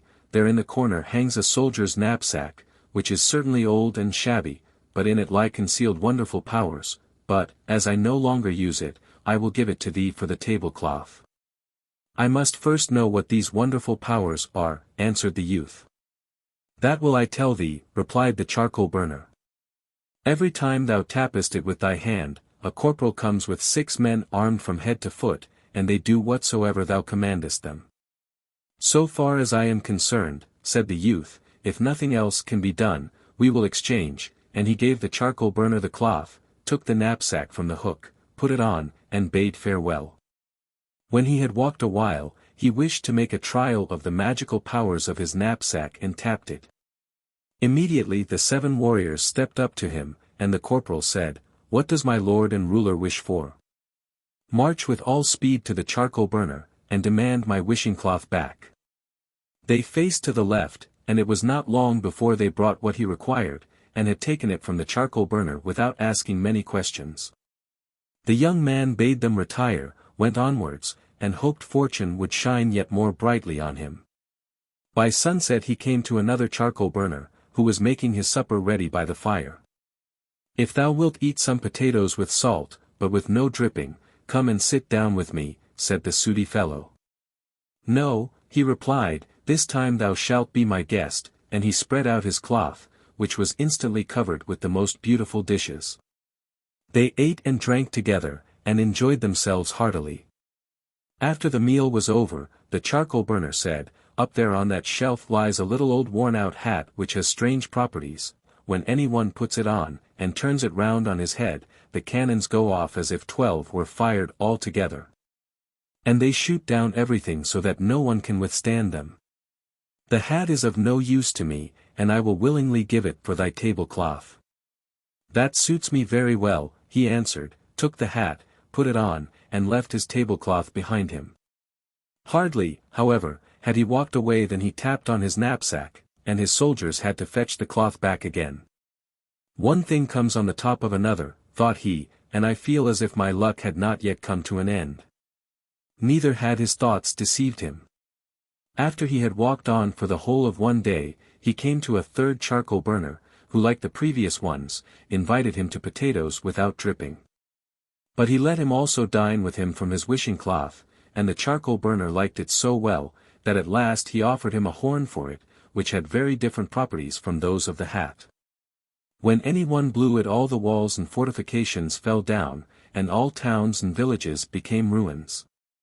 He certainly gave the charcoal burner the cloth for it, but he afterwards sent his soldiers to demand it back again, so that at length he had the knapsack, hat and horn, all three. "Now," said he, "I am a made man, and it is time for me to go home and see how my brothers are getting on." When he reached home, his brothers had built themselves a handsome house with their silver and gold, and were living in clover. He went to see them, but as he came in a ragged coat, with his shabby hat on his head, and his old knapsack on his back, they would not acknowledge him as their brother. They mocked and said, "Thou givest out that thou art our brother who despised silver and gold, and craved for something still better for himself. He will come in his carriage in full splendor like a mighty king, not like a beggar," and they drove him out of doors. Then he fell into a rage, and tapped his knapsack until 150 men stood before him armed from head to foot. He commanded them to surround his brother's house, and 2 of them were to take hazel sticks with them, and beat the 2 insolent men until they knew who he was. A violent disturbance arose, people ran together, and wanted to lend the 2 some help in their need, but against the soldiers they could do nothing. News of this at length came to the king, who was very angry, and ordered a captain to march out with his troop, and drive this disturber of the peace out of the town. But the man with the knapsack soon got a greater body of men together, who repulsed the captain and his men, so that they were forced to retire with bloody noses. The king said, "This vagabond is not brought to order yet," and next day sent a still larger troop against him, but they could do even less. The youth set still more men against them, and in order to be done the sooner, he turned his hat twice round on his head, and heavy guns began to play, and the king's men were beaten and put to flight. "And now," said he, "I will not make peace until the king gives me his daughter to wife, and I govern the whole kingdom in his name." He caused this to be announced to the king, and the latter said to his daughter, "Necessity is a hard nut to crack, what remains to me but to do what he desires? If I want peace and to keep the crown on my head, I must give thee away." So the wedding was celebrated, but the king's daughter was vexed that her husband should be a common man, who wore a shabby hat, and put on an old knapsack. She wished much to get rid of him, and night and day studied how she could accomplish this. Then she thought to herself, "Is it possible that his wonderful powers lie in the knapsack?" And she dissembled and caressed him, and when his heart was softened, she said, "If thou wouldst but lay aside that ugly knapsack, it makes disfigures thee so, that I can't help being ashamed of thee." "Dear child," said he, "this knapsack is my greatest treasure. As long as I have it, there is no power on earth that I am afraid of." And he revealed to her the wonderful virtue with which it was endowed. Then she threw herself in his arms as if she were going to kiss him, but dexterously took the knapsack off his shoulders, and ran away with it. As soon as she was alone she tapped it, and commanded the warriors to seize their former master, and take him out of the royal palace.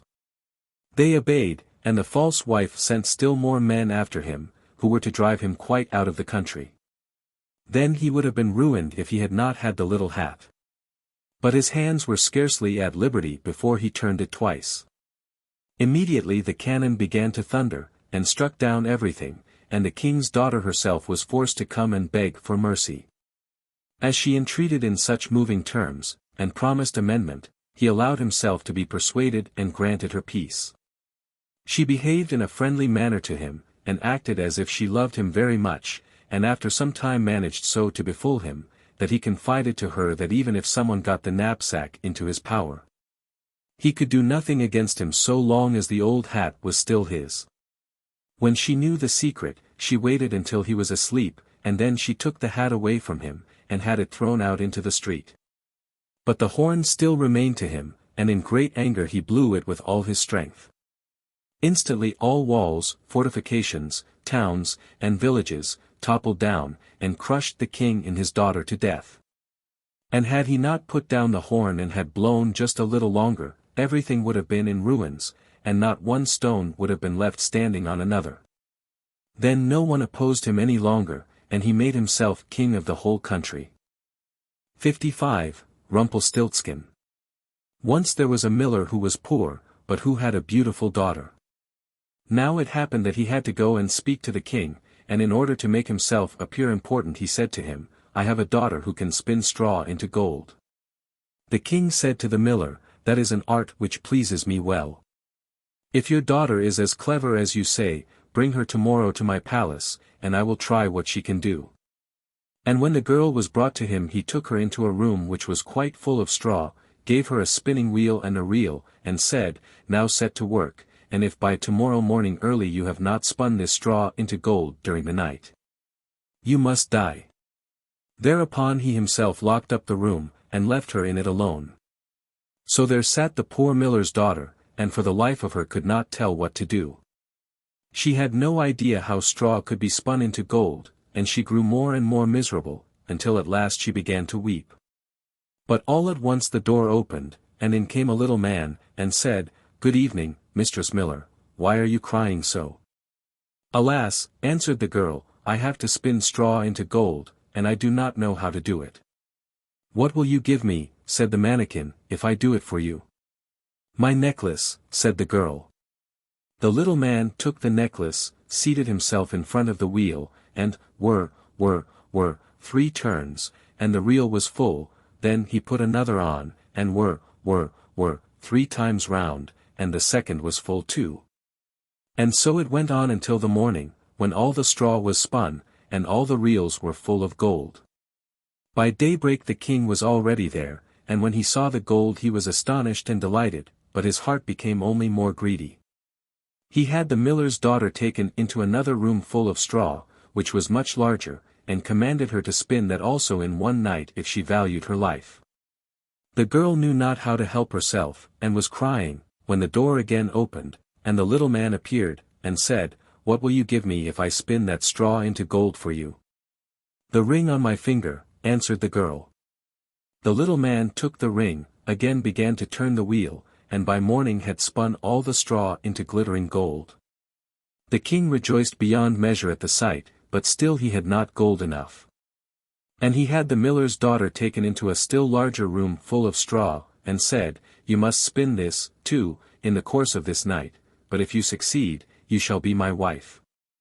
Even if she be a miller's daughter, thought he, I could not find a richer wife in the whole world. When the girl was alone the mannikin came again for the 3rd time, and said, "What will you give me if I spin the straw for you this time also?" "I have nothing left that I could give," answered the girl. "Then promise me, if you should become queen, your first child." "Who knows whether that will ever happen," thought the miller's daughter. And, not knowing how else to help herself in this strait, she promised the mannikin what he wanted, and for that he once more span the straw into gold. And when the king came in the morning, and found all as he had wished, he took her in marriage, and the pretty miller's daughter became a queen.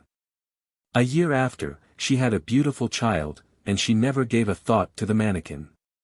But suddenly he came into her room, and said, "Now give me what you promised." The queen was horror-struck, and offered the mannikin all the riches of the kingdom if he would leave her the child. But the mannikin said, "No, something that is living is dearer to me than all the treasures in the world." Then the queen began to weep and cry, so that the mannikin pitied her. "I will give you 3 days' time," said he, "if by that time you find out my name, then shall you keep your child."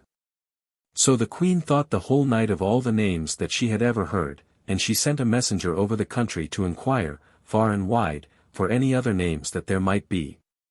When the mannikin came the next day, she began with Caspar, Melchior, Balthazar, and said all the names she knew, one after another, but to every one the little man said, "That is not my name." On the 2nd day she had inquiries made in the neighborhood as to the names of the people there, and she repeated to the mannikin the most uncommon and curious. "Perhaps your name is Short Ribs, or Sheepshanks, or Laceleg." But he always answered, "That is not my name." On the 3rd day the messenger came back again, and said, "I have not been able to find a single new name, but as I came to a high mountain at the end of the forest, where the fox and the hare bid each other good night, there I saw a little house. And before the house a fire was burning, and round about the fire quite a ridiculous little man was jumping. He hopped upon one leg, and shouted, "Today I bake, tomorrow brew. The next I'll have the young queen's child. Ha! Glad am I that no one knew. That Rumpelstiltskin I am styled." You may think how glad the queen was when she heard the name. And when soon afterwards the little man came in, and asked, "Now, Mistress Queen, what is my name?" At first she said, "Is your name Conrad?" "No." "Is your name Harry?" "No." "Perhaps your name is Rumpelstiltskin." "The devil has told you that." "The devil has told you that," cried the little man, and in his anger he plunged his right foot so deep into the earth that his whole leg went in, and then in rage he pulled at his left leg so hard with both hands that he tore himself in two. 56. Sweetheart Roland. There was once on a time a woman who was a real witch and had two daughters, one ugly and wicked, and this one she loved because she was her own daughter, and one beautiful and good, and this one she hated because she was her stepdaughter. The stepdaughter once had a pretty apron, which the other fancied so much that she became envious, and told her mother that she must and would have that apron. "Be quiet, my child," said the old woman, "and thou shalt have it. Thy stepsister has long deserved death, tonight when she is asleep I will come and cut her head off. Only be careful that thou art at the far side of the bed, and push her well to the front." It would have been all over with the poor girl if she had not just then been standing in a corner, and heard everything. All day long she dared not go out of doors, and when bedtime had come, the witch's daughter got into bed first, so as to lie at the far side, but when she was asleep, the other pushed her gently to the front, and took for herself the place at the back, close by the wall. In the night, the old woman came creeping in. She held an axe in her right hand, and felt with her left to see if anyone was lying at the outside, and then she grasped the axe with both hands, and cut her own child's head off. When she had gone away, the girl got up and went to her sweetheart, who was called Roland, and knocked at his door. When he came out, she said to him, "Hear me, dearest Roland, we must fly in all haste. My stepmother wanted to kill me, but has struck her own child. When daylight comes, and she sees what she has done, we shall be lost." "But," said Roland, "I counsel thee first to take away her magic wand, or we cannot escape if she pursues us." The maiden fetched the magic wand, and she took the dead girl's head and dropped 3 drops of blood on the ground, one in front of the bed, one in the kitchen, and one on the stairs. Then she hurried away with her lover. When the old witch got up next morning, she called her daughter, and wanted to give her the apron, but she did not come. Then the witch cried, "Where art thou?" "Here, on the stairs, I am sweeping," answered the first drop of blood. The old woman went out, but saw no one on the stairs, and cried again, "Where art thou?" "Here in the kitchen, I am warming myself," cried the second drop of blood. She went into the kitchen, but found no one. Then she cried again, "Where art thou?" "Ah, here in the bed, I am sleeping," cried the third drop of blood. She went into the room to the bed. What did she see there? Her own child, whose head she had cut off, bathed in her blood. The witch fell into a passion, sprang to the window, and as she could look forth quite far into the world, she perceived her stepdaughter hurrying away with her sweetheart Roland. "That shall not serve you," cried she, "even if you have got a long way off, you shall still not escape me."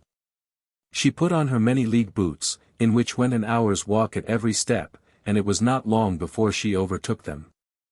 The girl, however, when she saw the old woman striding towards her, changed, with her magic wand, her sweetheart Roland into a lake, and herself into a duck swimming in the middle of it. The witch placed herself on the shore, threw breadcrumbs in, and gave herself every possible trouble to entice the duck, but the duck did not let herself be enticed, and the old woman had to go home at night as she had come. On this the girl and her sweetheart Roland resumed their natural shapes again, and they walked on the whole night until daybreak. Then the maiden changed herself into a beautiful flower which stood in the midst of a briar hedge, and her sweetheart Roland into a fiddler. It was not long before the witch came striding up towards them, and said to the musician, "Dear musician, may I pluck that beautiful flower for myself?" "Oh, yes," he replied, "I will play to you while you do it." As she was hastily creeping into the hedge and was just going to pluck the flower, for she well knew who the flower was, he began to play, and whether she would or not, she was forced to dance, for it was a magical dance. The quicker he played, the more violent springs was she forced to make, and the thorns tore her clothes from her body, and pricked her and wounded her till she bled, and as he did not stop, she had to dance till she lay dead on the ground. When they were delivered, Roland said, "Now I will go to my father and arrange for the wedding." "Then in the meantime I will stay here and wait for thee," said the girl, "and that no one may recognize me, I will change myself into a red stone landmark." Then Roland went away, and the girl stood like a red landmark in the field and waited for her beloved. But when Roland got home, he fell into the snares of another, who prevailed on him so far that he forgot the maiden. The poor girl remained there a long time, but at length, as he did not return at all, she was sad, and changed herself into a flower, and thought, "Someone will surely come this way, and trample me down." It befell, however, that a shepherd kept his sheep in the field, and saw the flower, and as it was so pretty, plucked it, took it with him, and laid it away in his chest. From that time forth, strange things happened in the shepherd's house. When he arose in the morning, all the work was already done, the room was swept, the table and benches cleaned, the fire on the hearth was lighted, and the water was fetched, and at noon, when he came home, the table was laid, and a good dinner served. He could not conceive how this came to pass, for he never saw a human being in his house, and no one could have concealed himself in it. He was certainly pleased with this good attendance, but still at last he was so afraid that he went to a wise woman and asked for her advice. The wise woman said, "There is some enchantment behind it, listen very early some morning if anything is moving in the room, and if thou sayest anything, let it be what it may, throw a white cloth over it, and then the magic will be stopped." The shepherd did as she bade him, and next morning just as day dawned, he saw the chest open, and the flower come out. Swiftly he sprang towards it, and threw a white cloth over it. Instantly the transformation came to an end, and a beautiful girl stood before him, who owned to him that she had been the flower, and that up to this time she had attended to his housekeeping. She told him her story, and as she pleased him he asked her if she would marry him, but she answered, no, for she wanted to remain faithful to her sweetheart Roland, although he had deserted her, but she promised not to go away, but to keep house for the shepherd for the future. And now the time drew near when Roland's wedding was to be celebrated, and then, according to an old custom in the country, it was announced that all the girls were to be present at it, and sing in honor of the bridal pair. When the faithful maiden heard of this, she grew so sad that she thought her heart would break, and she would not go thither, but the other girls came and took her. When it came to her turn to sing, she stepped back, until at last she was the only one left, and then she could not refuse. But when she began her song, and it reached Roland's ears, he sprang up and cried, "I know the voice, that is the true bride, I will have no other." Everything he had forgotten, and which had vanished from his mind, had suddenly come home again to his heart. Then the faithful maiden held her wedding with her sweetheart Roland, and grief came to an end and joy began. 57. The Golden Bird. In the olden time there was a king, who had behind his palace a beautiful pleasure garden in which there was a tree that bore golden apples. When the apples were getting ripe they were counted, but on the very next morning one was missing. This was told to the king, and he ordered that a watch should be kept every night beneath the tree. The king had 3 sons, the eldest of whom he sent, as soon as night came on, into the garden, but when midnight came he could not keep himself from sleeping, and next morning again an apple was gone. The following night the second son had to keep watch, it fared no better with him, as soon as 12 o'clock had struck he fell asleep, and in the morning an apple was gone. Now it came to the turn of the third son to watch. And he was quite ready, but the king had not much trust in him, and thought that he would be of less use even than his brothers, but at last he let him go. The youth lay down beneath the tree, but kept awake, and did not let sleep master him. When it struck 12, something rustled through the air, and in the moonlight he saw a bird coming whose feathers were all shining with gold. The bird alighted on the tree, and had just plucked off an apple, when the youth shot an arrow at him. The bird flew off, but the arrow had struck his plumage, and one of his golden feathers fell down. The youth picked it up, and the next morning took it to the king and told him what he had seen in the night. The king called his council together, and everyone declared that a feather like this was worth more than the whole kingdom. "If the feather is so precious," declared the king, "one alone will not do for me, I must and will have the whole bird." The eldest son set out. He trusted to his cleverness, and thought that he would easily find the golden bird. When he had gone some distance he saw a fox sitting at the edge of a wood, so he cocked his gun and took aim at him. The fox cried, "Do not shoot me. And in return I will give you some good counsel. You are on the way to the golden bird, and this evening you will come to a village in which stand two inns opposite to one another. One of them is lighted up brightly, and all goes on merrily within, but do not go into it, go rather into the other, even though it seems a bad one." "How can such a silly beast give wise advice?" thought the king's son, and he pulled the trigger. But he missed the fox, who stretched out his tail and ran quickly into the wood. So he pursued his way, and by evening came to the village where the two inns were. In one they were singing and dancing, the other had a poor, miserable look. "I should be a fool, indeed," he thought, "if I were to go into the shabby tavern, and pass by the good one." So he went into the cheerful one, lived there in riot and revel, and forgot the bird and his father, and all good counsels. When some time had passed, and the eldest son for month after month did not come back home, the second set out, wishing to find the golden bird. The fox met him as he had met the eldest, and gave him the good advice of which he took no heed. He came to the two inns, and his brother was standing at the window of the one from which came the music, and called out to him. He could not resist, but went inside and lived only for pleasure.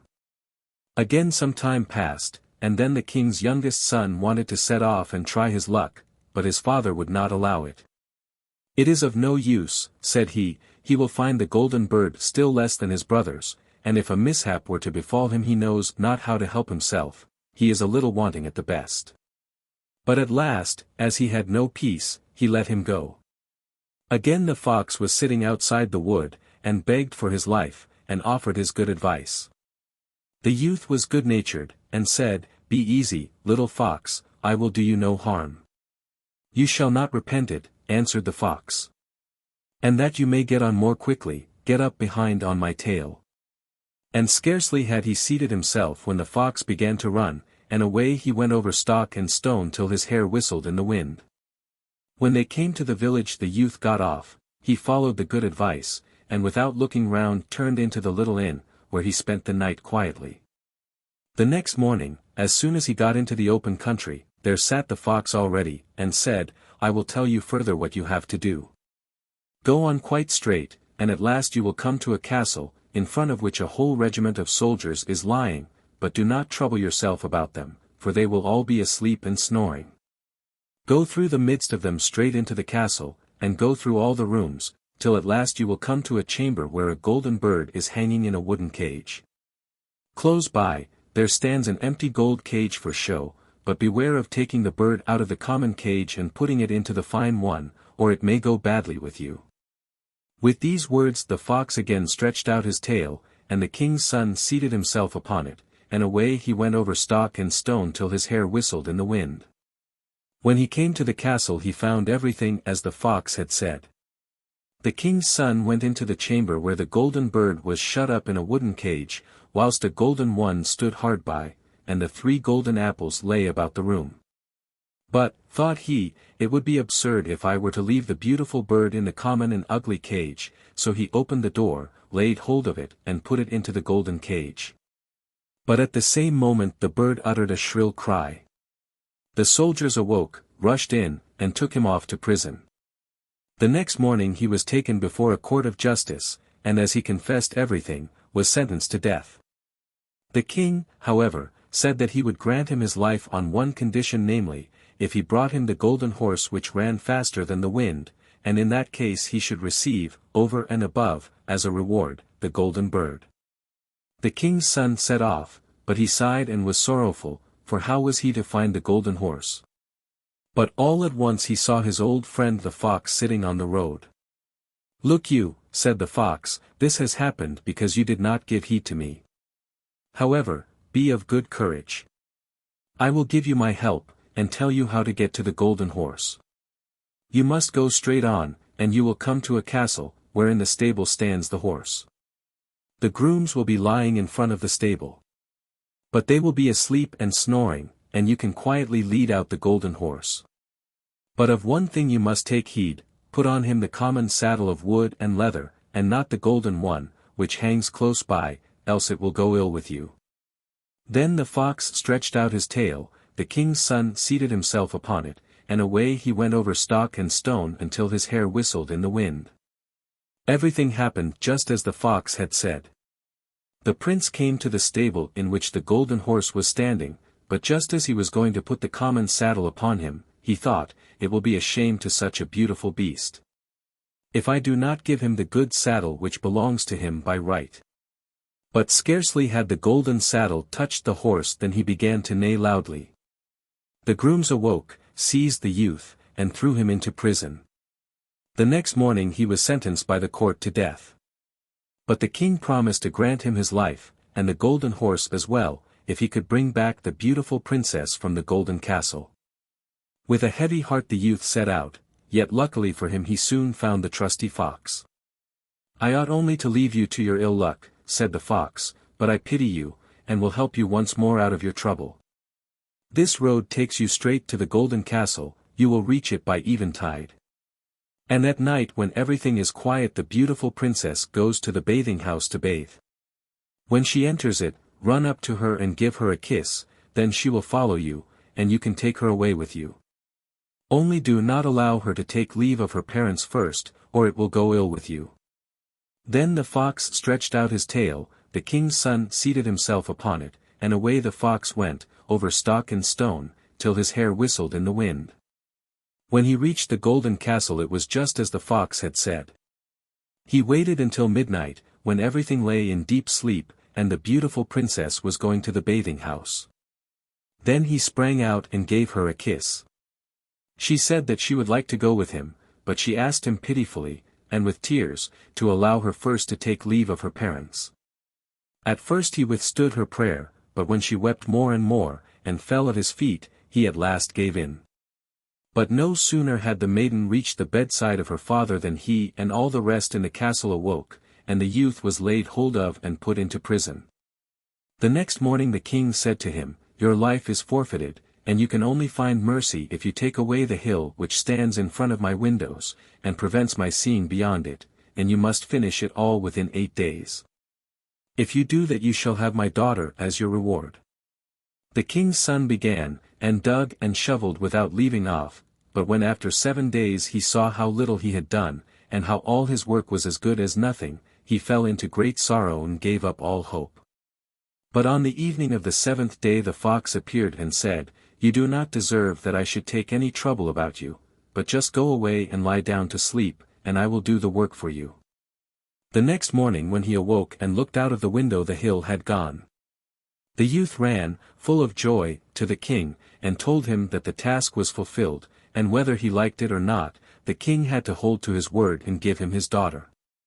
So the two set forth together, and it was not long before the trusty fox came up with them. "You have certainly got what is best," said he, "but the golden horse also belongs to the maiden of the golden castle." "How shall I get it?" asked the youth. "That I will tell you," answered the fox. "First take the beautiful maiden to the king who sent you to the golden castle. There will be unheard of rejoicing, they will gladly give you the golden horse, and will bring it out to you. Mount it as soon as possible, and offer your hand to all in farewell, last of all to the beautiful maiden.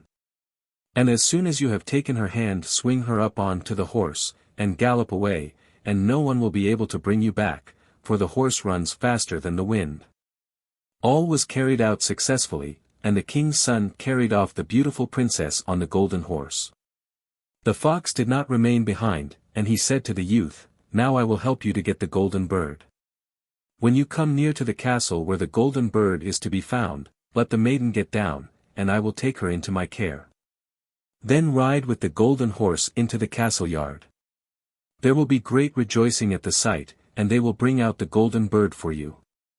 As soon as you have the cage in your hand, gallop back to us, and take the maiden away again."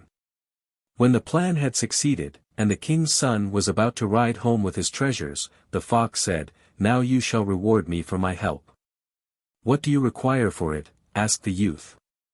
"When you get into the wood yonder, shoot me dead, and chop off my head and feet." "That would be fine gratitude," said the king's son. "I cannot possibly do that for you." The fox said, "If you will not do it I must leave you, but before I go away I will give you a piece of good advice. Be careful about two things. Buy no gallows flesh, and do not sit at the edge of any well." And then he ran into the wood. The youth thought, "That is a wonderful beast, he has strange whims, who is going to buy gallows flesh? And the desire to sit at the edge of a well, it has never yet seized me." He rode on with the beautiful maiden, and his road took him again through the village in which his two brothers had remained. There was a great stir and noise, and, when he asked what was going on, he was told that two men were going to be hanged. As he came nearer to the place he saw that they were his brothers, who had been playing all kinds of wicked pranks, and had squandered all their wealth. He inquired whether they could not be set free. "If you will pay for them," answered the people. "But why should you waste your money on wicked men, and buy them free?" He did not think twice about it, but paid for them, and when they were set free they all went on their way together. They came to the wood where the fox had first met them. As it was cool and pleasant within it, the two brothers said, "Let us rest a little by the well, and eat and drink." He agreed, and whilst they were talking he forgot himself, and sat down upon the edge of the well without thinking of any evil. But the two brothers threw him backwards into the well, took the maiden, the horse, and the bird, and went home to their father. "Here we bring you not only the golden bird," said they. "We have won the golden horse also, and the maiden from the golden castle." Then was there great joy, but the horse would not eat, the bird would not sing, and the maiden sat and wept. But the youngest brother was not dead. By good fortune the well was dry, and he fell upon soft moss without being hurt, but he could not get out again. Even in this strait the faithful fox did not leave him, it came and leapt down to him, and upbraided him for having forgotten its advice. "But yet I cannot give it up so," he said, "I will help you up again into daylight." He bade him grasp his tail and keep tight hold of it, and then he pulled him up. "You are not out of all danger yet," said the fox. "Your brothers were not sure of your death, and have surrounded the wood with watchers, who are to kill you if you let yourself be seen." But a poor man was sitting upon the road, with whom the youth changed clothes, and in this way he got to the king's palace. No one knew him, but the bird began to sing, the horse began to eat, and the beautiful maiden left off weeping. The king, astonished, asked, "What does this mean?" Then the maiden said, "I do not know, but I have been so sorrowful and now I am so happy. I feel as if my true bridegroom had come." She told him all that had happened, although the other brothers had threatened her with death if she were to betray anything. The king commanded that all people who were in his castle should be brought before him. And amongst them came the youth in his ragged clothes, but the maiden knew him at once and fell upon his neck. The wicked brothers were seized and put to death, but he was married to the beautiful maiden and declared heir to the king. But how did it fare with the poor fox? Long afterwards the king's son was once again walking in the wood, when the fox met him and said, "You have everything now that you can wish for, but there is never an end to my misery, and yet it is in your power to free me."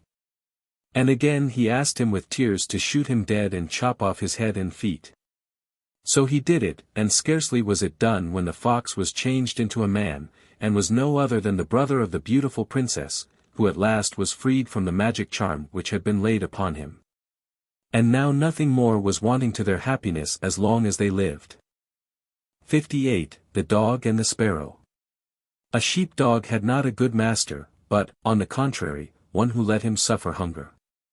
As he could stay no longer with him, he went quite sadly away. On the road he met a sparrow who said, "Brother dog, why art thou so sad?" The dog replied, "I am hungry, and have nothing to eat." Then said the sparrow, "Dear brother, come into the town with me, and I will satisfy thy hunger." So they went into the town together, and when they came in front of a butcher's shop the sparrow said to the dog, "Stay there, and I will pick a bit of meat down for thee," and he alighted on the stall. Looked about him to see that no one was observing him, and pecked and pulled and tore so long at a piece which lay on the edge, that it slipped down. Then the dog seized it, ran into a corner, and devoured it. The sparrow said, "Now come with me to another shop, and then I will get thee one more piece that thou mayst be satisfied." When the dog had devoured the second piece as well, the sparrow asked, "Brother dog, hast thou now had enough?" "Yes, I have had meat enough," he answered, "but I have had no bread yet." Said the sparrow, "Thou shalt have that also, come with me." Then he took him to a baker's shop, and pecked at a couple of little buns till they rolled down, and as the dog wanted still more, he led him to another stall, and again got bread for him. When that was consumed, the sparrow said, "Brother dog, hast thou now had enough?" "Yes," he replied, "now we will walk a while outside the town." Then they both went out on to the highway. It was, however, warm weather, and when they had walked a little way the dog said, "I am tired, and would like to sleep." "Well, do sleep," answered the sparrow, "and in the meantime I will seat myself on a branch." So the dog lay down on the road, and fell fast asleep. Whilst he lay sleeping there, a wagoner came driving by, who had a cart with 3 horses, laden with 2 barrels of wine. The sparrow, however, saw that he was not going to turn aside, but was staying in the wheel track in which the dog was lying, so it cried, "Wagoner, don't do it, or I will make thee poor." The wagoner, however, growled to himself, "Thou wilt not make me poor," and cracked his whip and drove the cart over the dog, and the wheels killed him. Then the sparrow cried, "Thou hast run over my brother dog and killed him, it shall cost thee thy cart and horses." "Cart and horses indeed," said the wagoner. "What harm canst thou do me?" and drove onwards. Then the sparrow crept under the cover of the cart, and pecked so long at the same bunghole that he got the bung out, and then all the wine ran out without the driver noticing it. But once when he was looking behind him he saw that the cart was dripping, and looked at the barrels and saw that one of them was empty. "Unfortunate fellow that I am," cried he. "Not unfortunate enough yet," said the sparrow, and flew on to the head of one of the horses and pecked his eyes out. When the driver saw that, he drew out his axe and wanted to hit the sparrow, but the sparrow flew into the air, and he hit his horse on the head, and it fell down dead. "Oh, what an unfortunate man I am," cried he. "Not unfortunate enough yet," said the sparrow, and when the driver drove on with the 2 horses, the sparrow again crept under the cover, and pecked the bung out of the second cask, so all the wine was spilt. When the driver became aware of it, he again cried, "Oh, what an unfortunate man I am," but the sparrow replied, "Not unfortunate enough yet," and seated himself on the head of the second horse, and pecked his eyes out. The driver ran up to it and raised his axe to strike, but the sparrow flew into the air and the blow struck the horse, which fell. "Oh, what an unfortunate man I am." "Not unfortunate enough yet," said the sparrow, and lighted on the third horse's head, and pecked out his eyes. The driver, in his rage, struck at the sparrow without looking round, and did not hit him but killed his third horse likewise. "Oh, what an unfortunate man I am," cried he. "Not unfortunate enough yet," answered the sparrow. "Now will I make thee unfortunate in thy home," and flew away. The driver had to leave the wagon standing, and full of anger and vexation went home. "Ah," said he to his wife, "what misfortunes I have had! My wine has run out, and the horses are all 3 dead." "Alas, husband," she answered, "what a malicious bird has come into the house. It has gathered together every bird there is in the world, and they have fallen on our corn up there, and are devouring it."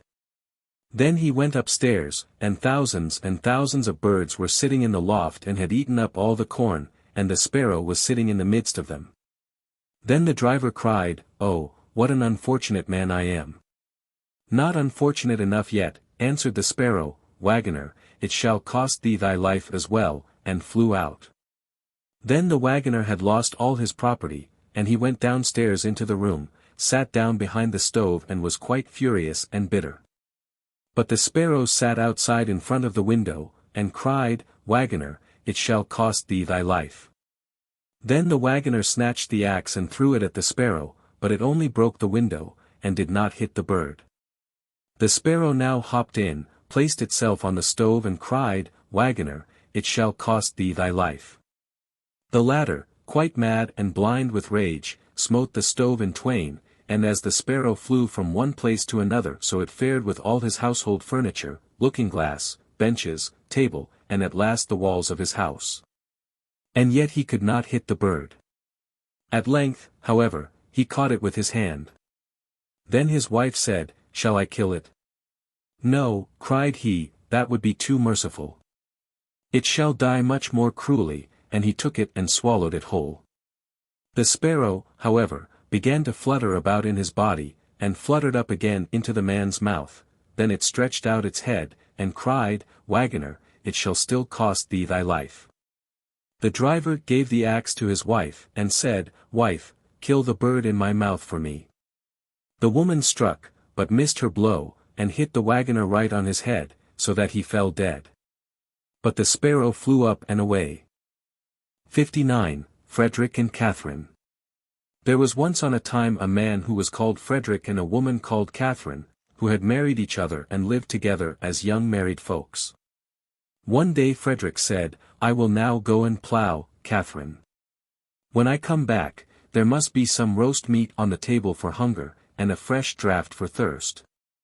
"Just go, Frederick," answered Kate, "just go, I will have all ready for you." Therefore when dinner time drew near she got a sausage out of the chimney, put it in the frying pan, put some butter to it, and set it on the fire. The sausage began to fry and to hiss. Catherine stood beside it and held the handle of the pan, and had her own thoughts as she was doing it. Then it occurred to her, "While the sausage is getting done thou couldst go into the cellar and draw beer." So she set the frying pan safely on the fire, took a can, and went down into the cellar to draw beer. The beer ran into the can and Kate watched it, and then she thought, "Oh, dear. The dog upstairs is not fastened up, it might get the sausage out of the pan." Well thought of. And in a trice she was up the cellar steps again, but the Spitz had the sausage in its mouth already, and trailed it away on the ground. But Catherine, who was not idle, set out after it, and chased it a long way into the field. The dog, however, was swifter than Catherine and did not let the sausage journey easily, but skipped over the furrows with it.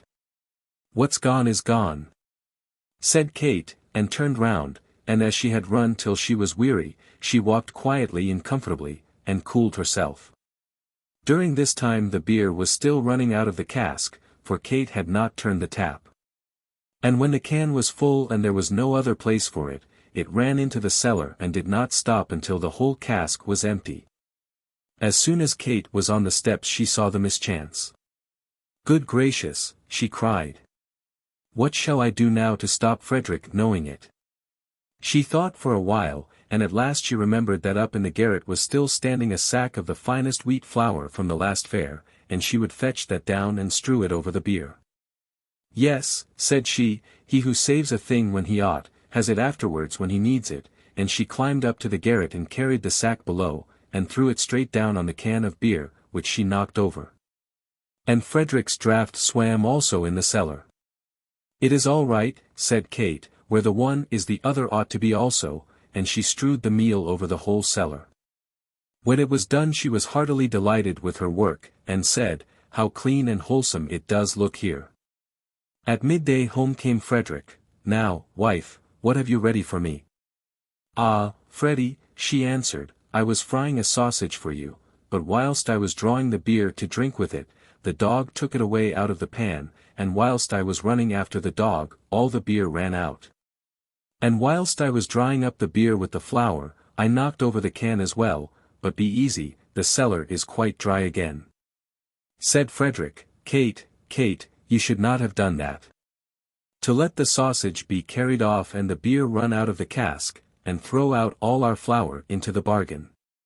Indeed, Frederick, I did not know that, you should have told me. The man thought, if my wife is like this, I must look after things more. Now he had got together a good number of thalers which he changed into gold, and said to Catherine, look, these are counters for playing games. I will put them in a pot and bury them in the stable under the cow's manger, but mind you keep away from them, or it will be the worse for you. Said she, oh, no, Frederick, I certainly will not go. And when Frederick was gone some peddlers came into the village who had cheap earthen bowls and pots, and asked the young woman if there was nothing she wanted to bargain with them for. Oh, dear people, said Catherine, I have no money and can buy nothing, but if you have any use for yellow counters I will buy of you. Yellow counters, why not? But just let us see them. Then go into the stable and dig under the cow's manger, and you will find the yellow counters. I am not allowed to go there. The rogues went thither, dug and found pure gold. Then they laid hold of it, ran away, and left their pots and bowls behind in the house. Catherine thought she must use her new things, and as she had no lack in the kitchen already without these, she knocked the bottom out of every pot, and set them all as ornaments on the paling which went round about the house. When Frederick came and saw the new decorations, he said, Catherine, what have you been about? I have bought them, Frederick, for the counters which were under the cow's manger. I did not go there myself, the peddlers had to dig them out for themselves. Ah, wife, said Frederick, what have you done? Those were not counters, but pure gold, and all our wealth, you should not have done that. Indeed, Frederick, said she, I did not know that, you should have forewarned me. Catherine stood for a while and bethought to herself, then she said, listen, Frederick, we will soon get the gold back again, we will run after the thieves. Come, then, said Frederick, we will try it, but take with you some butter and cheese that we may have something to eat on the way. Yes, Frederick, I will take them. They set out, and as Frederick was the better walker, Catherine followed him. It is to my advantage, thought she, when we turn back I shall be a little way in advance. Then she came to a hill where there were deep ruts on both sides of the road. There one can see, said Catherine, how they have torn and skinned and galled the poor earth, it will never be whole again as long as it lives, and in her heart's compassion she took her butter and smeared the ruts right and left. That they might not be so hurt by the wheels, and as she was thus bending down in her charity, one of the cheeses rolled out of her pocket down the hill. Said Catherine, I have made my way once up here, I will not go down again, another may run and fetch it back. So she took another cheese and rolled it down. But the cheeses did not come back, so she let a third run down, thinking. Perhaps they are waiting for company, and do not like to walk alone. As all three stayed away she said, I do not know what that can mean, but it may perhaps be that the third has not found the way, and has gone wrong, I will just send the fourth to call it. But the fourth did no better than the third. Then Catherine was angry, and threw down the fifth and sixth as well, and these were her last. She remained standing for some time watching for their coming, but when they still did not come, she said, Oh, you are good folks to send in search of death, you stay a fine long time away. Do you think I will wait any longer for you? I shall go my way, you may run after me, you have younger legs than I. Catherine went on and found Frederick, who was standing waiting for her because he wanted something to eat. Now just let us have what you have brought with you, said he. She gave him the dry bread. Where have you the butter and the cheeses? Asked the man. Ah, Freddie, said Catherine, I smeared the cart ruts with the butter and the cheeses will come soon. One ran away from me, so I sent the others after to call it. Said Frederick, you should not have done that, Catherine, to smear the butter on the road, and let the cheeses run down the hill. Really, Frederick, you should have told me. Then they ate the dry bread together, and Frederick said, Catherine, did you make the house safe when you came away? No, Frederick, you should have told me to do it before. Then go home again, and make the house safe before we go any farther, and bring with you something else to eat. I will wait here for you. Catherine went back and thought, Frederick wants something more to eat, he does not like butter and cheese, so I will take with me a handkerchief full of dried pears and a pitcher of vinegar for him to drink. Then she bolted the upper half of the door fast, but unhinged the lower door, and took it on her back, believing that when she had placed the door in security the house must be well taken care of. Catherine took her time on the way, and thought, Frederick will rest himself so much the longer. When she had once reached him she said, Here is the house door for you, Frederick, and now you can take care of the house yourself. Oh, heavens, said he, what a wise wife I have. She takes the under door off the hinges that everything may run in, and bolts the upper one. It is now too late to go back home again, but since you have brought the door here, you shall just carry it farther. I will carry the door, Frederick, but the dried pears and the vinegar jug will be too heavy for me, I will hang them on the door, it may carry them. And now they went into the forest, and sought the rogues, but did not find them. At length as it grew dark they climbed into a tree and resolved to spend the night there. Scarcely, however, had they sat down at the top of it than the rascals came thither who carry away with them what does not want to go, and find things before they are lost. They sat down under the very tree in which Frederick and Catherine were sitting, lighted a fire, and were about to share their booty. Frederick got down on the other side and collected some stones together. Then he climbed up again with them, and wished to throw them at the thieves and kill them. The stones, however, did not hit them, and the knaves cried, It will soon be morning, the wind is shaking down the fir apples. Catherine still had the door on her back, and as it pressed so heavily on her, she thought it was the fault of the dried pears, and said, Frederick, I must throw the pears down. No, Catherine, not now, he replied, they might betray us. Oh, but, Frederick, I must. They weigh me down far too much. Do it, then, and be hanged. Then the dried pears rolled down between the branches, and the rascals below said, The leaves are falling. A short time afterwards, as the door was still heavy, Catherine said, Ah, Frederick, I must pour out the vinegar. No, Catherine, you must not, it might betray us. Ah, but, Frederick, I must, it weighs me down far too much. Then do it and be hanged. So she emptied out the vinegar, and it besprinkled the robbers. They said amongst themselves, The dew is already falling. At length Catherine thought, Can it really be the door which weighs me down so? And said, Frederick, I must throw the door down. No, not now, Catherine, it might discover us. Oh, but, Frederick, I must. It weighs me down far too much. Oh, no, Catherine, do hold it fast. Ah, Frederick, I am letting it fall. Let it go, then, in the devil's name. Then it fell down with a violent clatter, and the rascals below cried, The devil is coming down the tree, and they ran away and left everything behind them. Early next morning, when the two came down they found all their gold again, and carried it home. When they were once more at home, Frederick said, And now, Catherine, you, too, must be industrious and work. Yes, Frederick, I will soon do that, I will go into the field and cut corn. When Catherine got into the field, she said to herself, Shall I eat before I cut, or shall I sleep before I cut? Oh, I will eat first. Then Catherine ate, and eating made her sleepy, and she began to cut, and half in a dream cut all her clothes to pieces, her apron, her gown, and her shift. When Catherine awoke again after a long sleep she was standing there half naked, and said to herself, Is it I, or is it not I?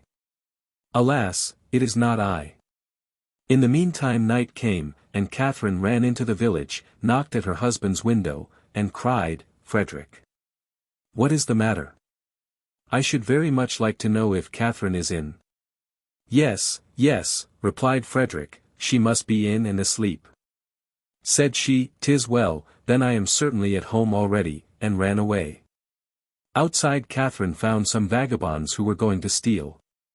Then she went to them and said, I will help you to steal. The rascals thought that she knew the situation of the place, and were willing. Catherine went in front of the houses, and cried, Good folks, have you anything? We want to steal." The thieves thought to themselves, "That's a fine way of doing things," and wished themselves once more rid of Catherine. Then they said to her, "Outside the village the pastor has some turnips in the field. Go there and pull up some turnips for us." Catherine went to the ground, and began to pull them up, but was so idle that she did not gather them together. Then a man came by, saw her, and stood still and thought that it was the devil who was thus rooting amongst the turnips. He ran away into the village to the pastor, and said, "Mr. Pastor, the devil is in your turnip ground, rooting up turnips." "Ah, heavens," answered the pastor, "I have a lame foot, I cannot go out and drive him away." Said the man, "Then I will carry you on my back," and he carried him out on his back. And when they came to the ground, Catherine arose and stood up her full height. "Ah, the devil!" cried the pastor, and both hurried away, and in his great fright the pastor could run better with his lame foot than the man who had carried him on his back could do with his sound one. 60. The Two Brothers. There were once upon a time two brothers, one rich and the other poor. The rich one was a goldsmith and evil-hearted. The poor one supported himself by making brooms, and was good and honorable. The poor one had two children, who were twin brothers and as like each other as two drops of water. The two boys went backwards and forwards to the rich house, and often got some of the scraps to eat. It happened once when the poor man was going into the forest to fetch brushwood, that he saw a bird which was quite golden and more beautiful than any he had ever chanced to meet with. He picked up a small stone, threw it at him, and was lucky enough to hit him, but one golden feather only fell down, and the bird flew away. The man took the feather and carried it to his brother, who looked at it and said, "It is pure gold," and gave him a great deal of money for it. Next day the man climbed into a birch tree, and was about to cut off a couple of branches when the same bird flew out, and when the man searched he found a nest, and an egg lay inside it, which was of gold. He took the egg home with him, and carried it to his brother, who again said, "It is pure gold," and gave him what it was worth. At last the goldsmith said, "I should indeed like to have the bird itself." The poor man went into the forest for the third time, and again saw the golden bird sitting on the tree, so he took a stone and brought it down and carried it to his brother, who gave him a great heap of gold for it. "Now I can get on," thought he, and went contentedly home. The goldsmith was crafty and cunning, and knew very well what kind of a bird it was. He called his wife and said, "Roast me the gold bird, and take care that none of it is lost. I have a fancy to eat it all myself." The bird, however, was no common one, but of so wondrous a kind that whosoever ate its heart and liver found every morning a piece of gold beneath his pillow. The woman made the bird ready, put it on the spit, and let it roast. Now it happened that while it was at the fire, and the woman was forced to go out of the kitchen on account of some other work, the two children of the poor brewmaker ran in, stood by the spit and turned it round once or twice. And as at that very moment two little bits of the bird fell down into the dripping tin, one of the boys said, "We will eat these two little bits, I am so hungry, and no one will ever miss them." Then the two ate the pieces, but the woman came into the kitchen and saw that they were eating something and said, "What have you been eating?" "Two little morsels which fell out of the bird," answered they. "That must have been the heart and the liver," said the woman, quite frightened, and in order that her husband might not miss them and be angry, she quickly killed a young cock, took out his heart and liver, and put them beside the golden bird. When it was ready, she carried it to the goldsmith, who consumed it all alone, and left none of it. Next morning, however, when he felt beneath his pillow, and expected to bring out the piece of gold, no more gold pieces were there than there had always been. The two children did not know what a piece of good fortune had fallen to their lot. Next morning when they arose, something fell rattling to the ground, and when they picked it up there were two gold pieces. They took them to their father, who was astonished and said, "How can that have happened?" When next morning they again found two, and so on daily, he went to his brother and told him the strange story. The goldsmith at once knew how it had come to pass, and that the children had eaten the heart and liver of the golden bird, and in order to revenge himself, and because he was envious and hard-hearted, he said to the father, Thy children are in league with the evil one, do not take the gold, and do not suffer them to stay any longer in thy house, for he has them in his power, and may ruin thee likewise. The father feared the evil one, and painful as it was to him, he nevertheless led the twins forth into the forest, and with a sad heart left them there. And now the two children ran about the forest, and sought the way home again, but could not find it, and only lost themselves more and more. At length they met with a huntsman, who asked, To whom do you children belong? We are the poor brewmaker's boys, they replied, and they told him that their father would not keep them any longer in the house because a piece of gold lay every morning under their pillows. Come, said the huntsman, that is nothing so very bad, if at the same time you keep honest, and are not idle. As the good man liked the children, and had none of his own, he took them home with him and said, I will be your father, and bring you up till you are big. They learnt huntsmanship from him, and the piece of gold which each of them found when he awoke, was kept for them by him in case they should need it in the future. When they were grown up, their foster father one day took them into the forest with him, and said, Today shall you make your trial shot, so that I may release you from your apprenticeship, and make you huntsmen. They went with him to lie in wait and stayed there a long time, but no game appeared. The huntsman, however, looked above him and saw a covey of wild geese flying in the form of a triangle, and said to one of them, Shoot me down one from each corner. He did it, and thus accomplished his trial shot. Soon after another covey came flying by in the form of the figure 2, and the huntsman bade the other also bring down one from each corner, and his trial shot was likewise successful. Now, said the foster father, I pronounce you out of your apprenticeship, you are skilled huntsmen. Thereupon the two brothers went forth together into the forest, and took counsel with each other and planned something. And in the evening when they had sat down to supper, they said to their foster father, We will not touch food, or take one mouthful, until you have granted us a request. Said he, What, then, is your request? They replied, We have now finished learning, and we must prove ourselves in the world, so allow us to go away and travel. Then spake the old man joyfully, You talk like brave huntsmen, that which you desire has been my wish. Go forth, all will go well with you. Thereupon they ate and drank joyously together. When the appointed day came, their foster father presented each of them with a good gun and a dog, and let each of them take as many of his saved-up gold pieces as he chose.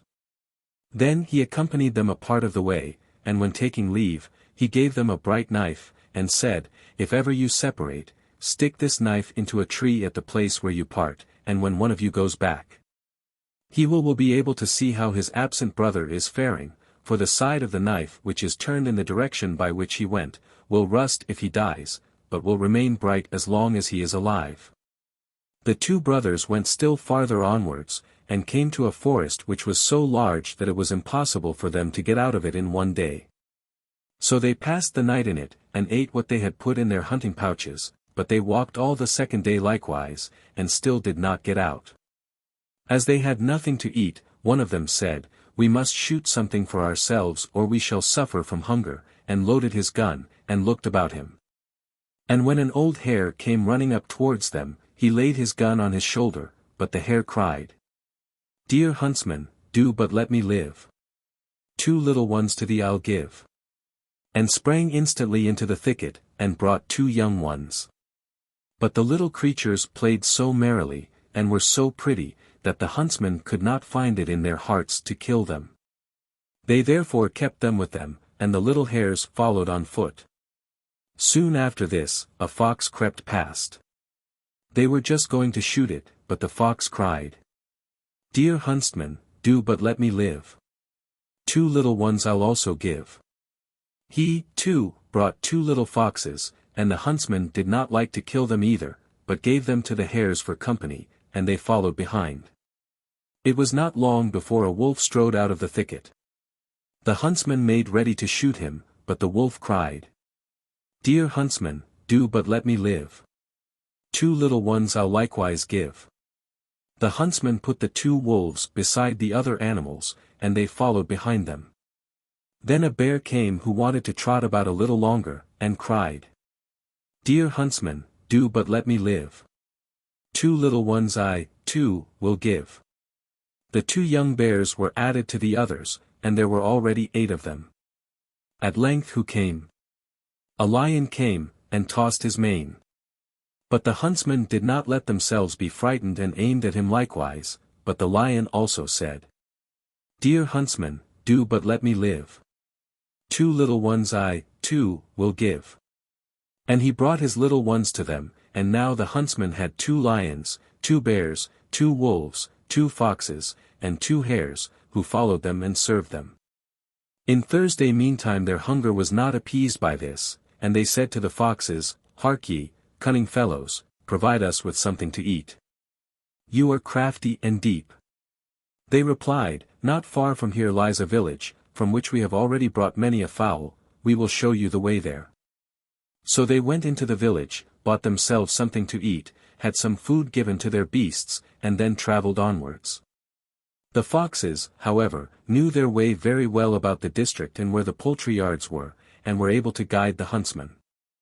Now they travelled about for a while, but could find no situations where they could remain together, so they said, "There is nothing else for it, we must part." They divided the animals, so that each of them had a lion, a bear, a wolf, a fox, and a hare, then they took leave of each other, promised to love each other like brothers till their death. And stuck the knife which their foster father had given them, into a tree, after which one went east, and the other went west. The younger, however, arrived with his beasts in a town which was all hung with black crape. He went into an inn, and asked the host if he could accommodate his animals. The innkeeper gave him a stable, where there was a hole in the wall, and the hare crept out and fetched himself the head of a cabbage, and the fox fetched himself a hen, and when he had devoured that got the cock as well, but the wolf, the bear, and the lion could not get out because they were too big. Then the innkeeper let them be taken to a place where a cow was just then lying on the grass, that they might eat till they were satisfied. And when the huntsman had taken care of his animals, he asked the innkeeper why the town was thus hung with black crape. Said the host, "Because our king's only daughter is to die tomorrow." The huntsman inquired if she was sick unto death. "No," answered the host, "she is vigorous and healthy, nevertheless she must die." "How is that?" asked the huntsman. "There is a high hill without the town, whereon dwells a dragon who every year must have a pure virgin, or he lays the whole country waste, and now all the maidens have already been given to him. And there is no longer anyone left but the king's daughter, yet there is no mercy for her. She must be given up to him, and that is to be done tomorrow." Said the huntsman, "Why is the dragon not killed?" "Ah," replied the host, "so many knights have tried it, but it has cost all of them their lives. The king has promised that he who conquers the dragon shall have his daughter to wife, and shall likewise govern the kingdom after his own death." The huntsman said nothing more to this, but next morning took his animals, and with them ascended the dragon's hill. A little church stood at the top of it, and on the altar 3 full cups were standing, with the inscription, "Whosoever empties the cups will become the strongest man on earth, and will be able to wield the sword which is buried before the threshold of the door." The huntsman did not drink, but went out and sought for the sword in the ground, but was unable to move it from its place. Then he went in and emptied the cups, and now he was strong enough to take up the sword, and his hand could quite easily wield it. When the hour came when the maiden was to be delivered over to the dragon, the king, the marshal, and courtiers accompanied her. From afar she saw the huntsman on the dragon's hill, and thought it was the dragon standing there waiting for her, and did not want to go up to him, but at last, because otherwise the whole town would have been destroyed, she was forced to go the miserable journey. The king and courtiers returned home full of grief. The king's marshal, however, was to stand still, and see all from a distance. When the king's daughter got to the top of the hill, it was not the dragon which stood there, but the young huntsman, who comforted her, and said he would save her, led her into the church, and locked her in. It was not long before the 7-headed dragon came thither with loud roaring. When he perceived the huntsman, he was astonished and said, "What business hast thou here on the hill?" The huntsman answered, "I want to fight with thee." Said the dragon, "Many knights have left their lives here, I shall soon have made an end of thee too, and he breathed fire out of 7 jaws. The fire was to have lighted the dry grass, and the huntsman was to have been suffocated in the heat and smoke, but the animals came running up and trampled out the fire. Then the dragon rushed upon the huntsman, but he swung his sword until it sang through the air, and struck off 3 of his heads. Then the dragon grew right furious, and rose up in the air, and spat out flames of fire over the huntsman, and was about to plunge down on him, but the huntsman once more drew out his sword, and again cut off 3 of his heads. The monster became faint and sank down, nevertheless it was just able to rush upon the huntsman, but he with his last strength smote its tail off, and as he could fight no longer, called up his animals who tore it in pieces. When the struggle was ended, the huntsman unlocked the church, and found the king's daughter lying on the floor, as she had lost her senses with anguish and terror during the contest.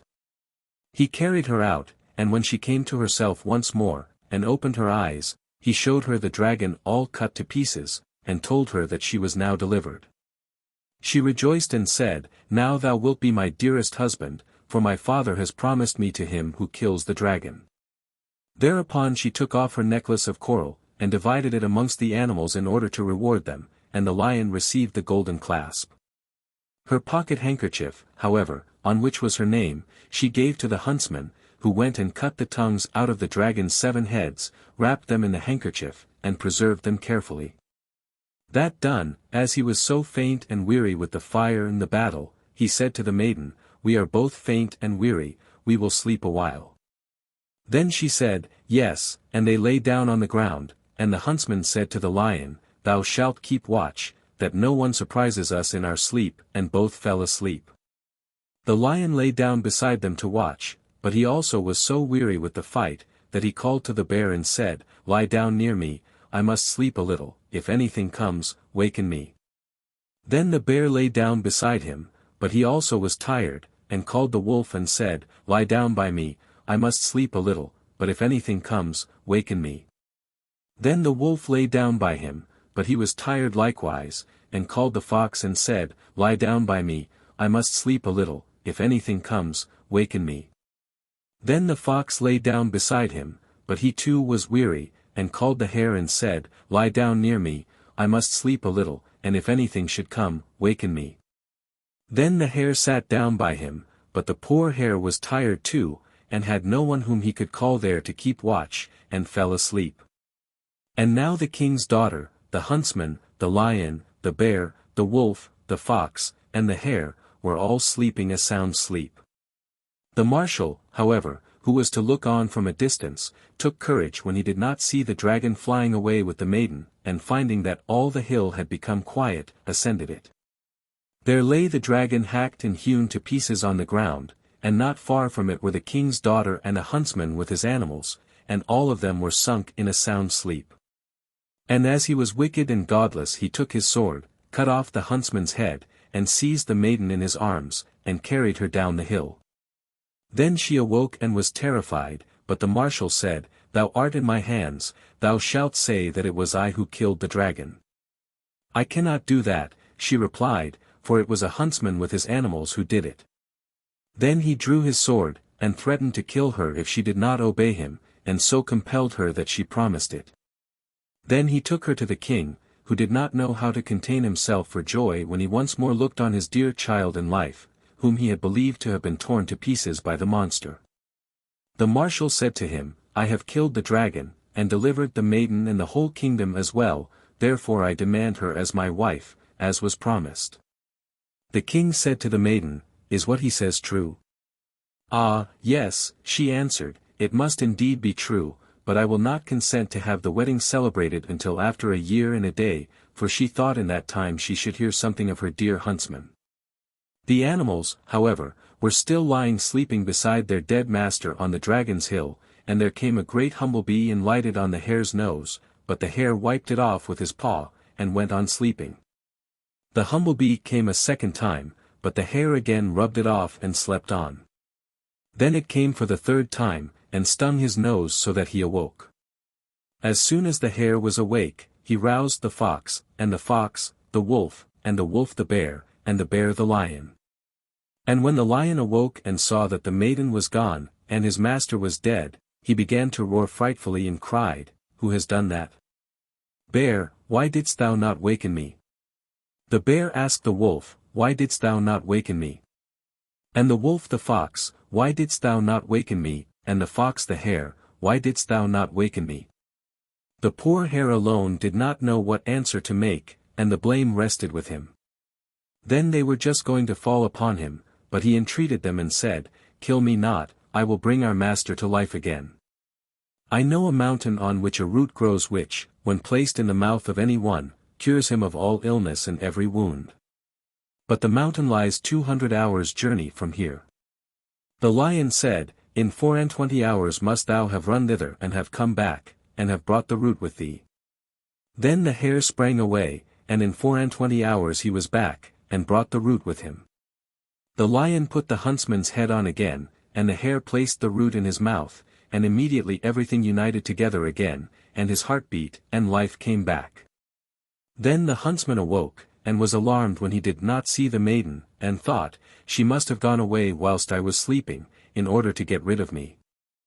The lion in his great haste had put his master's head on the wrong way round, but the huntsman did not observe it because of his melancholy thoughts about the king's daughter. But at noon, when he was going to eat something, he saw that his head was turned backwards and could not understand it, and asked the animals what had happened to him in his sleep. Then the lion told him that they, too, had all fallen asleep from weariness, and on awaking, had found him dead with his head cut off, that the hare had brought the life-giving root, and that he, in his haste, had laid hold of the head the wrong way, but that he would repair his mistake. Then he tore the huntsman's head off again, turned it round, and the hare healed it with the root. The huntsman, however, was sad at heart, and travelled about the world, and made his animals dance before people. It came to pass that precisely at the end of 1 year he came back to the same town where he had delivered the king's daughter from the dragon, and this time the town was gaily hung with red cloth. Then he said to the host, "What does this mean? Last year the town was all hung with black crape, what means the red cloth today?" The host answered, "Last year our king's daughter was to have been delivered over to the dragon, but the marshal fought with it and killed it, and so tomorrow their wedding is to be solemnized. And that is why the town was then hung with black crape for mourning, and is today covered with red cloth for joy." Next day when the wedding was to take place, the huntsman said at midday to the innkeeper, "Do you believe, sir host, that I while with you here today shall eat bread from the king's own table?" "Nay," said the host, "I would bet 100 pieces of gold that that will not come true." The huntsman accepted the wager, and set against it a purse with just the same number of gold pieces. Then he called the hare and said, "Go, my dear runner, and fetch me some of the bread which the king is eating." Now the little hare was the lowest of the animals, and could not transfer this order to any of the others, but had to get on his legs himself. "Alas," thought he, "if I bound through the streets thus alone, the butcher's dogs will all be after me." It happened as he expected, and the dogs came after him and wanted to make holes in his good skin. But he sprang away, have never seen one running? And sheltered himself in a sentry box without the soldier being aware of it. Then the dogs came and wanted to have him out, but the soldier did not understand a jest, and struck them with the butt end of his gun, till they ran away yelling and howling. As soon as the hare saw that the way was clear, he ran into the palace and straight to the king's daughter, sat down under her chair, and scratched at her foot. Then she said, "Wilt thou get away?" and thought it was her dog. The hare scratched her foot for the second time, and she again said, "Wilt thou get away?" and thought it was her dog. But the hare did not let itself be turned from its purpose, and scratched her for the third time. Then she peeped down, and knew the hare by its collar. She took him on her lap, carried him into her chamber, and said, "Dear hare, what dost thou want?" He answered, "My master, who killed the dragon, is here, and has sent me to ask for a loaf of bread like that which the king eats." Then she was full of joy and had the baker summoned, and ordered him to bring a loaf such as was eaten by the king. The little hare said, "But the baker must likewise carry it thither for me, that the butcher's dogs may do no harm to me." The baker carried it for him as far as the door of the inn, and then the hare got on his hind legs, took the loaf in his front paws, and carried it to his master. Then said the huntsman, Behold, sir host, the 100 pieces of gold are mine. The host was astonished, but the huntsman went on to say, Yes, sir host, I have the bread, but now I will likewise have some of the king's roast meat. The host said, I should indeed like to see that, but he would make no more wagers. The huntsman called the fox and said, My little fox, go and fetch me some roast meat, such as the king eats.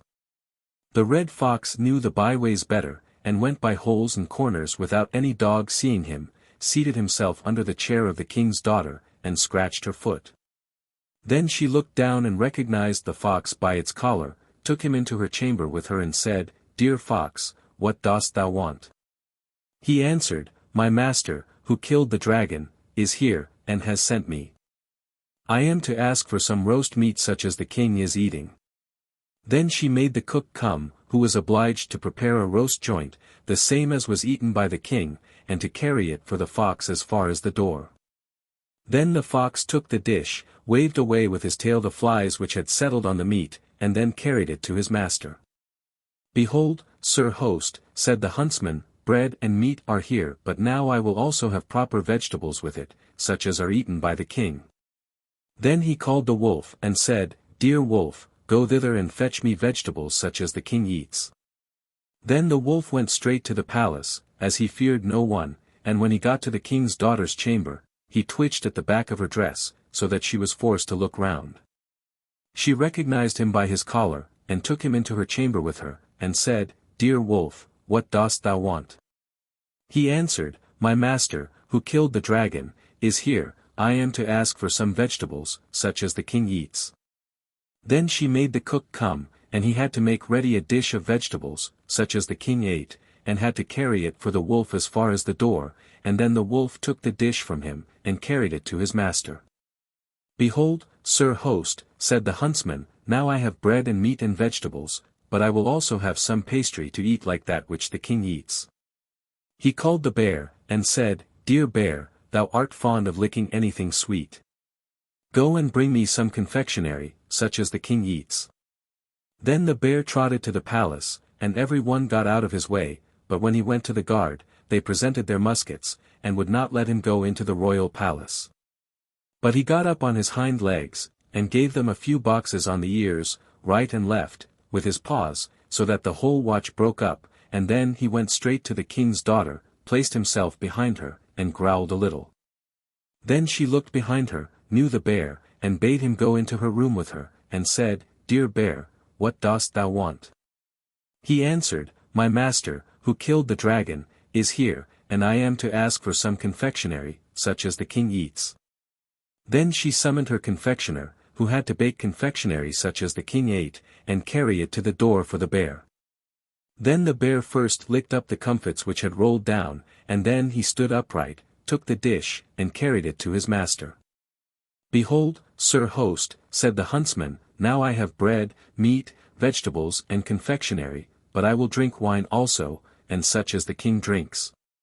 He called his lion to him and said, Dear lion, thou thyself likest to drink till thou art intoxicated, go and fetch me some wine, such as is drunk by the king. Then the lion strode through the streets, and the people fled from him, and when he came to the watch, they wanted to bar the way against him, but he did but roar once, and they all ran away. Then the lion went to the royal apartment, and knocked at the door with his tail. Then the king's daughter came forth, and was almost afraid of the lion, but she knew him by the golden clasp of her necklace, and bade him go with her into her chamber, and said, Dear lion, what wilt thou have? He answered, My master, who killed the dragon, is here, and I am to ask for some wine such as is drunk by the king. Then she bade the cupbearer be called, who was to give the lion some wine like that which was drunk by the king. The lion said, I will go with him, and see that I get the right wine. Then he went down with the cupbearer, and when they were below, the cupbearer wanted to draw him some of the common wine that was drunk by the king's servants, but the lion said, Stop, I will taste the wine first, and he drew half a measure. And swallowed it down at one draught. No, said he, that is not right. The cupbearer looked at him askance, but went on, and was about to give him some out of another barrel which was for the king's marshal. The lion said, "Stop, let me taste the wine first," and drew half a measure and drank it. "That is better, but still not right," said he. Then the cupbearer grew angry and said, "How can a stupid animal like you understand wine?" But the lion gave him a blow behind the ears, which made him fall down by no means gently, and when he had got up again, he conducted the lion quite silently into a little cellar apart, where the king's wine lay, from which no one ever drank. The lion first drew half a measure and tried the wine, and then he said, "That may possibly be the right sort," and bade the cupbearer fill 6 bottles of it. And now they went upstairs again, but when the lion came out of the cellar into the open air, he reeled here and there, and was rather drunk, and the cupbearer was forced to carry the wine as far as the door for him. And then the lion took the handle of the basket in his mouth, and took it to his master. The huntsman said, "Behold, sir host, here have I bread, meat, vegetables, confectionery, and wine such as the king has, and now I will dine with my animals," and he sat down and ate and drank, and gave the hare, the fox, the wolf, the bear, and the lion also to eat and to drink, and was joyful, for he saw that the king's daughter still loved him. And when he had finished his dinner, he said, "Sir host, now have I eaten and drunk, as the king eats and drinks, and now I will go to the king's court and marry the king's daughter." Said the host, "How can that be, when she already has a betrothed husband, and when the wedding is to be solemnized today?" Then the huntsman drew forth the handkerchief which the king's daughter had given him on the dragon's hill, and in which were folded the monster's 7 tongues, and said, "That which I hold in my hand shall help me to do it." Then the innkeeper looked at the handkerchief, and said, "Whatever I believe, I do not believe that, and I am willing to stake my house and courtyard on it." The huntsman, however, took a bag with 1,000 gold pieces, put it on the table, and said, "I stake that on it." Now the king said to his daughter, at the royal table, "What did all the wild animals want, which have been coming to thee, and going in and out of my palace?" She replied, "I may not tell you, but send and have the master of these animals brought, and you will do well." The king sent a servant to the inn, and invited the stranger, and the servant came just as the huntsman had laid his wager with the innkeeper. Then said he, "Behold, sir host, now the king sends his servant and invites me, but I do not go in this way." And he said to the servant, "I request the lord king to send me royal clothing, and a carriage with 6 horses, and servants to attend me." When the king heard the answer, he said to his daughter, "What shall I do?" She said, "Cause him to be fetched as he desires to be, and you will do well." Then the king sent royal apparel, a carriage with 6 horses, and servants to wait on him. When the huntsman saw them coming, he said, "Behold, sir host, now I am fetched as I desired to be," and he put on the royal garments, took the handkerchief with the dragon's tongues with him, and drove off to the king. When the king saw him coming, he said to his daughter, "How shall I receive him?" She answered, "Go to meet him and you will do well." Then the king went to meet him and led him in, and his animals followed. The king gave him a seat near himself and his daughter, and the marshal, as bridegroom, sat on the other side, but no longer knew the huntsman. And now at this very moment, the 7 heads of the dragon were brought in as a spectacle, and the king said, "The 7 heads were cut off the dragon by the marshal, wherefore today I give him my daughter to wife." Though the huntsman stood up, opened the 7 mouths, and said, "Where are the 7 tongues of the dragon?" Then was the marshal terrified, and grew pale and knew not what answer he should make, and at length in his anguish he said, "Dragons have no tongues." The huntsman said, "Liars ought to have none, but the dragon's tongues are the tokens of the victor," and he unfolded the handkerchief, and there lay all 7 inside it. And he put each tongue in the mouth to which it belonged, and it fitted exactly. Then he took the handkerchief on which the name of the princess was embroidered, and showed it to the maiden, and asked to whom she had given it, and she replied, "To him who killed the dragon." And then he called his animals, and took the collar off each of them and the golden clasp from the lion, and showed them to the maiden and asked to whom they belonged. She answered, "The necklace and golden clasp were mine, but I divided them among the animals who helped to conquer the dragon." Then spake the huntsman, "When I, tired with the fight, was resting and sleeping, the marshal came and cut off my head. Then he carried away the king's daughter, and gave out that it was he who had killed the dragon, but that he lied I prove with the tongues, the handkerchief, and the necklace. And then he related how his animals had healed him by means of a wonderful root, and how he had travelled about with them for 1 year, and had at length again come there and had learnt the treachery of the marshal by the innkeeper's story. Then the king asked his daughter, "Is it true that this man killed the dragon?" And she answered, "Yes, it is true. Now can I reveal the wicked deed of the marshal, as it has come to light without my connivance, for he wrung from me a promise to be silent. For this reason, however, did I make the condition that the marriage should not be solemnized for 1 year and a day." Then the king bade 12 counselors be summoned who were to pronounce judgment on the marshal, and they sentenced him to be torn to pieces by 4 bulls. The marshal was therefore executed, but the king gave his daughter to the huntsman, and named him his viceroy over the whole kingdom. The wedding was celebrated with great joy, and the young king caused his father and his foster father to be brought, and loaded them with treasures.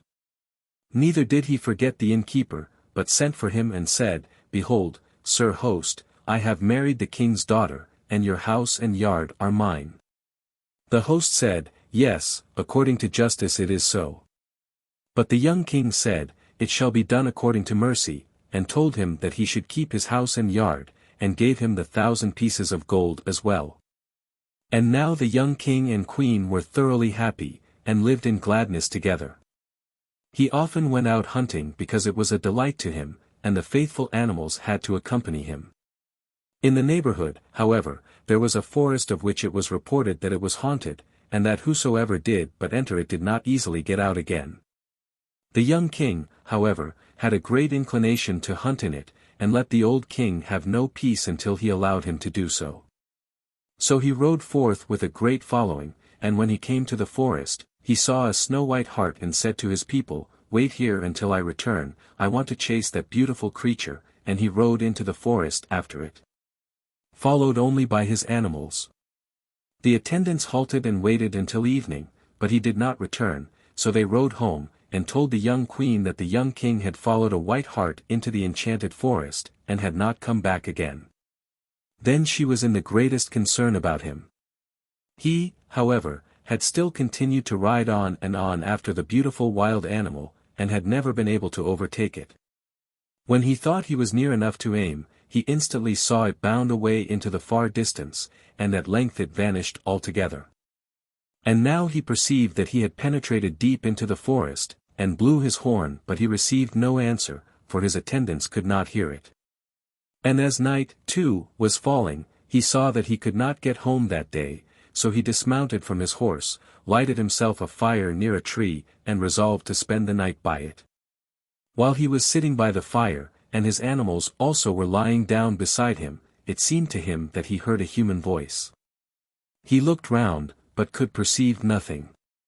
Soon afterwards, he again heard a groan as if from above, and then he looked up, and saw an old woman sitting in the tree, who wailed unceasingly, "Oh, oh, oh, how cold I am." Said he, "Come down, and warm thyself if thou art cold." But she said, "No, thy animals will bite me." He answered, "They will do thee no harm, old mother, do come down." She, however, was a witch, and said, "I will throw down a wand from the tree, and if thou strikest them on the back with it, they will do me no harm." Then she threw him a small wand, and he struck them with it, and instantly they lay still and were turned into stone. And when the witch was safe from the animals, she leapt down and touched him also with a wand, and changed him to stone. Thereupon she laughed, and dragged him and the animals into a vault, where many more such stones already lay. As, however, the young king did not come back at all, the queen's anguish and care grew constantly greater. And it so happened that at this very time the other brother who had turned to the east when they separated, came into the kingdom. He had sought a situation, and had found none, and had then travelled about here and there, and had made his animals dance. Then it came into his mind that he would just go and look at the knife that they had thrust in the trunk of a tree at their parting, that he might learn how his brother was. When he got there his brother's side of the knife was half rusted, and half bright. Then he was alarmed and thought, a great misfortune must have befallen my brother, but perhaps I can still save him, for half the knife is still bright. He and his animals traveled towards the west, and when he entered the gate of the town, the guard came to meet him, and asked if he was to announce him to his consort the young queen, who had for a couple of days been in the greatest sorrow about his staying away, and was afraid he had been killed in the enchanted forest. The sentries, indeed, thought no otherwise than that he was the young king himself, for he looked so like him, and had wild animals running behind him. Then he saw that they were speaking of his brother, and thought, it will be better if I pass myself off for him, and then I can rescue him more easily. So he allowed himself to be escorted into the castle by the guard, and was received with the greatest joy. The young queen indeed thought that he was her husband, and asked him why he had stayed away so long. He answered, I had lost myself in a forest, and could not find my way out again any sooner. At night he was taken to the royal bed, but he laid a two-edged sword between him and the young queen. She did not know what that could mean, but did not venture to ask. He remained in the palace a couple of days, and in the meantime inquired into everything which related to the enchanted forest, and at last he said, I must hunt there once more. The king and the young queen wanted to persuade him not to do it, but he stood out against them, and went forth with a larger following. When he had got into the forest, it fared with him as with his brother. He saw a white hart and said to his people, Stay here, and wait until I return, I want to chase the lovely wild beast, and then he rode into the forest and his animals ran after him. But he could not overtake the hart, and got so deep into the forest that he was forced to pass the night there. And when he had lighted a fire, he heard some one wailing above him, Oh, oh, oh, how cold I am. Then he looked up, and the selfsame which was sitting in the tree. Said he, If thou art cold, come down, little old mother, and warm thyself. She answered, No, thy animals will bite me. But he said, They will not hurt thee. Then she cried, I will throw down a wand to thee, and if thou smitest them with it they will do me no harm. When the huntsman heard that, he had no confidence in the old woman, and said, I will not strike my animals. Come down, or I will fetch thee. Then she cried, What dost thou want? Thou shalt not touch me. But he replied, If thou dost not come, I will shoot thee. Said she, Shoot away, I do not fear thy bullets. Then he aimed, and fired at her, but the witch was proof against all leaden bullets, and laughed, and yelled and cried, Thou shalt not hit me. The huntsman knew what to do, tore 3 silver buttons off his coat, and loaded his gun with them, for against them her arts were useless, and when he fired she fell down at once with a scream. Then he set his foot on her and said, Old witch, if thou dost not instantly confess where my brother is, I will seize thee with both my hands and throw thee into the fire. She was in a great fright, begged for mercy and said, He and his animals lie in a vault, turned to stone. Then he compelled her to go thither with him, threatened her, and said, Old sea-cat, now shalt thou make my brother and all the human beings lying here, alive again, or thou shalt go into the fire. She took a wand and touched the stones, and then his brother with his animals came to life again, and many others, merchants, artisans, and shepherds, arose, thanked him for their deliverance, and went to their homes. But when the twin brothers saw each other again, they kissed each other and rejoiced with all their hearts. Then they seized the witch, bound her and laid her on the fire, and when she was burnt the forest opened of its own accord, and was light and clear, and the king's palace could be seen at about the distance of a 3 hours' walk. Thereupon the 2 brothers went home together, and on the way told each other their histories. And when the youngest said that he was ruler of the whole country in the king's stead, the other observed, that I remarked very well, for when I came to the town, and was taken for thee, all royal honors were paid me. The young queen looked on me as her husband, and I had to eat at her side, and sleep in thy bed. When the other heard that, he became so jealous and angry that he drew his sword, and struck off his brother's head. But when he saw him lying there dead, and saw his red blood flowing, he repented most violently. My brother delivered me, cried he, and I have killed him for it, and he bewailed him aloud. Then his Herr came and offered to go and bring some of the root of life, and bound it away and brought it while yet there was time, and the dead man was brought to life again, and knew nothing about the wound. After this they journeyed onwards, and the youngest said, Thou lookest like me, hast royal apparel on as I have, and the animals follow thee as they do me. We will go in by opposite gates, and arrive at the same time from the two sides in the aged king's presence. So they separated, and at the same time came the watchman from the one door and from the other, and announced that the young king and the animals had returned from the chase. The king said, It is not possible, the gates lie quite a mile apart. In the meantime, however, the two brothers entered the courtyard of the palace from opposite sides, and both mounted the steps. Then the king said to the daughter, Say which is thy husband. Each of them looks exactly like the other, I cannot tell.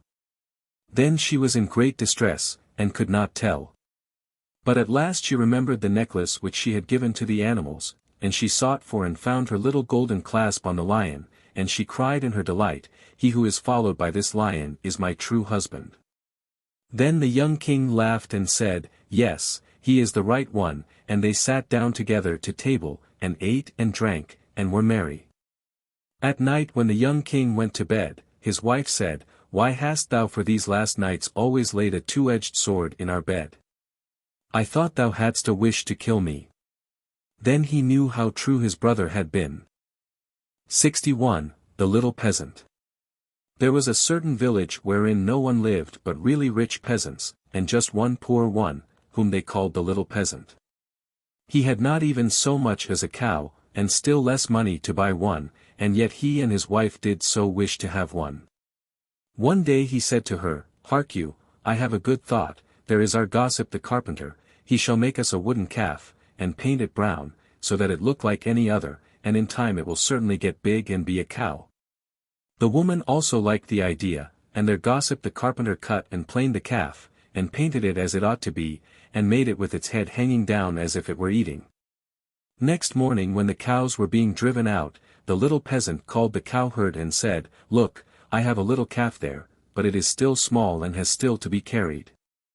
The cowherd said, All right, and took it in his arms and carried it to the pasture, and set it among the grass. The little calf always remained standing like one which was eating, and the cowherd said, It will soon run alone, just look how it eats already. At night when he was going to drive the herd home again, he said to the calf, If thou canst stand there and eat thy fill, thou canst also go on thy 4 legs, I don't care to drag thee home again in my arms. But the little peasant stood at his door, and waited for his little calf, and when the cowherd drove the cows through the village, and the calf was missing, he inquired where it was. The cowherd answered, It is still standing out there eating. It would not stop and come with us. But the little peasant said, Oh, but I must have my beast back again. Then they went back to the meadow together, but someone had stolen the calf, and it was gone. The cowherd said, It must have run away. The peasant, however, said, Don't tell me that, and led the cowherd before the mayor, who for his carelessness condemned him to give the peasant a cow for the calf which had run away. And now the little peasant and his wife had the cow for which they had so long wished, and they were heartily glad, but they had no food for it, and could give it nothing to eat, so it soon had to be killed. They salted the flesh, and the peasant went into the town and wanted to sell the skin there, so that he might buy a new calf with the proceeds. On the way he passed by a mill, and there sat a raven with broken wings, and out of pity he took him and wrapped him in the skin. As, however, the weather grew so bad and there was a storm of rain and wind, he could go no farther, and turned back to the mill and begged for shelter. The miller's wife was alone in the house, and said to the peasant, Lay thyself on the straw there, and gave him a slice of bread with cheese on it. The peasant ate it, and lay down with his skin beside him, and the woman thought, He is tired and has gone to sleep. In the meantime came the parson. The miller's wife received him well, and said, My husband is out, so we will have a feast. The peasant listened, and when he heard about feasting he was vexed that he had been forced to make shift with a slice of bread with cheese on it.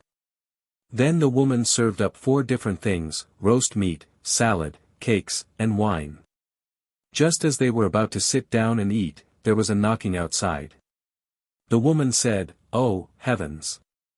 It is my husband." She quickly hid the roast meat inside the tiled stove, the wine under the pillow, the salad on the bed, the cakes under it, and the parson in the cupboard in the entrance. Then she opened the door for her husband, and said, "Thank heaven, thou art back again. There is such a storm, it looks as if the world were coming to an end." The miller saw the peasant lying on the straw, and asked, "What is that fellow doing there?" "Ah," said the wife, "the poor knave came in the storm and rain, and begged for shelter, so I gave him a bit of bread and cheese, and showed him where the straw was."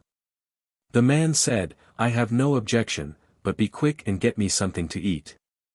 The woman said, "But I have nothing but bread and cheese." "I am contented with anything," replied the husband, "so far as I am concerned, bread and cheese will do," and looked at the peasant and said, "Come and eat some more with me." The peasant did not require to be invited twice, but got up and ate.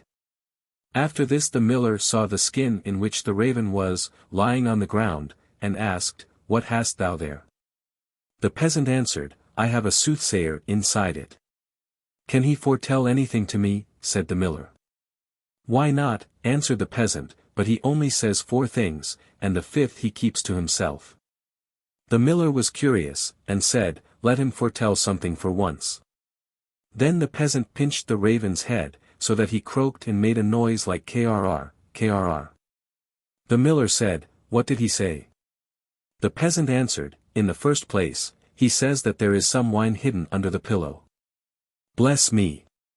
cried the miller, and went there and found the wine. "Now go on," said he. The peasant made the raven croak again, and said, "In the second place, he says that there is some roast meat in the tiled stove." "Upon my word!"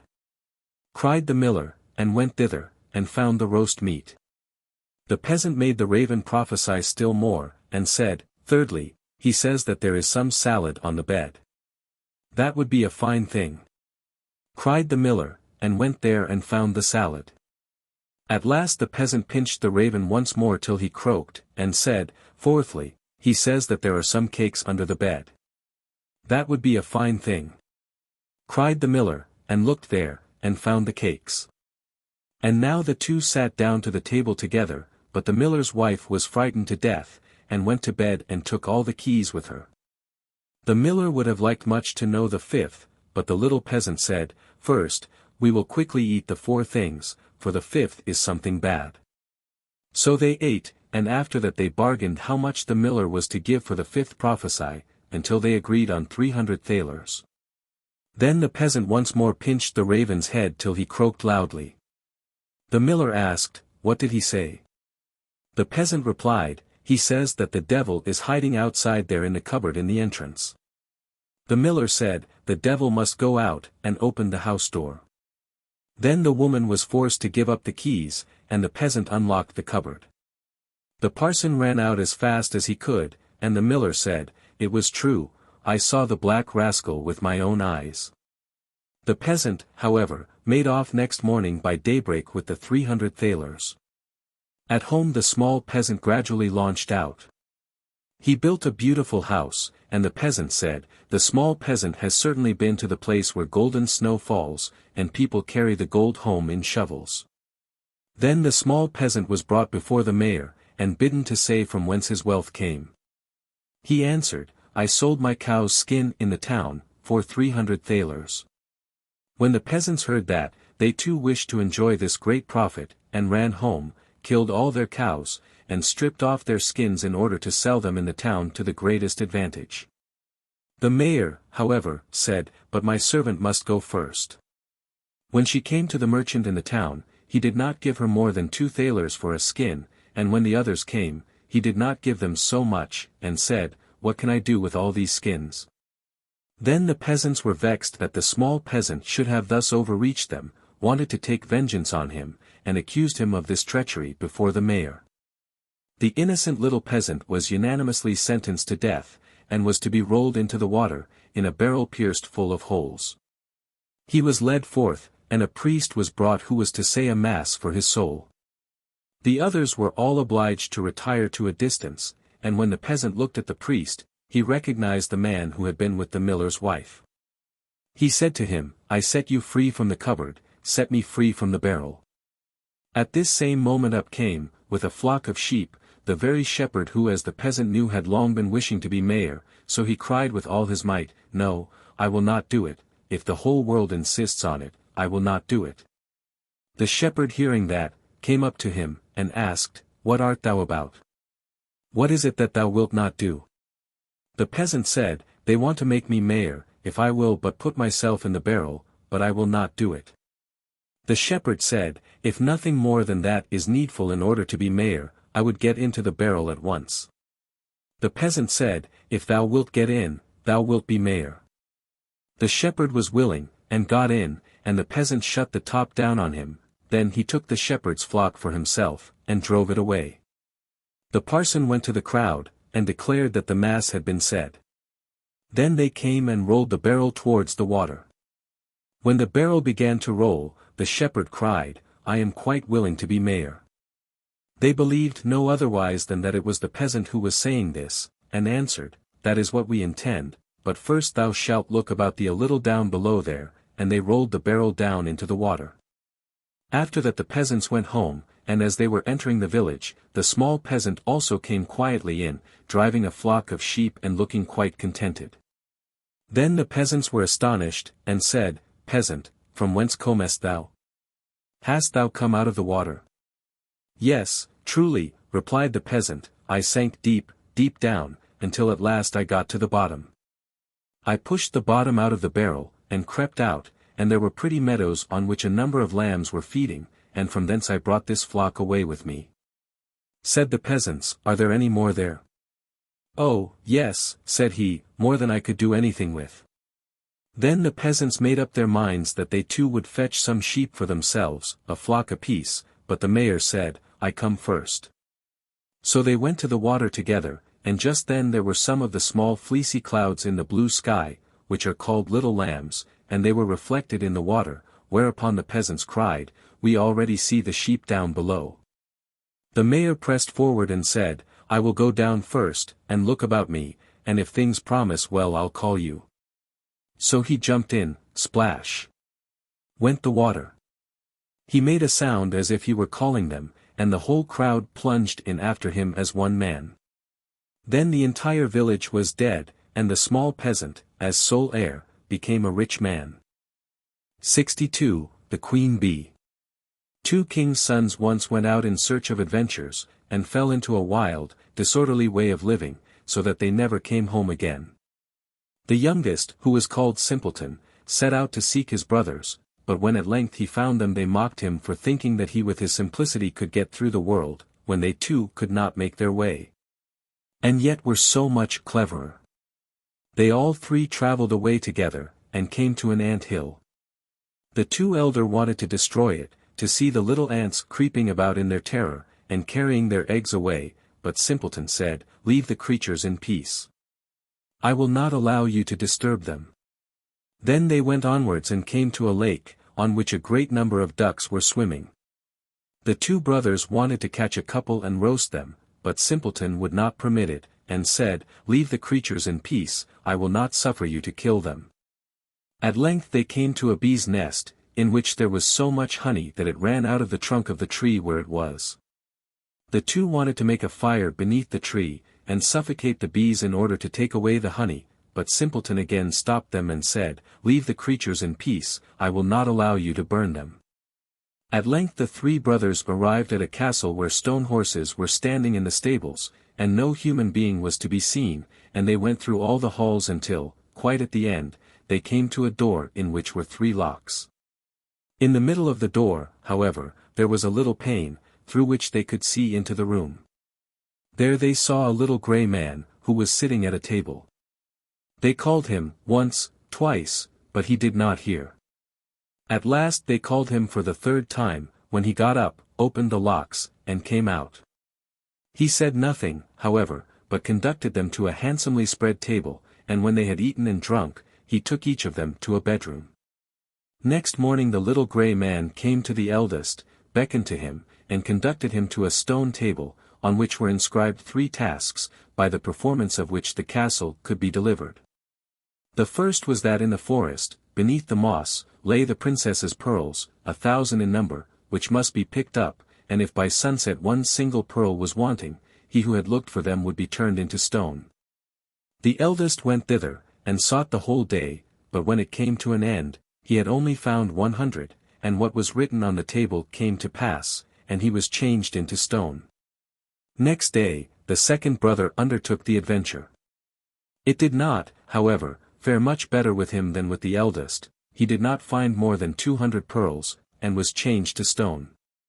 At last the turn came to Simpleton also, who sought in the moss. It was, however, so hard to find the pearls, and he got on so slowly, that he seated himself on a stone, and wept. And while he was thus sitting, the king of the ants whose life he had once saved, came with 5,000 ants, and before long the little creatures had got all the pearls together, and laid them in a heap. The second task, however, was to fetch out of the lake the key of the king's daughter's bedchamber. When Simpleton came to the lake, the ducks which he had saved, swam up to him, dived down, and brought the key out of the water. But the third task was the most difficult. From amongst the 3 sleeping daughters of the king was the youngest and dearest to be sought out. They, however, resembled each other exactly, and were only to be distinguished by their having eaten different sweetmeats before they fell asleep, the eldest a bit of sugar, the second a little syrup, and the youngest a spoonful of honey. Then the queen of the bees, which Simpleton had protected from the fire, came and tasted the lips of all 3, and at last she remained sitting on the mouth which had eaten honey, and thus the king's son recognized the right princess. Then the enchantment was at an end, everything was released from sleep, and those who had been turned to stone received once more their natural forms. Simpleton married the youngest and sweetest princess, and after her father's death became king, and his 2 brothers received the 2 other sisters. 63. The 3 Feathers. There was once on a time a king who had 3 sons, of whom 2 were clever and wise, but the third did not speak much, and was simple, and was called the Simpleton. When the king had become old and weak, and was thinking of his end, he did not know which of his sons should inherit the kingdom after him. Then he said to them, "Go forth, and he who brings me the most beautiful carpet shall be king after my death." And that there should be no dispute amongst them, he took them outside his castle, blew 3 feathers in the air, and said, "You shall go as they fly." 1 feather flew to the east, the other to the west, but the third flew straight up and did not fly far, but soon fell to the ground. And now 1 brother went to the right, and the other to the left, and they mocked Simpleton, who was forced to stay where the third feather had fallen. He sat down and was sad, then all at once he saw that there was a trapdoor close by the feather. He raised it up, found some steps, and went down them, and then he came to another door, knocked at it, and heard somebody inside calling, "Little green maiden small, hopping hither and thither. Hop to the door, and quickly see who is there." The door opened, and he saw a great, fat toad sitting, and round about her a crowd of little toads. The fat toad asked what he wanted. He answered, "I should like to have the prettiest and finest carpet in the world." Then she called a young one and said, "Little green maiden small, hopping hither and thither. Hop quickly and bring me the great box here." The young toad brought the box, and the fat toad opened it, and gave Simpleton a carpet out of it, so beautiful and so fine, that on the earth above, none could have been woven like it. Then he thanked her, and ascended again. The 2 others had, however, looked on their youngest brother as so stupid that they believed he would find and bring nothing at all. "Why should we give ourselves a great deal of trouble to search?"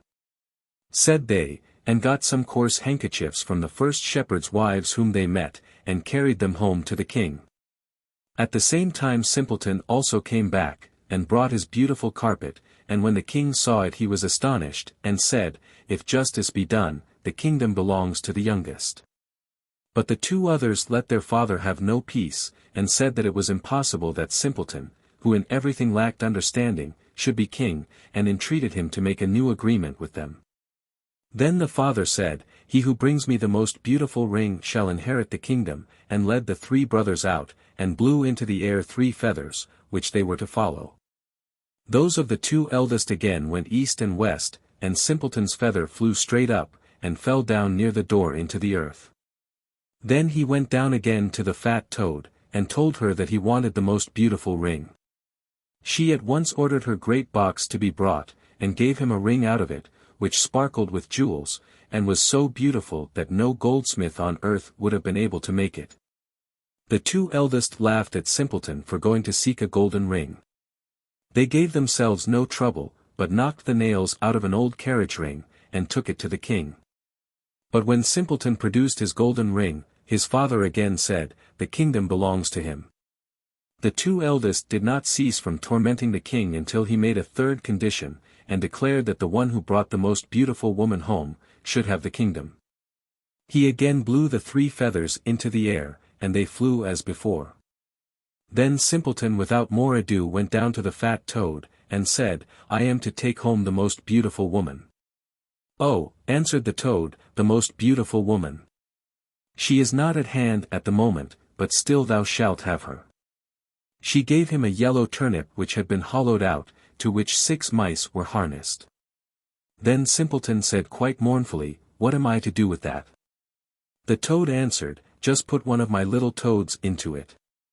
Then he seized one at random out of the circle, and put her into the yellow coach, but hardly was she seated inside it than she turned into a wonderfully beautiful maiden, and the turnip into a coach, and the 6 mice into horses. So he kissed her, and drove off quickly with the horses, and took her to the king. His brothers came afterwards. They had given themselves no trouble at all to seek beautiful girls, but had brought with them the first peasant women they chanced to meet. When the king saw them he said, "After my death the kingdom belongs to my youngest son." But the 2 eldest deafened the king's ears afresh with their clamor, "We cannot consent to Simpleton's being king," and demanded that the one whose wife could leap through a ring which hung in the center of the hall should have the preference. They thought, "The peasant women can do that easily, they are strong enough, but the delicate maiden will jump herself to death." The aged king agreed likewise to this.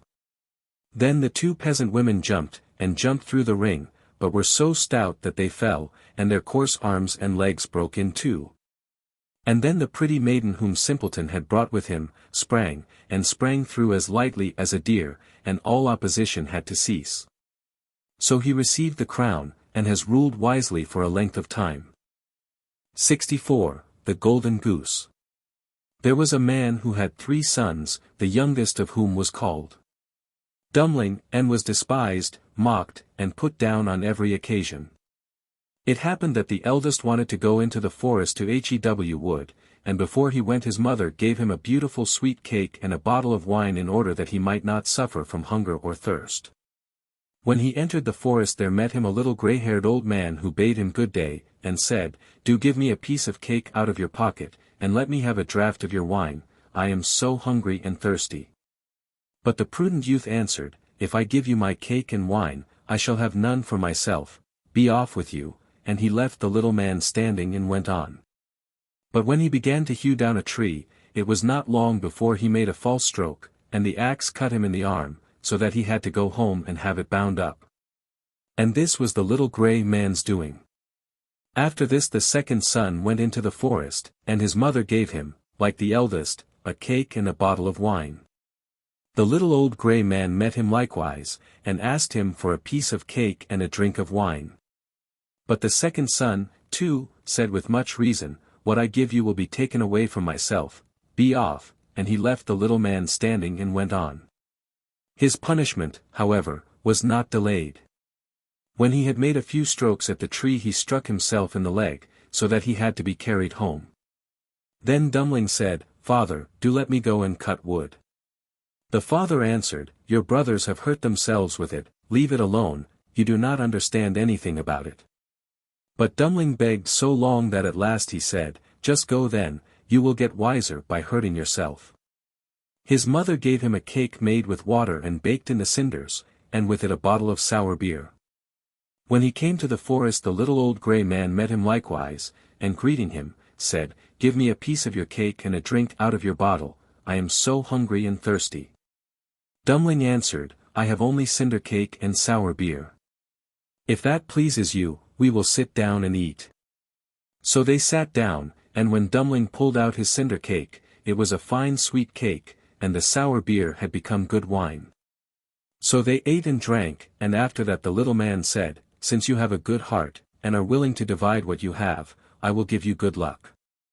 There stands an old tree, cut it down, and you will find something at the roots." Then the little man took leave of him. Dummling went and cut down the tree, and when it fell there was a goose sitting in the roots with feathers of pure gold. He lifted her up, and taking her with him, went to an inn where he thought he would stay the night. Now the host had 3 daughters, who saw the goose and were curious to know what such a wonderful bird might be, and would have liked to have one of its golden feathers. The eldest thought, "I shall soon find an opportunity of pulling out a feather," and as soon as Dummling had gone out she seized the goose by the wing, but her finger and hand remained sticking fast to it. The second came soon afterwards, thinking only of how she might get a feather for herself, but she had scarcely touched her sister than she was held fast. At last the third also came with the like intent, and the others screamed out, "Keep away! For goodness' sake, keep away!" But she did not understand why she was to keep away. "The others are there," she thought, "I may as well be there too," and ran to them, but as soon as she had touched her sister, she remained sticking fast to her. So they had to spend the night with the goose. The next morning Dummling took the goose under his arm and set out, without troubling himself about the 3 girls who were hanging on to it.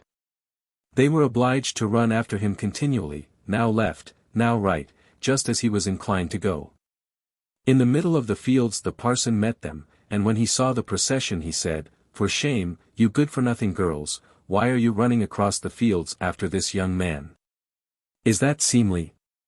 At the same time he seized the youngest by the hand in order to pull her away, but as soon as he touched her he likewise stuck fast, and was himself obliged to run behind. Before long the sexton came by and saw his master, the parson, running behind 3 girls. He was astonished at this and called out, "Hi, your reverence, whither away so quickly? Do not forget that we have a christening today." And running after him he took him by the sleeve, but was also held fast to it. Whilst the 5 were trotting thus one behind the other, 2 labourers came with their hoes from the fields. The parson called out to them and begged that they would set him and the sexton free. But they had scarcely touched the sexton when they were held fast, and now there were 7 of them running behind Dummling and the goose. Soon afterwards he came to a city, where a king ruled who had a daughter who was so serious that no one could make her laugh.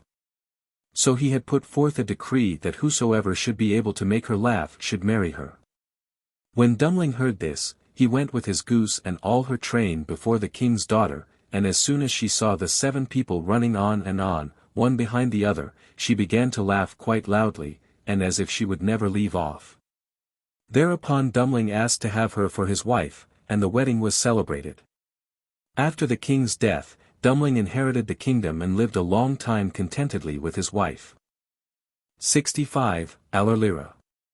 There was once on a time a king who had a wife with golden hair, and she was so beautiful that her equal was not to be found on earth.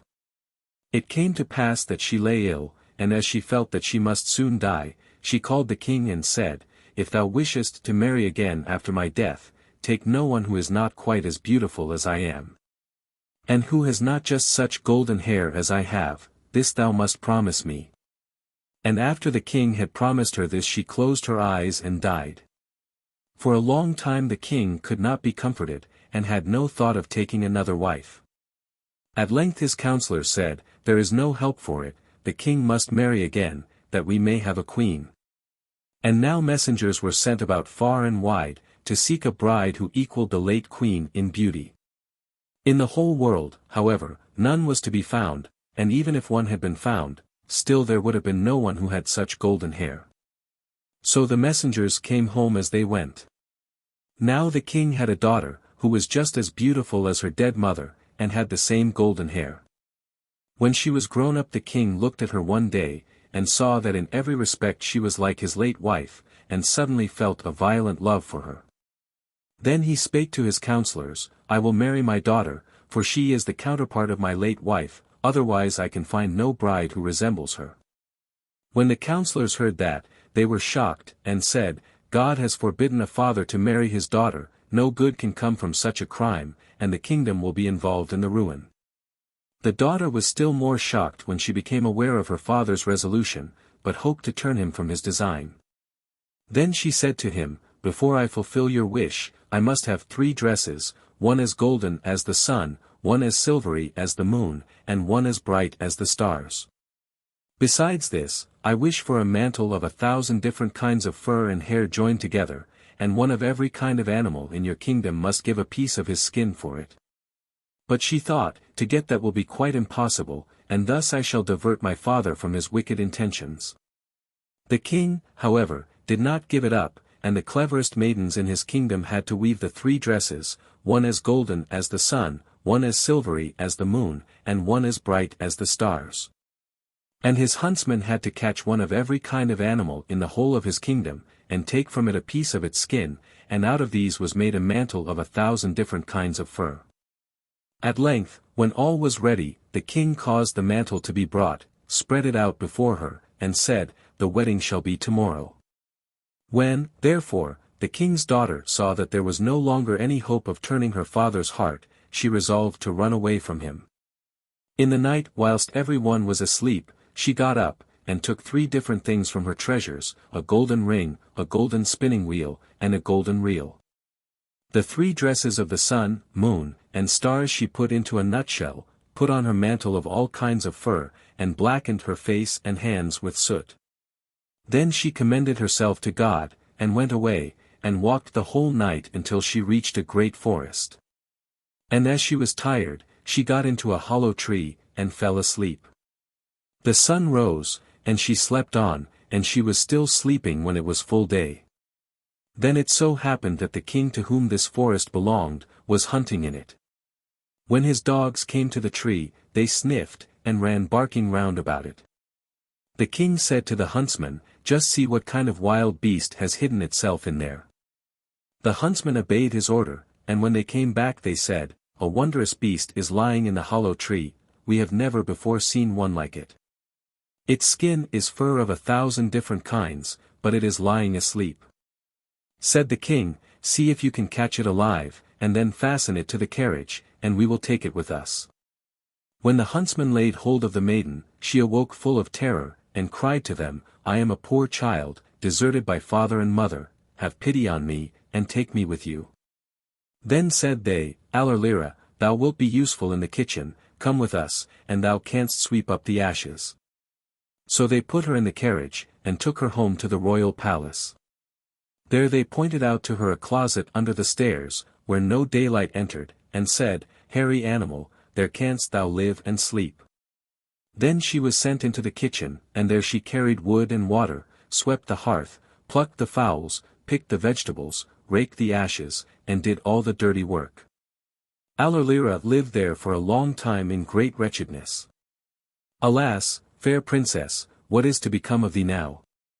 It happened, however, that one day a feast was held in the palace, and she said to the cook, May I go upstairs for a while, and look on? I will place myself outside the door. The cook answered, Yes, go, but you must be back here in half an hour to sweep the hearth. Then she took her oil lamp, went into her den, put off her fur dress, and washed the soot off her face and hands, so that her full beauty once more came to light. And she opened the nut, and took out her dress which shone like the sun, and when she had done that she went up to the festival, and every one made way for her, for no one knew her, and thought no otherwise than that she was a king's daughter. The king came to meet her, gave his hand to her, and danced with her, and thought in his heart, My eyes have never yet seen anyone so beautiful. When the dance was over she curtsied, and when the king looked round again she had vanished, and none knew whither. The guards who stood outside the palace were called and questioned, but no one had seen her. She had, however, run into her little den, had quickly taken off her dress, made her face and hands black again, put on the fur mantle, and again was Allerlira. And now when she went into the kitchen, and was about to get to her work and sweep up the ashes, the cook said, "Leave that alone till morning, and make me the soup for the king. Too, we'll go upstairs a while, and take a look. But let no hairs fall in, or in future thou shalt have nothing to eat." So the cook went away, and Allerlira made the soup for the king, and made bread soup and the best she could, and when it was ready she fetched her golden ring from her little den, and put it in the bowl in which the soup was served. When the dancing was over, the king had his soup brought and ate it, and he liked it so much that it seemed to him he had never tasted better. But when he came to the bottom of the bowl, he saw a golden ring lying, and could not conceive how it could have got there. Then he ordered the cook to appear before him. The cook was terrified when he heard the order, and said to Allerlira, "Thou hast certainly let a hair fall into the soup, and if thou hast, thou shalt be beaten for it." When he came before the king the latter asked who had made the soup. The cook replied, "I made it." But the king said, "That is not true, for it was much better than usual, and cooked differently." He answered, "I must acknowledge that I did not make it, it was made by the rough animal." The king said, "Go and bid it come up here." When Allerlira came, the king said, "Who art thou?" "I am a poor girl who no longer has any father or mother." He asked further, "Of what use art thou in my palace?" She answered, "I am good for nothing but to have boots thrown at my head." He continued, "Where didst thou get the ring which was in the soup?" She answered, "I know nothing about the ring." So the king could learn nothing, and had to send her away again. After a while, there was another festival, and then, as before, Allerlira begged the cook for leave to go and look on. He answered, "Yes, but come back again in half an hour, and make the king the bread soup which he so much likes." Then she ran into her den, washed herself quickly, and took out of the nut the dress which was as silvery as the moon, and put it on. Then she went up and was like a princess, and the king stepped forward to meet her, and rejoiced to see her once more, and as the dance was just beginning they danced it together. But when it was ended, she again disappeared so quickly that the king could not observe where she went. She, however, sprang into her den, and once more made herself a hairy animal, and went into the kitchen to prepare the bread soup. When the cook had gone upstairs, she fetched the little golden spinning wheel, and put it in the bowl so that the soup covered it. Then it was taken to the king, who ate it, and liked it as much as before, and had the cook brought, who this time likewise was forced to confess that Allerlira had prepared the soup. Allerlira again came before the king, but she answered that she was good for nothing else but to have boots thrown at her head, and that she knew nothing at all about the little golden spinning wheel. When, for the third time, the king held a festival, all happened just as it had done before. The cook said, "Faith Rough-Skin, thou art a witch, and always puttiest something in the soup which makes it so good that the king likes it better than that which I cook," but as she begged so hard, he let her go up at the appointed time. And now she put on the dress which shone like the stars, and thus entered the hall. Again the king danced with the beautiful maiden, and thought that she never yet had been so beautiful. And whilst she was dancing, he contrived, without her noticing it, to slip a golden ring on her finger, and he had given orders that the dance should last a very long time. When it was ended, he wanted to hold her fast by her hands, but she tore herself loose, and sprang away so quickly through the crowd that she vanished from his sight. She ran as fast as she could into her den beneath the stairs, but as she had been too long, and had stayed more than half an hour, she could not take off her pretty dress, but only threw over it her fur mantle. And in her haste she did not make herself quite black, but one finger remained white. Then Allerlira ran into the kitchen, and cooked the bread soup for the king, and as the cook was away, put her golden reel into it. When the king found the reel at the bottom of it, he caused Allerlira to be summoned, and then he espied the white finger, and saw the ring which he had put on it during the dance. Then he grasped her by the hand, and held her fast, and when she wanted to release herself and run away, her mantle of fur opened a little, and the star dress shone forth. The king clutched the mantle and tore it off. Then her golden hair shone forth, and she stood there in full splendor, and could no longer hide herself. And when she had washed the soot and ashes from her face, she was more beautiful than anyone who had ever been seen on earth. But the king said, "Thou art my dear bride, and we will never more part from each other." Thereupon the marriage was solemnized, and they lived happily until their death. 66. The Hare's Bride. There was once a woman and her daughter who lived in a pretty garden with cabbages, and a little hare came into it, and during the winter time ate all the cabbages. Then says the mother to the daughter, "Go into the garden, and chase the hare away." The girl says to the little hare, "Shh, hare, you are still eating up all our cabbages." Says the hare, "Come, maiden, and seat yourself on my little hare's tail, and come with me into my little hare's hut." The girl will not do it. Next day the hare comes again and eats the cabbages, then says the mother to the daughter, "Go into the garden, and drive the hare away." The girl says to the hare, "Shh, little hare, you are still eating all the cabbages." The little hare says, "Maiden, seat thyself on my little hare's tail, and come with me into my little hare's hut." The maiden refuses. The third day the hare comes again, and eats the cabbages. On this the mother says to the daughter, "Go into the garden, and hunt the hare away." Says the maiden, "Shh, little hare, you are still eating all our cabbages." Says the little hare, "Come, maiden, seat thyself on my little hare's tail, and come with me into my little hare's hut."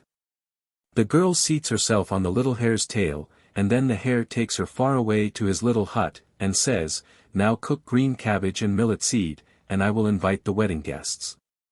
Then all the wedding guests assembled. Who were the wedding guests? That I can tell you as another told it to me. They were all hares, and the crow was there as parson to marry the bride and bridegroom, and the fox as clerk, and the altar was under the rainbow. The girl, however, was sad, for she was all alone. The little hare comes and says, open the doors, the wedding guests are merry." The bride says nothing, but weeps. The little hare goes away. The little hare comes back and says, take off the lid, the wedding guests are hungry." The bride again says nothing, and weeps. The little hare goes away. The little hare comes back and says, take off the lid, the wedding guests are waiting." Then the bride says nothing, and the hare goes away, but she dresses a straw doll in her clothes, and gives her a spoon to stir with, and sets her by the pan with the millet seed, and goes back to her mother. The little hare comes once more and says, take off the lid, and gets up, and strikes the doll on the head so that her cap falls off. Then the little hare sees that it is not his bride, and goes away and is sorrowful. 67. The 12 Huntsmen. There was once a king's son who was betrothed to a maiden whom he loved very much.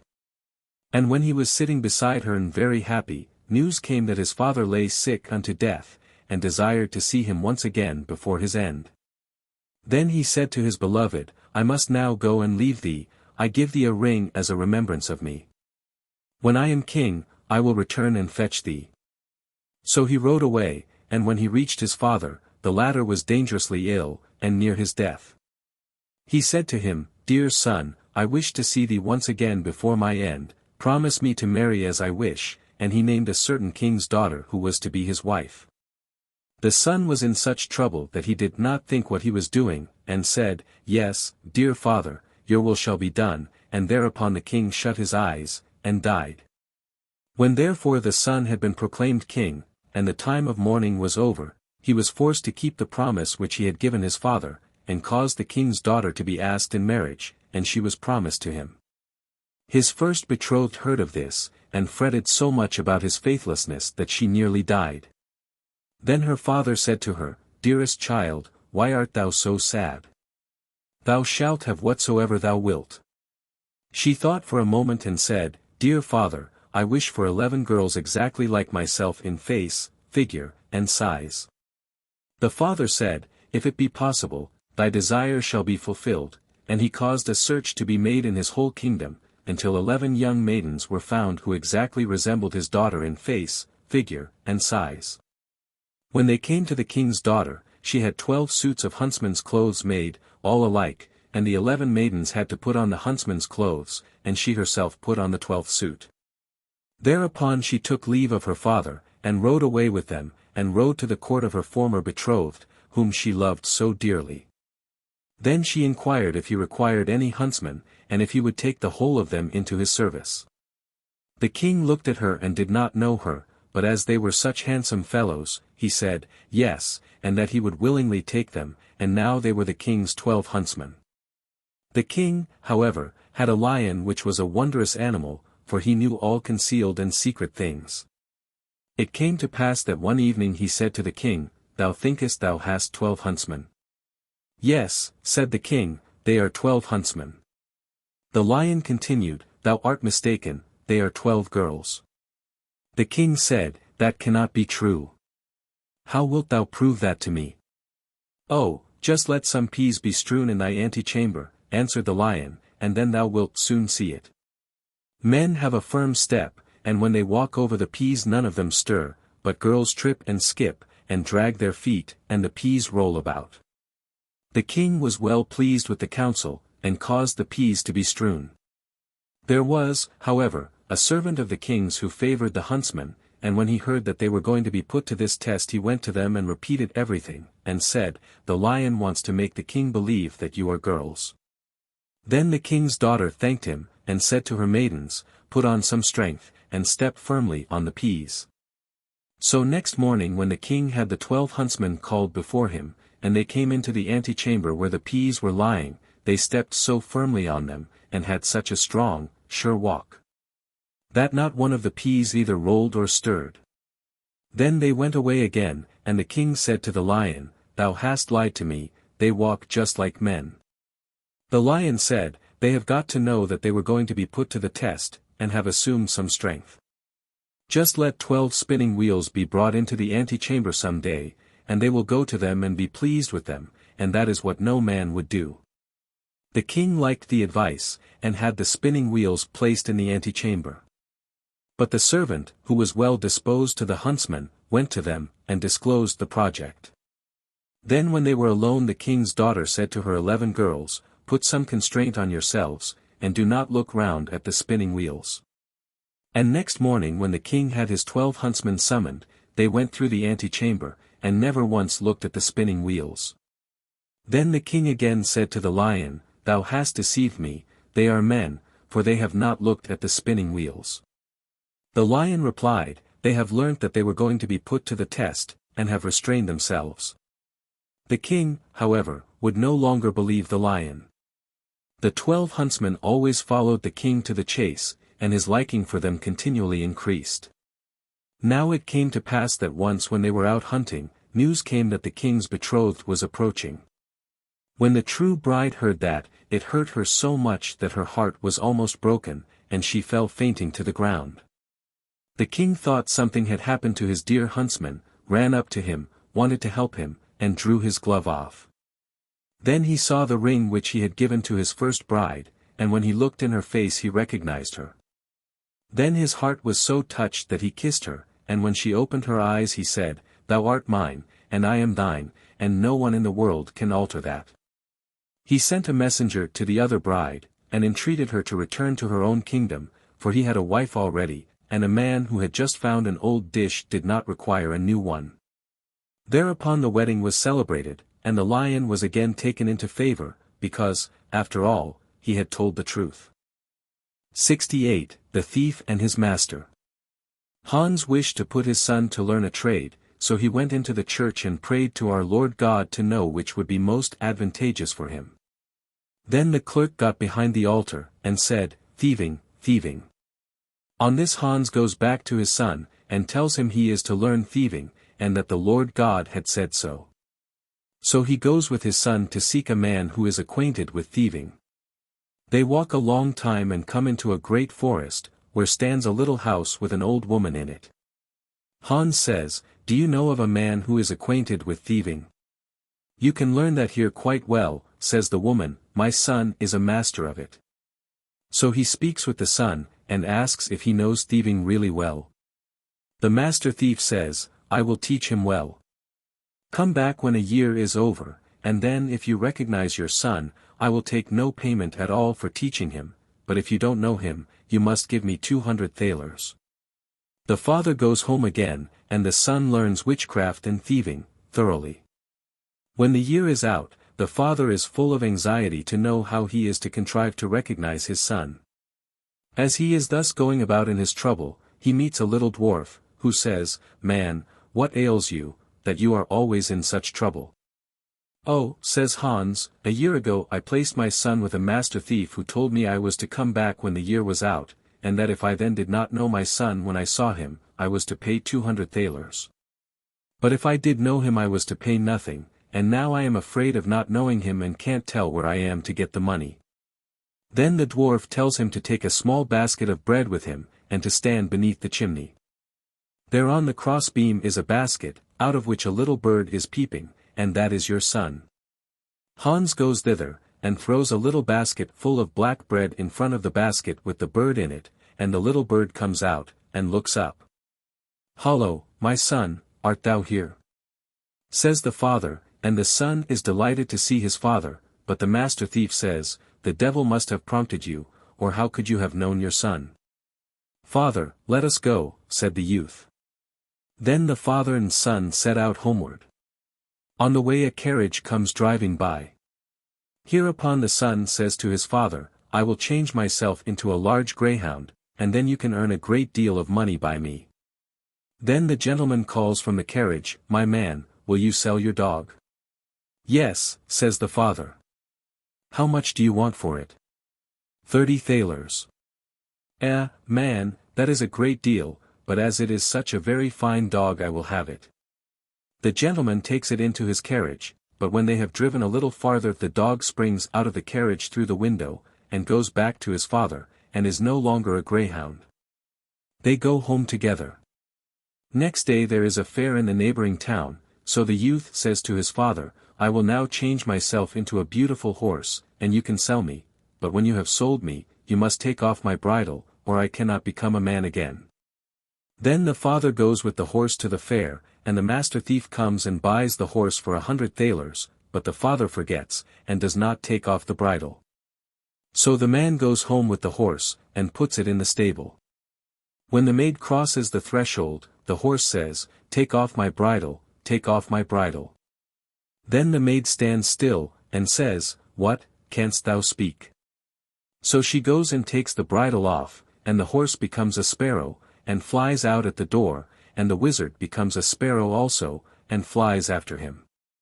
Then they come together and cast lots, but the master loses, and betakes himself to the water and is a fish.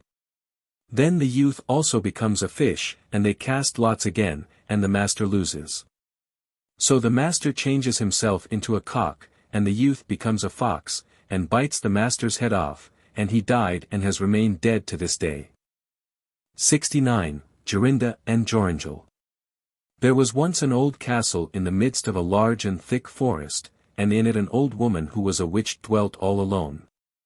In the daytime she changed herself into a cat or a screech owl, but in the evening she took her proper shape again as a human being. She could lure wild beasts and birds to her, and then she killed and boiled and roasted them.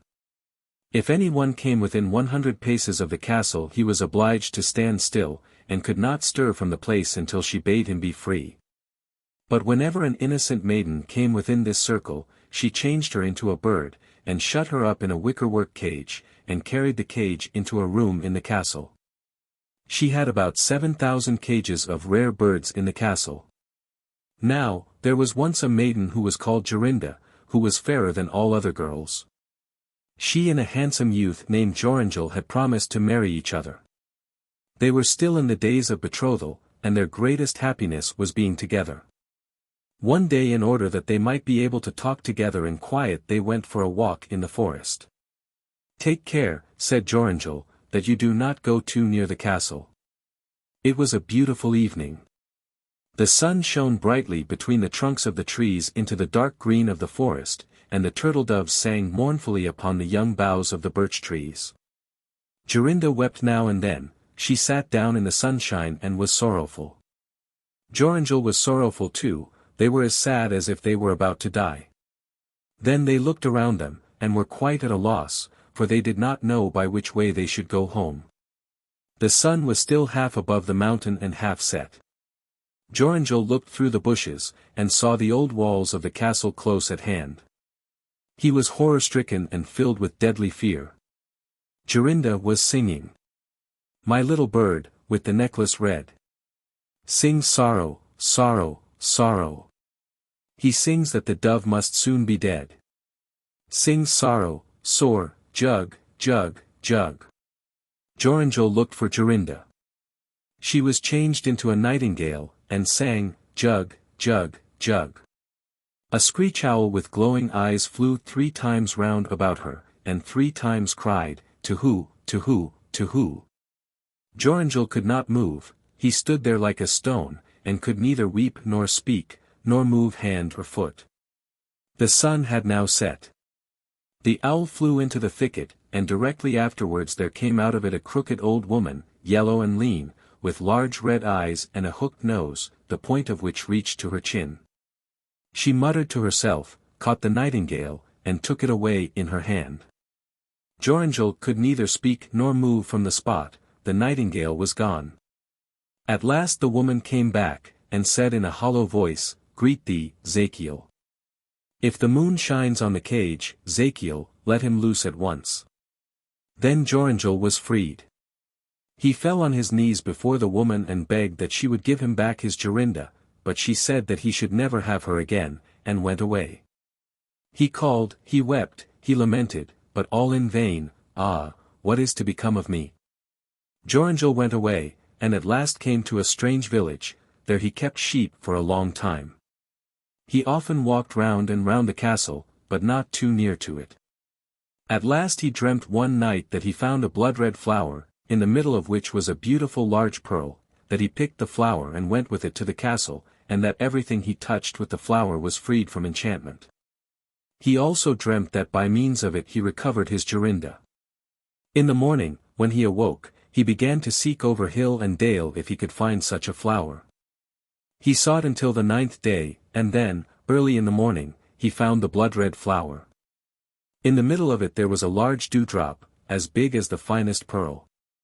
Day and night he journeyed with this flower to the castle. When he was within 100 paces of it he was not held fast, but walked on to the door. Joringel was full of joy, he touched the door with the flower, and it sprang open. He walked in through the courtyard, and listened for the sound of the birds. At last he heard it. He went on and found the room from whence it came, and there the witch was feeding the birds in the 7,000 cages. When she saw Joringel she was angry, very angry, and scolded and spat poison and gall at him, but she could not come within 2 paces of him. He did not take any notice of her, but went and looked at the cages with the birds. But there were many hundred nightingales, how was he to find his Jorinda again? Just then he saw the old woman quietly take away a cage with a bird in it, and go towards the door. Swiftly he sprang towards her, touched the cage with the flower, and also the old woman. She could now no longer bewitch any one, and Jorinda was standing there, clasping him round the neck, and she was as beautiful as ever. 70. The 3 Sons of Fortune. A father once called his 3 sons before him, and he gave to the first a cock, to the second a scythe, and to the third a cat. I am already aged, said he, my death is nigh, and I have wished to take thought for you before my end. Money I have not, and what I now give you seems of little worth, but all depends on your making a sensible use of it. Only seek out a country where such things are still unknown, and your fortune is made. After the father's death the eldest went away with his cock, but wherever he came the cock was already known. In the towns he saw him from a long distance, sitting upon the steeples and turning round with the wind, and in the villages he heard more than one crowing. No one would show any wonder at the creature, so that it did not look as if he would make his fortune by it. At last, however, it happened that he came to an island where the people knew nothing about cocks, and did not even understand how to divide their time. They certainly knew when it was morning or evening, but at night, if they did not sleep through it, not one of them knew how to find out the time. Look, said he, what a proud creature.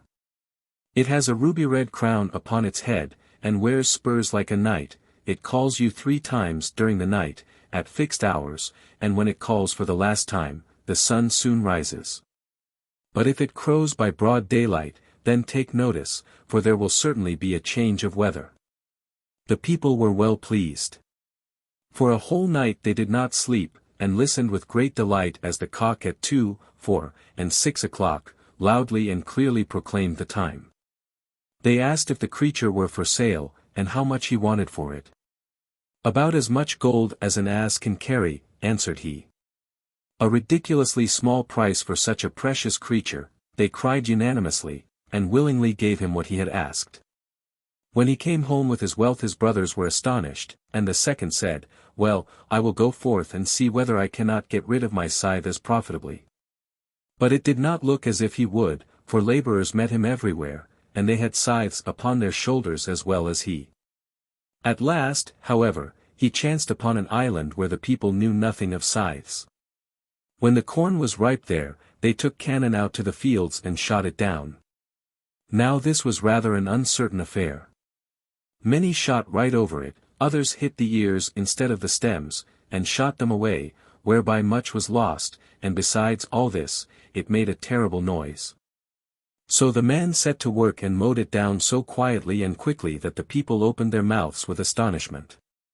They agreed to give him what he wanted for the scythe, and he received a horse laden with as much gold as it could carry. And now the third brother wanted to take his cat to the right man.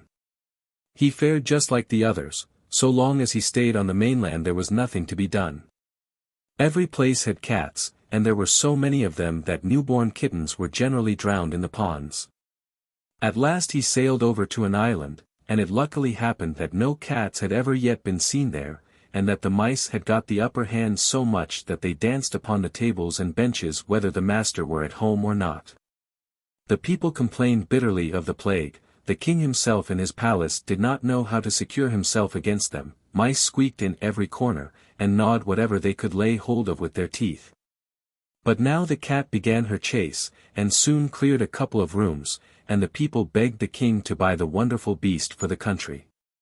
The king willingly gave what was asked, which was a mule laden with gold, and the third brother came home with the greatest treasure of all. The cat made herself merry with the mice in the royal palace, and killed so many that they could not be counted. At last she grew warm with the work and thirsty, so she stood still, lifted up her head and cried, "Mew! Mew!" When they heard this strange cry, the king and all his people were frightened, and in their terror ran all at once out of the palace. Then the king took counsel what was best to be done. At last it was determined to send a herald to the cat, and demand that she should leave the palace, or if not, she was to expect that force would be used against her. The councillors said, "Rather will we let ourselves be plagued with the mice, for to that misfortune we are accustomed, than give up our lives to such a monster as this." A noble youth, therefore, was sent to ask the cat whether she would peaceably quit the castle. But the cat, whose thirst had become still greater, merely answered, "Mew! Mew!" The youth understood her to say, "Most certainly not. Most certainly not," and took this answer to the king. Then, said the councillors, "She shall yield to force." Cannon were brought out, and the palace was soon in flames. When the fire reached the room where the cat was sitting, she sprang safely out of the window, but the besiegers did not leave off until the whole palace was shot down to the ground. 71. How 6 men got on in the world. There was once a man who understood all kinds of arts. He served in war, and behaved well and bravely, but when the war was over he received his dismissal, and 3 farthings for his expenses on the way. "Stop," said he, "I shall not be content with this.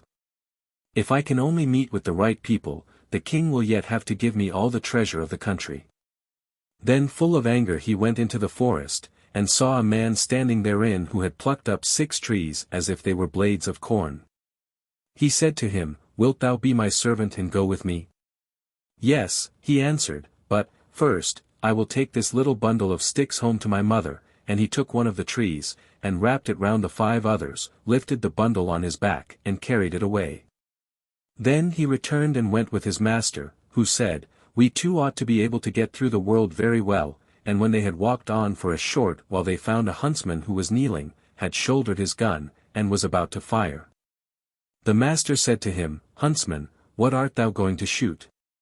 He answered, 2 miles from here a fly is sitting on the branch of an oak tree, and I want to shoot its left eye out. "Oh, come with me," said the man, "if we 3 are together, we certainly ought to be able to get on in the world." The huntsman was ready, and went with him, and they came to 7 windmills whose sails were turning round with great speed, and yet no wind was blowing either on the right or the left, and no leaf was stirring.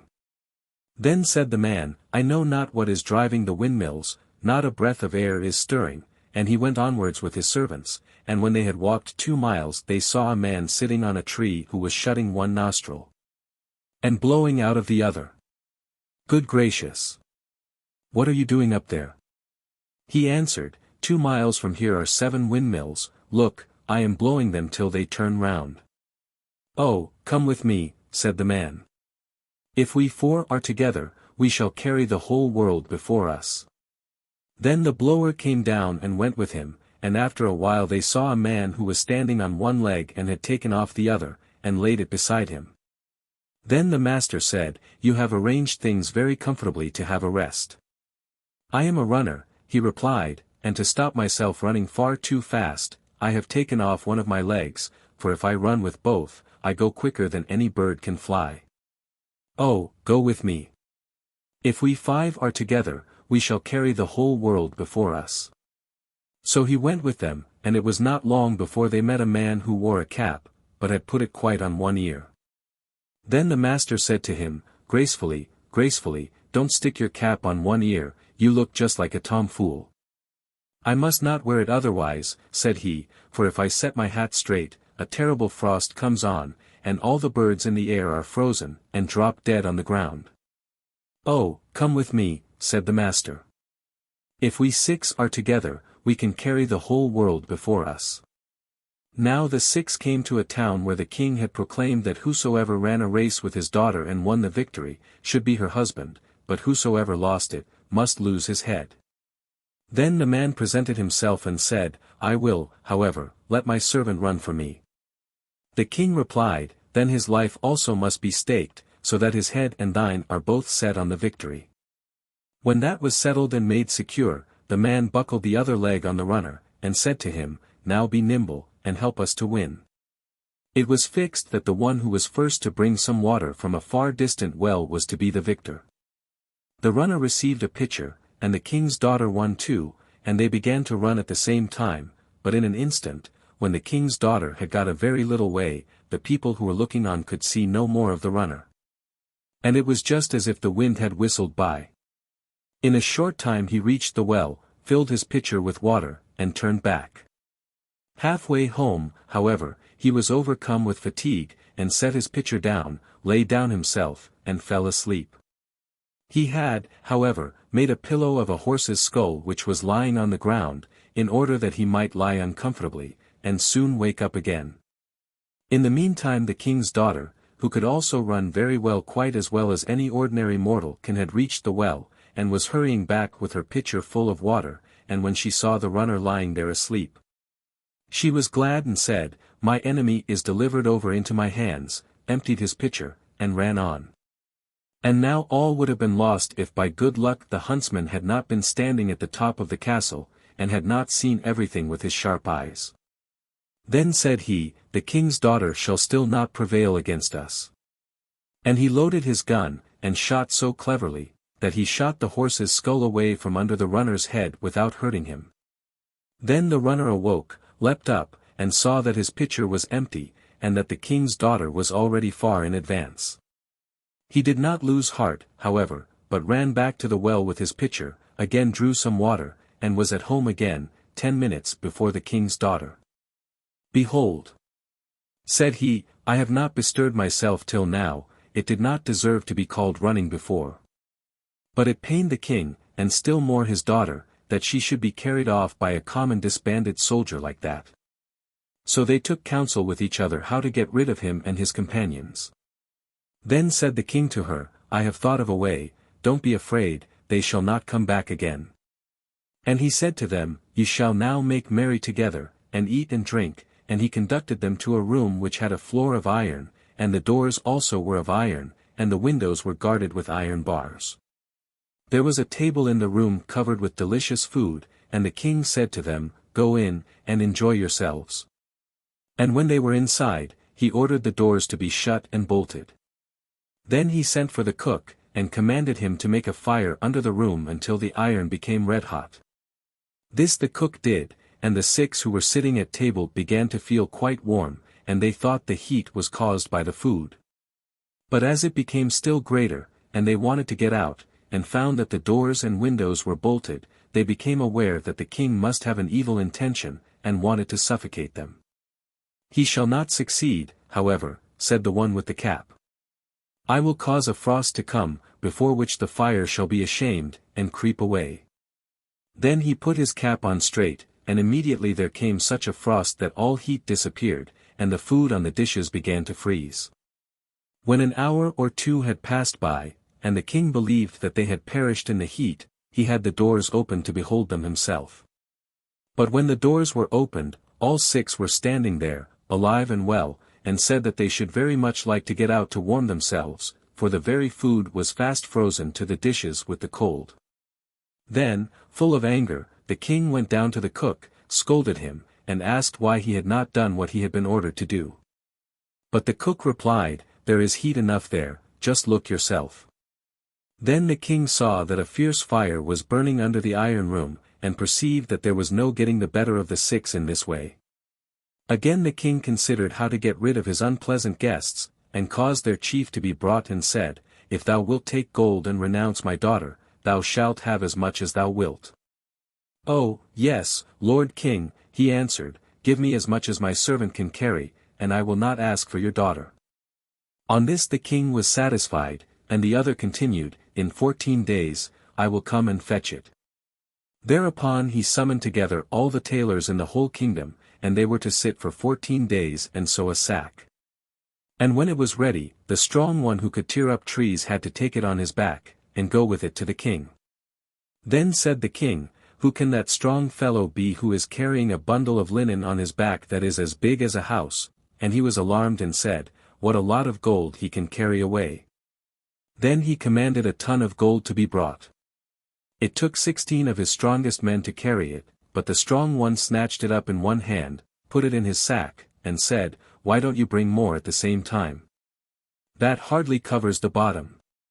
Then, little by little, the king caused all his treasure to be brought thither, and the strong one pushed it into the sack, and still the sack was not half full with it. Bring more, cried he, these few crumbs don't fill it. Then 7,000 carts with gold had to be gathered together in the whole kingdom, and the strong one thrust them and the oxen harnessed to them into his sack. I will examine it no longer, said he, but will just take what comes, so long as the sack is but full. When all that was inside, there was still room for a great deal more, then he said, I will just make an end of the thing. People do sometimes tie up a sack even when it is not full.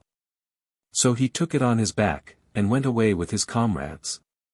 When the king now saw how one single man was carrying away the entire wealth of the country, he became enraged, and bade his horsemen mount and pursue the 6, and ordered them to take the sack away from the strong one. 2 regiments speedily overtook the 6, and called out, You are prisoners, put down the sack with the gold, or you will all be cut to pieces. What say you, cried the blower, that we are prisoners? Rather than that should happen, all of you shall dance about in the air. And he closed one nostril, and with the other blew on the 2 regiments. Then they were driven away from each other, and carried into the blue sky over all the mountains, one here, the other there. One sergeant cried for mercy, he had 9 wounds, and was a brave fellow who did not deserve ill treatment. The blower stopped a little so that he came down without injury, and then the blower said to him, Now go home to thy king, and tell him he had better send some more horsemen, and I will blow them all into the air. When the king was informed of this he said, Let the rascals go. They have the best of it. Then the 6 conveyed the riches home, divided it amongst them, and lived in content until their death. 72. The Wolf and the Man. Once on a time the fox was talking to the wolf of the strength of man, how no animal could withstand him, and how all were obliged to employ cunning in order to preserve themselves from him. Then the wolf answered, If I had but the chance of seeing a man for once, I would set on him notwithstanding. I can help thee to do that, said the fox. Come to me early tomorrow morning, and I will show thee one.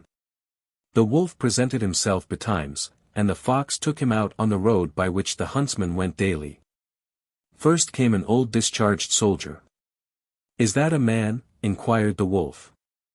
No, answered the fox, that was one. Afterwards came a little boy who was going to school. Is that a man? No, that is going to be one.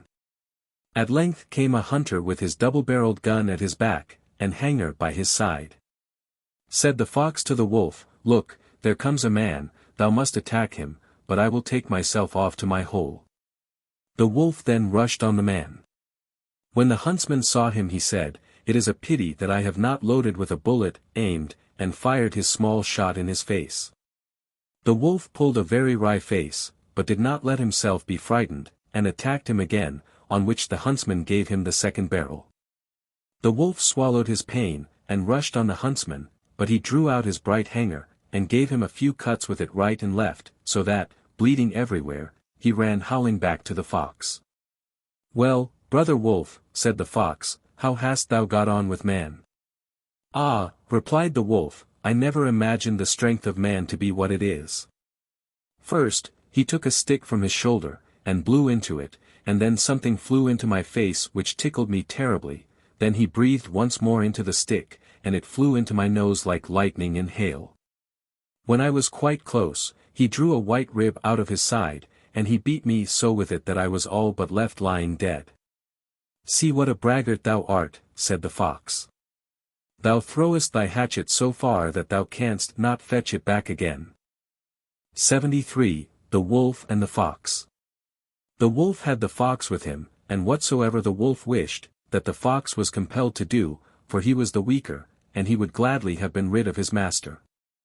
It chanced that once as they were going through the forest, the wolf said, Red Fox, get me something to eat, or else I will eat thee thyself. Then the fox answered, I know a farmyard where there are 2 young lambs. If thou art inclined, we will fetch one of them. That suited the wolf, and they went thither, and the fox stole the little lamb, took it to the wolf, and went away. The wolf devoured it, but was not satisfied with one. He wanted the other as well, and went to get it. As, however, he did it so awkwardly, the mother of the little lamb heard him, and began to cry out terribly, and to bleat so that the farmer came running there. They found the wolf, and beat him so mercilessly, that he went to the fox limping and howling. Thou hast misled me finely, said he, I wanted to fetch the other lamb, and the country folks surprised me, and have beaten me to a jelly. The fox replied, Why art thou such a glutton? Next day they again went into the country, and the greedy wolf once more said, Red Fox, get me something to eat, or I will eat thee thyself. Then answered the fox, I know a farmhouse where the wife is baking pancakes tonight, we will get some of them for ourselves. They went there, and the fox slipped round the house, and peeped and sniffed about until he discovered where the dish was, and then drew down 6 pancakes and carried them to the wolf. There is something for thee to eat, said he to him, and then went his way. The wolf swallowed down the pancakes in an instant, and said, They make one want more, and went thither and tore the whole dish down so that it broke in pieces. This made such a great noise that the woman came out, and when she saw the wolf she called the people, who hurried there, and beat him as long as their sticks would hold together, till with 2 lame legs, and howling loudly, he got back to the fox in the forest. How abominably thou hast misled me, cried he, the peasants caught me, and tanned my skin for me. But the fox replied, Why art thou such a glutton? On the 3rd day, when they were out together, and the wolf could only limp along painfully, he again said, Red Fox, get me something to eat, or I will eat thee thyself. The fox answered, I know a man who has been killing, and the salted meat is lying in a barrel in the cellar, we will get that. Said the wolf, I will go when thou dost, that thou mayest help me if I am not able to get away. I am willing, said the fox, and showed him the bypaths and ways by which at length they reached the cellar. There was meat in abundance, and the wolf attacked it instantly and thought, there is plenty of time before I need leave off. The fox liked it also, but looked about everywhere, and often ran to the hole by which they had come in, and tried if his body was still thin enough to slip through it. The wolf said, "Dear fox, tell me why thou art running here and there so much, and jumping in and out." "I must see that no one is coming," replied the crafty fellow. "Don't eat too much." Then said the wolf, "I shall not leave until the barrel is empty." In the meantime the farmer, who had heard the noise of the fox's jumping, came into the cellar. When the fox saw him he was out of the hole at one bound. The wolf wanted to follow him, but he had made himself so fat with eating that he could no longer get through, but stuck fast. Then came the farmer with a cudgel and struck him dead, but the fox bounded into the forest, glad to be rid of the old glutton. 74. The Fox and His Cousin. The she-wolf brought forth a young one, and invited the fox to be godfather. "After all, he is a near relative of ours," said she, "he has a good understanding, and much talent. He can instruct my little son, and help him forward in the world." The fox, too, appeared quite honest, and said, "Worthy Mrs. Gossip, I thank you for the honor which you are doing me. I will, however, conduct myself in such a way that you shall be repaid for it." He enjoyed himself at the feast, and made merry. Afterwards he said, "Dear Mrs. Gossip, it is our duty to take care of the child, it must have good food that it may be strong. I know a sheepfold from which we might fetch a nice morsel." The wolf was pleased with the ditty, and she went out with the fox to the farmyard. He pointed out the fold from afar, and said, "You will be able to creep in there without being seen, and in the meantime I will look about on the other side to see if I can pick up a chicken." He, however, did not go there, but sat down at the entrance to the forest, stretched his legs and rested. The she-wolf crept into the stable. A dog was lying there, and it made such a noise that the peasants came running out, caught Gossip Wolf, and poured a strong burning mixture, which had been prepared for washing, over her skin. At last she escaped, and dragged herself outside. There lay the fox, who pretended to be full of complaints, and said, "Ah, dear Mistress Gossip, how ill I have fared, the peasants have fallen on me, and have broken every limb I have. If you do not want me to lie where I am and perish, you must carry me away." The she-wolf herself was only able to go away slowly, but she was in such concern about the fox that she took him on her back, and slowly carried him perfectly safe and sound to her house. Then the fox cried to her, "Farewell, dear Mistress Gossip, may the roasting you have had do you good," laughed heartily at her, and bounded off. 75. The Fox and the Cat. It happened that the cat met the fox in a forest, and as she thought to herself, "He is clever and full of experience, and much esteemed in the world," she spoke to him in a friendly way. "Good day, dear Mr. Fox, how are you? How is all with you? How are you getting through this dear season?" The fox, full of all kinds of arrogance, looked at the cat from head to foot, and for a long time did not know whether he would give any answer or not. At last he said, "Oh, thou wretched beard-cleaner, thou piebald fool, thou hungry mouse-hunter, what canst thou be thinking of? Dost thou venture to ask how I am getting on? What hast thou learnt? How many arts dost thou understand?" "I understand but one," replied the cat, modestly. "What art is that?" asked the fox. "When the hounds are following me, I can spring into a tree and save myself." "Is that all?" said the fox. "I am master of 100 arts, and have into the bargain a sackful of cunning. Thou makest me sorry for thee, come with me, I will teach thee how people get away from the hounds." Just then came a hunter with 4 dogs. The cat sprang nimbly up a tree, and sat down on top of it, where the branches and foliage quite concealed her.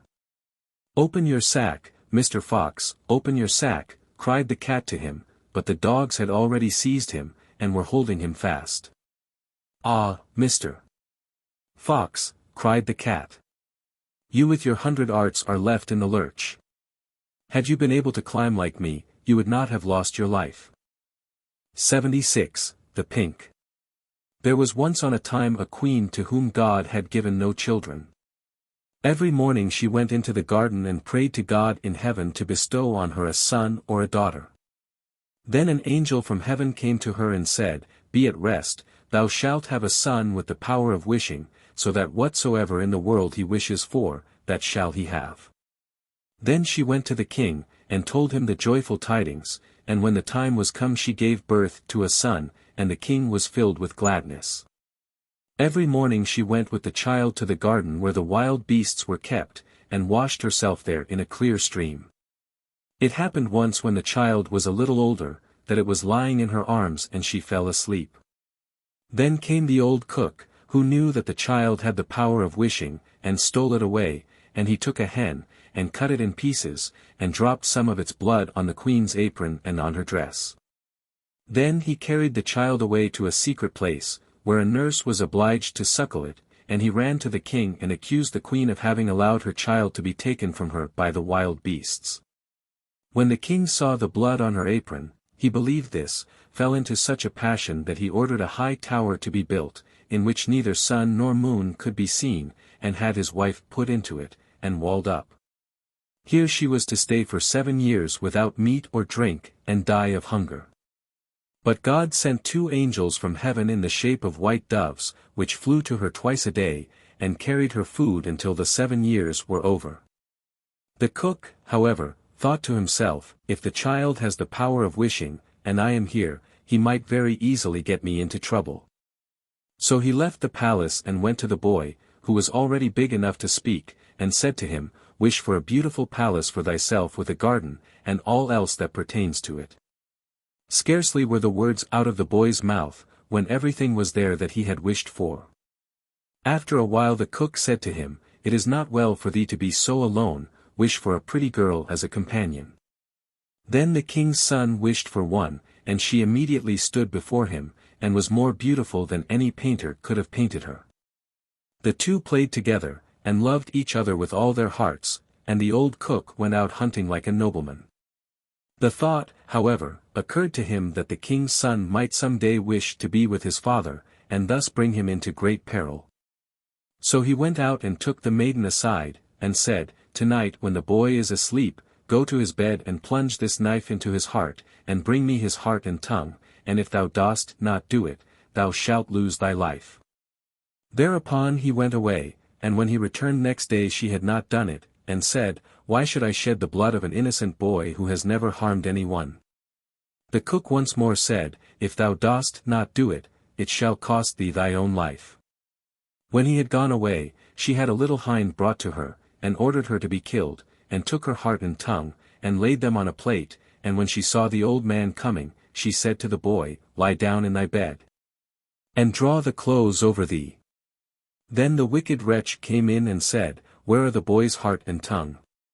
The girl reached the plate to him, but the king's son threw off the quilt, and said, "Thou old sinner, why didst thou want to kill me? Now will I pronounce thy sentence. Thou shalt become a black poodle and have a gold collar round thy neck, and shalt eat burning coals, till the flames burst forth from thy throat." And when he had spoken these words, the old man was changed into a poodle dog, and had a gold collar round his neck, and the cooks were ordered to bring up some live coals, and these he ate, until the flames broke forth from his throat. The king's son remained there a short while longer, and he thought of his mother, and wondered if she were still alive. At length he said to the maiden, "I will go home to my own country, if thou wilt go with me, I will provide for thee." "Ah," she replied, "the way is so long, and what shall I do in a strange land where I am unknown?" As she did not seem quite willing, and as they could not be parted from each other, he wished that she might be changed into a beautiful pink, and took her with him. Then he went away to his own country, and the poodle had to run after him. He went to the tower in which his mother was confined, and as it was so high, he wished for a ladder which would reach up to the very top. Then he mounted up and looked inside, and cried, "Beloved mother, Lady Queen, are you still alive, or are you dead?" She answered, "I have just eaten, and am still satisfied," for she thought the angels were there. Said he, "I am your dear son, whom the wild beasts were said to have torn from your arms, but I am alive still, and will speedily deliver you." Then he descended again, and went to his father, and caused himself to be announced as a strange huntsman, and asked if he could give him a place. The king said yes, if he was skillful and could get game for him, he should come to him, but that deer had never taken up their quarters in any part of the district or country. Then the huntsman promised to procure as much game for him as he could possibly use at the royal table. So he summoned all the huntsmen together, and bade them go out into the forest with him. And he went with them and made them form a great circle, open at one end where he stationed himself, and began to wish. 200 deer and more came running inside the circle at once, and the huntsman shot them. Then they were all placed on 60 country carts, and driven home to the king, and for once he was able to deck his table with game, after having had none at all for years. Now the king felt great joy at this, and commanded that his entire household should eat with him next day, and made a great feast. When they were all assembled together, he said to the huntsman, "As thou art so clever, thou shalt sit by me." He replied, "Lord King, your majesty must excuse me, I am a poor huntsman." But the king insisted on it, and said, "Thou shalt sit by me," until he did it. Whilst he was sitting there, he thought of his dearest mother, and wished that one of the king's principal servants would begin to speak of her, and would ask how it was faring with the queen in the tower, and if she were alive still, or had perished. Hardly had he formed the wish than the marshal began, and said, "Your majesty, we live joyously here, but how is the queen living in the tower? Is she still alive, or has she died?" But the king replied, "She let my dear son be torn to pieces by wild beasts, I will not have her named." Then the huntsman arose and said, "Gracious Lord Father, she is alive still, and I am her son, and I was not carried away by wild beasts, but by that wretch the old cook, who tore me from her arms when she was asleep, and sprinkled her apron with the blood of a chicken." Thereupon he took the dog with the golden collar, and said, "That is the wretch," and caused live coals to be brought, and these the dog was compelled to devour before the sight of all, until flames burst forth from its throat. On this the huntsman asked the king if he would like to see the dog in his true shape, and wished him back into the form of the cook, in the which he stood immediately, with his white apron, and his knife by his side. When the king saw him he fell into a passion, and ordered him to be cast into the deepest dungeon. Then the huntsman spoke further and said, "Father, will you see the maiden who brought me up so tenderly and who was afterwards to murder me, but did not do it, though her own life depended on it?" The king replied, "Yes, I would like to see her." The son said, "Most gracious father, I will show her to you in the form of a beautiful flower," and he thrust his hand into his pocket and brought forth the pink, and placed it on the royal table. And it was so beautiful that the king had never seen one to equal it. Then the son said, "Now will I show her to you in her own form," and wished that she might become a maiden, and she stood there looking so beautiful that no painter could have made her look more so. And the king sent 2 waiting maids and 2 attendants into the tower, to fetch the queen and bring her to the royal table. But when she was led in she ate nothing, and said, "The gracious and merciful God who has supported me in the tower, will speedily deliver me." She lived 3 days more, and then died happily, and when she was buried, the 2 white doves which had brought her food to the tower, and were angels of heaven, followed her body and seated themselves on her grave. The aged king ordered the cook to be torn in 4 pieces, but grief consumed the king's own heart, and he soon died. His son married the beautiful maiden whom he had brought with him as a flower in his pocket, and whether they are still alive or not, is known to God. 77. Clever Grethel. There was once a cook named Grethel, who wore shoes with red rosettes, and when she walked out with them on, she turned herself this way and that, and thought, "You certainly are a pretty girl." And when she came home she drank, in her gladness of heart, a draught of wine, and as wine excites a desire to eat, she tasted the best of whatever she was cooking until she was satisfied, and said, "The cook must know what the food is like." It came to pass that the master one day said to her, "Grethel, there is a guest coming this evening, prepare me 2 fowls very daintily." "I will see to it, master," answered Grethel. She killed 2 fowls, scalded them, plucked them, put them on the spit, and towards evening set them before the fire, that they might roast. The fowls began to turn brown, and were nearly ready, but the guest had not yet arrived. Then Grethel called out to her master, "If the guest does not come, I must take the fowls away from the fire, but it will be a sin and a shame if they are not eaten directly, when they are juiciest." The master said, "I will run myself, and fetch the guest." When the master had turned his back, Grethel laid the spit with the fowls on one side, and thought, standing so long by the fire there, makes one hot and thirsty. Who knows when they will come? Meanwhile, I will run into the cellar, and take a drink. She ran down, set a jug, said, "God bless it to thy use, Grethel," and took a good drink, and took yet another hearty draught. Then she went and put the fowls down again to the fire, basted them, and drove the spit merrily round.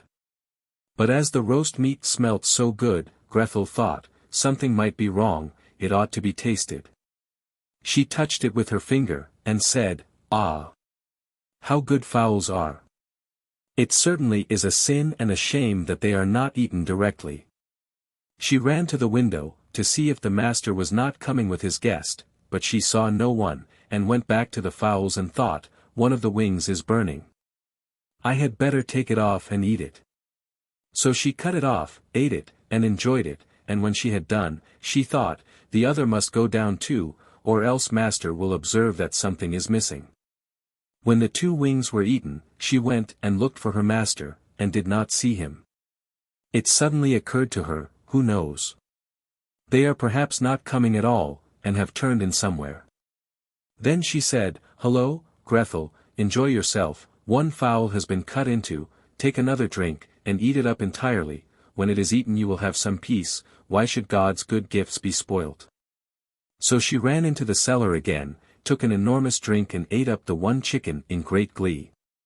When one of the chickens was swallowed down, and still her master did not come, Grethel looked at the other and said, "Where one is, the other should be likewise, the 2 go together, what's right for the one is right for the other. I think if I were to take another draught it would do me no harm." So she took another hearty drink, and let the second chicken rejoin the first. While she was just in the best of the eating, her master came and cried, "Hurry up, haste thee, Grethel, the guest is coming directly after me." "Yes, sir, I will soon serve up," answered Grethel. Meantime the master looked to see that the table was properly laid, and took the great knife, wherewith he was going to carve the chickens, and sharpened it on the steps. Presently the guest came, and knocked politely and courteously at the house door. Grethel ran, and looked to see who was there, and when she saw the guest, she put her finger to her lips and said, "Hush! Hush! Get away as quickly as you can, if my master catches you it will be the worse for you. He certainly did ask you to supper, but his intention is to cut off your 2 ears. Just listen how he is sharpening the knife for it." The guest heard the sharpening, and hurried down the steps again as fast as he could. Grethel was not idle, she ran screaming to her master, and cried, "You have invited a fine guest." Why, Grethel? What do you mean by that?" "Yes," said she, "he has taken the chickens which I was just going to serve up, off the dish, and has run away with them." "That's a nice trick," said her master, and lamented the fine chickens. "If he had but left me one, so that something remained for me to eat." He called to him to stop, but the guest pretended not to hear. Then he ran after him with the knife still in his hand, crying, just one, meaning that the guest should leave him just one chicken, and not take both. The guest, however, thought no otherwise than that he was to give up one of his ears, and ran as if fire were burning under him, in order to take them both home with him. 78. The Old Man and His Grandson. There was once a very old man, whose eyes had become dim, his ears dull of hearing, his knees trembled, and when he sat at table he could hardly hold the spoon, and spilt the broth upon the tablecloth or let it run out of his mouth. His son and his son's wife were disgusted at this, so the old grandfather at last had to sit in the corner behind the stove, and they gave him his food in an earthenware bowl, and not even enough of it. And he used to look towards the table with his eyes full of tears. Once, too, his trembling hands could not hold the bowl, and it fell to the ground and broke. The young wife scolded him, but he said nothing and only sighed. Then they bought him a wooden bowl for a few halfpence, out of which he had to eat. They were once sitting thus when the little grandson of 4 years old began to gather together some bits of wood upon the ground. "What are you doing there?" asked the father. "I am making a little trough," answered the child, "for father and mother to eat out of when I am big." The man and his wife looked at each other for a while, and presently began to cry. Then they took the old grandfather to the table, and henceforth always let him eat with them, and likewise said nothing if he did spill a little of anything. 79. The Water-Nix. A little brother and sister were once playing by a well, and while they were thus playing, they both fell in. A Water-Nix lived down below, who said, "Now I have got you, now you shall work hard for me," and carried them off with her. She gave the girl dirty tangled flax to spin, and she had to fetch water in a bucket with a hole in it, and the boy had to hew down a tree with a blunt axe, and they got nothing to eat but dumplings as hard as stones. Then at last the children became so impatient, that they waited until one Sunday, when the Nix was at church, and ran away. But when church was over, the Nix saw that the birds were flown, and followed them with great strides. The children saw her from afar, and the girl threw a brush behind her which formed an immense hill of bristles, with thousands and thousands of spikes, over which the Nix was forced to scramble with great difficulty. At last, however, she got over. When the children saw this, the boy threw behind him a comb which made a great hill of combs with 1,000 times 1,000 teeth, but the Nix managed to keep herself steady on them, and at last crossed over that. Then the girl threw behind her a looking-glass which formed a hill of mirrors, and was so slippery that it was impossible for the Nix to cross it. Then she thought, "I will go home quickly and fetch my axe, and cut the hill of glass in half."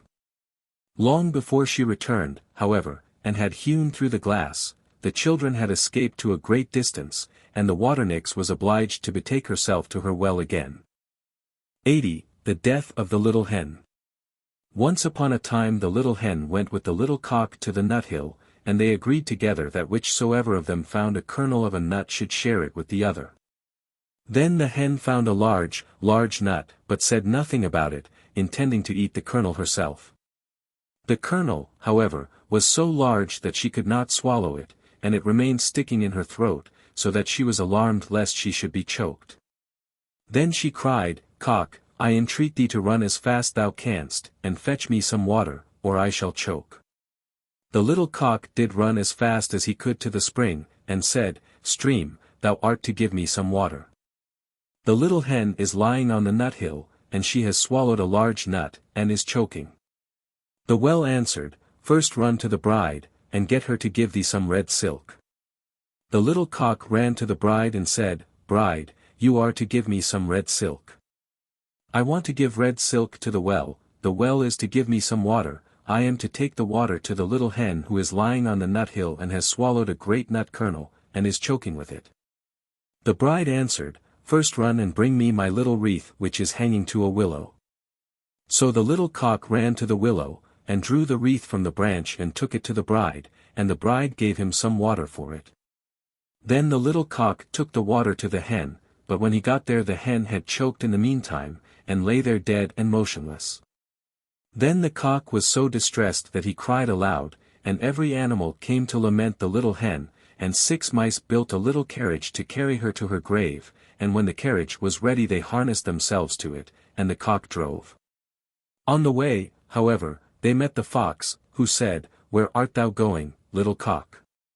"I am going to bury my little hen." "May I drive with thee?" "Yes, but seat thyself at the back of the carriage, for in the front my little horses could not drag thee." Then the fox seated himself at the back, and after that the wolf, the bear, the stag, the lion, and all the beasts of the forest did the same. Then the procession went onwards, and they reached the stream. "How are we to get over?" said the little cock. A straw was lying by the stream, and it said, "I will lay myself across, and you shall drive over me." But when the 6 mice came to the bridge, the straw slipped and fell into the water, and the 6 mice all fell in and were drowned. Then they were again in difficulty, and a coal came and said, I am large enough, I will lay myself across and you shall drive over me. So the coal also laid itself across the water, but unhappily just touched it, on which the coal hissed, was extinguished and died. When a stone saw that, it took pity on the little cock, wished to help him, and laid itself over the water. Then the cock drew the carriage himself, but when he got it over and reached the other shore with the dead hen, and was about to draw over the others who were sitting behind as well, there were too many of them, the carriage ran back. And they all fell into the water together, and were drowned. Then the little cock was left alone with the dead hen, and dug a grave for her and laid her in it, and made a mound above it, on which he sat down and fretted until he died too, and then every one was dead. 81. Brother Lustig. There was one on a time a great war, and when it came to an end, many soldiers were discharged.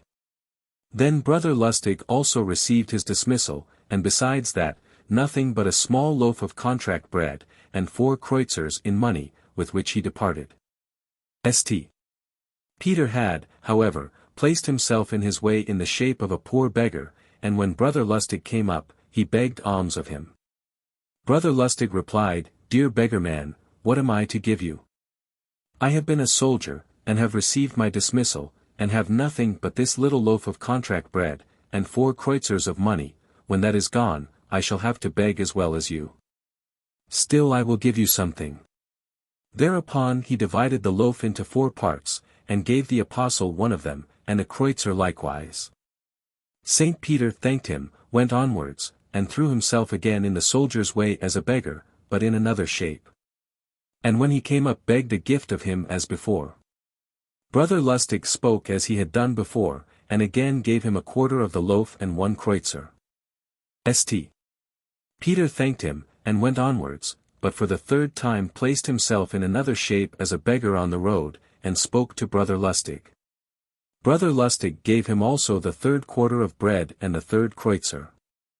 St. Peter thanked him, and Brother Lustig went onwards, and had but a quarter of the loaf, and 1 kreutzer.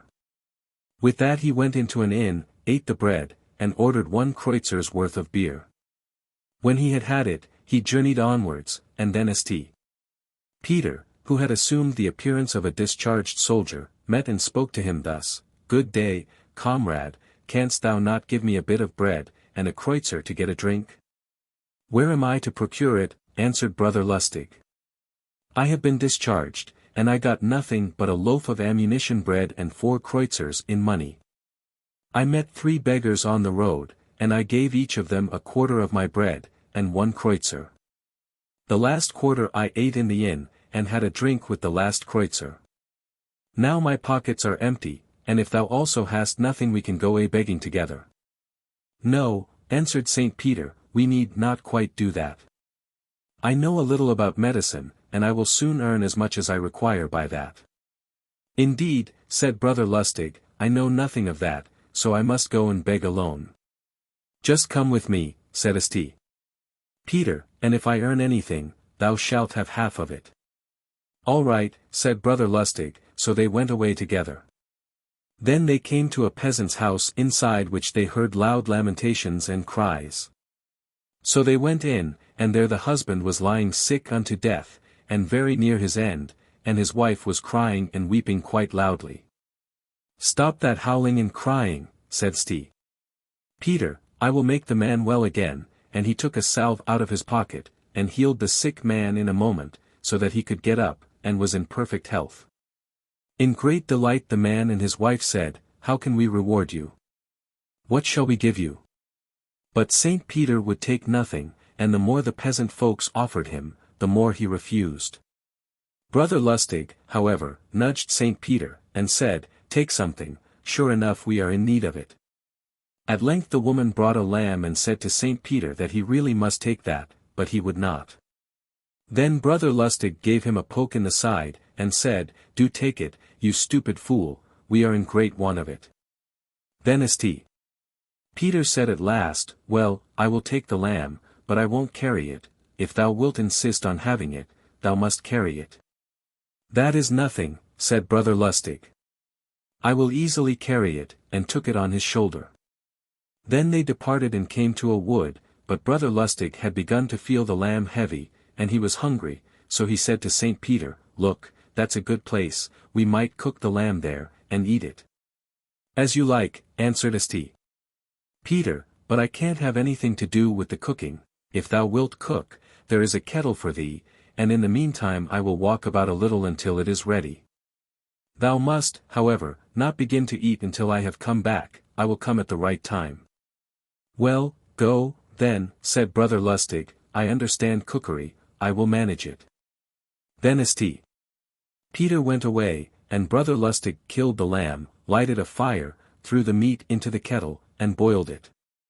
The lamb was, however, quite ready, and the Apostle Peter had not come back, so Brother Lustig took it out of the kettle, cut it up, and found the heart. "That is said to be the best part," said he, and tasted it, but at last he ate it all up. At length St. Peter returned and said, "Thou mayst eat the whole of the lamb thyself, I will only have the heart, give me that."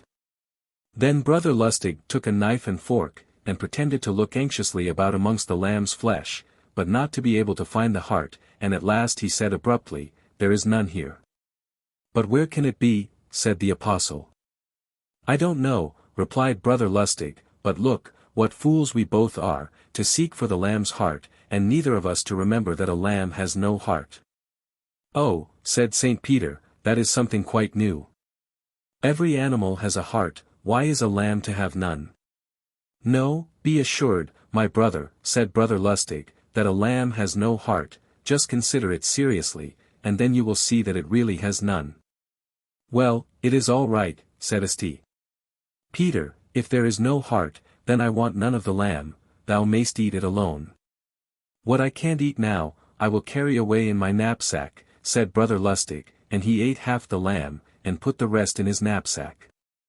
They went farther, and then St. Peter caused a great stream of water to flow right across their path, and they were obliged to pass through it. Said St. Peter, "Do thou go first."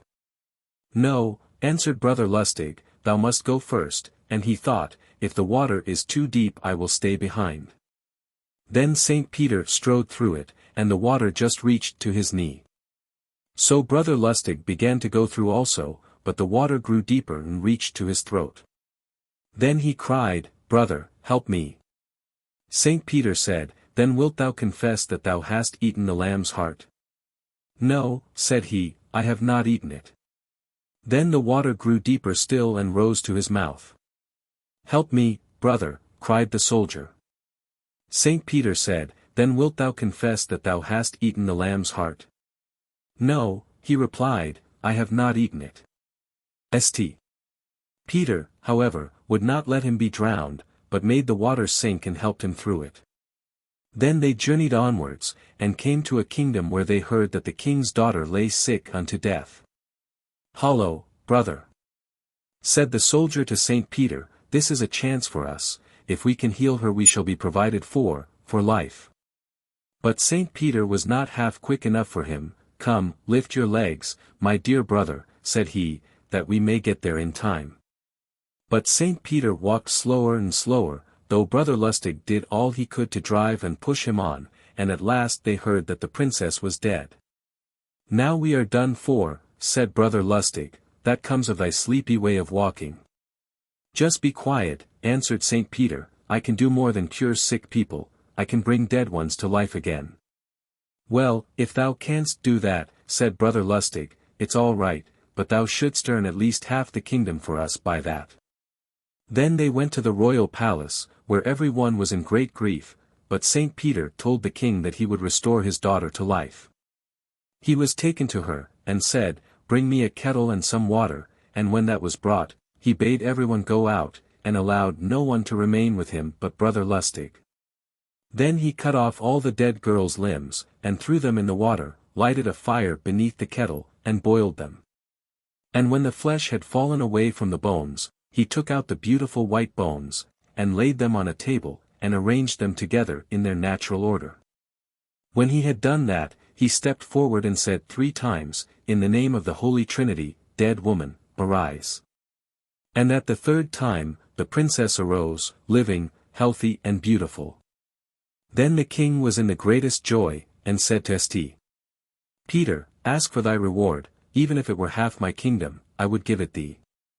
But St. Peter said, I want nothing for it. Oh, thou tomfool, thought Brother Lustig to himself, and nudged his comrade side, and said, don't be so stupid. If thou hast no need of anything, I have. St. Peter, however, would have nothing, but as the king saw that the other would very much like to have something, he ordered his treasurer to fill Brother Lustig's knapsack with gold. Then they went on their way, and when they came to a forest, St. Peter said to Brother Lustig, now, we will divide the gold. Yes, he replied, we will. So St. Peter divided the gold, and divided it into 3 heaps. Brother Lustig thought to himself, what craze has he got in his head now? He is making 3 shares, and there are only 2 of us. But St. Peter said, I have divided it exactly. There is 1 share for me, 1 for thee, and 1 for him who ate the lamb's heart. Oh, I ate that, replied Brother Lustig, and hastily swept up the gold. You may trust what I say. But how can that be true, said St. Peter, when a lamb has no heart? What, brother, what can you be thinking of? Lambs have hearts like other animals, why should only they have none? Well, so be it, said St. Peter, keep the gold to yourself, but I will stay with you no longer, I will go my way alone. As you like, dear brother, answered Brother Lustig. Farewell. Then St. Peter went a different road, but Brother Lustig thought, it is a good thing that he has taken himself off, he is certainly a strange saint, after all. Then he had money enough, but did not know how to manage it, squandered it, gave it away, and then when some time had gone by, once more had nothing. Then he arrived in a certain country where he heard that a king's daughter was dead. Oh, ho! Thought he, that may be a good thing for me, I will bring her to life again, and see that I am paid as I ought to be. So he went to the king, and offered to raise the dead girl to life again. Now the king had heard that a discharged soldier was traveling about and bringing dead persons to life again, and thought that Brother Lustig was the man. But as he had no confidence in him, he consulted his counselors first, who said that he might give it a trial as his daughter was dead. Then Brother Lustig ordered water to be brought to him in a kettle, bade everyone go out, cut the limbs off, threw them in the water and lighted a fire beneath, just as he had seen St. Peter do. The water began to boil, the flesh fell off, and then he took the bones out and laid them on the table, but he did not know the order in which to lay them, and placed them all wrong and in confusion.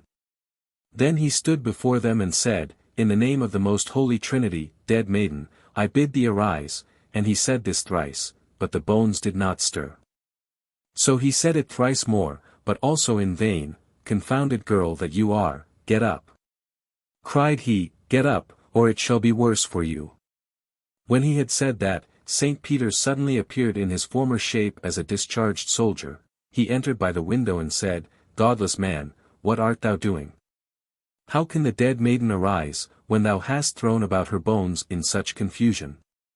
Dear brother, I have done everything to the best of my ability, he answered.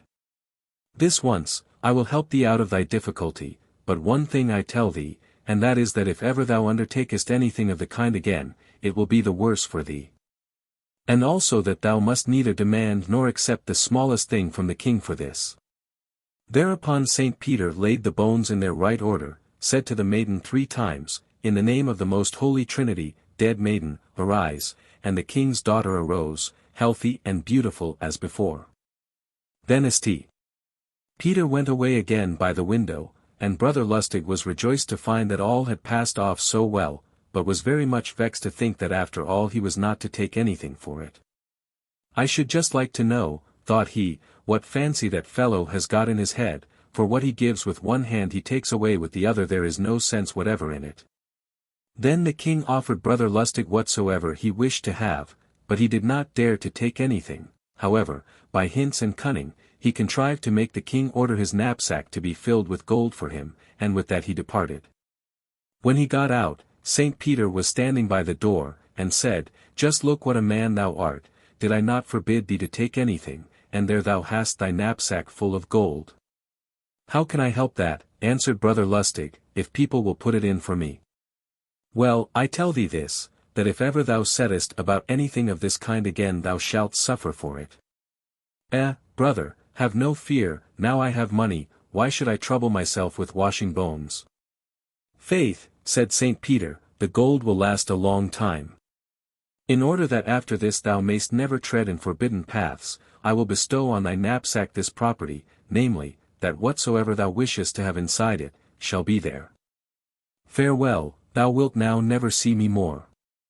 Goodbye, said Brother Lustig, and thought to himself, I am very glad that thou hast taken thyself off, thou strange fellow, I shall certainly not follow thee.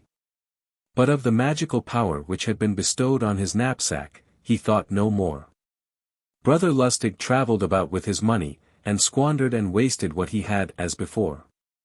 When at last he had no more than 4 kreuzers, he passed by an inn and thought, the money must go, and ordered 3 kreuzers worth of wine and 1 kreuzer's worth of bread for himself. As he was sitting there drinking, the smell of roast goose made its way to his nose. Brother Lustig looked about and peeped, and saw that the host had 2 geese standing in the oven. Then he remembered that his comrade had said that whatsoever he wished to have in his knapsack should be there, so he said, Oh, ho! I must try that with the geese. So he went out, and when he was outside the door, he said, I wish those 2 roasted geese out of the oven and in my knapsack, and when he had said that, he unbuckled it and looked in, and there they were inside it. Ah, that's right, said he, now I am a made man, and went away to a meadow and took out the roast meat. When he was in the midst of his meal, 2 journeymen came up and looked at the second goose, which was not yet touched, with hungry eyes. Brother Lustig thought to himself, 1 is enough for me, and called the 2 men up and said, Take the goose, and eat it to my health. They thanked him, and went with it to the inn, ordered themselves a half bottle of wine and a loaf, took out the goose which had been given them, and began to eat.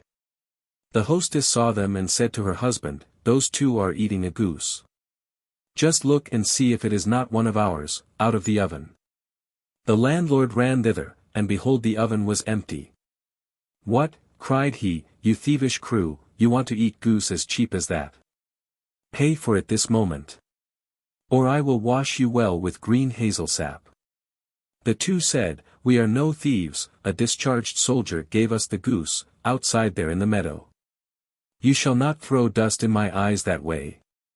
The soldier was here but he went out by the door, like an honest fellow. I looked after him myself, you are the thieves and shall pay. But as they could not pay, he took a stick, and cudgelled them out of the house. Brother Lustig went his way and came to a place where there was a magnificent castle, and not far from it a wretched inn. He went to the inn and asked for a night's lodging, but the landlord turned him away, and said, There is no more room here, the house is full of noble guests. It surprises me that they should come to you and not go to that splendid castle, said Brother Lustig. Ah, indeed, replied the host, but it is no slight matter to sleep there for a night. No one who has tried it so far, has ever come out of it alive. If others have tried it, said Brother Lustig, I will try it too. Leave it alone, said the host, it will cost you your neck. It won't kill me at once, said Brother Lustig, just give me the key, and some good food and wine. So the host gave him the key, and food and wine, and with this Brother Lustig went into the castle, enjoyed his supper, and at length, as he was sleepy, he lay down on the ground, for there was no bed. He soon fell asleep, but during the night was disturbed by a great noise, and when he awoke, he saw 9 ugly devils in the room, who had made a circle, and were dancing around him.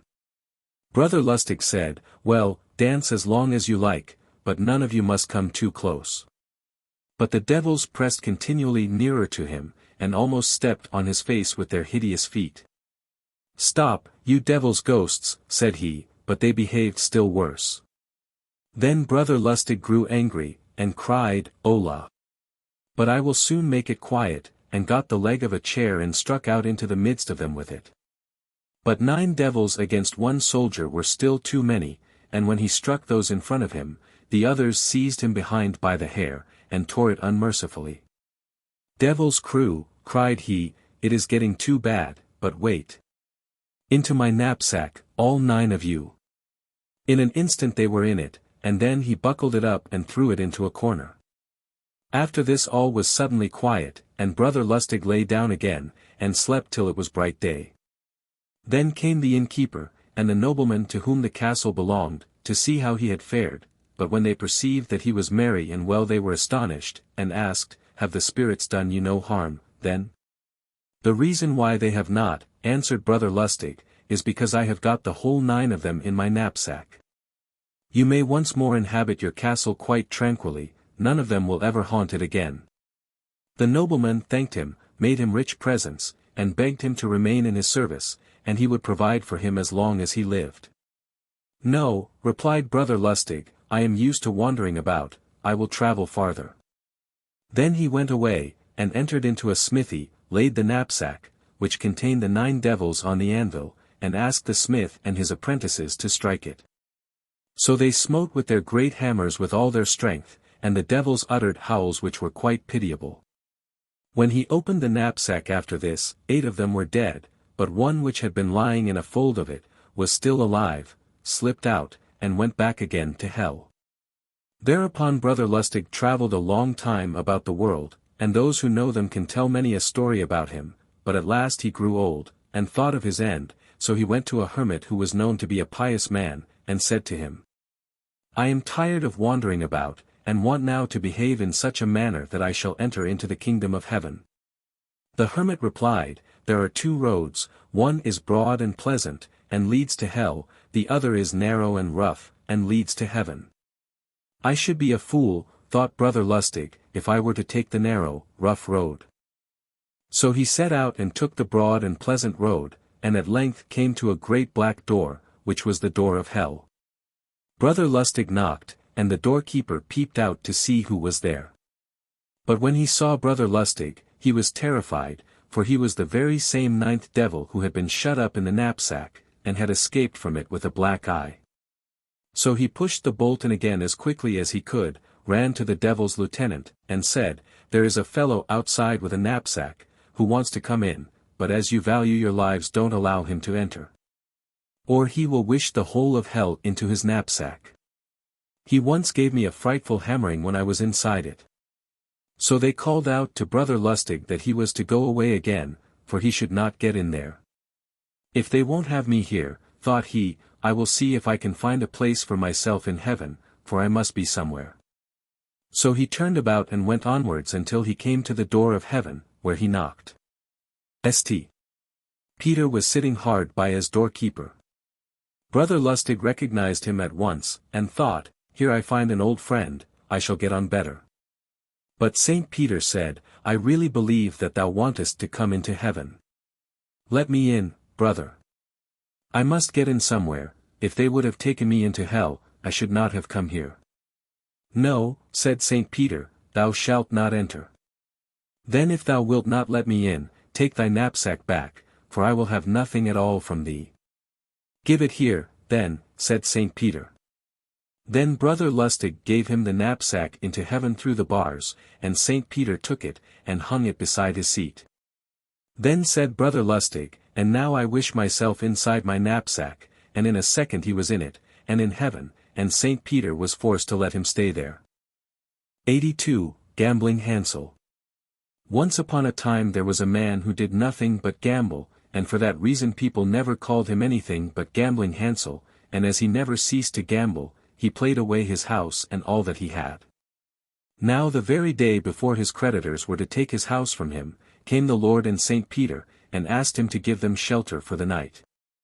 Then Gambling Hansel said, "For my part, you may stay the night, but I cannot give you a bed or anything to eat." So the Lord said he was just to take them in, and they themselves would buy something to eat, to which Gambling Hansel made no objection. Thereupon St. Peter gave him 3 groschen, and said he was to go to the baker's and fetch some bread. So Gambling Hansel went, but when he reached the house where the other gambling vagabonds were gathered together, they, although they had won all that he had, greeted him clamorously, and said, "Hansel, do come in." "Oh," said he, do you want to win the 3 groschen too? On this they would not let him go. So he went in, and played away the 3 groschen also. Meanwhile St. Peter and the Lord were waiting, and as he was so long in coming, they set out to meet him. When gambling Hansel came, however, he pretended that the money had fallen into the gutter, and kept raking about in it all the while to find it, but our Lord already knew that he had lost it in play. St. Peter again gave him 3 groschen, and now he did not allow himself to be led away once more, but fetched them the loaf. Our Lord then inquired if he had no wine, and he said, Alack, sir, the casks are all empty. But the Lord said he was to go down into the cellar, for the best wine was still there. For a long time he would not believe this, but at length he said, Well, I will go down, but I know that there is none there. When he turned the tap, however, lo and behold, the best of wine ran out. So he took it to them, and the two passed the night there. Early next day our Lord told gambling Hansel that he might beg 3 favors. The Lord expected that he would ask to go to heaven. But gambling Hansel asked for a pack of cards with which he could win everything, for dice with which he would win everything, and for a tree whereon every kind of fruit would grow, and from which no one who had climbed up could descend until he bade him do so. The Lord gave him all that he had asked, and departed with St. Peter. And now gambling Hansel at once set about gambling in real earnest, and before long he had gained half the world. Upon this St. Peter said to the Lord, Lord, this thing must not go on, he will win, and thou lose, the whole world. We must send Death to him. When Death appeared, gambling Hansel had just seated himself at the gaming table, and Death said, Hansel, come out a while. But gambling Hansel said, Just wait a little until the game is done, and in the meantime get up into that tree out there, and gather a little fruit that we may have something to munch on our way. Thereupon Death climbed up, but when he wanted to come down again, he could not, and gambling Hansel left him up there for 7 years, during which time no one died.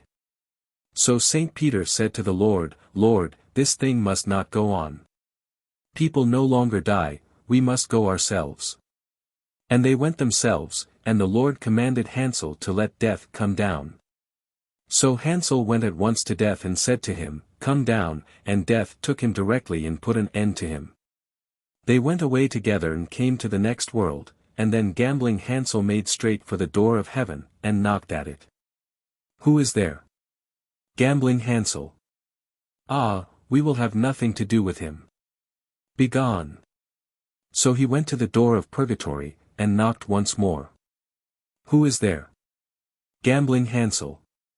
Ah, there is quite enough weeping and wailing here without him. We do not want to gamble, just go away again. Then he went to the door of hell, and there they let him in. There was, however, no one at home but old Lucifer and the crooked devils who had just been doing their evil work in the world. And no sooner was Hansel there than he sat down to gamble again. Lucifer, however, had nothing to lose, but his misshapen devils, and gambling Hansel won them from him, as with his cards he could not fail to do. And now he was off again with his crooked devils, and they went to Hohenfjord and pulled up a hop pole, and with it went to heaven and began to thrust the pole against it, and heaven began to crack. So again St. Peter said, Lord, this thing cannot go on, we must let him in, or he will throw us down from heaven. And they let him in. But gambling Hansel instantly began to play again, and there was such a noise and confusion that there was no hearing what they themselves were saying. Therefore St. Peter once more said, Lord, this cannot go on, we must throw him down, or he will make all heaven rebellious. So they went to him at once, and threw him down, and his soul broke into fragments, and went into the gambling vagabonds who are living this very day. 83. Hans in luck. Hans had served his master for 7 years, so he said to him, Master, my time is up, now I should be glad to go back home to my mother, give me my wages. The master answered, You have served me faithfully and honestly. As the service was so shall the reward be, and he gave Hans a piece of gold as big as his head. Hans pulled his handkerchief out of his pocket, wrapped up the lump in it, put it on his shoulder, and set out on the way home.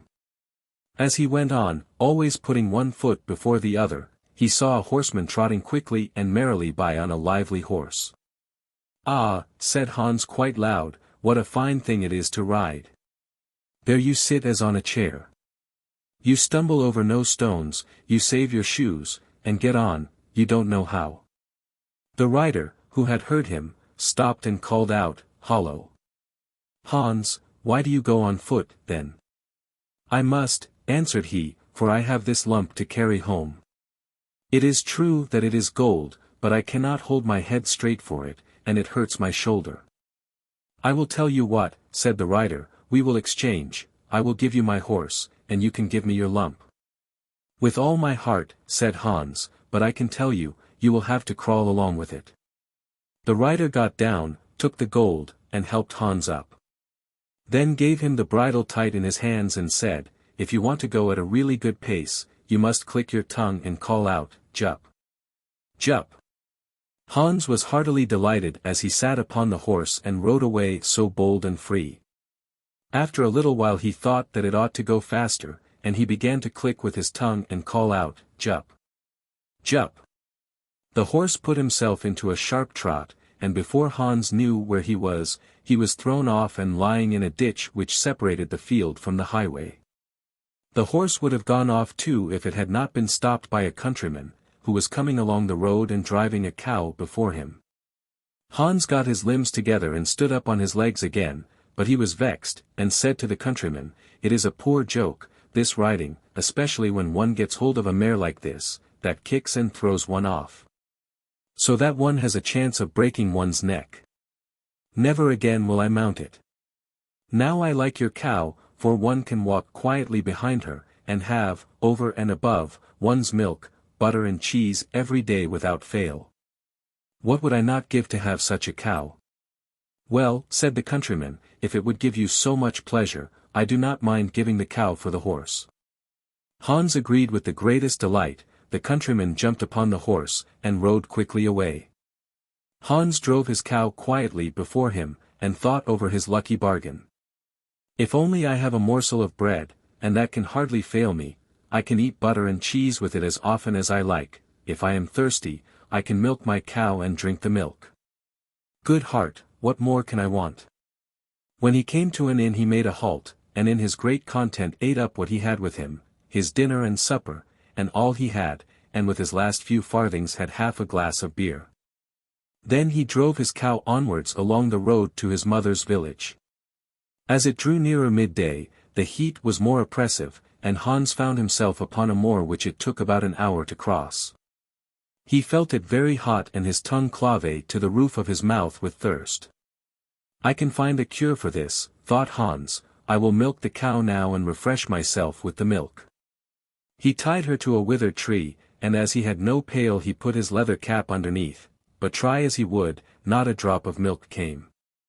And as he set himself to work in a clumsy way, the impatient beast at last gave him such a blow on his head with its hind foot, that he fell on the ground, and for a long time could not think where he was.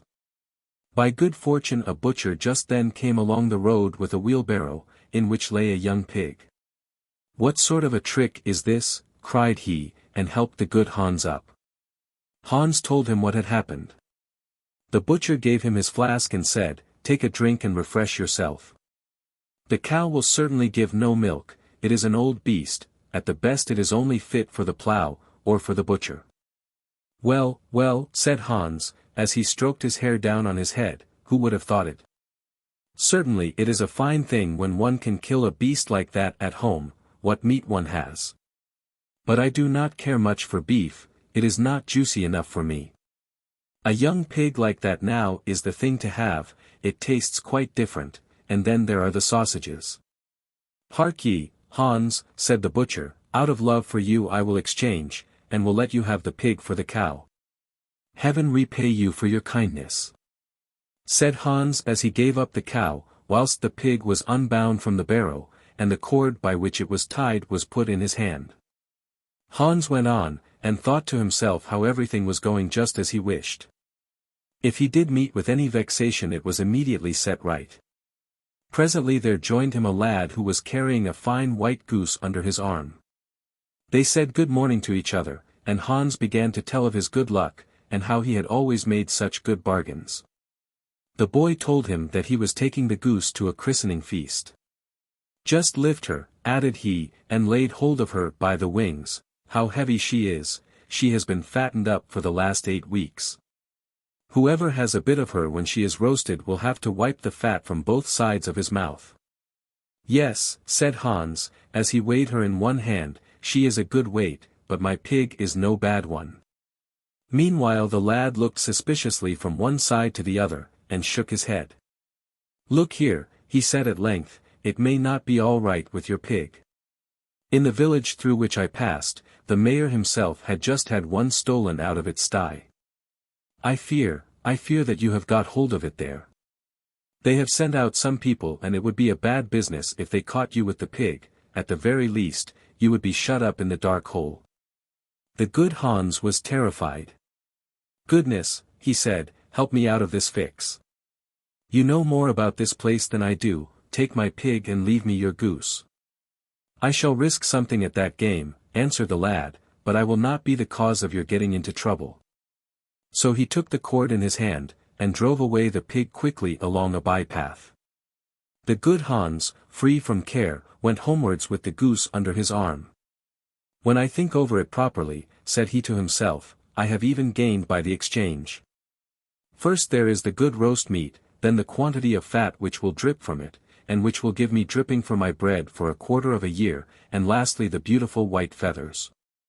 I will have my pillow stuffed with them, and then indeed I shall go to sleep without rocking.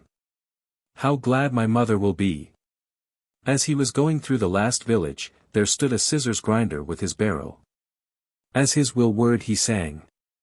"I sharpen scissors and quickly grind.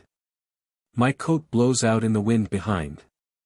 Hans stood still and looked at him. At last he spoke to him and said, "All's well with you, as you are so merry with your grinding." "Yes," answered the scissors grinder, "the trade has a golden foundation. A real grinder is a man who as often as he puts his hand into his pocket finds gold in it. But where did you buy that fine goose?" "I did not buy it, but exchanged my pig for it." "And the pig?" "That I got for a cow." "And the cow?" "I took that instead of a horse." "And the horse?" "For that I gave a lump of gold as big as my head." "And the gold?" "Well, that was my wages for 7 years' service." "You have known how to look after yourself each time," said the grinder. "If you can only get on so far as to hear the money jingle in your pocket whenever you stand up, you will have made your fortune." "How shall I manage that?" said Hans. "You must be a grinder, as I am. Nothing particular is wanted for it but a grindstone, the rest finds itself. I have one here, it is certainly a little worn, but you need not give me anything for it but your goose. Will you do it?" "How can you ask?" answered Hans. "I shall be the luckiest fellow on earth. If I have money whenever I put my hand in my pocket, what need I trouble about any longer?" And he handed him the goose and received the grindstone in exchange. "Now," said the grinder, as he took up an ordinary heavy stone that lay by him, "here is a strong stone for you into the bargain, you can hammer well upon it and straighten your old nails. Take it with you and keep it carefully." Hans loaded himself with the stones, and went on with a contented heart, his eyes shone with joy. "I must have been born with a caul," he cried, "everything I want happens to me just as if I were a Sunday child." Meanwhile, as he had been on his legs since daybreak, he began to feel tired. Hunger also tormented him, for in his joy at the bargain by which he got the cow he had eaten up all his store of food at once. At last he could only go on with great trouble, and was forced to stop every minute. The stones, too, weighed him down dreadfully. Then he could not help thinking how nice it would be if he had not to carry them just then. He crept like a snail to a well in a field, and there he thought that he would rest and refresh himself with a cool draught of water, but in order that he might not injure the stones in sitting down, he laid them carefully by his side on the edge of the well. Then he sat down on it, and was to stoop and drink, when he made a slip, pushed against the stones, and both of them fell into the water. When Hans saw them with his own eyes sinking to the bottom, he jumped for joy, and then knelt down, and with tears in his eyes thanked God for having shown him this favor also, and delivered him in so good a way. And without his having any need to reproach himself, from those heavy stones which had been the only things that troubled him. "There is no man under the sun so fortunate as I," he cried out. With a light heart and free from every burden he now ran on until he was with his mother at home.